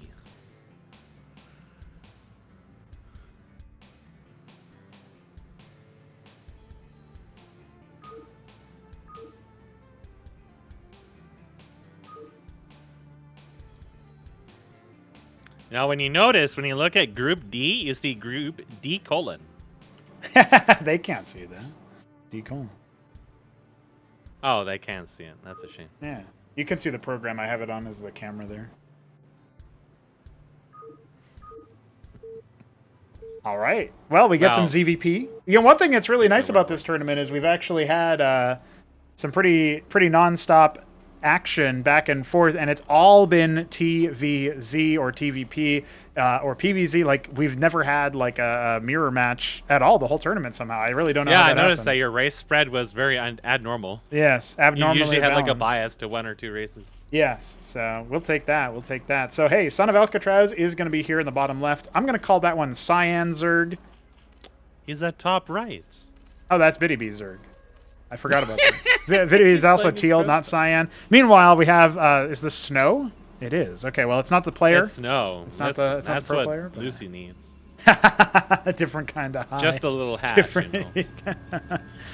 Just a little. Just a little bit. I fucking... All right, so we got another, like a 7 pool or so out of Btyb, maybe an 8 pool. No gas this time. He is worker scouting with it as well. So yeah, this isn't going to be the Ovaleth. This is going to be a bit more, straight-laced. And Alcatraz here getting up to a good amount of minerals. We'll see what he wants to pull out here, because is he going to go for the gateway? Is he going to go for the lattice? He's a little bit late on whatever he wants to get. There's a gateway. Okay, it was a gateway. All right. I'm cutting workers for this as well, by the way. So is he going for a fast Double 2 gate? Yeah, okay. He's going to gate. go for that. So I guess he might be trying to... he might be thinking, cheese. Yeah, cheese. And I guess we'll see how that one goes, because the Zeths are already being made. You can push down that pylon, but he has put it right by his nexus. So he's kind of already insulated versus that. He can pull the workers to defend it. But this Droleth scout here from Btyb is going to be able to make it up to the top right. Yep. So they'll both end up scouting. I don't think... Oh, this might be actually a cross scout coming from Alcatraz, so he's going to find Btyb. Oh, we need those high brain cells. That's right, Absolutely, that's right. 100%. And that scout actually will just... Oh, I don't think he was paying attention to his main. I'm not sure if he scouted the Zeths. Well, he's going to see 2 of them on the way now, but he only looked there after they already exited the vision. He's making a Draken, and he's got money for another unit out of the second gate, but he's not using it yet. Yeah, he's considering. All right, there. It's going to be a Legionnaire. I'm not sure about Legionnaire against Mad. I think Zealot would be a better choice, but I think the Legionnaire comes up faster, which is probably going to be a little bit more important. Oh, look at this. He's pulling the worker as well. Here's an almost immediate response by grabbing a couple of his own. But I think Alcatraz does need to pull more than just a couple of workers here. He needs to get that Legionnaire off the rally point as well. He's just kind of chasing him down, and the Draken does end up popping. Now more workers are coming. Battle workers, including one from Btyb. They're biting the gateway and everything. Alcatraz down to only 5 workers right now. Oh, he's biting. He's biting. Oh, he's good. Pretty reasonable micro with the Legionnaires, but yeah, he's going to need to immediately go straight into... 2 Zeths are burrowed by the ramp. Yes, they're waiting to try to backstab 2 workers. Yeah, why not? You'll have 2 workers on mining. You can bring 2 workers with you for fighting. That's half your workers right there. Listen, these are battle workers. And you do not fuck with battle workers. That's right. What's he going to do? He's got 88 minerals. That's Btyb, 88. Yep. This is a rough spot for Alcatraz, but he's still in the game, kind of. He's got enough Legionnaires to hold for a little while here, and Btyb, on the other hand, is taking it a little bit safer. He's not hard committed. He didn't see a medium to a hatch or a Larvos behind that. He's just making an expansion instead. So he's still got Zeths coming. No, I do feel like if he's not careful, he can lose all these Zeths and lose a lot of steam off of this. But it's going to take a little bit of floundering to get Alcatraz back into the game monetarily, because he's definitely struggling. Yeah, he's down 5 workers, and even Btb's nominal worker production has kept him above there. So, yeah, Alcatraz, for all intents and purposes, just starting things out right now as he gets ready to do it. Now, the Unburrow from the back does allow Alcatraz's Legionnaires to get surrounded a little bit. He has ended up getting immediately pincered. The Draken only halfway done. Yeah, the pylon going to be gone after. Alcatraz. This is going to be battle workers. The revenge. Yeah, maybe I oversold him from what Nebline was telling me. I think maybe we were thinking about a different guy. He wasn't prepared for the bees. That's what's happened here. The birds and the bees. I'm the bird. Oh, Btyb up to a 2-0 start. GG has to be called and fighting the Nexus. Btyb just is on a rampage. Like I said, he's taking out his belt. He's going to get these whippersnappers into shape. Maybe they are receiving the lash of the spanking time and time again. Yeah, he did say for you, Mesk, and then did that. So I feel like there's something there. All right, well, Son of Alcatraz is going to have to think about what he's done and maybe what needs to be done. Poor guy getting wrecked a little bit in that game, but that's okay. He can think about what else. I mean, surely if Lucy defeats Btyb, then you won't get 7 pooled in the next game because Lucy won't be in it. So Lucy, he picks Genesis Y. 2 spawn map. He's thinking about something silly with anchor floats. We're going to be going to that for game number 3. Blistering pace here, ladies and gentlemen. Yeah, it's blood all the way down. I mean, that's how Btb's always played it. He's always gone fast. And I don't know about Lucifirius. I think you said he invented the whole Wraith thing, so it sounds like he was also pretty early game oriented too. Yes. Although, you got to say, Lucy's got to get to the Paladin. He's got to make it fun Paladin. I know. Yeah. So Lucy is the kind of player that I think there's a lot of players who are like this, where they lose steam a little bit when it comes to the mid game and the macro and stuff. Yeah. And so if he can, like, he almost defeated Shambler on Boscovine, if you remember that map, with nothing but mass wraith, right? And so that was something where, like, you know, he started working ant seals as well for good measure. He was just like, Shambler was very close to dropping a game to that. And you know, like, down the years, if you remember, there was I think it might have been, I don't know if you were casting back then, because I think that was when you weren't in the server, but we had a tournament where Lucifirius, the Shambler off racing as Terran, and jakulangski's Zerg were all in the same group. And Lucy got very close to defeating the Shambler with 2 cheese plays there as well, including lifting anchors full of Harakans into Shambler's base. So that was pretty good for sure. Chat can't see this, but they should donate on coffee. Don't worry, I read that one out loud. All right, GLHF's exchanged, and Btyb agrees you should donate on coffee. Link in the chat there by the coffee bot, of course. Classic move. And Genesis Y is our next destination, another Btyb map. Let's see what happens here as Lucifirius. I'm going to call this one Tyrian Purple again in the top right. And of course, this is Eggshell Blue. Yeah, Btyb in the bottom right. What up with this shit, geyser? Yeah, this is his own map, and everybody keeps saying, hey, Btyb, you should fix that geyser. Smiley face. Yeah. It does return a little bit slower on diagonals, which is something I don't know if we can fix in internals. That would definitely unlock more map layout opportunities, but at least it's symmetrical. It's symmetrically shit. I think you have to make them use, like, flingy movement, unless you go into, like, the woodworks or the pathfinding, which sounds like it's... Well, they use flingy movement by default to workers in StarCraft 1, and they have even worse trouble, so I think it's just something related to pathfinding. Yeah, in that case, it would be pathfinding, because that hard angle there makes me think it's not using flingy, it's following a nav mesh. And there's probably, like, a vertice or something there, so... Yeah, it's... Well, they gotta change how they handle the navigation around that, which I can't imagine the ramifications of doing that across the whole game. You're right. But, yeah, it's just rough. But, yeah, oh yeah, this is the map with the future stations and frontier that's... we saw... Yeah, it helps to wall. We match of that very recently, right? Yeah, it helps you wall it up. So it'll be Fulcrum again, and maybe this time... Oh, he's going straight for the Ovaleth, but I think this is a Kagrin drop, because he actually got the Kagrin with him this time. This looks more like... I don't know, he could turn it into another circuit, expecting to see Vultures again. I think that's also a possibility. It would be funny if he just does not... No, immediately grabs it, and then away he goes. Well, here's the thing. The wall is actually really good here, because the Zets have to bust through that, while Btyb has only a K-Grint that can just get killed by Masons, right? So that's actually a pretty genius response to this. But Lucy's going for a Quarry behind this. He's greeting really hard here.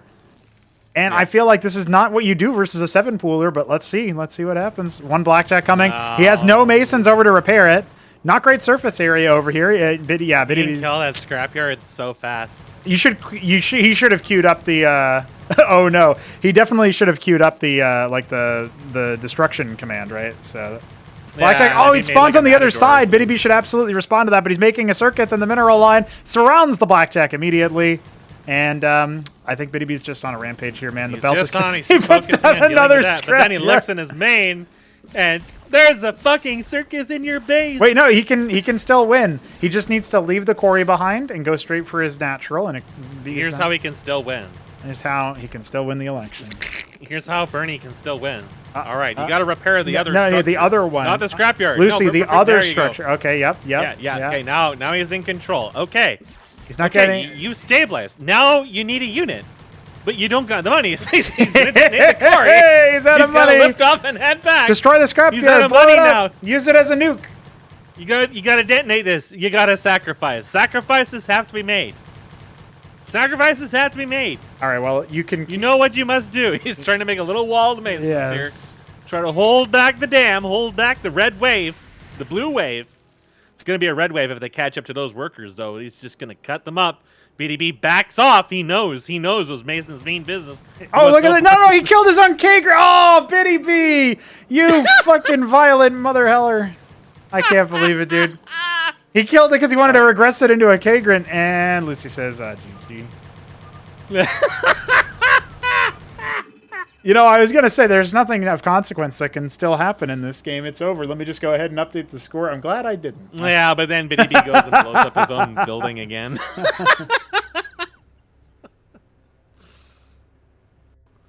At least it wasn't a Matrix. No, it wasn't a Matrix. It had already served its purpose. Dude, Btb's unstoppable. He's just going to 4-0 this group and go to bed.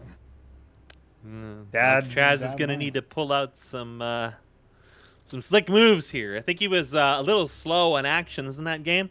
That also kind of hurt him a little bit. He was slow to get the first gate down, slow to get the second gate down. Just little things that, like, if there's a part where Btyb is going to be at his strongest, it's going to be early on, especially when he's going all hard aggro. He's not going to hesitate in anything. Now he's experienced that, so now he's armed. He's armed with the knowledge, the wisdom, and the power. The power, son, the power. Think Terry Crews. You got to be armed with the power. Which means if he spots this bullshit again, he probably should make Zealots instead of Legionnaires, because I think that would have made a big difference in that game if he just had, like, 2 Zealots after the Legionnaires came up. Yeah. I feel like, you know, Son of Alcatraz can definitely fight back against that. I'm not sure that he spent much time thinking about the what was coming next. But now, to be clear, when I was saying earlier that Neblime faced him in, like, a practice game or whatever, that did happen. They played a couple of games, but I believe Neblime just kind of ran him over, if I'm remembering correctly now. So, you know, I would expect Neblime to run most people. Yes. You have to. He is a class 1. Just because he's at, like, he's going to knowledge check people. If they don't kill him early on, I think he's going to knowledge check most people in the game. Yep, most that aren't like Shambler or whoever's like actually been here for a while. Like, most of the new people are going to get knowledge check. All right, I'm going to guess this one is... Oh, man, it's not Zinwaldite Brown. It's one of, like, the off purples. Is this Mahogany? Oh, Auburn. I guessed the wrong one the last time, but I guessed wine. You're going to need a leaderboard on this because Inaz was doing the same thing, trying to guess them. Yeah. We all tried. And he also got trolled by the Beaster Brown, I think it might have been. Yeah, probably. That one was getting me for a while. Eggshell Blue got me earlier today, so I got that one right. This is just snow again. Yeah, okay. He's keeping snow as his color. Maybe his inspiration, going for a very fast... Lucy's got to sniff some of that snow off of him and get himself going if he's going to not get dropped down to the rung. But, you know, pile on by the Alcatraz ramp. pulls out some alt kills here, puts us into an FFA. Maybe it'll be worth it. Well, we're going to have to find out because Btyb just stomps on him with another 7 pool, which sems like it's what he's setting up for. We're going to get a very quick 4-0, and then it'll be a best of 3 between Lucy and Alcatraz. This is really deranged. Kind of interesting that Btyb has gone for a different cheese off the back of the 7 pool, like a different variation. It's like this is cheese. Oh, but it kind of tastes a little tangy this time. Like, you know, you get like a different aftertaste to each single one. Well, when you have the access to that early ovolith, it opens up a lot of dumb shit that it's not like particularly clever, and that's one of the reasons why you don't really think about it. Because when you think about cheese, you think about, 6 pool, vassals, NAFs, you know, when they were still easily accessible. You think about all that shit. But when you think about drops, it's mostly like, 3 Crow's gonna, like, triple Kagrant drop me or something like that. Or maybe I'm gonna, like, proxy hatch you in a 3v3 and you won't notice it. But you don't really just think of, like, I'm just gonna, like, ferry a couple Zeths over this ledge. Yeah. But it just, at the same time, it kind of just makes sense. Because if you... For example, like almost losing that early vulture in the first game was just like that really set a lot of tone for it. Because then he couldn't even really have map presence anymore, which meant that holding the ramp was the important part, which meant that all Btyb had to do was just circumvent the ramp. Speaking of all Btyb has to do. Oh, poor son of Alcatraz. He's thinking now. GG. Okay, well... You know, he had the right idea, but it came 5 seconds too late, and he didn't make any unit out of his gateway the whole time. So, yeah, a little. I feel like you send out a scout, and then if you have to, you pull your workers, and then you just wall the ramp with workers. The worst case, you lose a couple workers, your shit goes up, and then you're safe for a fair while. But if you don't spot that coming, then it's gonna be brutal because you're gonna get bead. Yes, indeed. Bead, indeed. Well, it's going to be Blackwater Bastion, which has 2 Bs. That's 2 Bs.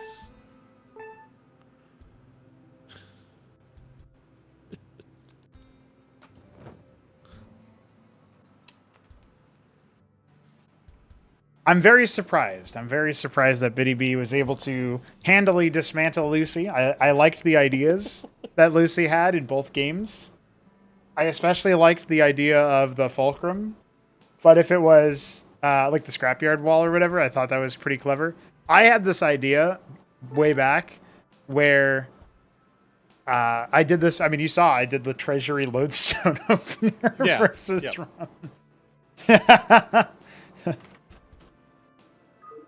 So yeah, and Lucy dropping the. Yeah, see, the problem with using an add-on to block that isn't like a lodestone is their armor is not very high and they don't have a lot of health. And Zeths are insanely good for destroying buildings. If it was Quasis, it might have held them a lot longer. But the Zeths attack so fast, and I think, don't they have like 1 armor pen or something? 2, actually. So. 2 armor pen, yeah. So they just basically ignored the armor on that. So yeah, they just shred the add-on, even though it has kind of a small profile and you can't really get a huge amount of them. You don't need a lot. You went like Quarry, you didn't have anything to defend against it. So yeah. And you think if he goes straight to a Matador or a Blackjack in that situation right after the add-on, I believe in the hold a lot more because you can use workers to deal with the Kagran, right? So. Yeah, but the Blackjack did pop up, but it was kind of on the wrong side. If he went for like a fast Matador and the Matador then popped out, then he probably would have been able to hold out because he could have sieged, and then Btyb either has to like run by and try to go back into the main to deal damage to workers, in which case the Matador is going to chase you, and then, I mean, he has to transfer down to the mat anyways because there's a circuit in the space. Yes. So there's like a few ways you can play around that at least is like you can deny some area with a Matador, but. Unfortunately, I don't think he was expecting the hard ball bust immediately to actually like destroy the scrapyard instantly, and then a circuit on top of it. Yeah, what I'm noticing about Alcatraz is he really lacks the steady worker production, right? So yeah, that's also going to get him in the longer games, but we haven't even needed to see the ramifications of that because he's just getting bopped too early. Now it is a fulcrum, a lot of extra Vespine for Lucy, so I guess he's probably going to be banking for a. Corey at some point soon. So I think this will naturally be a little bit more of a longer match. Is this a 4 spawn? Yes, it is 4 spawn, 4 corners. So okay, they will need to scout each other. Neither of them have scouted yet. Yeah. Yes. I was like, oh, it must be a 2 spawn. Nobody's even bothering to scout. No, they're just not scouting it. Yeah, scout with your attack. Scout by attack. So Alcatraz will have a little bit more breathing space here, but if a Vulture gets into his base right away, which is Vulture's is already on the way and his gateway, first gateway is only just finishing, then he's gonna have a little bit of a rough time. However, a Vulture can't end the game as quickly as 6 deaths can, so there's that little bit of leeway. He is getting a Hierophant. Yeah, very good versus the so Vulture. That'll help him against the Vulture quite a bit. Yeah, using its slow proc there. Now, one thing a little clever here that I figured I would share is that the Discord integration tells me that Son of Alcatraz, when he's not looking for games to play as like warm up for this tournament, he was playing the Protoss tutorial actually. So, forget the fact that it said he's been playing it for an hour, and that makes me worry that like what's going on in there. But maybe he's just practicing the units or something. He might be probably looking like through the tech tree and stuff like that, figuring out what stuff does, I mean, I spent like an hour in that tutorial too, and that was just me going like to tier 3 or something incredibly stupid. Right. In the Terran one, that is, not the Protoss. Yeah, certainly can be the case. Now, here we go. The first Vulture was handily dealt with, and we have finally managed to escape the first 3 minutes of the match. Yep. So he must be feeling a little better about himself, but now he's got the problem where, first of all, like you said, the worker production is not consistent. There's some queuing of units, so I kind of like, if he plays like this against Nablime, I don't see him surviving Nablime's first attack, just because Nablime doesn't, at least from when I played him, he wasn't like super hyper aggressive early on, but when he hits the pedal down, it just turns into a fuckfest instantly, and it's a lot to keep up with. But if Alcatraz is able to like keep consistent and scale up as the game goes on, then I feel like he's in a fairly good spot. But Lucifirius is, well, he's doing something a little bit different. A little bit, he's got a little star pad there up there in the top right that says just finished and is now building a Wraith. So the biggest issue for Alcatraz past, any like mechanical issues right now that, I mean, Lucifirius has doubled over his APM. Of course, a lot of that's going to be spam, but knowledge checking is going to be the hard part. If he's still like trying to figure out what's going on, then dealing with things like the new cloaking behavior, especially the higher tiers, he hit like tier 2, tier 3, that's going to be rough. He might know what the Protoss does, but he may not be intimately familiar with what Terran does. And the Terran has a lot of shit, especially as soon as he hit tier 2. You guys were having an interview with GreenEggs'NSpam that is talking about the whole, reclamation aspect. That's a big thing to deal with, and I don't know precisely how apostles work now, but they're still obviously very strong. Yeah. And you need to have, target focus and real like ways to navigate those fights. Dude, spot So the that's wraith. really gonna test it's him. blending into the Xel'Naga. Yeah. He's piloted by an anteater. Dude, I can't believe how fucked up StarCraft 2 is. Freaking Loller Skates had to remind me that even existed. That you forced me through that. Hey, if you can blame him for that, because I didn't remind you. I would never. I'm gonna blame him for everything. Classic maneuver. I think he's been watching, so you know what? You can shout him out right now. How is he charging his phone all this time if he has no power? I think he got power like as the tournament started or something. I'm not 100% Oh, sure. That's like a miracle. We had someone die, someone almost die. Well, someone did die because a pedestrian got shot in that conference. And now he's got power back, so now he's alive again. So resurrection of Jesus Christ. Yeah. Which is Loller Skates because he looks a lot like Jesus Christ, just like another 5 feet on him. Now he's alive again. Now he's active again. So it's been today has been loaded. Holy shit. Yeah. Crazy everywhere. And you got all this Now, ridiculous Lucifirius cheese as well to look at. only now is adding in a second fulcrum. So if we look at the military, again, Son of Alcatraz, I feel like even if his mechanics aren't like super sharp, if he doesn't like do stuff super fast, I fear for Lucifirius the later we go on in the game because he's also kind of unproven to me. I don't know how well he scales either. And I think he said that he can kind of like taper off as the game goes. So Son of Alcatraz may be a player more like me, where the longer the game goes on, the more better you tend to do. And if he just at least has a strong idea how to deal with stuff, then he can definitely compete. Now, that said, he's about to get tickled by mass wraiths. And if we look in his main, there's no defenses there whatsoever. He's Okay, got- hold on. I have something really important to say, Mesk. He never scouted his opponent. He might go top right with Legionnaires and kill the star pads. Well, he's going to...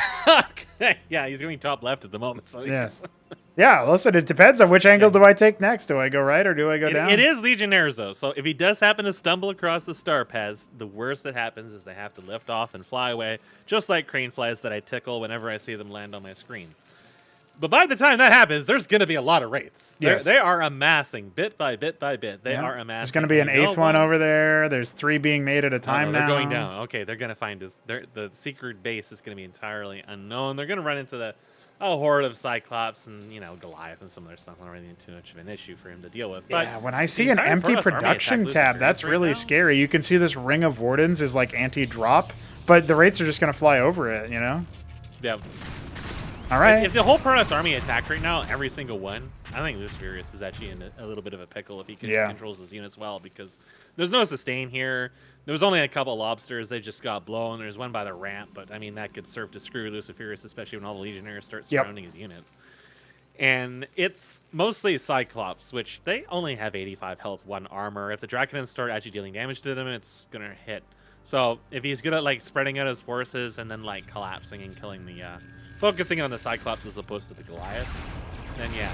Dude, how unlikely is it for Lucy to walk into this kind of situation where there's a ring of wardens buying time? The Draconans are out to try to maybe hold that, and now the wraiths are like, oh, we should just leave and start going to Heckle. Yeah, you're right.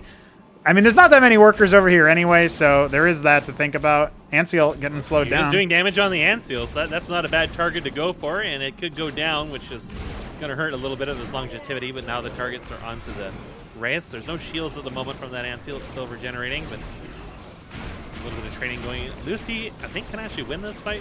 Yeah, it was more Draconans sort of trickling in, but Alcatraz not actually making anything right now. Yeah. Man, the They occasional... are making money. Well, yes, that's fair. So is Lucy. Look at his money. Yeah, Lucy can think about tier 2 soon. The occasional little burst of shields from that Anseal is actually really impactful. Yeah. Yeah, once the damage started dropping a lot, it just became like... There was not enough damage coming in to overpower it. So now 2 more Draconans are coming. I think with this Wraith count, you can still defeat that, especially if the End Seal Yes. doesn't get sniped. But look, the End Seal's not actually there. Damage being spread out instead of being focused down. Now it'll end up going down. It's finally rebuilding that pylon, but with the Wraith count dropping, their damage is dropping with it. Yeah, they're The focusing attack on the... is a little bit spread. I think they were attacking workers for most of that, so now they are actually going to end up falling. The mech army's trying to knock down the front door, but that's where some static defense actually is, so Alcatraz might be a little bit safer than he realizes. Yeah, again, these are Cyclops. They're pretty frail, so they're getting kind of split up here, and the Matrix is kind of dealing a little bit of damage. Something got a little bit picked off. There was no expansion there, just a single scribe that immediately died. A terrible, disgusting, disappointing, and miserable death. And Son of Alcatraz hangs on for a little bit moment, but he stopped mining gas. So if he had aspirations for that Monument of Sin that he was saving up for, I'm not so sure he's going to get that anytime soon. Meanwhile, the worker count is absolutely enormous. You know, if Lucifirius wanted to, he could go for that Paladin at this point, but his Atlas might get interrupted. Yeah, the Atlas is gonna... That's a really good... Like, the fact that Alcatraz knows to focus that down is pretty smart, you know? So Yeah, he knows. He's aware. He's focusing on the building at the moment. Ah! That lone lobster strikes back. Well, there's more where that Saves came from. Luciferius Look at to this potential worker cockle line deaths. of Cyclops being blocked by the Yeah. Goliath. They were all in like a straight line going... "Dut, dut, dut, dut, dut." Yeah, a little inchworm crawling across your hand into your earlobe. Classic move. All right, so Son of Alcatraz is he's in the game. He's got a little bit of money stashed up. He's queued up a few units here. He could go for tech. I probably want to try to take that expansion, but I think now the fear of God has been put into him as additional wraiths are amassing, as well as additional vultures.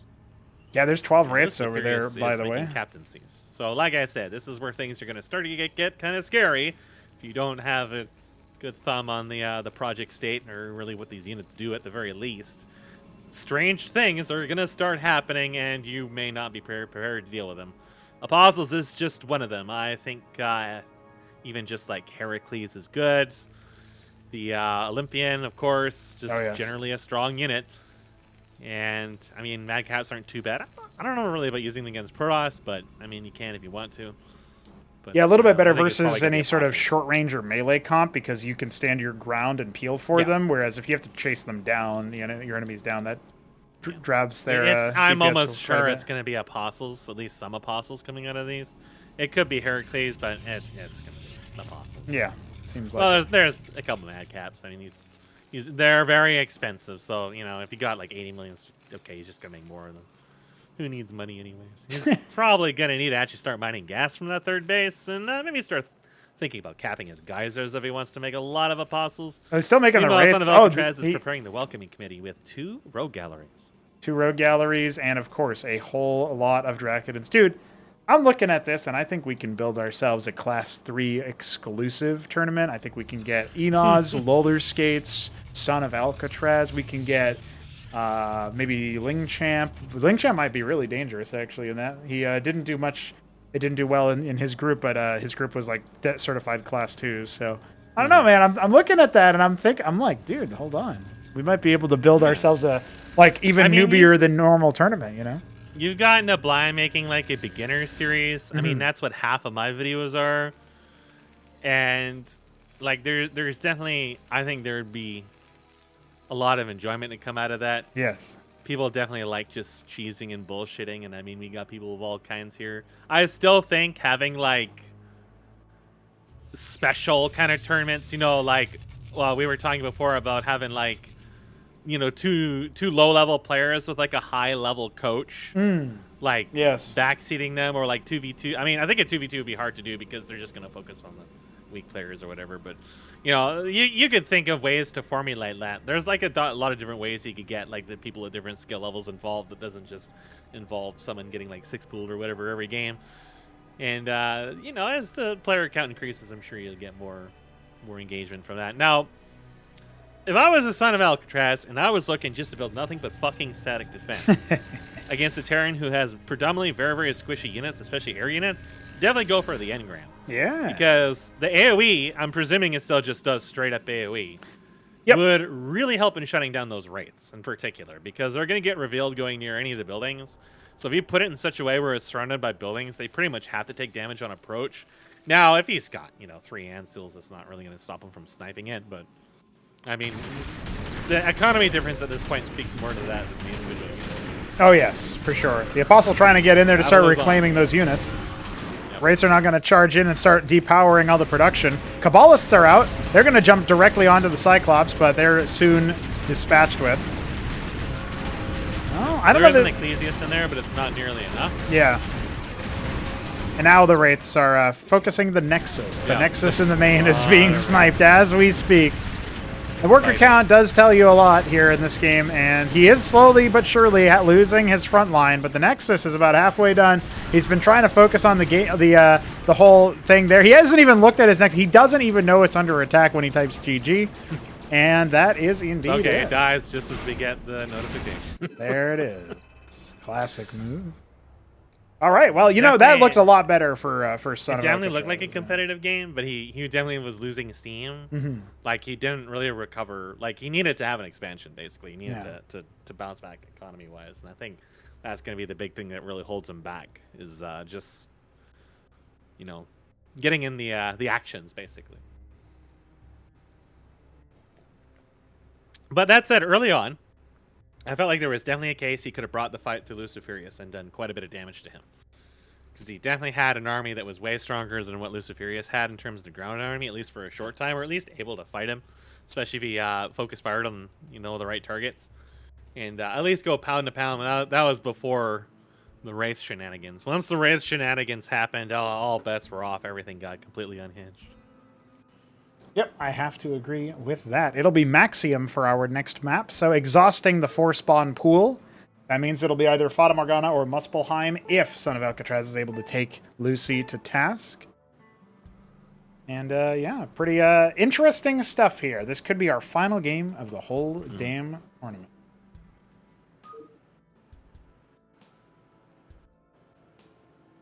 All right, we are ready to get going.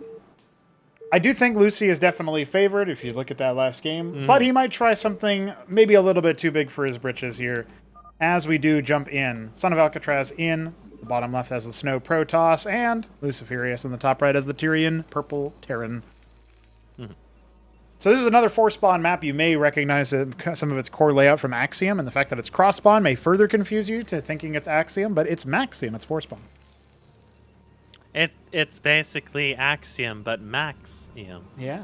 Axiom Max, as the Zoomies would call it. Yeah, he was looking for names for like the 4-spawn version of Axiom, and that came to me, Maxium. You know. This is the Eidolon map, isn't it? No, maybe not. This is the map where Green Eggs was using Eidolons, but it was cross-spawn the other way. It was top left to bottom right. Yeah. Yes. We were moments away from a grand nuclear explosion, but because I thought there was going to be a nuke on the neutral treasury, but I was looking at the top and I was like, this doesn't quite look the same. Oh yeah, the neutral treasury in the bottom. Yeah. See, that's definitely a riskier one to take because you can be tanked on those ledges, which is double high ground. The other ledges, of course, are also close to it, and the third's pretty open. But we've seen. Yeah, we've seen a few games on this where I think it was on this one where you saw a lot of, I think it was the older matches, or maybe it was the older matches where that people kept getting fucked by the low ground towards the middle. Yeah, that's a similar layout to how the how Axiom went in. So all right, we're seeing a divergence from Son of Alcatraz's conventional playstyle. Oh. He's going straight to the Hupsaya build. Yeah. He has tapped in our professional from another mother. No early wardens, just straight balls to the wall, gripping the crundles, screaming, eyes red, face red, sweaty, breathing heavily. Will this be an early Atreus? Well, he's going to need some gas, I think. So, it could even be an early Amaranth. I feel like I don't really know what you would make out of the Grand Library first. When it comes to Terran, you know? I went for the Atreus. Right, I think that was versus Zerg. You would just get like 3 or 4 of them and just like try to brute force his way in. But that was against Zerg, right? Mm-hmm. So Terran, I mean, the Atreus probably still isn't bad, but it will be an Amaranth. So again, not bad, but it's your opponent's gone Vultures every single game, and I feel like Amaranths. I mean, they'll do better than Zealots, but I feel like Get out of here. It's still gonna be like chasing unit around. Yeah. Fuck that. That's pretty funny. He will go down with the Matrix. So he's doing the Shield Steal move. Shield Steal with the Amaranth, Shield Restore with the Matrix. I guess that means that, you know what, the next logical step is to go a Herald so you can keep your Amaranths alive forever. That is a kind of thing that, like, if people go like Amaranth, Herald, Ecclesiast, Sycophant, it's just like unstoppable. You just simply cannot stop. There are mines on this Vulture. It's not currently being activated for that purpose. Double Vulture. Getting a little caught up trying to wiggle around here. Lucy is getting a little... One Vulture is going to go down in just a moment here, folks. We've got 7 HP and 5 HP, and the Matrix is going to... Oh, the Battle Worker got it! And another Warden goes down immediately after. Annihilated. All right, well, Proxy Starpad. 8 o'clock is going to be the time of day here for Alcatraz in a moment. God, if you really wanted to demoralize someone, you would just do the whole Seraph Rush thing. Because this is not something that can contend with that at all. He is getting a gateway, but I mean, if you went to tier 2, contained him enough, which I mean, it's effectively what Lucifirius sort of did in the second game, you know, and yeah, he didn't really do too much containing. It was just he didn't really take that expansion. But if you find that your opponent is maybe being a little turtly, but isn't like mechanically able to keep up with you, then you just... Oh no. The mines. You just go straight to something stupid. Yeah. The mines are going to fuck this up pretty bad. Well... But they do move pretty quick, so a little hard to chase. And Lucifirius doesn't oblige. There is an Atreus and I see it has a new asset. Yes. I have not seen that before. We need to do new animations for it. I'm leaving that for Baleflaw when he gets some time. It's still using the old rig. But very different graphic visually. And it moves a lot faster now, which is the main reason it needs new animations. Yeah. So I can see that it still statistically seems to be fairly similar as it was before. Yeah, it still shoots the same way. Still doesn't track. It does track, yeah. It does now. It does track now? Yes. Okay. Yeah. So that would actually make it very good for what is going to happen then, because normally it couldn't shoot at the wraiths while they were moving around. Yep. But it just so happens he's going to have just the solution he needs for actually defending against mass wraiths. So that's where having a couple of Atriuses will really shine. They'll just splash them all down. And even though the Anseal works against that now, it's if you're hitting like 5, 6, 8 targets, that's a lot of shields that it takes off. So yeah, it just burns right through all of the Anseal energy immediately. He has got a Cantavis. Yeah. So again, very squishy, quite vulnerable, but and the reaction time hasn't really been units. there for Alcatraz. He actually needs to proactively use that unit, I feel like. Otherwise, you it's just gotta going be to very, very proactive about it because it doesn't deal the kind of burst that it does within Brood War. Yeah. Which means you need to be able to contain the targets from moving around. And a lot of Lucy's units are very mobile.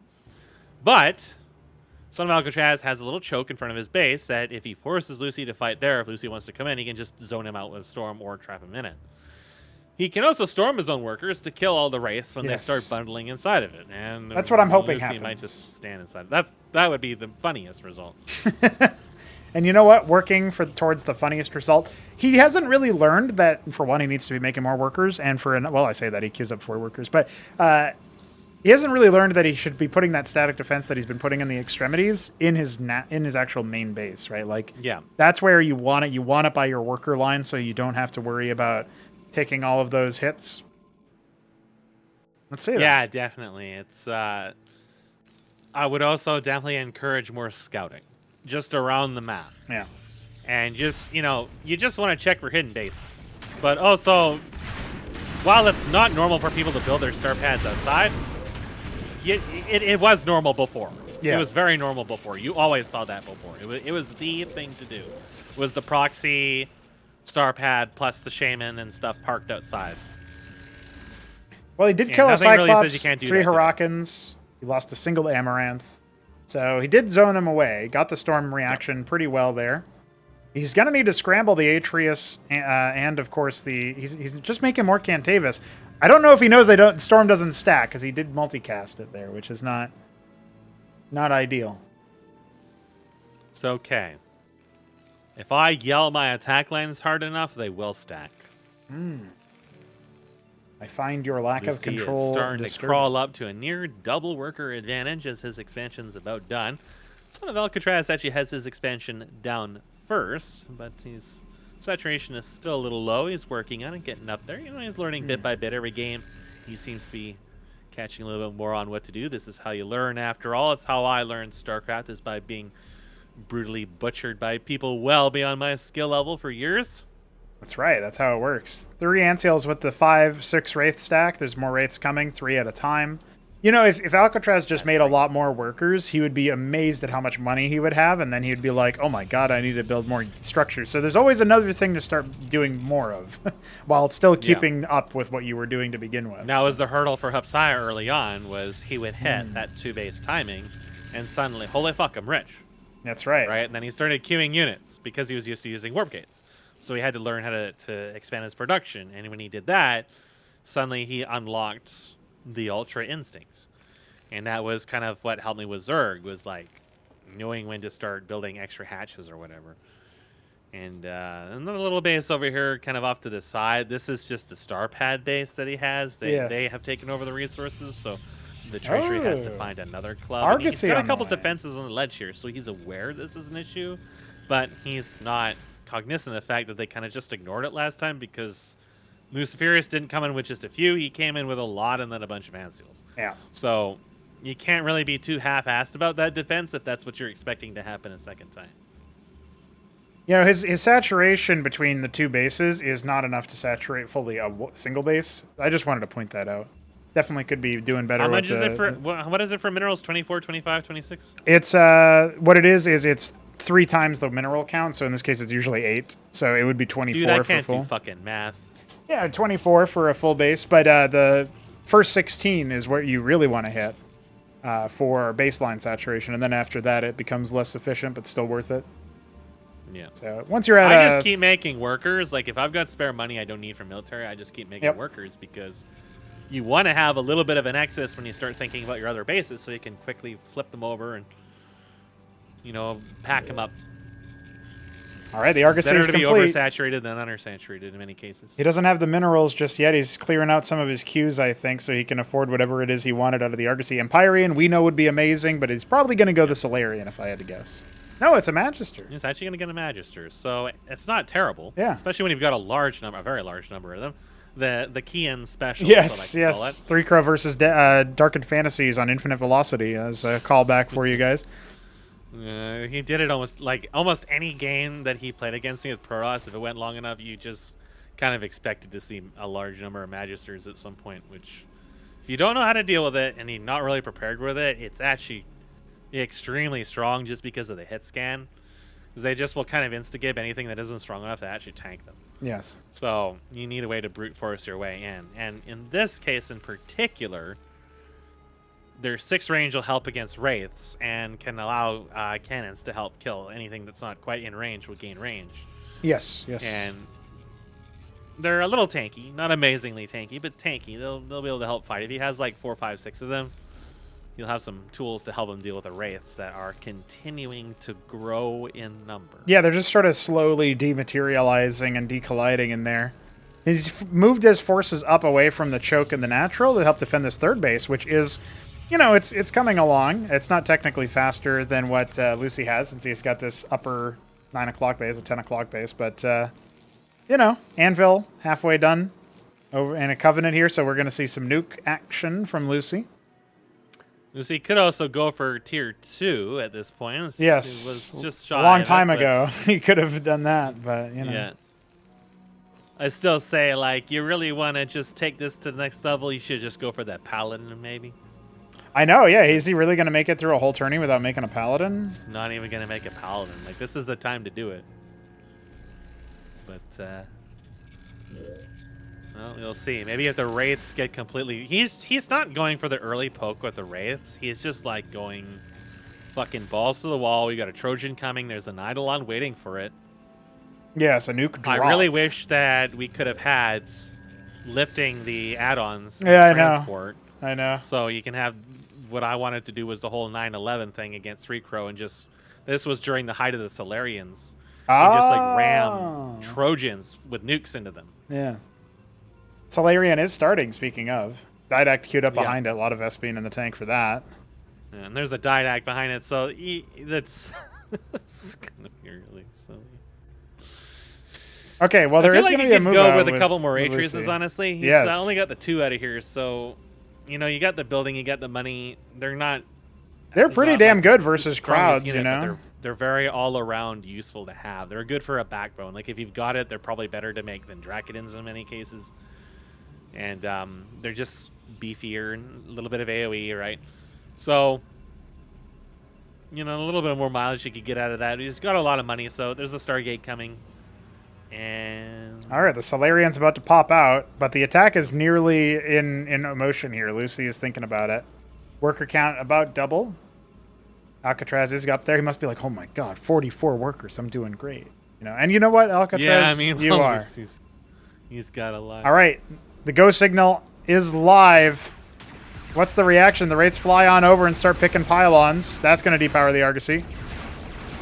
Tactical Canada. The Eidolon is going to get dropped off in the back.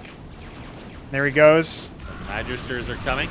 Well, the Storm is also on the way. He's going to go ahead and blanket that area. That's actually really nice for Alcatraz. Missile launch has been set up. The Solarians are trying to be focused down by all the Wraiths, but it takes so long for all the armor to go down. If only that Solarian moved backwards and kited a little bit. No pylon power for the Argosy. The missile launch is successful and wipes the main base. God! Hallucination helps to clear out most of the ground units, but a single Huracan burning the armor down, that's going to drop the Nexus in the natural. And the last pylon powering static defense in the main has been brought on down. It's a devastation here for Alcatraz. It's a massacre. They're slowly tickling the Argosy down. It's going to take a while. Battle Workers strategically blockade Achmed from Axis. Achmed turns on the Battle Workers. The Battle Workers bite back. I think one of the Achmeds died. Or a Maverick died. Has to be called. And he concedes. All right, well, that is going to conclude it for real, boys. The last match of the Fraud of July has been played, and it'll be Lucifirius taking second place in a blaze of glory, I suppose you can say. A blaze of Wraiths. Man, it took them so long to kill that Solarian. I know. Crazy stuff. Well, I wasn't sure exactly how this final group would go, but I think it's safe to say Alcatraz is in Cheeser jail, and Lucy was made into the warden, and Btyb gets to go free. I think that's how that works. And I don't know, man. Can you let a man that dangerous free? Yeah, he's a dad. He's fine. So, Mask, you've seen some very silly things, both in and out of Cosmonarchy today. How are you feeling on your Diablo 3 day? That was quite entertaining. I think it was a good day. Yeah, it's good shit. It was amusing, absolutely. I just no, you've been running this since like 9, and yeah. I got like only 1 or 2 hours of sleep again. So I woke up. It was like 6:30, and I was like, I could just watch this on my tablet, but I really wanted to get some kind of rest before we cast this Sure, like a whole half a fucking day later. So I missed the first group entirely, and I think I missed most of the second group. But I watched the third group, so I'll have to go back to see that. And of course, we got to experience the conclusion of the ENAS groups as well, and that was also pretty goofy. So yeah, I think it was a good run.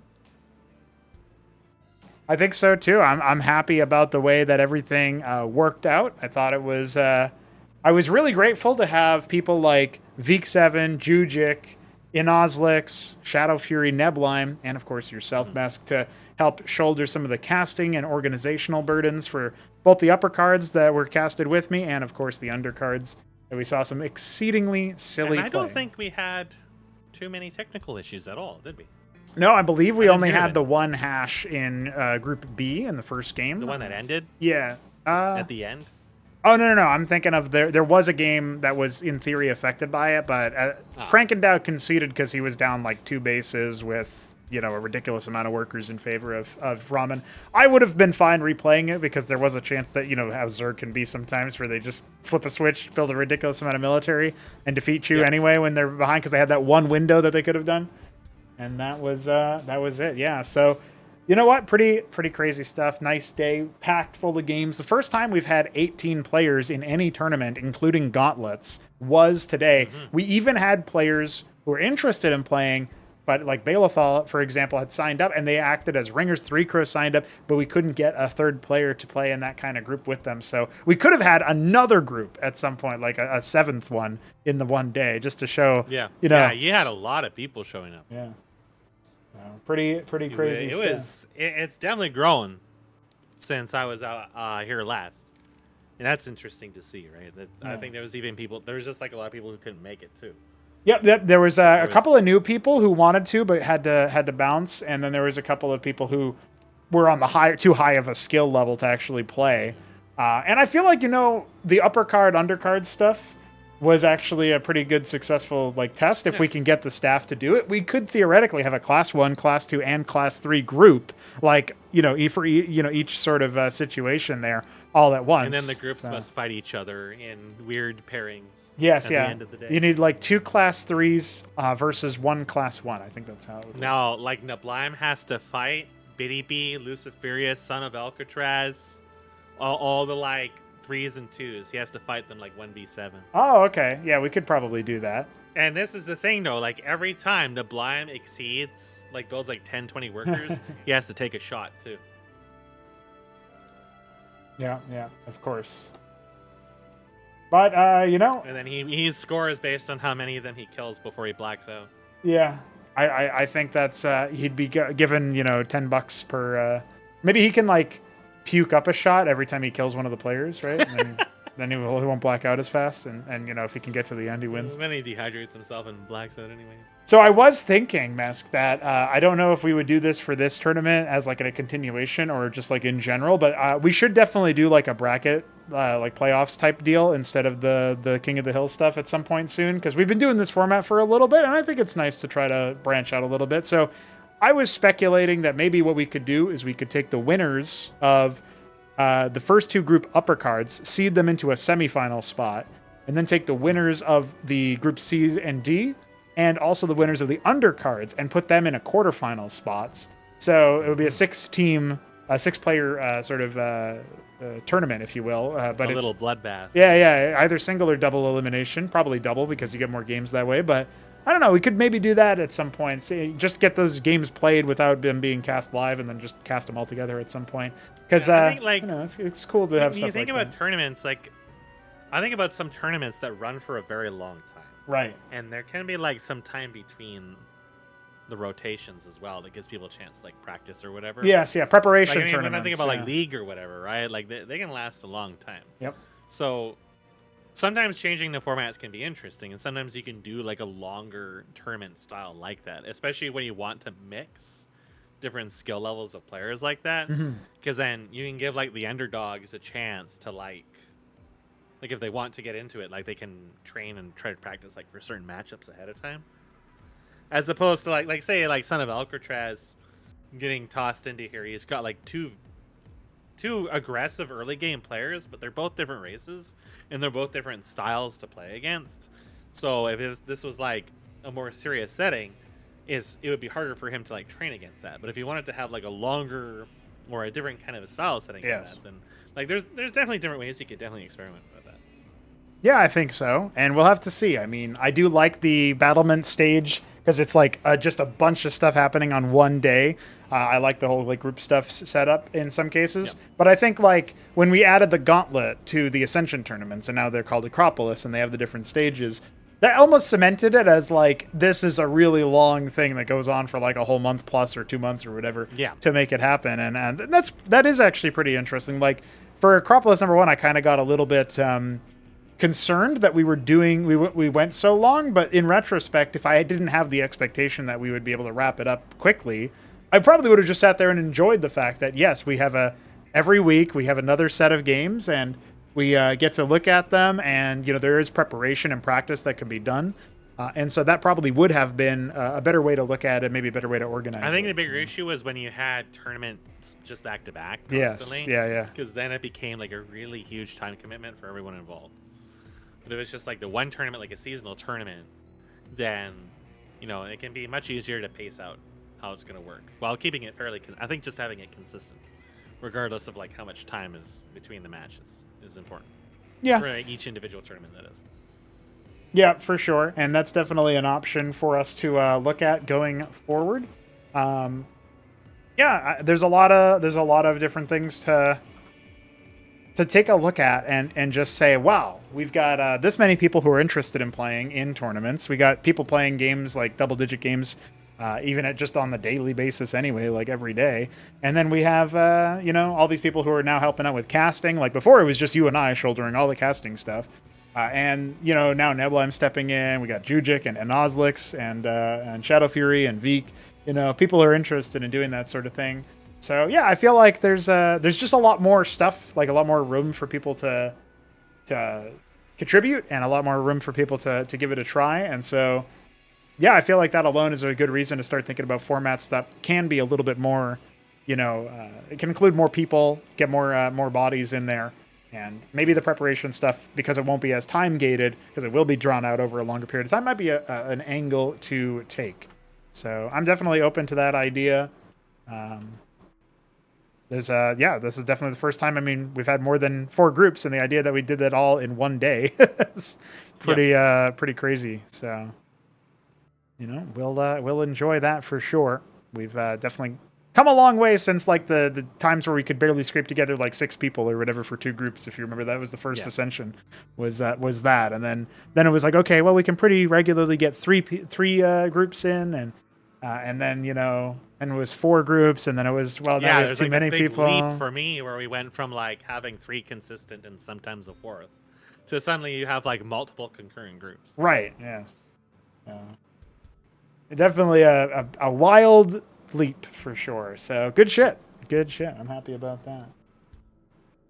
But GG's for sure. Thanks everybody who hopped in to play. Thanks everybody who contributed to the day of today, specifically to the Fraud of July, as it is. And you know what? I think we can all feel a little patriotic knowing that the sharpshooter was not so sharpshooting after all. Yeah, got him. Looking forward to all the memes and shit that are already spilling out. Oh yes, it's crazy already.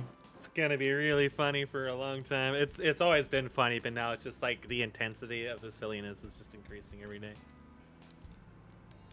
And like I said to somebody else, like, it's politics. It's there to be entertaining. It's like, it's never wrong to be entertained.